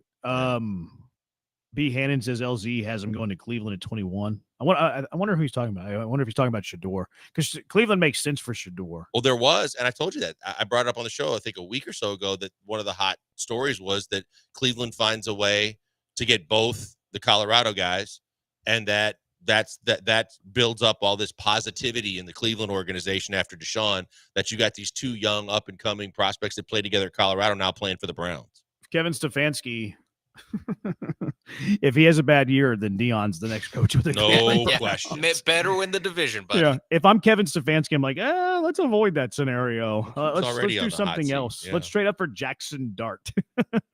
so Dion can't take my job. Lamont and Israel are different people. Ask a texter. Yeah, Lamont and Israel are very different people. Very different. They're polar opposites, in fact. 713-780-ESPN. Let's go back out to the HRP listener line. Gary, what's up, Gary? Hey guys, please don't hear me out. Please don't muddy the water. One of you guys just mentioned that not just Dion possibly coaching, but you all off the field stuff. This is what was said. If it's off the field stuff, and maybe his dad becomes the problem, we create these narratives. Let me associate it with life. I know we don't want to talk about it, but the elephant in the room. It is done. One of you guys mentioned that all those quarterbacks that did not amount to anything and won that award in life as African Americans too. Yeah, I got to go there. When African Americans, we got to work 10 times or 3 or 4 or 5 times harder. Look at the African Americans that did win that award, the quarterbacks. What have they done? See, so many people, we have to work just as hard. And what I'm getting at is that when we start creating narratives, we create the fear tactic, the hoodie in life, the black hoodie, walk on the other side of the street, the angry black man. This stuff goes across life. King Kong, the black giant. And I know we're going to take this and kind of screw it and misconstrue it, but that is the root behind it. Dion did nothing less than what Eli Payton's done, but he's just Dion. That man refused to allow his son to go to a certain team in purgatory, and it worked. But it's okay. The damsel in distress. Gary, you said a lot. Yeah. I'm going to interject this. Yeah. As it relates to his dad. His dad went out before this draft and said he will manipulate the draft and he will dictate where his son goes, because there are certain teams and places he will not let his son play. So he's already polarizingly putting himself in the middle of it. Okay, I agree with you, but let me tell you, whether you say it before, during, or after, on national television, this man, see what I'm saying? We move the goalposts. Whether you say it before or not, this guy, Eli's dad, came on and spoke at some point. No matter what the point, I don't look at the time frame, the slots, and all this. The matter of another dad stepping in, it was similar. No, he didn't wear the gold chain, and he didn't have the curly hair. But he did say, my son will not play for an organization. And we can take it and spin it, and it's going to continue to be spent. But just like you talk about those awards and whatever, look at all the busts of kids that did not amount to it. And then look at the Joe Burrows and the ones that did. And the Lamar Jacksons. Because there hadn't been a lot of African-American quarterbacks, so the ratio is different. But the ones that have won it have turned out okay. You listed about 15 QBs that did not amount to anything. But coming up on the draft, damn near all of them were talked about as if they were the next coming, even if Jackson Drew. And then to put the word fear out there that his dad may take over and coach. Well, it's just life. This man is doing nothing more different than what the other dad did, but he wears gold chains, he wears curly hair, he gets kids through college, and he's flashy. And people fear that. Walk on the other side of the street, the angry African-American male, and that's fueling these divisions, and that's fueling this stuff. And I know you can't see it or y'all don't want to talk about it. You have a Gary, platform. don't put and words you in our let mouth. people- Cam Ward's going to be the number one pick in the whole draft. He's a black quarterback. I don't disagree. No, I'm not talking like that. I'm talking about the way they're pinpointing Shador. Cam Ward's dad and mom are not Dion. But he did nothing ultimately. If you just say ultimately, they both did similar things. The Manning and the Sanders, whether he spoke 10 months before, when he was 3 years old, when he come out the womb, whenever he did it, I remember the draft. Eli will not be going here. It is no different, man. We got to stop moving the goalposts. It's not you guys. Let me tell you. I promise you, I'm not being sarcastic. It is not you guys. You're reporting what you hear. Yeah. You're talking about what you hear. You're bringing it to the audience, and we're giving our opinions. We heard that today too. I hear it today too. But that stuff, we in the old days we bought into that. But now, we don't listen. That fear stuff. If you put enough fear, hey, don't buy a house over here, because there's a lot of people of ethnicity or the value of homes. Man, that stuff been going on with the Karens forever. And that's the same thing, but it's just Shadors. It's the Sanders and the Karens and the Shadors. You guys are doing a great job. Appreciate it. Thank you. Yeah, you got it. I think it's a great point about the Mannings. What's different? What is different? And like Manning was, you could say their talent was different. You could say that Eli was a better quarterback than Shador. The counterpoint would be, well, why would you say that? I would point to NFL draft evaluators. Like, they thought Eli was a top 5 quarterback, and it seems like Shador Sanders isn't going to be a top 5 quarterback. But I think the Eli to Shador has a lot of similarities. Did Archie I think it's say a good that? point by Gary. He did it. He did it. No, Archie orchestrated it. Yeah. Yeah, he didn't want him drafted by the Chargers. Yeah, So he's and drafted by the Chargers. I and thought then it traded was. to the I thought it Giants. was Eli and his agent. I did not know that Archie was. I don't remember Archie being involved in it. No, he was. He was according to reports and stories, he was the dude that orchestrated it all. Yeah. Okay. Because I know Yeah. Elway did it too, but I don't think his dad was involved in it. I think that was he used with his agent, used baseball and the Yankees as a threat. I don't think that his dad got involved, and his dad was coaching Stanford, I think, at the time. But I did not remember Archie. Yeah, that was, that's what happened. Archie, it's, even right here, I just Googled it real quick. The Manning family predetermined they did not want Eli playing for San Diego, urged the Chargers not to select him. And then they executed it. The Chargers like, well, we're taking him anyways, probably all part of a scheme to trade him. But it actually happened. So there are a lot of similarities between Eli, Archie, Dion, Shador. The thing with Dion, I know that Dion said that, but there actually hasn't been any action to that. Like, what team has Dion crossed off the list that Shador can't play for? Like, that actually hasn't come to fruition. No, and I think a lot of it has to do with initially when he was saying all that, it was because those guys were Cam and Shador were being compared as either one of them could go number 1 overall. And Dion was still doing follow-up interviews, talking about teams, talking about, that organizations he liked. At one point, I think he put out a list of teams, and he was also throwing Travis Hunter into this too because he treats him like his son. He said that, but I never saw any action to that. I never saw anything that's leading to that actually coming to realization. I know he said it. I just don't know if we can see action until we get close to the draft, right? I don't, and I think it's easier when hey, the team drafting number 1 overall, it's a slam dunk that, kind of like what you said about from the talent perspective of where they're rated. Shador wasn't coming in as the hands down number 1 pick in the whole draft, whereas Eli was. 713-780-ESPN. People want to weigh in on this. Texters, callers alike. 713-780-3776. Killer Bees, ESPN 97.5 and ESPN 92.5.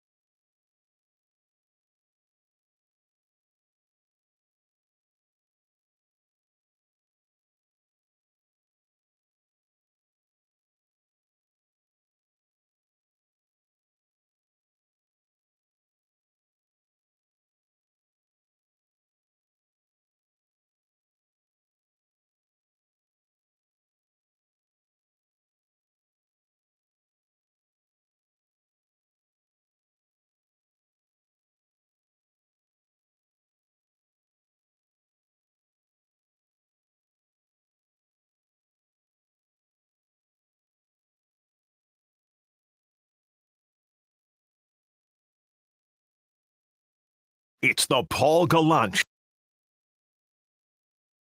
Now back to the Killer Bees. On ESPN 97.5 and 92.5. Live from the Veritex Community Bank Studios, here's Joel Blank and Jeremy Branham. Our blankers. Have you ever played a Killer Bee rejoin on the Paul Gallant Show? Yeah, I was just saying, Paul really is on the rise. No, because I Look at that. just force a habit went to my page instead of Brian's. Was that the first step of a hostile takeover? No. No. Okay. I mean, I don't know what Paul has planned, but that wasn't a first step of what I read. I wouldn't rule it out, Paul.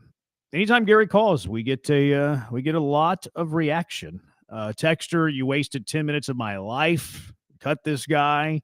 Texter, tell the truth. Caller, man, y'all got to quit letting these dudes ruin the show with his BS every day, man. WTF. Gary's calls always make me uncomfortable in a good way. Look at LeBron's son. He's had the best opportunities growing up, and look at him now. So a little LeBron comp. Does this caller realize the first pick of the draft is a black quarterback? It's not about color. It's about actions. Can you please stop taking that dude's calls? It's always the same with that dude. Apparently that was a copy and paste. Adrian had sent that before. He copy and pasted that. People criticize one black quarterback and somehow all white people are racist. We literally celebrate all the black quarterbacks in the NFL. Keith? I don't know if that's true. That's a bit of a reach. Archie was criticized after it happened. Archie didn't want Eli to play for Marty Schottenheimer, thought it would stunt his development.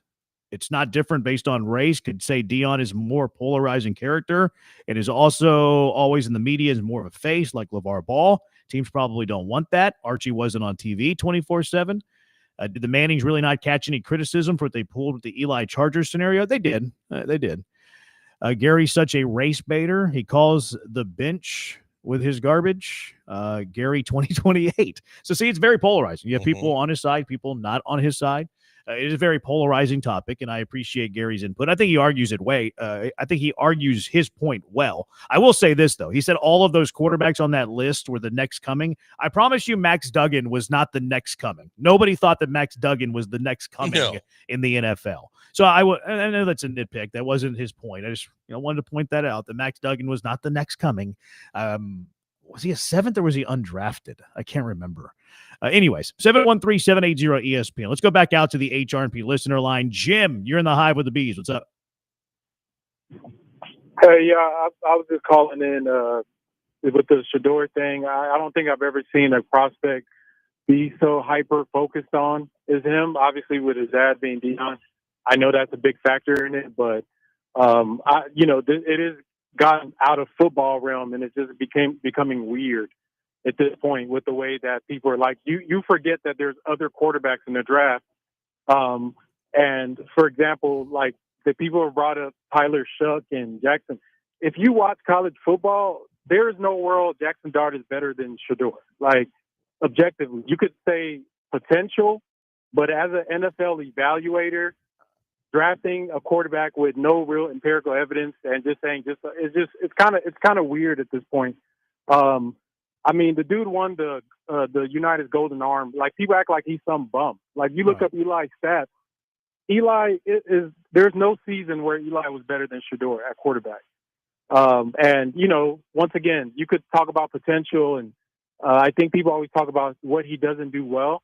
But you just hope that the real NFL evaluators aren't doing. And to give me like the news report that came out today with the anonymous quoter saying all those things about him. To me, in media, we shouldn't grant anonymity to people that are sharing opinions. If you're going to give us a fact or something that is not subjective, then go for it, list that. But giving anonymous people the ability to share their opinions on other people, to me, is almost criminal. Like you're just hurting somebody with no accountability, so we can't put a name on it. So I just think at this point, the coverage of it has gotten weird. It's not about football anymore. It's a lot of innuendos. I'm not going to go as far as the previous caller, but I do see a disparity in the way that certain media members cover him compared to others. And I think it's just weird. Like, can the kid play football? If the answer is yes, then he should be graded on that merit. He's not the only quarterback in the NFL draft. There's other quarterbacks, and you hear nothing about how bad some of those kids are. And a lot of the stuff that Shedeur is just flat out better. Even the Cam Ward thing. Cam Ward is a great quarterback, but he's not. There's no sure thing. We see this every year. They pick somebody that's going to be like the golden child, and they bash one of the. They did it to CJ. Can I ask you a question? Don't hang up. Can I just ask you a question real quick? Because you're saying, based on the college stats and everything and the awards won and things like that, that there's no world where Jackson Dart could be better than Shedeur. But if you're you said could. I mean, I could be better than. I mean, I could be seven. But the reason why you hear, but to finish the point, the NFL scouts and the teams that are looking at quarterbacks, they may look at a quarterback that didn't have team success in college, but there's a reason why that there's a lot of people talking about Jackson Dart, because all of a sudden there's a whole lot of scouts for a whole lot of teams that are enamored with Jackson Dart. Now, I'm not saying one's better than the other. I'm just saying that regardless of their college careers, NFL looks at it and doesn't really give a rat's ass about how the team did or what, he did at a certain if they like his measurables and his arm strength and his talent. Oh, you mean like Richardson? Yeah. We can pick and choose how we want to pick and choose, but there have been Patrick Mahomes. Patrick Mahomes wasn't, an All-American. Exactly. Mahomes made it. I just said, and I let you talk, but I just said you can pick and choose either way to support your argument. I'm just saying you can't say that Jackson Dart might not also be a good NFL quarterback or may turn out to be better. We don't know simply because that's not what I said. College. I didn't say he was not going to be. I said based on what his performance, you cannot say flat out that he's better than some of these people that covered this are. Like if you're going to grade the quarterbacks, then just grade them on their merit. I feel like they're using a different scale of grading on Shedeur compared to the other quarterbacks. You're hearing criticism of stuff that damn near everybody does, but for him, it's hyper-focused, and it's getting weird. And you just ask, obviously his dad has a lot to do with it. I'm sure there's a lot of different dynamics that go into that. But to me, this is just even the measurables thing. When has measurables ever determined how great a quarterback is? Some of the best quarterbacks in the NFL history didn't run a fast 40 or had a big cannon. There's quarterbacks come in all shapes, forms, and sizes. And how they perform, to me, the stuff that people are ignoring about Shedeur are the things that make good quarterbacks. Toughness, smart, can read a defense, accuracy. But all of a sudden, he has to run this. He doesn't have a cannon arm. And we see this every single year. They get these kids in shorts and T-shirts and ignore everything that happened during the season. And if they have a good, pro day or they have to me, the draft process is dumb. It's really is not really about football. Like, how does a interview, if somebody makes you feel a certain way, you ignore everything else about their profile and just say, well, because of this interview, this kid, I'm not going to pick him. To me, that's just why GMs get fired. Appreciate it's a lot Jim. of cutesy stuff. We're up against the top of the hour. A lot of good points that I want to hit on the other side. We're going to do that when we return. 713-780-ESPN. Killer Bees on ESPN 97.5 and ESPN 92.5. Polarizing topic, but I think one thing we can all agree on is that Monument Chevrolet is the best dealership in Houston. If you're in the market for a new vehicle, listen up. Monument Chevrolet is the dealer you can trust. They're transparent, no hassle pricing, get your car shopping done fast. We hate when people they're trying to fool us, right? They're trying to trick us. They're trying to make us pay way more than we should be paying. That doesn't happen at Monument Chevrolet. Monument Chevrolet has been serving the Houston area for 50 years. They've helped generations of families get into new vehicles, and these families just keep coming back because they trust the people at Monument Chevrolet. Family feel, friendly atmosphere, culture is tremendous. They hire good people, including Melissa, who's the salesperson of the week. She's been working at Monument for more than a year. Spanish speaker, really knowledgeable and friendly as well. Head to Monument Chevrolet. Ask for Melissa. You asking Monument Chevrolet listen too, by the way. Truck month has been extended through April. That means employee pricing. You get the same pricing Melissa's getting for her Chevy Silverado 1500s. This runs through April 30th, so you got a week. But there is a catch on this unbeatable deal. Stock is limited. Stock is running out. So get over there quick to Monument Chevrolet as they're selling a record number of Silverados. So if you're looking for a special truck, the time is now. Get a fair deal, a fast deal, easy deal without wasting your time in aggravating, stressful negotiations. No tricks, no time wasting, no hidden charges. You've been waiting to upgrade your ride. Now is the time to do it. Take advantage of employee pricing. Visit them online at monumentchevrolet.com or just go visit them in person at 225 and Beltway 8. Monument Chevrolet. Chevrolet, together. Let's drive.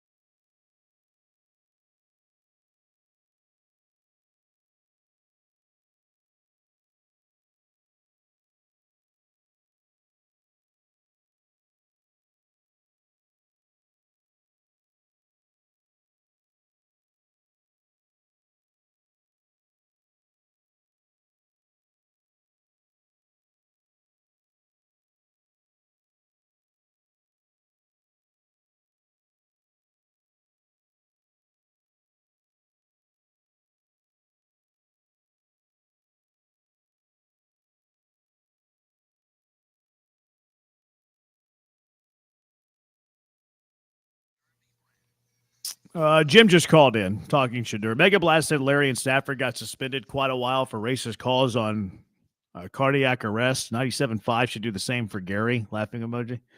You don't want to be inclusive, Mega? Why would we ban Gary? What is it about Gary's calls you don't like there, Mega? What is it? No need to do any banning of Gary. No, everybody's invited to the Killer Bees. We love them all. Republicans buy sneakers too, Michael Jordan famously said.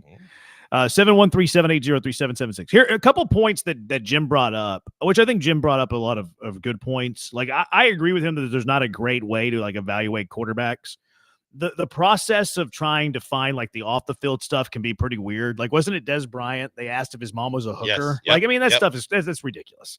That stuff is ridiculous. So that part of the process I do hate. I think a lot of the reports that we get this close to the NFL draft, a lot of times are fake.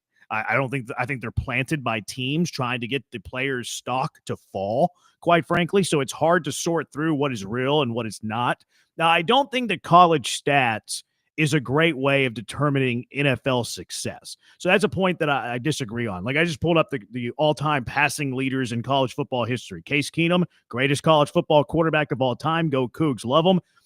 Had a tremendous professional career. We wouldn't call Case Keenum a top 25 quarterback in NFL history. Dylan Gabriel, second most passing yards. Timmy Chang, third. Landry Jones, 4. Graham Harrell, 5. Sam Hartman, 6. Bo Nix, 7. Ty Detmer, 8. Will Rogers, 9. Kellen Moore, 10. Baker Mayfield, good. He's 11th. Like, that's the first time we see like an above average to good NFL starter, although Case Keenum had a really good year in Minnesota. Bo Nix, 7. Yeah, Bo Nix is good. Bo Nix is good. Yeah. Good call. But then, like, you see further down the list, like Luke Falk, Seth Hennigan, Colt Brennan, Rakeem Cato, Holton Ahlers, Michael Penix Jr., good one, Mason Rudolph, Sean Mannion, Brett Rippon. So, like, college stats, I think, is a really bad precursor of what a player is going to do in the NFL. They're looking at skill. They're looking at tape. They're looking at the arm. They're looking to see how a quarterback reads the game, how they see the game. Are they making NFL type of throws? All of that. So I don't like the college stats as graded based on merit. Now, I do think that Shedeur is better than what some of the stuff that we're reading. Like Jim mentioned, where does he, like, if the kid can play? Like, I do think it's about if he can play. All the stuff pre-draft is all the noise. Where he gets drafted, I think, will be a really good indicator if he can play. I still think he's going to be a top 25 pick, maybe even a top 20 pick. I think he'll be solid in the NFL, like talking about the player. But I agree about the draft process being dumb. I do think the coverage has gotten weird. I think a lot of it's planted by teams that want him, quite frankly. What do you think about that? No, I tend to agree. I kind of mentioned some of the things that you'd said just because of the fact that, teams are going to look at things totally differently in the NFL, regardless of everything that happens in college. And when you look at it too, they're looking at something totally different than we've ever seen. I mean, there's also, we can, like we said, we can pull Brady and we can say guys that didn't have good combines or guys that was drafted in the 6th round or guys that, the Cinderella stories. Those things happen too. But at the same time, you're right in the fact that, and I think a lot of this gets blown out of proportion and gets to the level that we're seeing right now with the polarization because the media is so deeply involved in all of this now. Like more so than ever before with social media and all the different outlets, and then everybody having their own, opinions and draft coverage and websites and podcasts. The stories are coming from all angles. Because I also think, to add to what you said, I think just as teams are planting seeds to try and Belichick was famous for this, trying to get guys to slide to him or, to fall, there's also going to be agents that are feeding stuff into media outlets that they have connections with, trying to get their guys maybe to rise or get more attention. But it's just such a circus now because of the fact that there's so many people trying to, make their narratives and turn things a certain way. He's just at the center of it because he also has one of the most known and recognizable and one of the greatest, football players that we've ever seen as his dad. And so that even magnifies everything even more. He's a polarizing figure. Yeah. There's no doubt about it. Like, it is like, you have to be good to be polarizing too. Like that is the other part of it. Now, the one thing that Jim mentioned where like the anonymity of quotes, see your point. I can kind of go both ways on that because some of like the greatest and most important stories that have been broken from like journalists, and look, this isn't that, we're talking football here, but some of the most important, like earth-changing, groundbreaking stories have come from anonymous sources that they wouldn't have had that piece of information because the source was scared to put, to go on the record for, quite frankly, like fear of their life. Right. So like I with this, like being football, okay, I can hear you with that, but like if we start talking about bigger things, I do think that anonymous quotes are important. They are, and Jeremy, I understand what Jim was saying, but I also think you have to understand from the simple concept and standpoint of sometimes you're going to hear things or you're going to talk to people and you're going to want them to answer, and it may affect their jobs too. Like, right? So if you're talking to scouts or GMs or personnel guys, and you probably a bevy of topics are being covered, but some of them they're going to say, "Hey, look, this is off the record," or I can't have you put my name with this because I could lose my job if it comes out. But if you want my honest opinion, and they have relationships to where they're going to give you their take, but they're also probably going to say, I can't have my name associated with this because I could lose my job. Although I do understand that there are also some cowardly people that sometimes just throw stuff out there as long as they're anonymous. A lot of times it's a coach that wants the player too. Mm-hmm. Like there are many times that a team that really wants the player to slide their pick in the draft will make up a quote that they give to a media person that's going to report the story, hoping that it gains traction and the player slides. That's the stuff that I do hate. That's why I agree with Jim. Like I don't love that part of the draft. I think it's ridiculous. Wasn't it the last one that was really kind of publicized after the fact was the fact that Belichick and everybody said he wanted Mac Jones. He had to trade it up to get Mac Jones. He had to get from his pick all the way up to the top 10, top 5, wherever it was going to be. And at the end of the day, after the fact, when he slid and fell right in Belichick's lap, people were saying, well, he'll never admit to this, but Belichick was probably one of the guys that was, feeding things to the media to have him slide, and he didn't have to trade or do anything, and he got the guy he wanted. I mean, there's some rumors out there that, who leaked the CJ Stroud S2 stuff. Like there's some theories out there that exist about that too.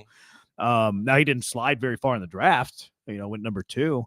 But a lot of people didn't think he was going to go to. I was going to say that was the decision draft right there. 1 and 2 was the 2 quarterbacks, and we went back and forth, a million different times with the 2 quarterbacks between Bryce Young and CJ, and maybe that was a swing factor. Yeah. Texture says all the guys you listed played 4 years in college. Well, so did Shadur Sanders. Sanders played 2 years at Jackson State, 2 years at Colorado. So I don't know the comp there. Already calling Bo Nix and Michael Penix good. That's a fair point. They've had a rookie year. They look like they're trending in the direction of good, but maybe it's too early to call that good. So I'll give you that. A texture, these guys called into the blitz. AJ would have gotten fired. I saw Jackson Dart light up Georgia and Shadur get mollybopped by Kansas in a must-win. Don't sleep on Kansas now. Come on, Texter. You know what? You're talking down about Kansas football, Texter. You're banned for the rest of the day. We don't talk down about Kansas football. We don't talk down about Lance Leopold and the Jayhawks' stellar defense that limited Shadur Sanders. You can't text the rest of the day. Arrowhead in an NFL stadium. I mean, that's because there's thousands of people that are going into Lawrence ready to watch Kansas Jayhawk football, and they need to expand. That's what I'm saying. And you expand. Shadur's just a talking point because he talks a lot. He's not Andrew Luck, and he's not Jamarcus Russell. Sanders talks annoying because he's not as good or as bad as everyone says. I like the last line. He probably is not as good as his supporters say, and he's probably not as bad as his haters say. He's probably somewhere in the middle. Yeah, I think that there's a distinct possibility. We won't know until we see it play out. From the NFL Network to ESPN to everybody covering the draft, he is an absolute dream for this draft. Yeah. It's, for a ton of a bevy of reasons, but he is just like a huge piece of this draft because of all the things you just mentioned, because he's not afraid to speak his mind, because his dad is who he is, because of the story coming out of Colorado, the way they went from Jackson State to Colorado, and now because there's so many people with so many different opinions, football related and not. So he's a dream for everybody that's covering the draft. Jasper says, man, I'm trying to go shopping, but this conversation has me sitting in the parking lot waiting to go in because I'm all in. What are you shopping for, Jasper? New blankets to tuck underneath your mattress, you weirdo? 713-780-3776. Back out to the HR&P listener line. John, you're in the High with the Bees. What's up, John? Yeah, I wanted to talk about Sanders just a little bit, very short. I think it was the last caller who mentioned forget about his measurables and just talk about his play. Well, let's talk about his play. He went 13-12 at Colorado in a terrible conference, playing alongside a Heisman Trophy winner. So there you go. There's his play. Hey, why do we got to take cheap shots at the Big 12 football here, John? It's uncalled for. You're banned for the next 44 minutes. You can call back tomorrow. Not going to allow Big 12 football slander. It's the best league in the country, the Big 12. The SEC didn't play games this year? I mean, the Heisman Trophy winner is an interesting point because there's a lot of people that hey, Johnny Manziel was better than he was because of Mike Evans. I think that's a fair point from John. Now, the Big 12 shot was uncalled for, but, I mean, he put up numbers, no doubt about it. His record wasn't great, although Colorado was not a great place before, Deion got there. Like, they were, coming off a 4-win team. So like he did build them up. Like Shedeur Sanders did leave Colorado better off than how he found it. And so I give him credit for that. Now, how much of his play was lifted by Travis Hunter? I think it's a fair conversation to You have. can also counter that by saying he had one of the worst offensive lines probably in big time D1 football. A lot of people think that. A lot of people also think that Sanders created some of that. I think the truth probably lies somewhere in the middle. Yeah, I probably. I mean, but like even when you hear guys that are analyzing his tape saying a majority of his tape is hard to analyze because he was running for his life all the time, regardless of whether he had Travis Hunter or not. One win before Deion got there. Deion won 4 in his first year. That's right. So they went from 1 win the last year before Deion was there. Then Deion won 4. And then what they win last year? 9? I think they won 9. I mean, it's a pretty good little turnaround there. Yeah, because was Shedeur 13-12 in 2 years? 13-11. 13-11. I don't think he played in a game. Okay. Somewhere along there. His record's a little different than his father's at Colorado. Shedeur was 13-11 as a starter at Colorado. I mean, that's not bad. You come over from Jackson State and you take over a program who, look, John, the big shots are not to be taken lightly on this show. But a 1-win team in a Power 5 conference that became a Power 4 conference, and then he won 4 and 9, like that's admirable, I think. That's admirable. Now, Deion's done a hell of a job. He's done absolutely everything that Colorado wanted him to do and more. Yeah. And a lot of people didn't think he could do it. Another texter said they won 2 wins the year before. So 1 or 2, whatever. They either quadrupled or doubled their win total. Now, Jackson Dart's career at Ole Miss wasn't bad now. Like, he was pretty good, too. I feel like Jackson Dart's getting a little bit of hate. A little slander out whenever of this, we're having this conversation. Like, Jackson Dart was a 3-year starter at Ole Miss. They won a bunch of games in his 3 years as the starter at Ole Miss. Led the SEC in passing yards this final year, which is the best college football conference in the country. So I do feel like Jackson Dart's getting a little bit of hate here that's probably unwarranted. Yeah, no, I agree. He's catching strays as part of all this. And look, I think from his perspective, good on him that the scouts saw something to say that there's a chance that he could go late first round or he could go somewhere in the first round. There are some NFL people that are saying that some teams might want him before they would want Shedeur. That's just what is out there because of his hard work and what he's been able to do since he walked away from Ole Miss. John texted in, Kansas went 5-7 and I get banned? 3 question mark. Yeah, you don't talk bad about Big 12 football. He does call for Joel Blank to decide, though. We need an independent arbiter because he's appealing my decision. Well, John, I'm going to He's not going to call back in. I'm going to have to let John know that the real true decision to be made here is done by the rules that are in place. So it's a technicality, but we only allow you to call in once per day unless there is something that has to be revisited. So the decision's made by the rule book that says you are now not allowed to call till tomorrow. We're confirmed. Yeah. We did Text, tweet all you want. Yeah. For sure. At You're not Jeremy Branham. banned from the show, but you cannot call in again. He went to appeal. The appeal process. The appeal will be heard tomorrow morning. And the says the call on the field stands. I love that.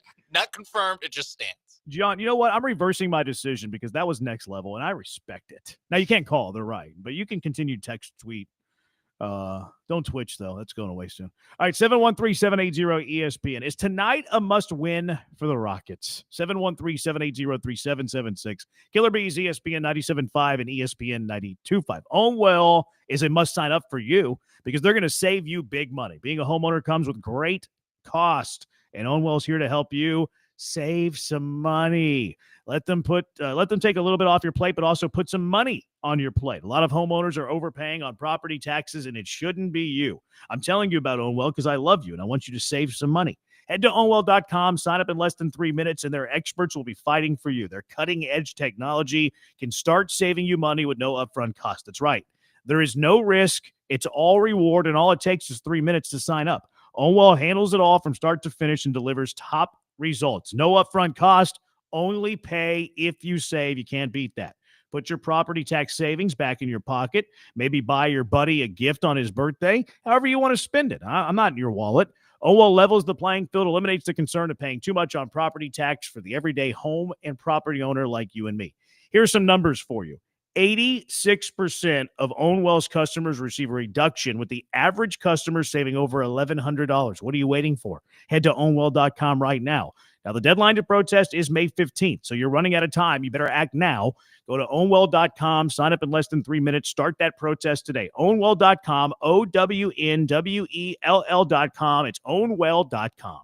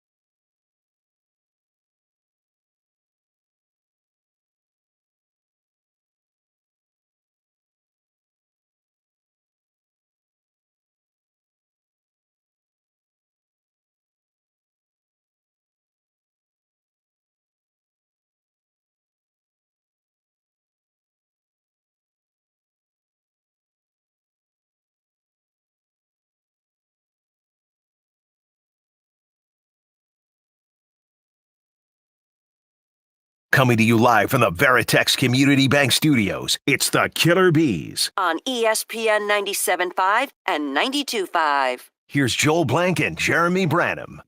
Killer Bees, ESPN 97.5, ESPN 92.5. You know the spread on the Rockets-Warriors game tonight? I do not. You want to take a stab at it? Okay. Rockets 4.5. You didn't. You didn't look. I did not look at all. I don't have it. I don't even have ESPN open or anything. I just have text, YouTube, Twitch, our rundown. I don't have it. Did you look earlier? I did not. Did Blankers already know the spread? 713-780-3776. That's not true. I have faith in you all the time. I have faith in you knocking down a corner three. I have faith in you showing up for our show each and every day. I have faith in you getting mad at me at least once a week. That's light. The over-under on that is very light. See, that shows you how strong my faith is. I have faith on you making me coffee at least 3 times a week. I have faith on. We should where probably else stop faith? while you're ahead. Let's just probably leave it. No, this is good. I like this. Mapes Where do we is have chuckling? I know that. Where do we have faith in Blankers? It's a- 713-780-3776. It's a very healthy. I feel like it's like almost. I a, find no reason to couples therapy game. try and like cheat on the spread for tonight's game. Like, This is why impromptu what does that benefit question, me? yeah. I guess. I mean, you nailed it. It's 4.5 as of right now, according to ESPN. Texter says he looked earlier. So I'm not the only one that thinks you'd already looked. What do I have to look at? The spread. Check the spread. Why would I look at the spread before the game? I'm looking at. I'll look at To like bet it. no, and I'm not. You know me. I'm not betting it. So I don't have any reason to look at the spread earlier. 713-780-ESPN. Whether you want to weigh in on did Blankers already know the spread? Secondly, where do we have confidence the most in Blankers? I have confidence in you winning at least 5 of 12 Little League softball games. Oh, for sure. Which Texture said that neither one of us is capable of doing that. I have confidence in you there. I have confidence in you getting the ball to the mitt on a first pitch at a minor league baseball stadium. Let's see where I have confidence in you drinking a soda water with 0 calories in it. True. Yeah. For the most part, yeah. I have confidence in you putting ketchup on a potato. Did it on Monday night after the show. Yep. I know you pretty well. I have faith that your cheat meal is Chinese food. Not necessarily always.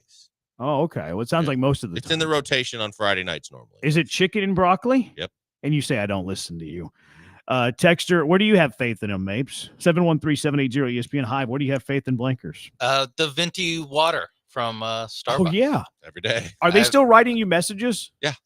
They're still doing that, huh? Yeah. What was your message today? Have a great day, Joel. There you go. I have faith in you having a great day always. I don't. I certainly do not. What do you have to be upset about? You have a beautiful family. You work with a jabroni like me for 3 hours. 6 o'clock happens each and every day. I'm gonna not respond to that. There's 21 other hours. Yeah, I'm not gonna respond to that one. You only have to deal with me for 3 hours. I mean, this is pretty good here. Blankers just proved he doesn't need to look it up. He just knows. Joel knows. I have faith in you being able to accurately predict the spread of an NBA playoff game. But do you have faith in me to predict the series? Because a lot of people don't like what I predicted for the series. Like and wrong aren't always the same, though. I mean, if I predicted it and it's wrong, then it's wrong. B. Hannon says Mexican food on Sundays. I have faith in that. He's not talking about you, though. You don't have Mexican Saturday food. or You Sunday. have it every It's Sunday? Either Saturday or Sunday. One of the two. He's right. Do you go to the same spot every time, or do you mix it up? We have to. Okay. Do you mix up your food order? No.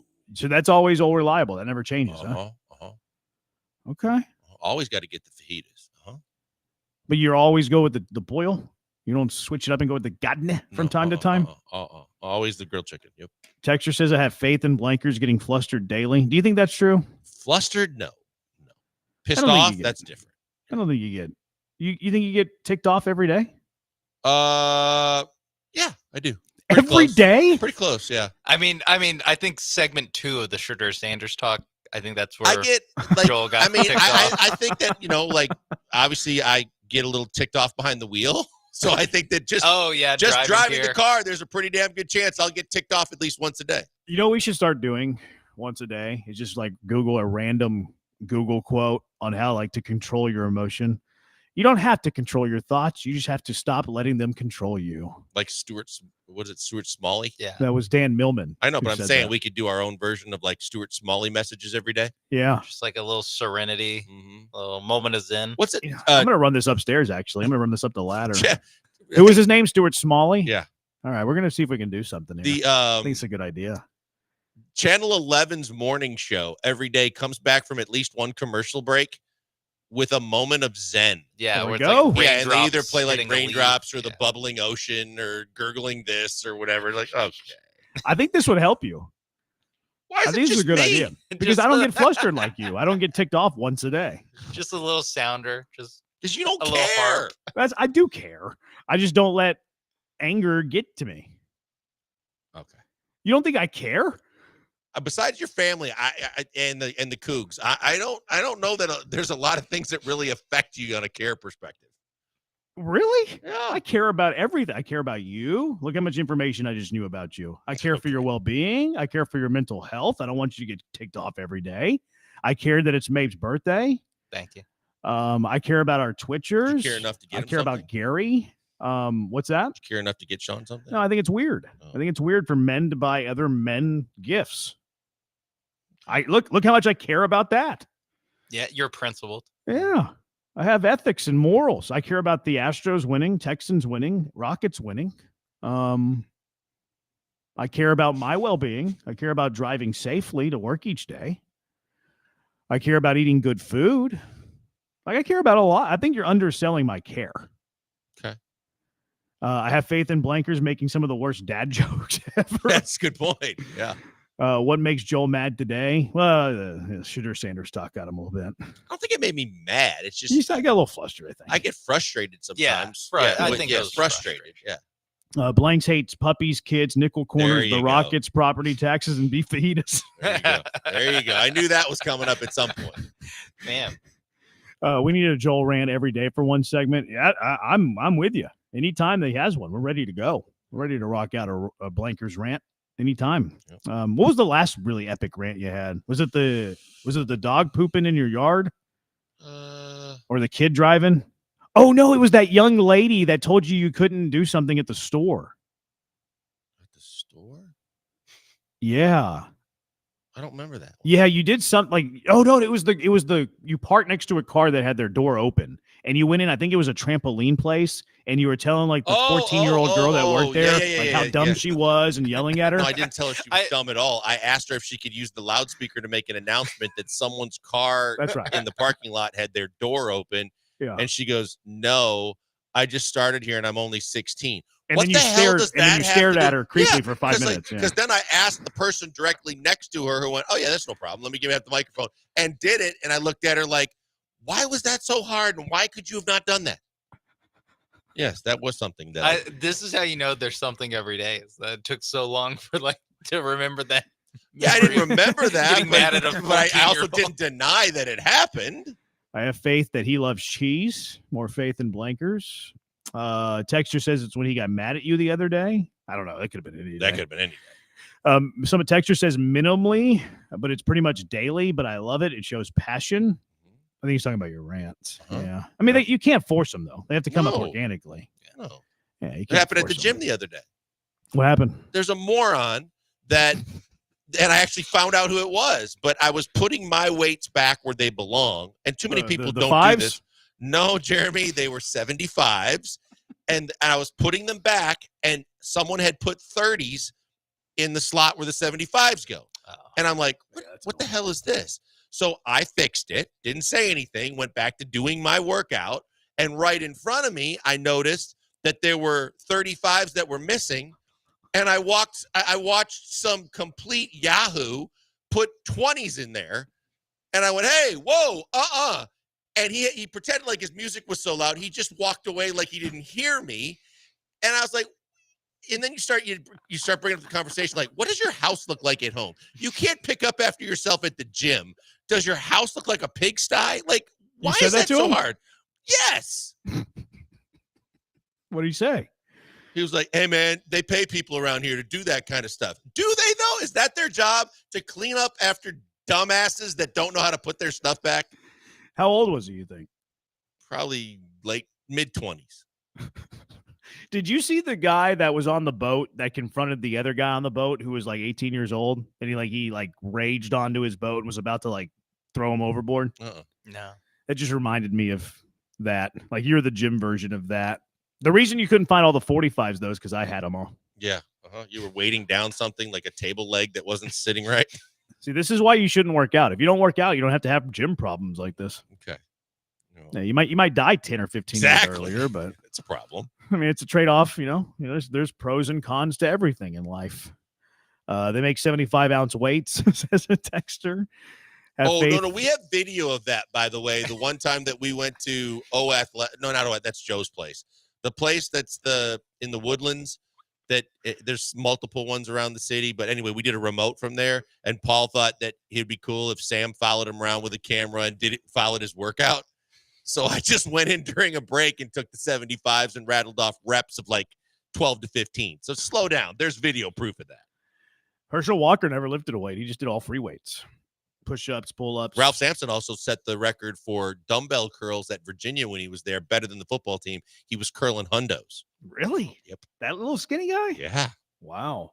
Texter, have faith that Blank has legitimately yelled, "Get off my lawn" to someone. Have you? Nope. No one walking their dog in your yard that you yelled at to get off? Happened today. I knew it. I did not yell at them. I did not say a word to them. But my cameras alerted me, and I'm like, wait a minute. And so I looked to see what it was, and some dude, instead of walking his dog on the sidewalk, was walking his dog across my lawn, and I'm like, is he really doing that? That is a bit annoying. Did the dog do any No, business? that's what I went. I went and checked the lawn. There was no poop on it. So I was like, okay. So you went to check the lawn after they had walked off? Absolutely. What would you have done if they pooped on your lawn? Called them back to go get their crap. So you were right behind them, like they could have seen you do this? No, I mean, I didn't know if they were still going to be there, but then I went outside to check. And when I looked down the sidewalk, the dude was still there with his dog and his wife, and he turned around and looked, and they were waving at me. And I was like, okay, there's no poop. I'll wave back. Otherwise, I would have called his ass back to clean up his mess. I love that you went out to check. Clean up after yourself, people. Moral of this story on this segment, Yeah. clean up after yourself. That's the common theme. That's right. Brandon, free weights or weights? I meant non-weights. Body Just weight, body weight. My bad. I'll take the L on that one. Good call. You got this one, 4631. I'll concede the L. You're a winner.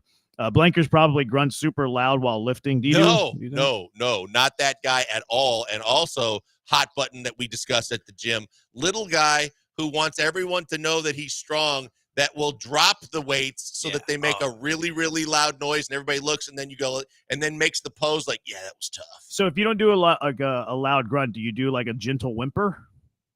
No. Mm-mm. I'm like Carlos Alcaraz out there. I lift up my 25 pounds. I'm like, "Urgh!" Yeah, there was a guy at the old gym I used to go to that would take the 100-pound dumbbells to bench press and then try to do one, but then would just get out of the way and let them fall, and then get up real quick. Like, yeah, I just did like 10 we gotta go to break. Soriano Branham cares about using proper grammar. I do care about RBIs a great deal. So there is that. All right, let's talk about the Rockets. We got off the beaten path there. 713-780-ESPN. Is tonight a must win? It's the Bees on ESPN 97.5 and ESPN 92.5. If you're always getting annoyed with your coworker, you're always getting ticked off, you should go to HR about them. And if you have HR&P, they might be able to do something about it. Mike Hollow, U of H class of 1990, go Cougs. Chris Fisher, A&M. Good people over there at HR&P, and they've been protecting the interests of businesses for nearly 25 years. HR&P provides comprehensive human capital management services, including HR compliance, benefits administration, and payroll. If you're looking to cross one of those things off your list of your daily activities, call up HR&P. They're going to work with you to customize a plan for whatever you need. There's nothing cookie cutter about HR&P. You need a little help, a lot of help, maybe all three of those things I mentioned, maybe more than that. HR&P is going to find a way to help you. Their customer service second to none. You'll never talk to a stranger on the other side of the line. You'll be calling someone familiar with you, familiar with your company. I can attest to that. We use HR&P here, of course, at Gal. I'm more of an email guy, but that doesn't stop them. Always a quick response, very easy to understand. Thankful that we use HR&P here at Gal Media. Let HR&P take on the demands of human resources and eliminate your HR burden so you can get back to growing your business, doing the things that you like in your business. Maybe not being at your business at all. Maybe being on the golf course. Whatever you want to do, let HR&P take over the things you don't want to do. Give them a call at 281-880-6525. Let them customize a plan for you, 281-880-6525, or visit them online at hrp.net. That's hrp.net.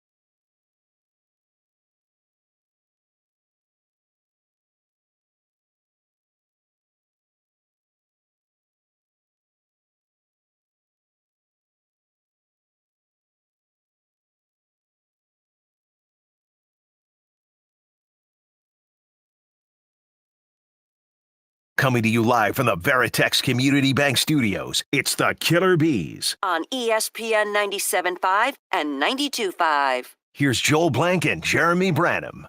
Well, Sean, please check Blanker's blood pressure after this segment. Dude is raging. Hey, he wasn't raging. You weren't Raging were at you? all. Hey, he wasn't raging. For goodness sakes, please wipe down the equipment after you sweat all over working out, Troy. That's a good point. That's when they run that commercial during Rockets games, Craig always gets grossed out by that. It is pretty nasty. Yeah. Now, again, if you just don't work out, these are problems you don't have. You don't have to worry about somebody not wiping down their sweat off the bench, because if you don't work out, you're not there. You're not there. So that solves everything. All these working out problems, I have the solution. Body by Branham. I got you. Texture, the pre-workout dumps in the gym are the worst. Is that a thing? They're like all jacked I'm up. glad I don't know. Pre-workout. That's what they're calling it these days. Pre-workout. Does pre-workout make you take a dump? I didn't know that was a thing. Yeah, I don't. That I'm not familiar with. Hate going into gym bathrooms. That I would agree with. Don't work out, and you never have to do these things. Or put the stuff in your house if that bothers you, and you can work out at home. Yeah, that's true. Is tonight a must-win for the Rockets? I think it is. I think this is do or die for the rest of their season. I just can't see a scenario with, no matter how you saw this series at the start, if you go down and lose the first 2 games at home, and you got to win 4 out of 5, including 3 of those in San Francisco, I just don't see it happening. As much as we can say must wins from time to time or thing like that, I just think this is absolutely a must win if the Rockets have any hope of winning this series. You're gonna make Palillo mad by saying that. Why? Because he doesn't believe in that phrase. Well, he better believe it now, coming from me, because I'm telling him straight up. If he wants to try and convince me, go right ahead. But there's no scenario where is it possible? Sure, anything's possible. But you're going to tell me that Golden State Warriors team is going to drop 4 of 5 to this Rockets team after winning tonight and taking the first 2 at home in Houston? No way. Yeah. I mean, I think it's possible that they could win 4 of the next 5 if they lost today. But if they lost tonight, I'm changing my prediction. I'm Golden State. I'm predicting that they win the series. But it's not a must-win unless it's a must-win, right? Unless it's an elimination game. Right. You're not from the finality of actually being done, right? But from my belief that having any chance of winning this series stems on they have to win tonight and even it at 1. Yeah. Then I absolutely believe that's the truth. Yeah, I mean, if you want to get into the semantics of the must-win, then it's not a must-win, but it's about as must-a-win as you can have without being a must-win. Because I'm with you. Like, I have the Rockets winning the series in 7. I still have the Rockets winning the game in 7, or winning the series in 7. But if the Rockets lost tonight and now they have to win 4 of the next 5, with 3 of those games being in the Golden State, I'm flipping. I'm out. I will not. I will change it. If the Rockets lose tonight, I will be on the radio tomorrow saying the series is over. Yeah, Warriors are advancing. And I think it's the players involved too. It's how that if they lose and how they go about it. That's why I kept setting the scenario of, look, I want them to win. Look, I think that this is a team that has a hell of a bright future, but how these guys are adapting to their first playoffs too means something when you've never been on the road for a playoff environment and you drop the first 2 at home as the 2 seed. I don't think it sets up very well. Yeah. Yeah. I like to be the Palillo. It's not a must win until it's a must win, but it's a must win. It's definitely a must win, says the texter. A young, inexperienced team going down 2-0 at home against the great Steph Curry, and an experienced seasoned team is a death sentence. I feel like you wrote that text. No, That's I something mean, you would say. but I would say this. I would say that I wouldn't say that their entire team is experienced. I would say the 3 guys, though, that are in their starting lineup and their experience actually matters. Even a Draymond, who you can say what you want about his inabilities offensively from a shooting or scoring perspective, his experience matters a great deal. He knows from the officials and the environment and how to handle things. Those things matter, but then you've got 2 absolute assassins that are still not like on the downside of their career enough to say that they can't just take over a game, and that matters. Yeah. Dre saying, where are the Jalen Green truthers? How many points he put up? He scored 7. And let me ask you this, Jeremy, in because game I 1, heard Dre. this a lot from a lot of people. if Jared, I've heard this from Stephen A. I've heard this from a couple other people commenting on the series. The comment was made, if Jalen Green wants to stay a Houston Rocket, he has to step up starting now. That's possible. Yeah, I think it's possible. I think that it's possible. Do I believe it? I don't. I think that I think they still want him around at least next year, but I can understand, like, especially if you look at, we played when you dipped out yesterday, we played the whole Boogie Cousins was on with Chandler Parsons and Michelle Beadle on that FanDuel TV show, and said that in the offseason, the Rockets need to trade for both Kevin Durant and one or the other, Trae Young or John Morant. And it was like, okay, in that scenario, you're giving up one of either Alpy or Jalen and almost everybody that you have in your young nucleus to have to pull off both of those, to where you'd have to ask.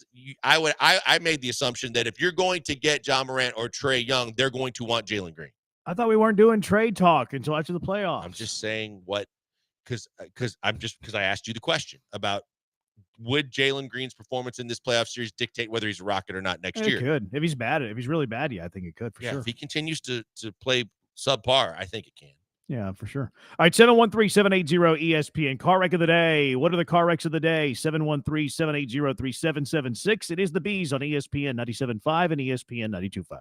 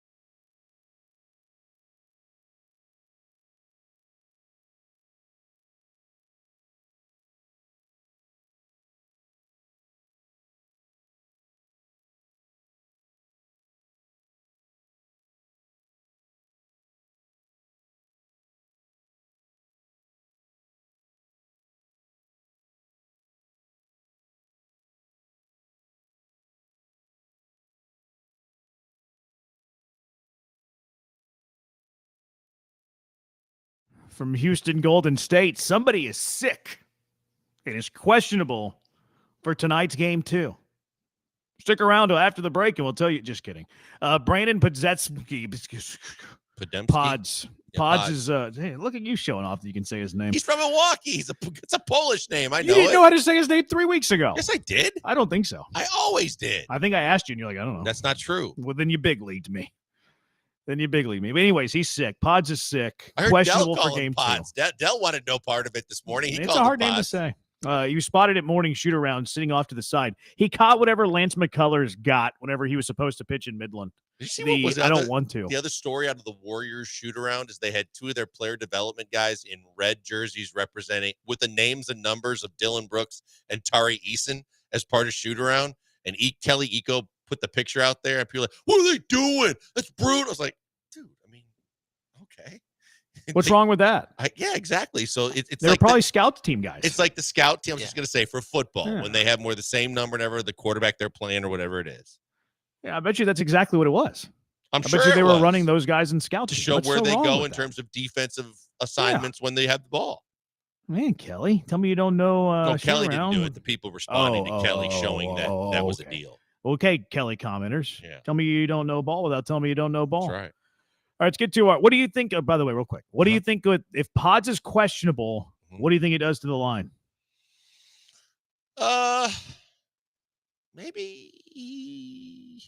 Maybe gives him a 1.5. I think it goes from 4.5 to 4.5. If he's out, I tonight. just wonder if that doesn't give Kuminga a chance to play because I think that's the next guy Kurt trusts. Yeah, I mean, none of the bench guys played a lot of minutes though. Like you can just give those guys more minutes. Yeah, like Hield was in the Peyton or- teens. yeah. Yeah. I mean, maybe though. Like it could be that. All right, car wreck of the day. What you got? The first one was I brought it up yesterday. The fact that that Shaq had to use the bathroom mid-segment 2 nights ago. Last night, the car wreck is 2 things. One, Charles walks out to walk onto the set and walks right by a massive porta potty and never notices it until He didn't notice it. he didn't notice it. They called him out on that. Then Shaq went to use it, whether he was being real or not, and grunted to all this stuff after they got on the air. That is an epic troll. Like it's one of my favorite moves It was they've ever done. fantastic. That sounds like something I would want to do. Like that is next level troll. That is so good. Yeah. I didn't realize he walked by it without noticing. Oh It's my just God. And they terrible. had all the video. I think they kind of assumed he was going to do it because that's just who Charles is. Yeah. And he walks out without his jacket on, a shirt and tie and whatever, gets the jacket on, sits down. Everybody's talking. He looks over and goes, what the? And then someone tells him and he just starts laughing like I never saw it. Man. What else you got? Oh, I got plenty. I mean, Anthony Edwards got fined $50K for inappropriate language and making obscene gestures. And if you missed it, you can find it on social media, but evidently size matters because when he pointed it out, he got $50K. Nah, it's about personality. What else? One more. You want me to get to this one, don't you? I have no idea what you're talking about. Yes, you do. What do you put it in there? What do you got? You put it in there. I did. I was talking to Sean. You're gaslighting me. No, I Like, was why are you talking to flipping this Sean on about me? whether I get to this one or not and whether I should. Flipping it to me. I didn't put it in the rundown. I You're- did as if I needed it late. What do you got? I just got a boring story about Walgreens paying up $350 million for illegally filling millions of illegal opioid prescriptions. Yeah, I saw that. I've been going to the wrong Walgreens. I saw that on the news today. I was like, "Ooh, that's a lot. That's of a money. lot of money. Yeah. That's So they so got much that money. because I thought they were taking a hit with CVS and everything. They might be able to sue the Nationals for using their logo. A good point. They might be able to get the money that way. That's actually a good point. Yeah. Yeah, I don't know. Is Walgreens publicly traded? I have no idea. There's Does not that matter? I there's, have no there's idea. not nearly as many as there used to be. It used to be they had literally the corner on the market on like in and out stores like that. Yeah. But yeah. I'm not a finance guy, really. I just steal Nancy Pelosi's stock trades. It's a pretty good return on investment. Car wreck of the day, Big 12 slander, says Josh from Seabrook. That's a great point. Car wreck of the day, Seabrook. Shannon Sharp. That's a good one. Did you listen to that? I didn't get a chance to listen to it.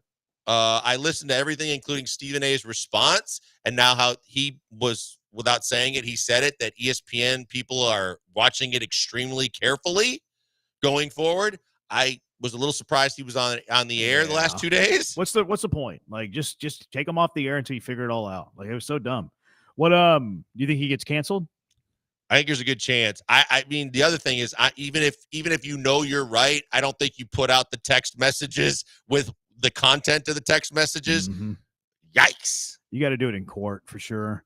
Texter says car wreck of the day has to be Mapes. Why? What did he do? Yeah, Sean didn't do anything wrong. It's his birthday. You're not going to car wreck him on his birthday. It's hero of the day, pulling double duty on his birthday. That's ridiculous. You know what? That Texter's my car wreck of the day. What's winning here? The Texter. Yeah, Texter, you win car wreck of the day for nominating Mapes as top car wreck of the day. That's brutal. That's terrible. It's the worst. Does it for us. Hey, Mapes, thank you for working twice on your birthday. Appreciate that. No problem. He's blank on Brad, and we'll talk to you tomorrow. ESPN National next. And then at 7 o'clock, Brad Gilmore, Booker T. If Brad Gilmore wants to go somewhere in life, he'll trade Booker T for John Cena. All right, we'll talk to you tomorrow.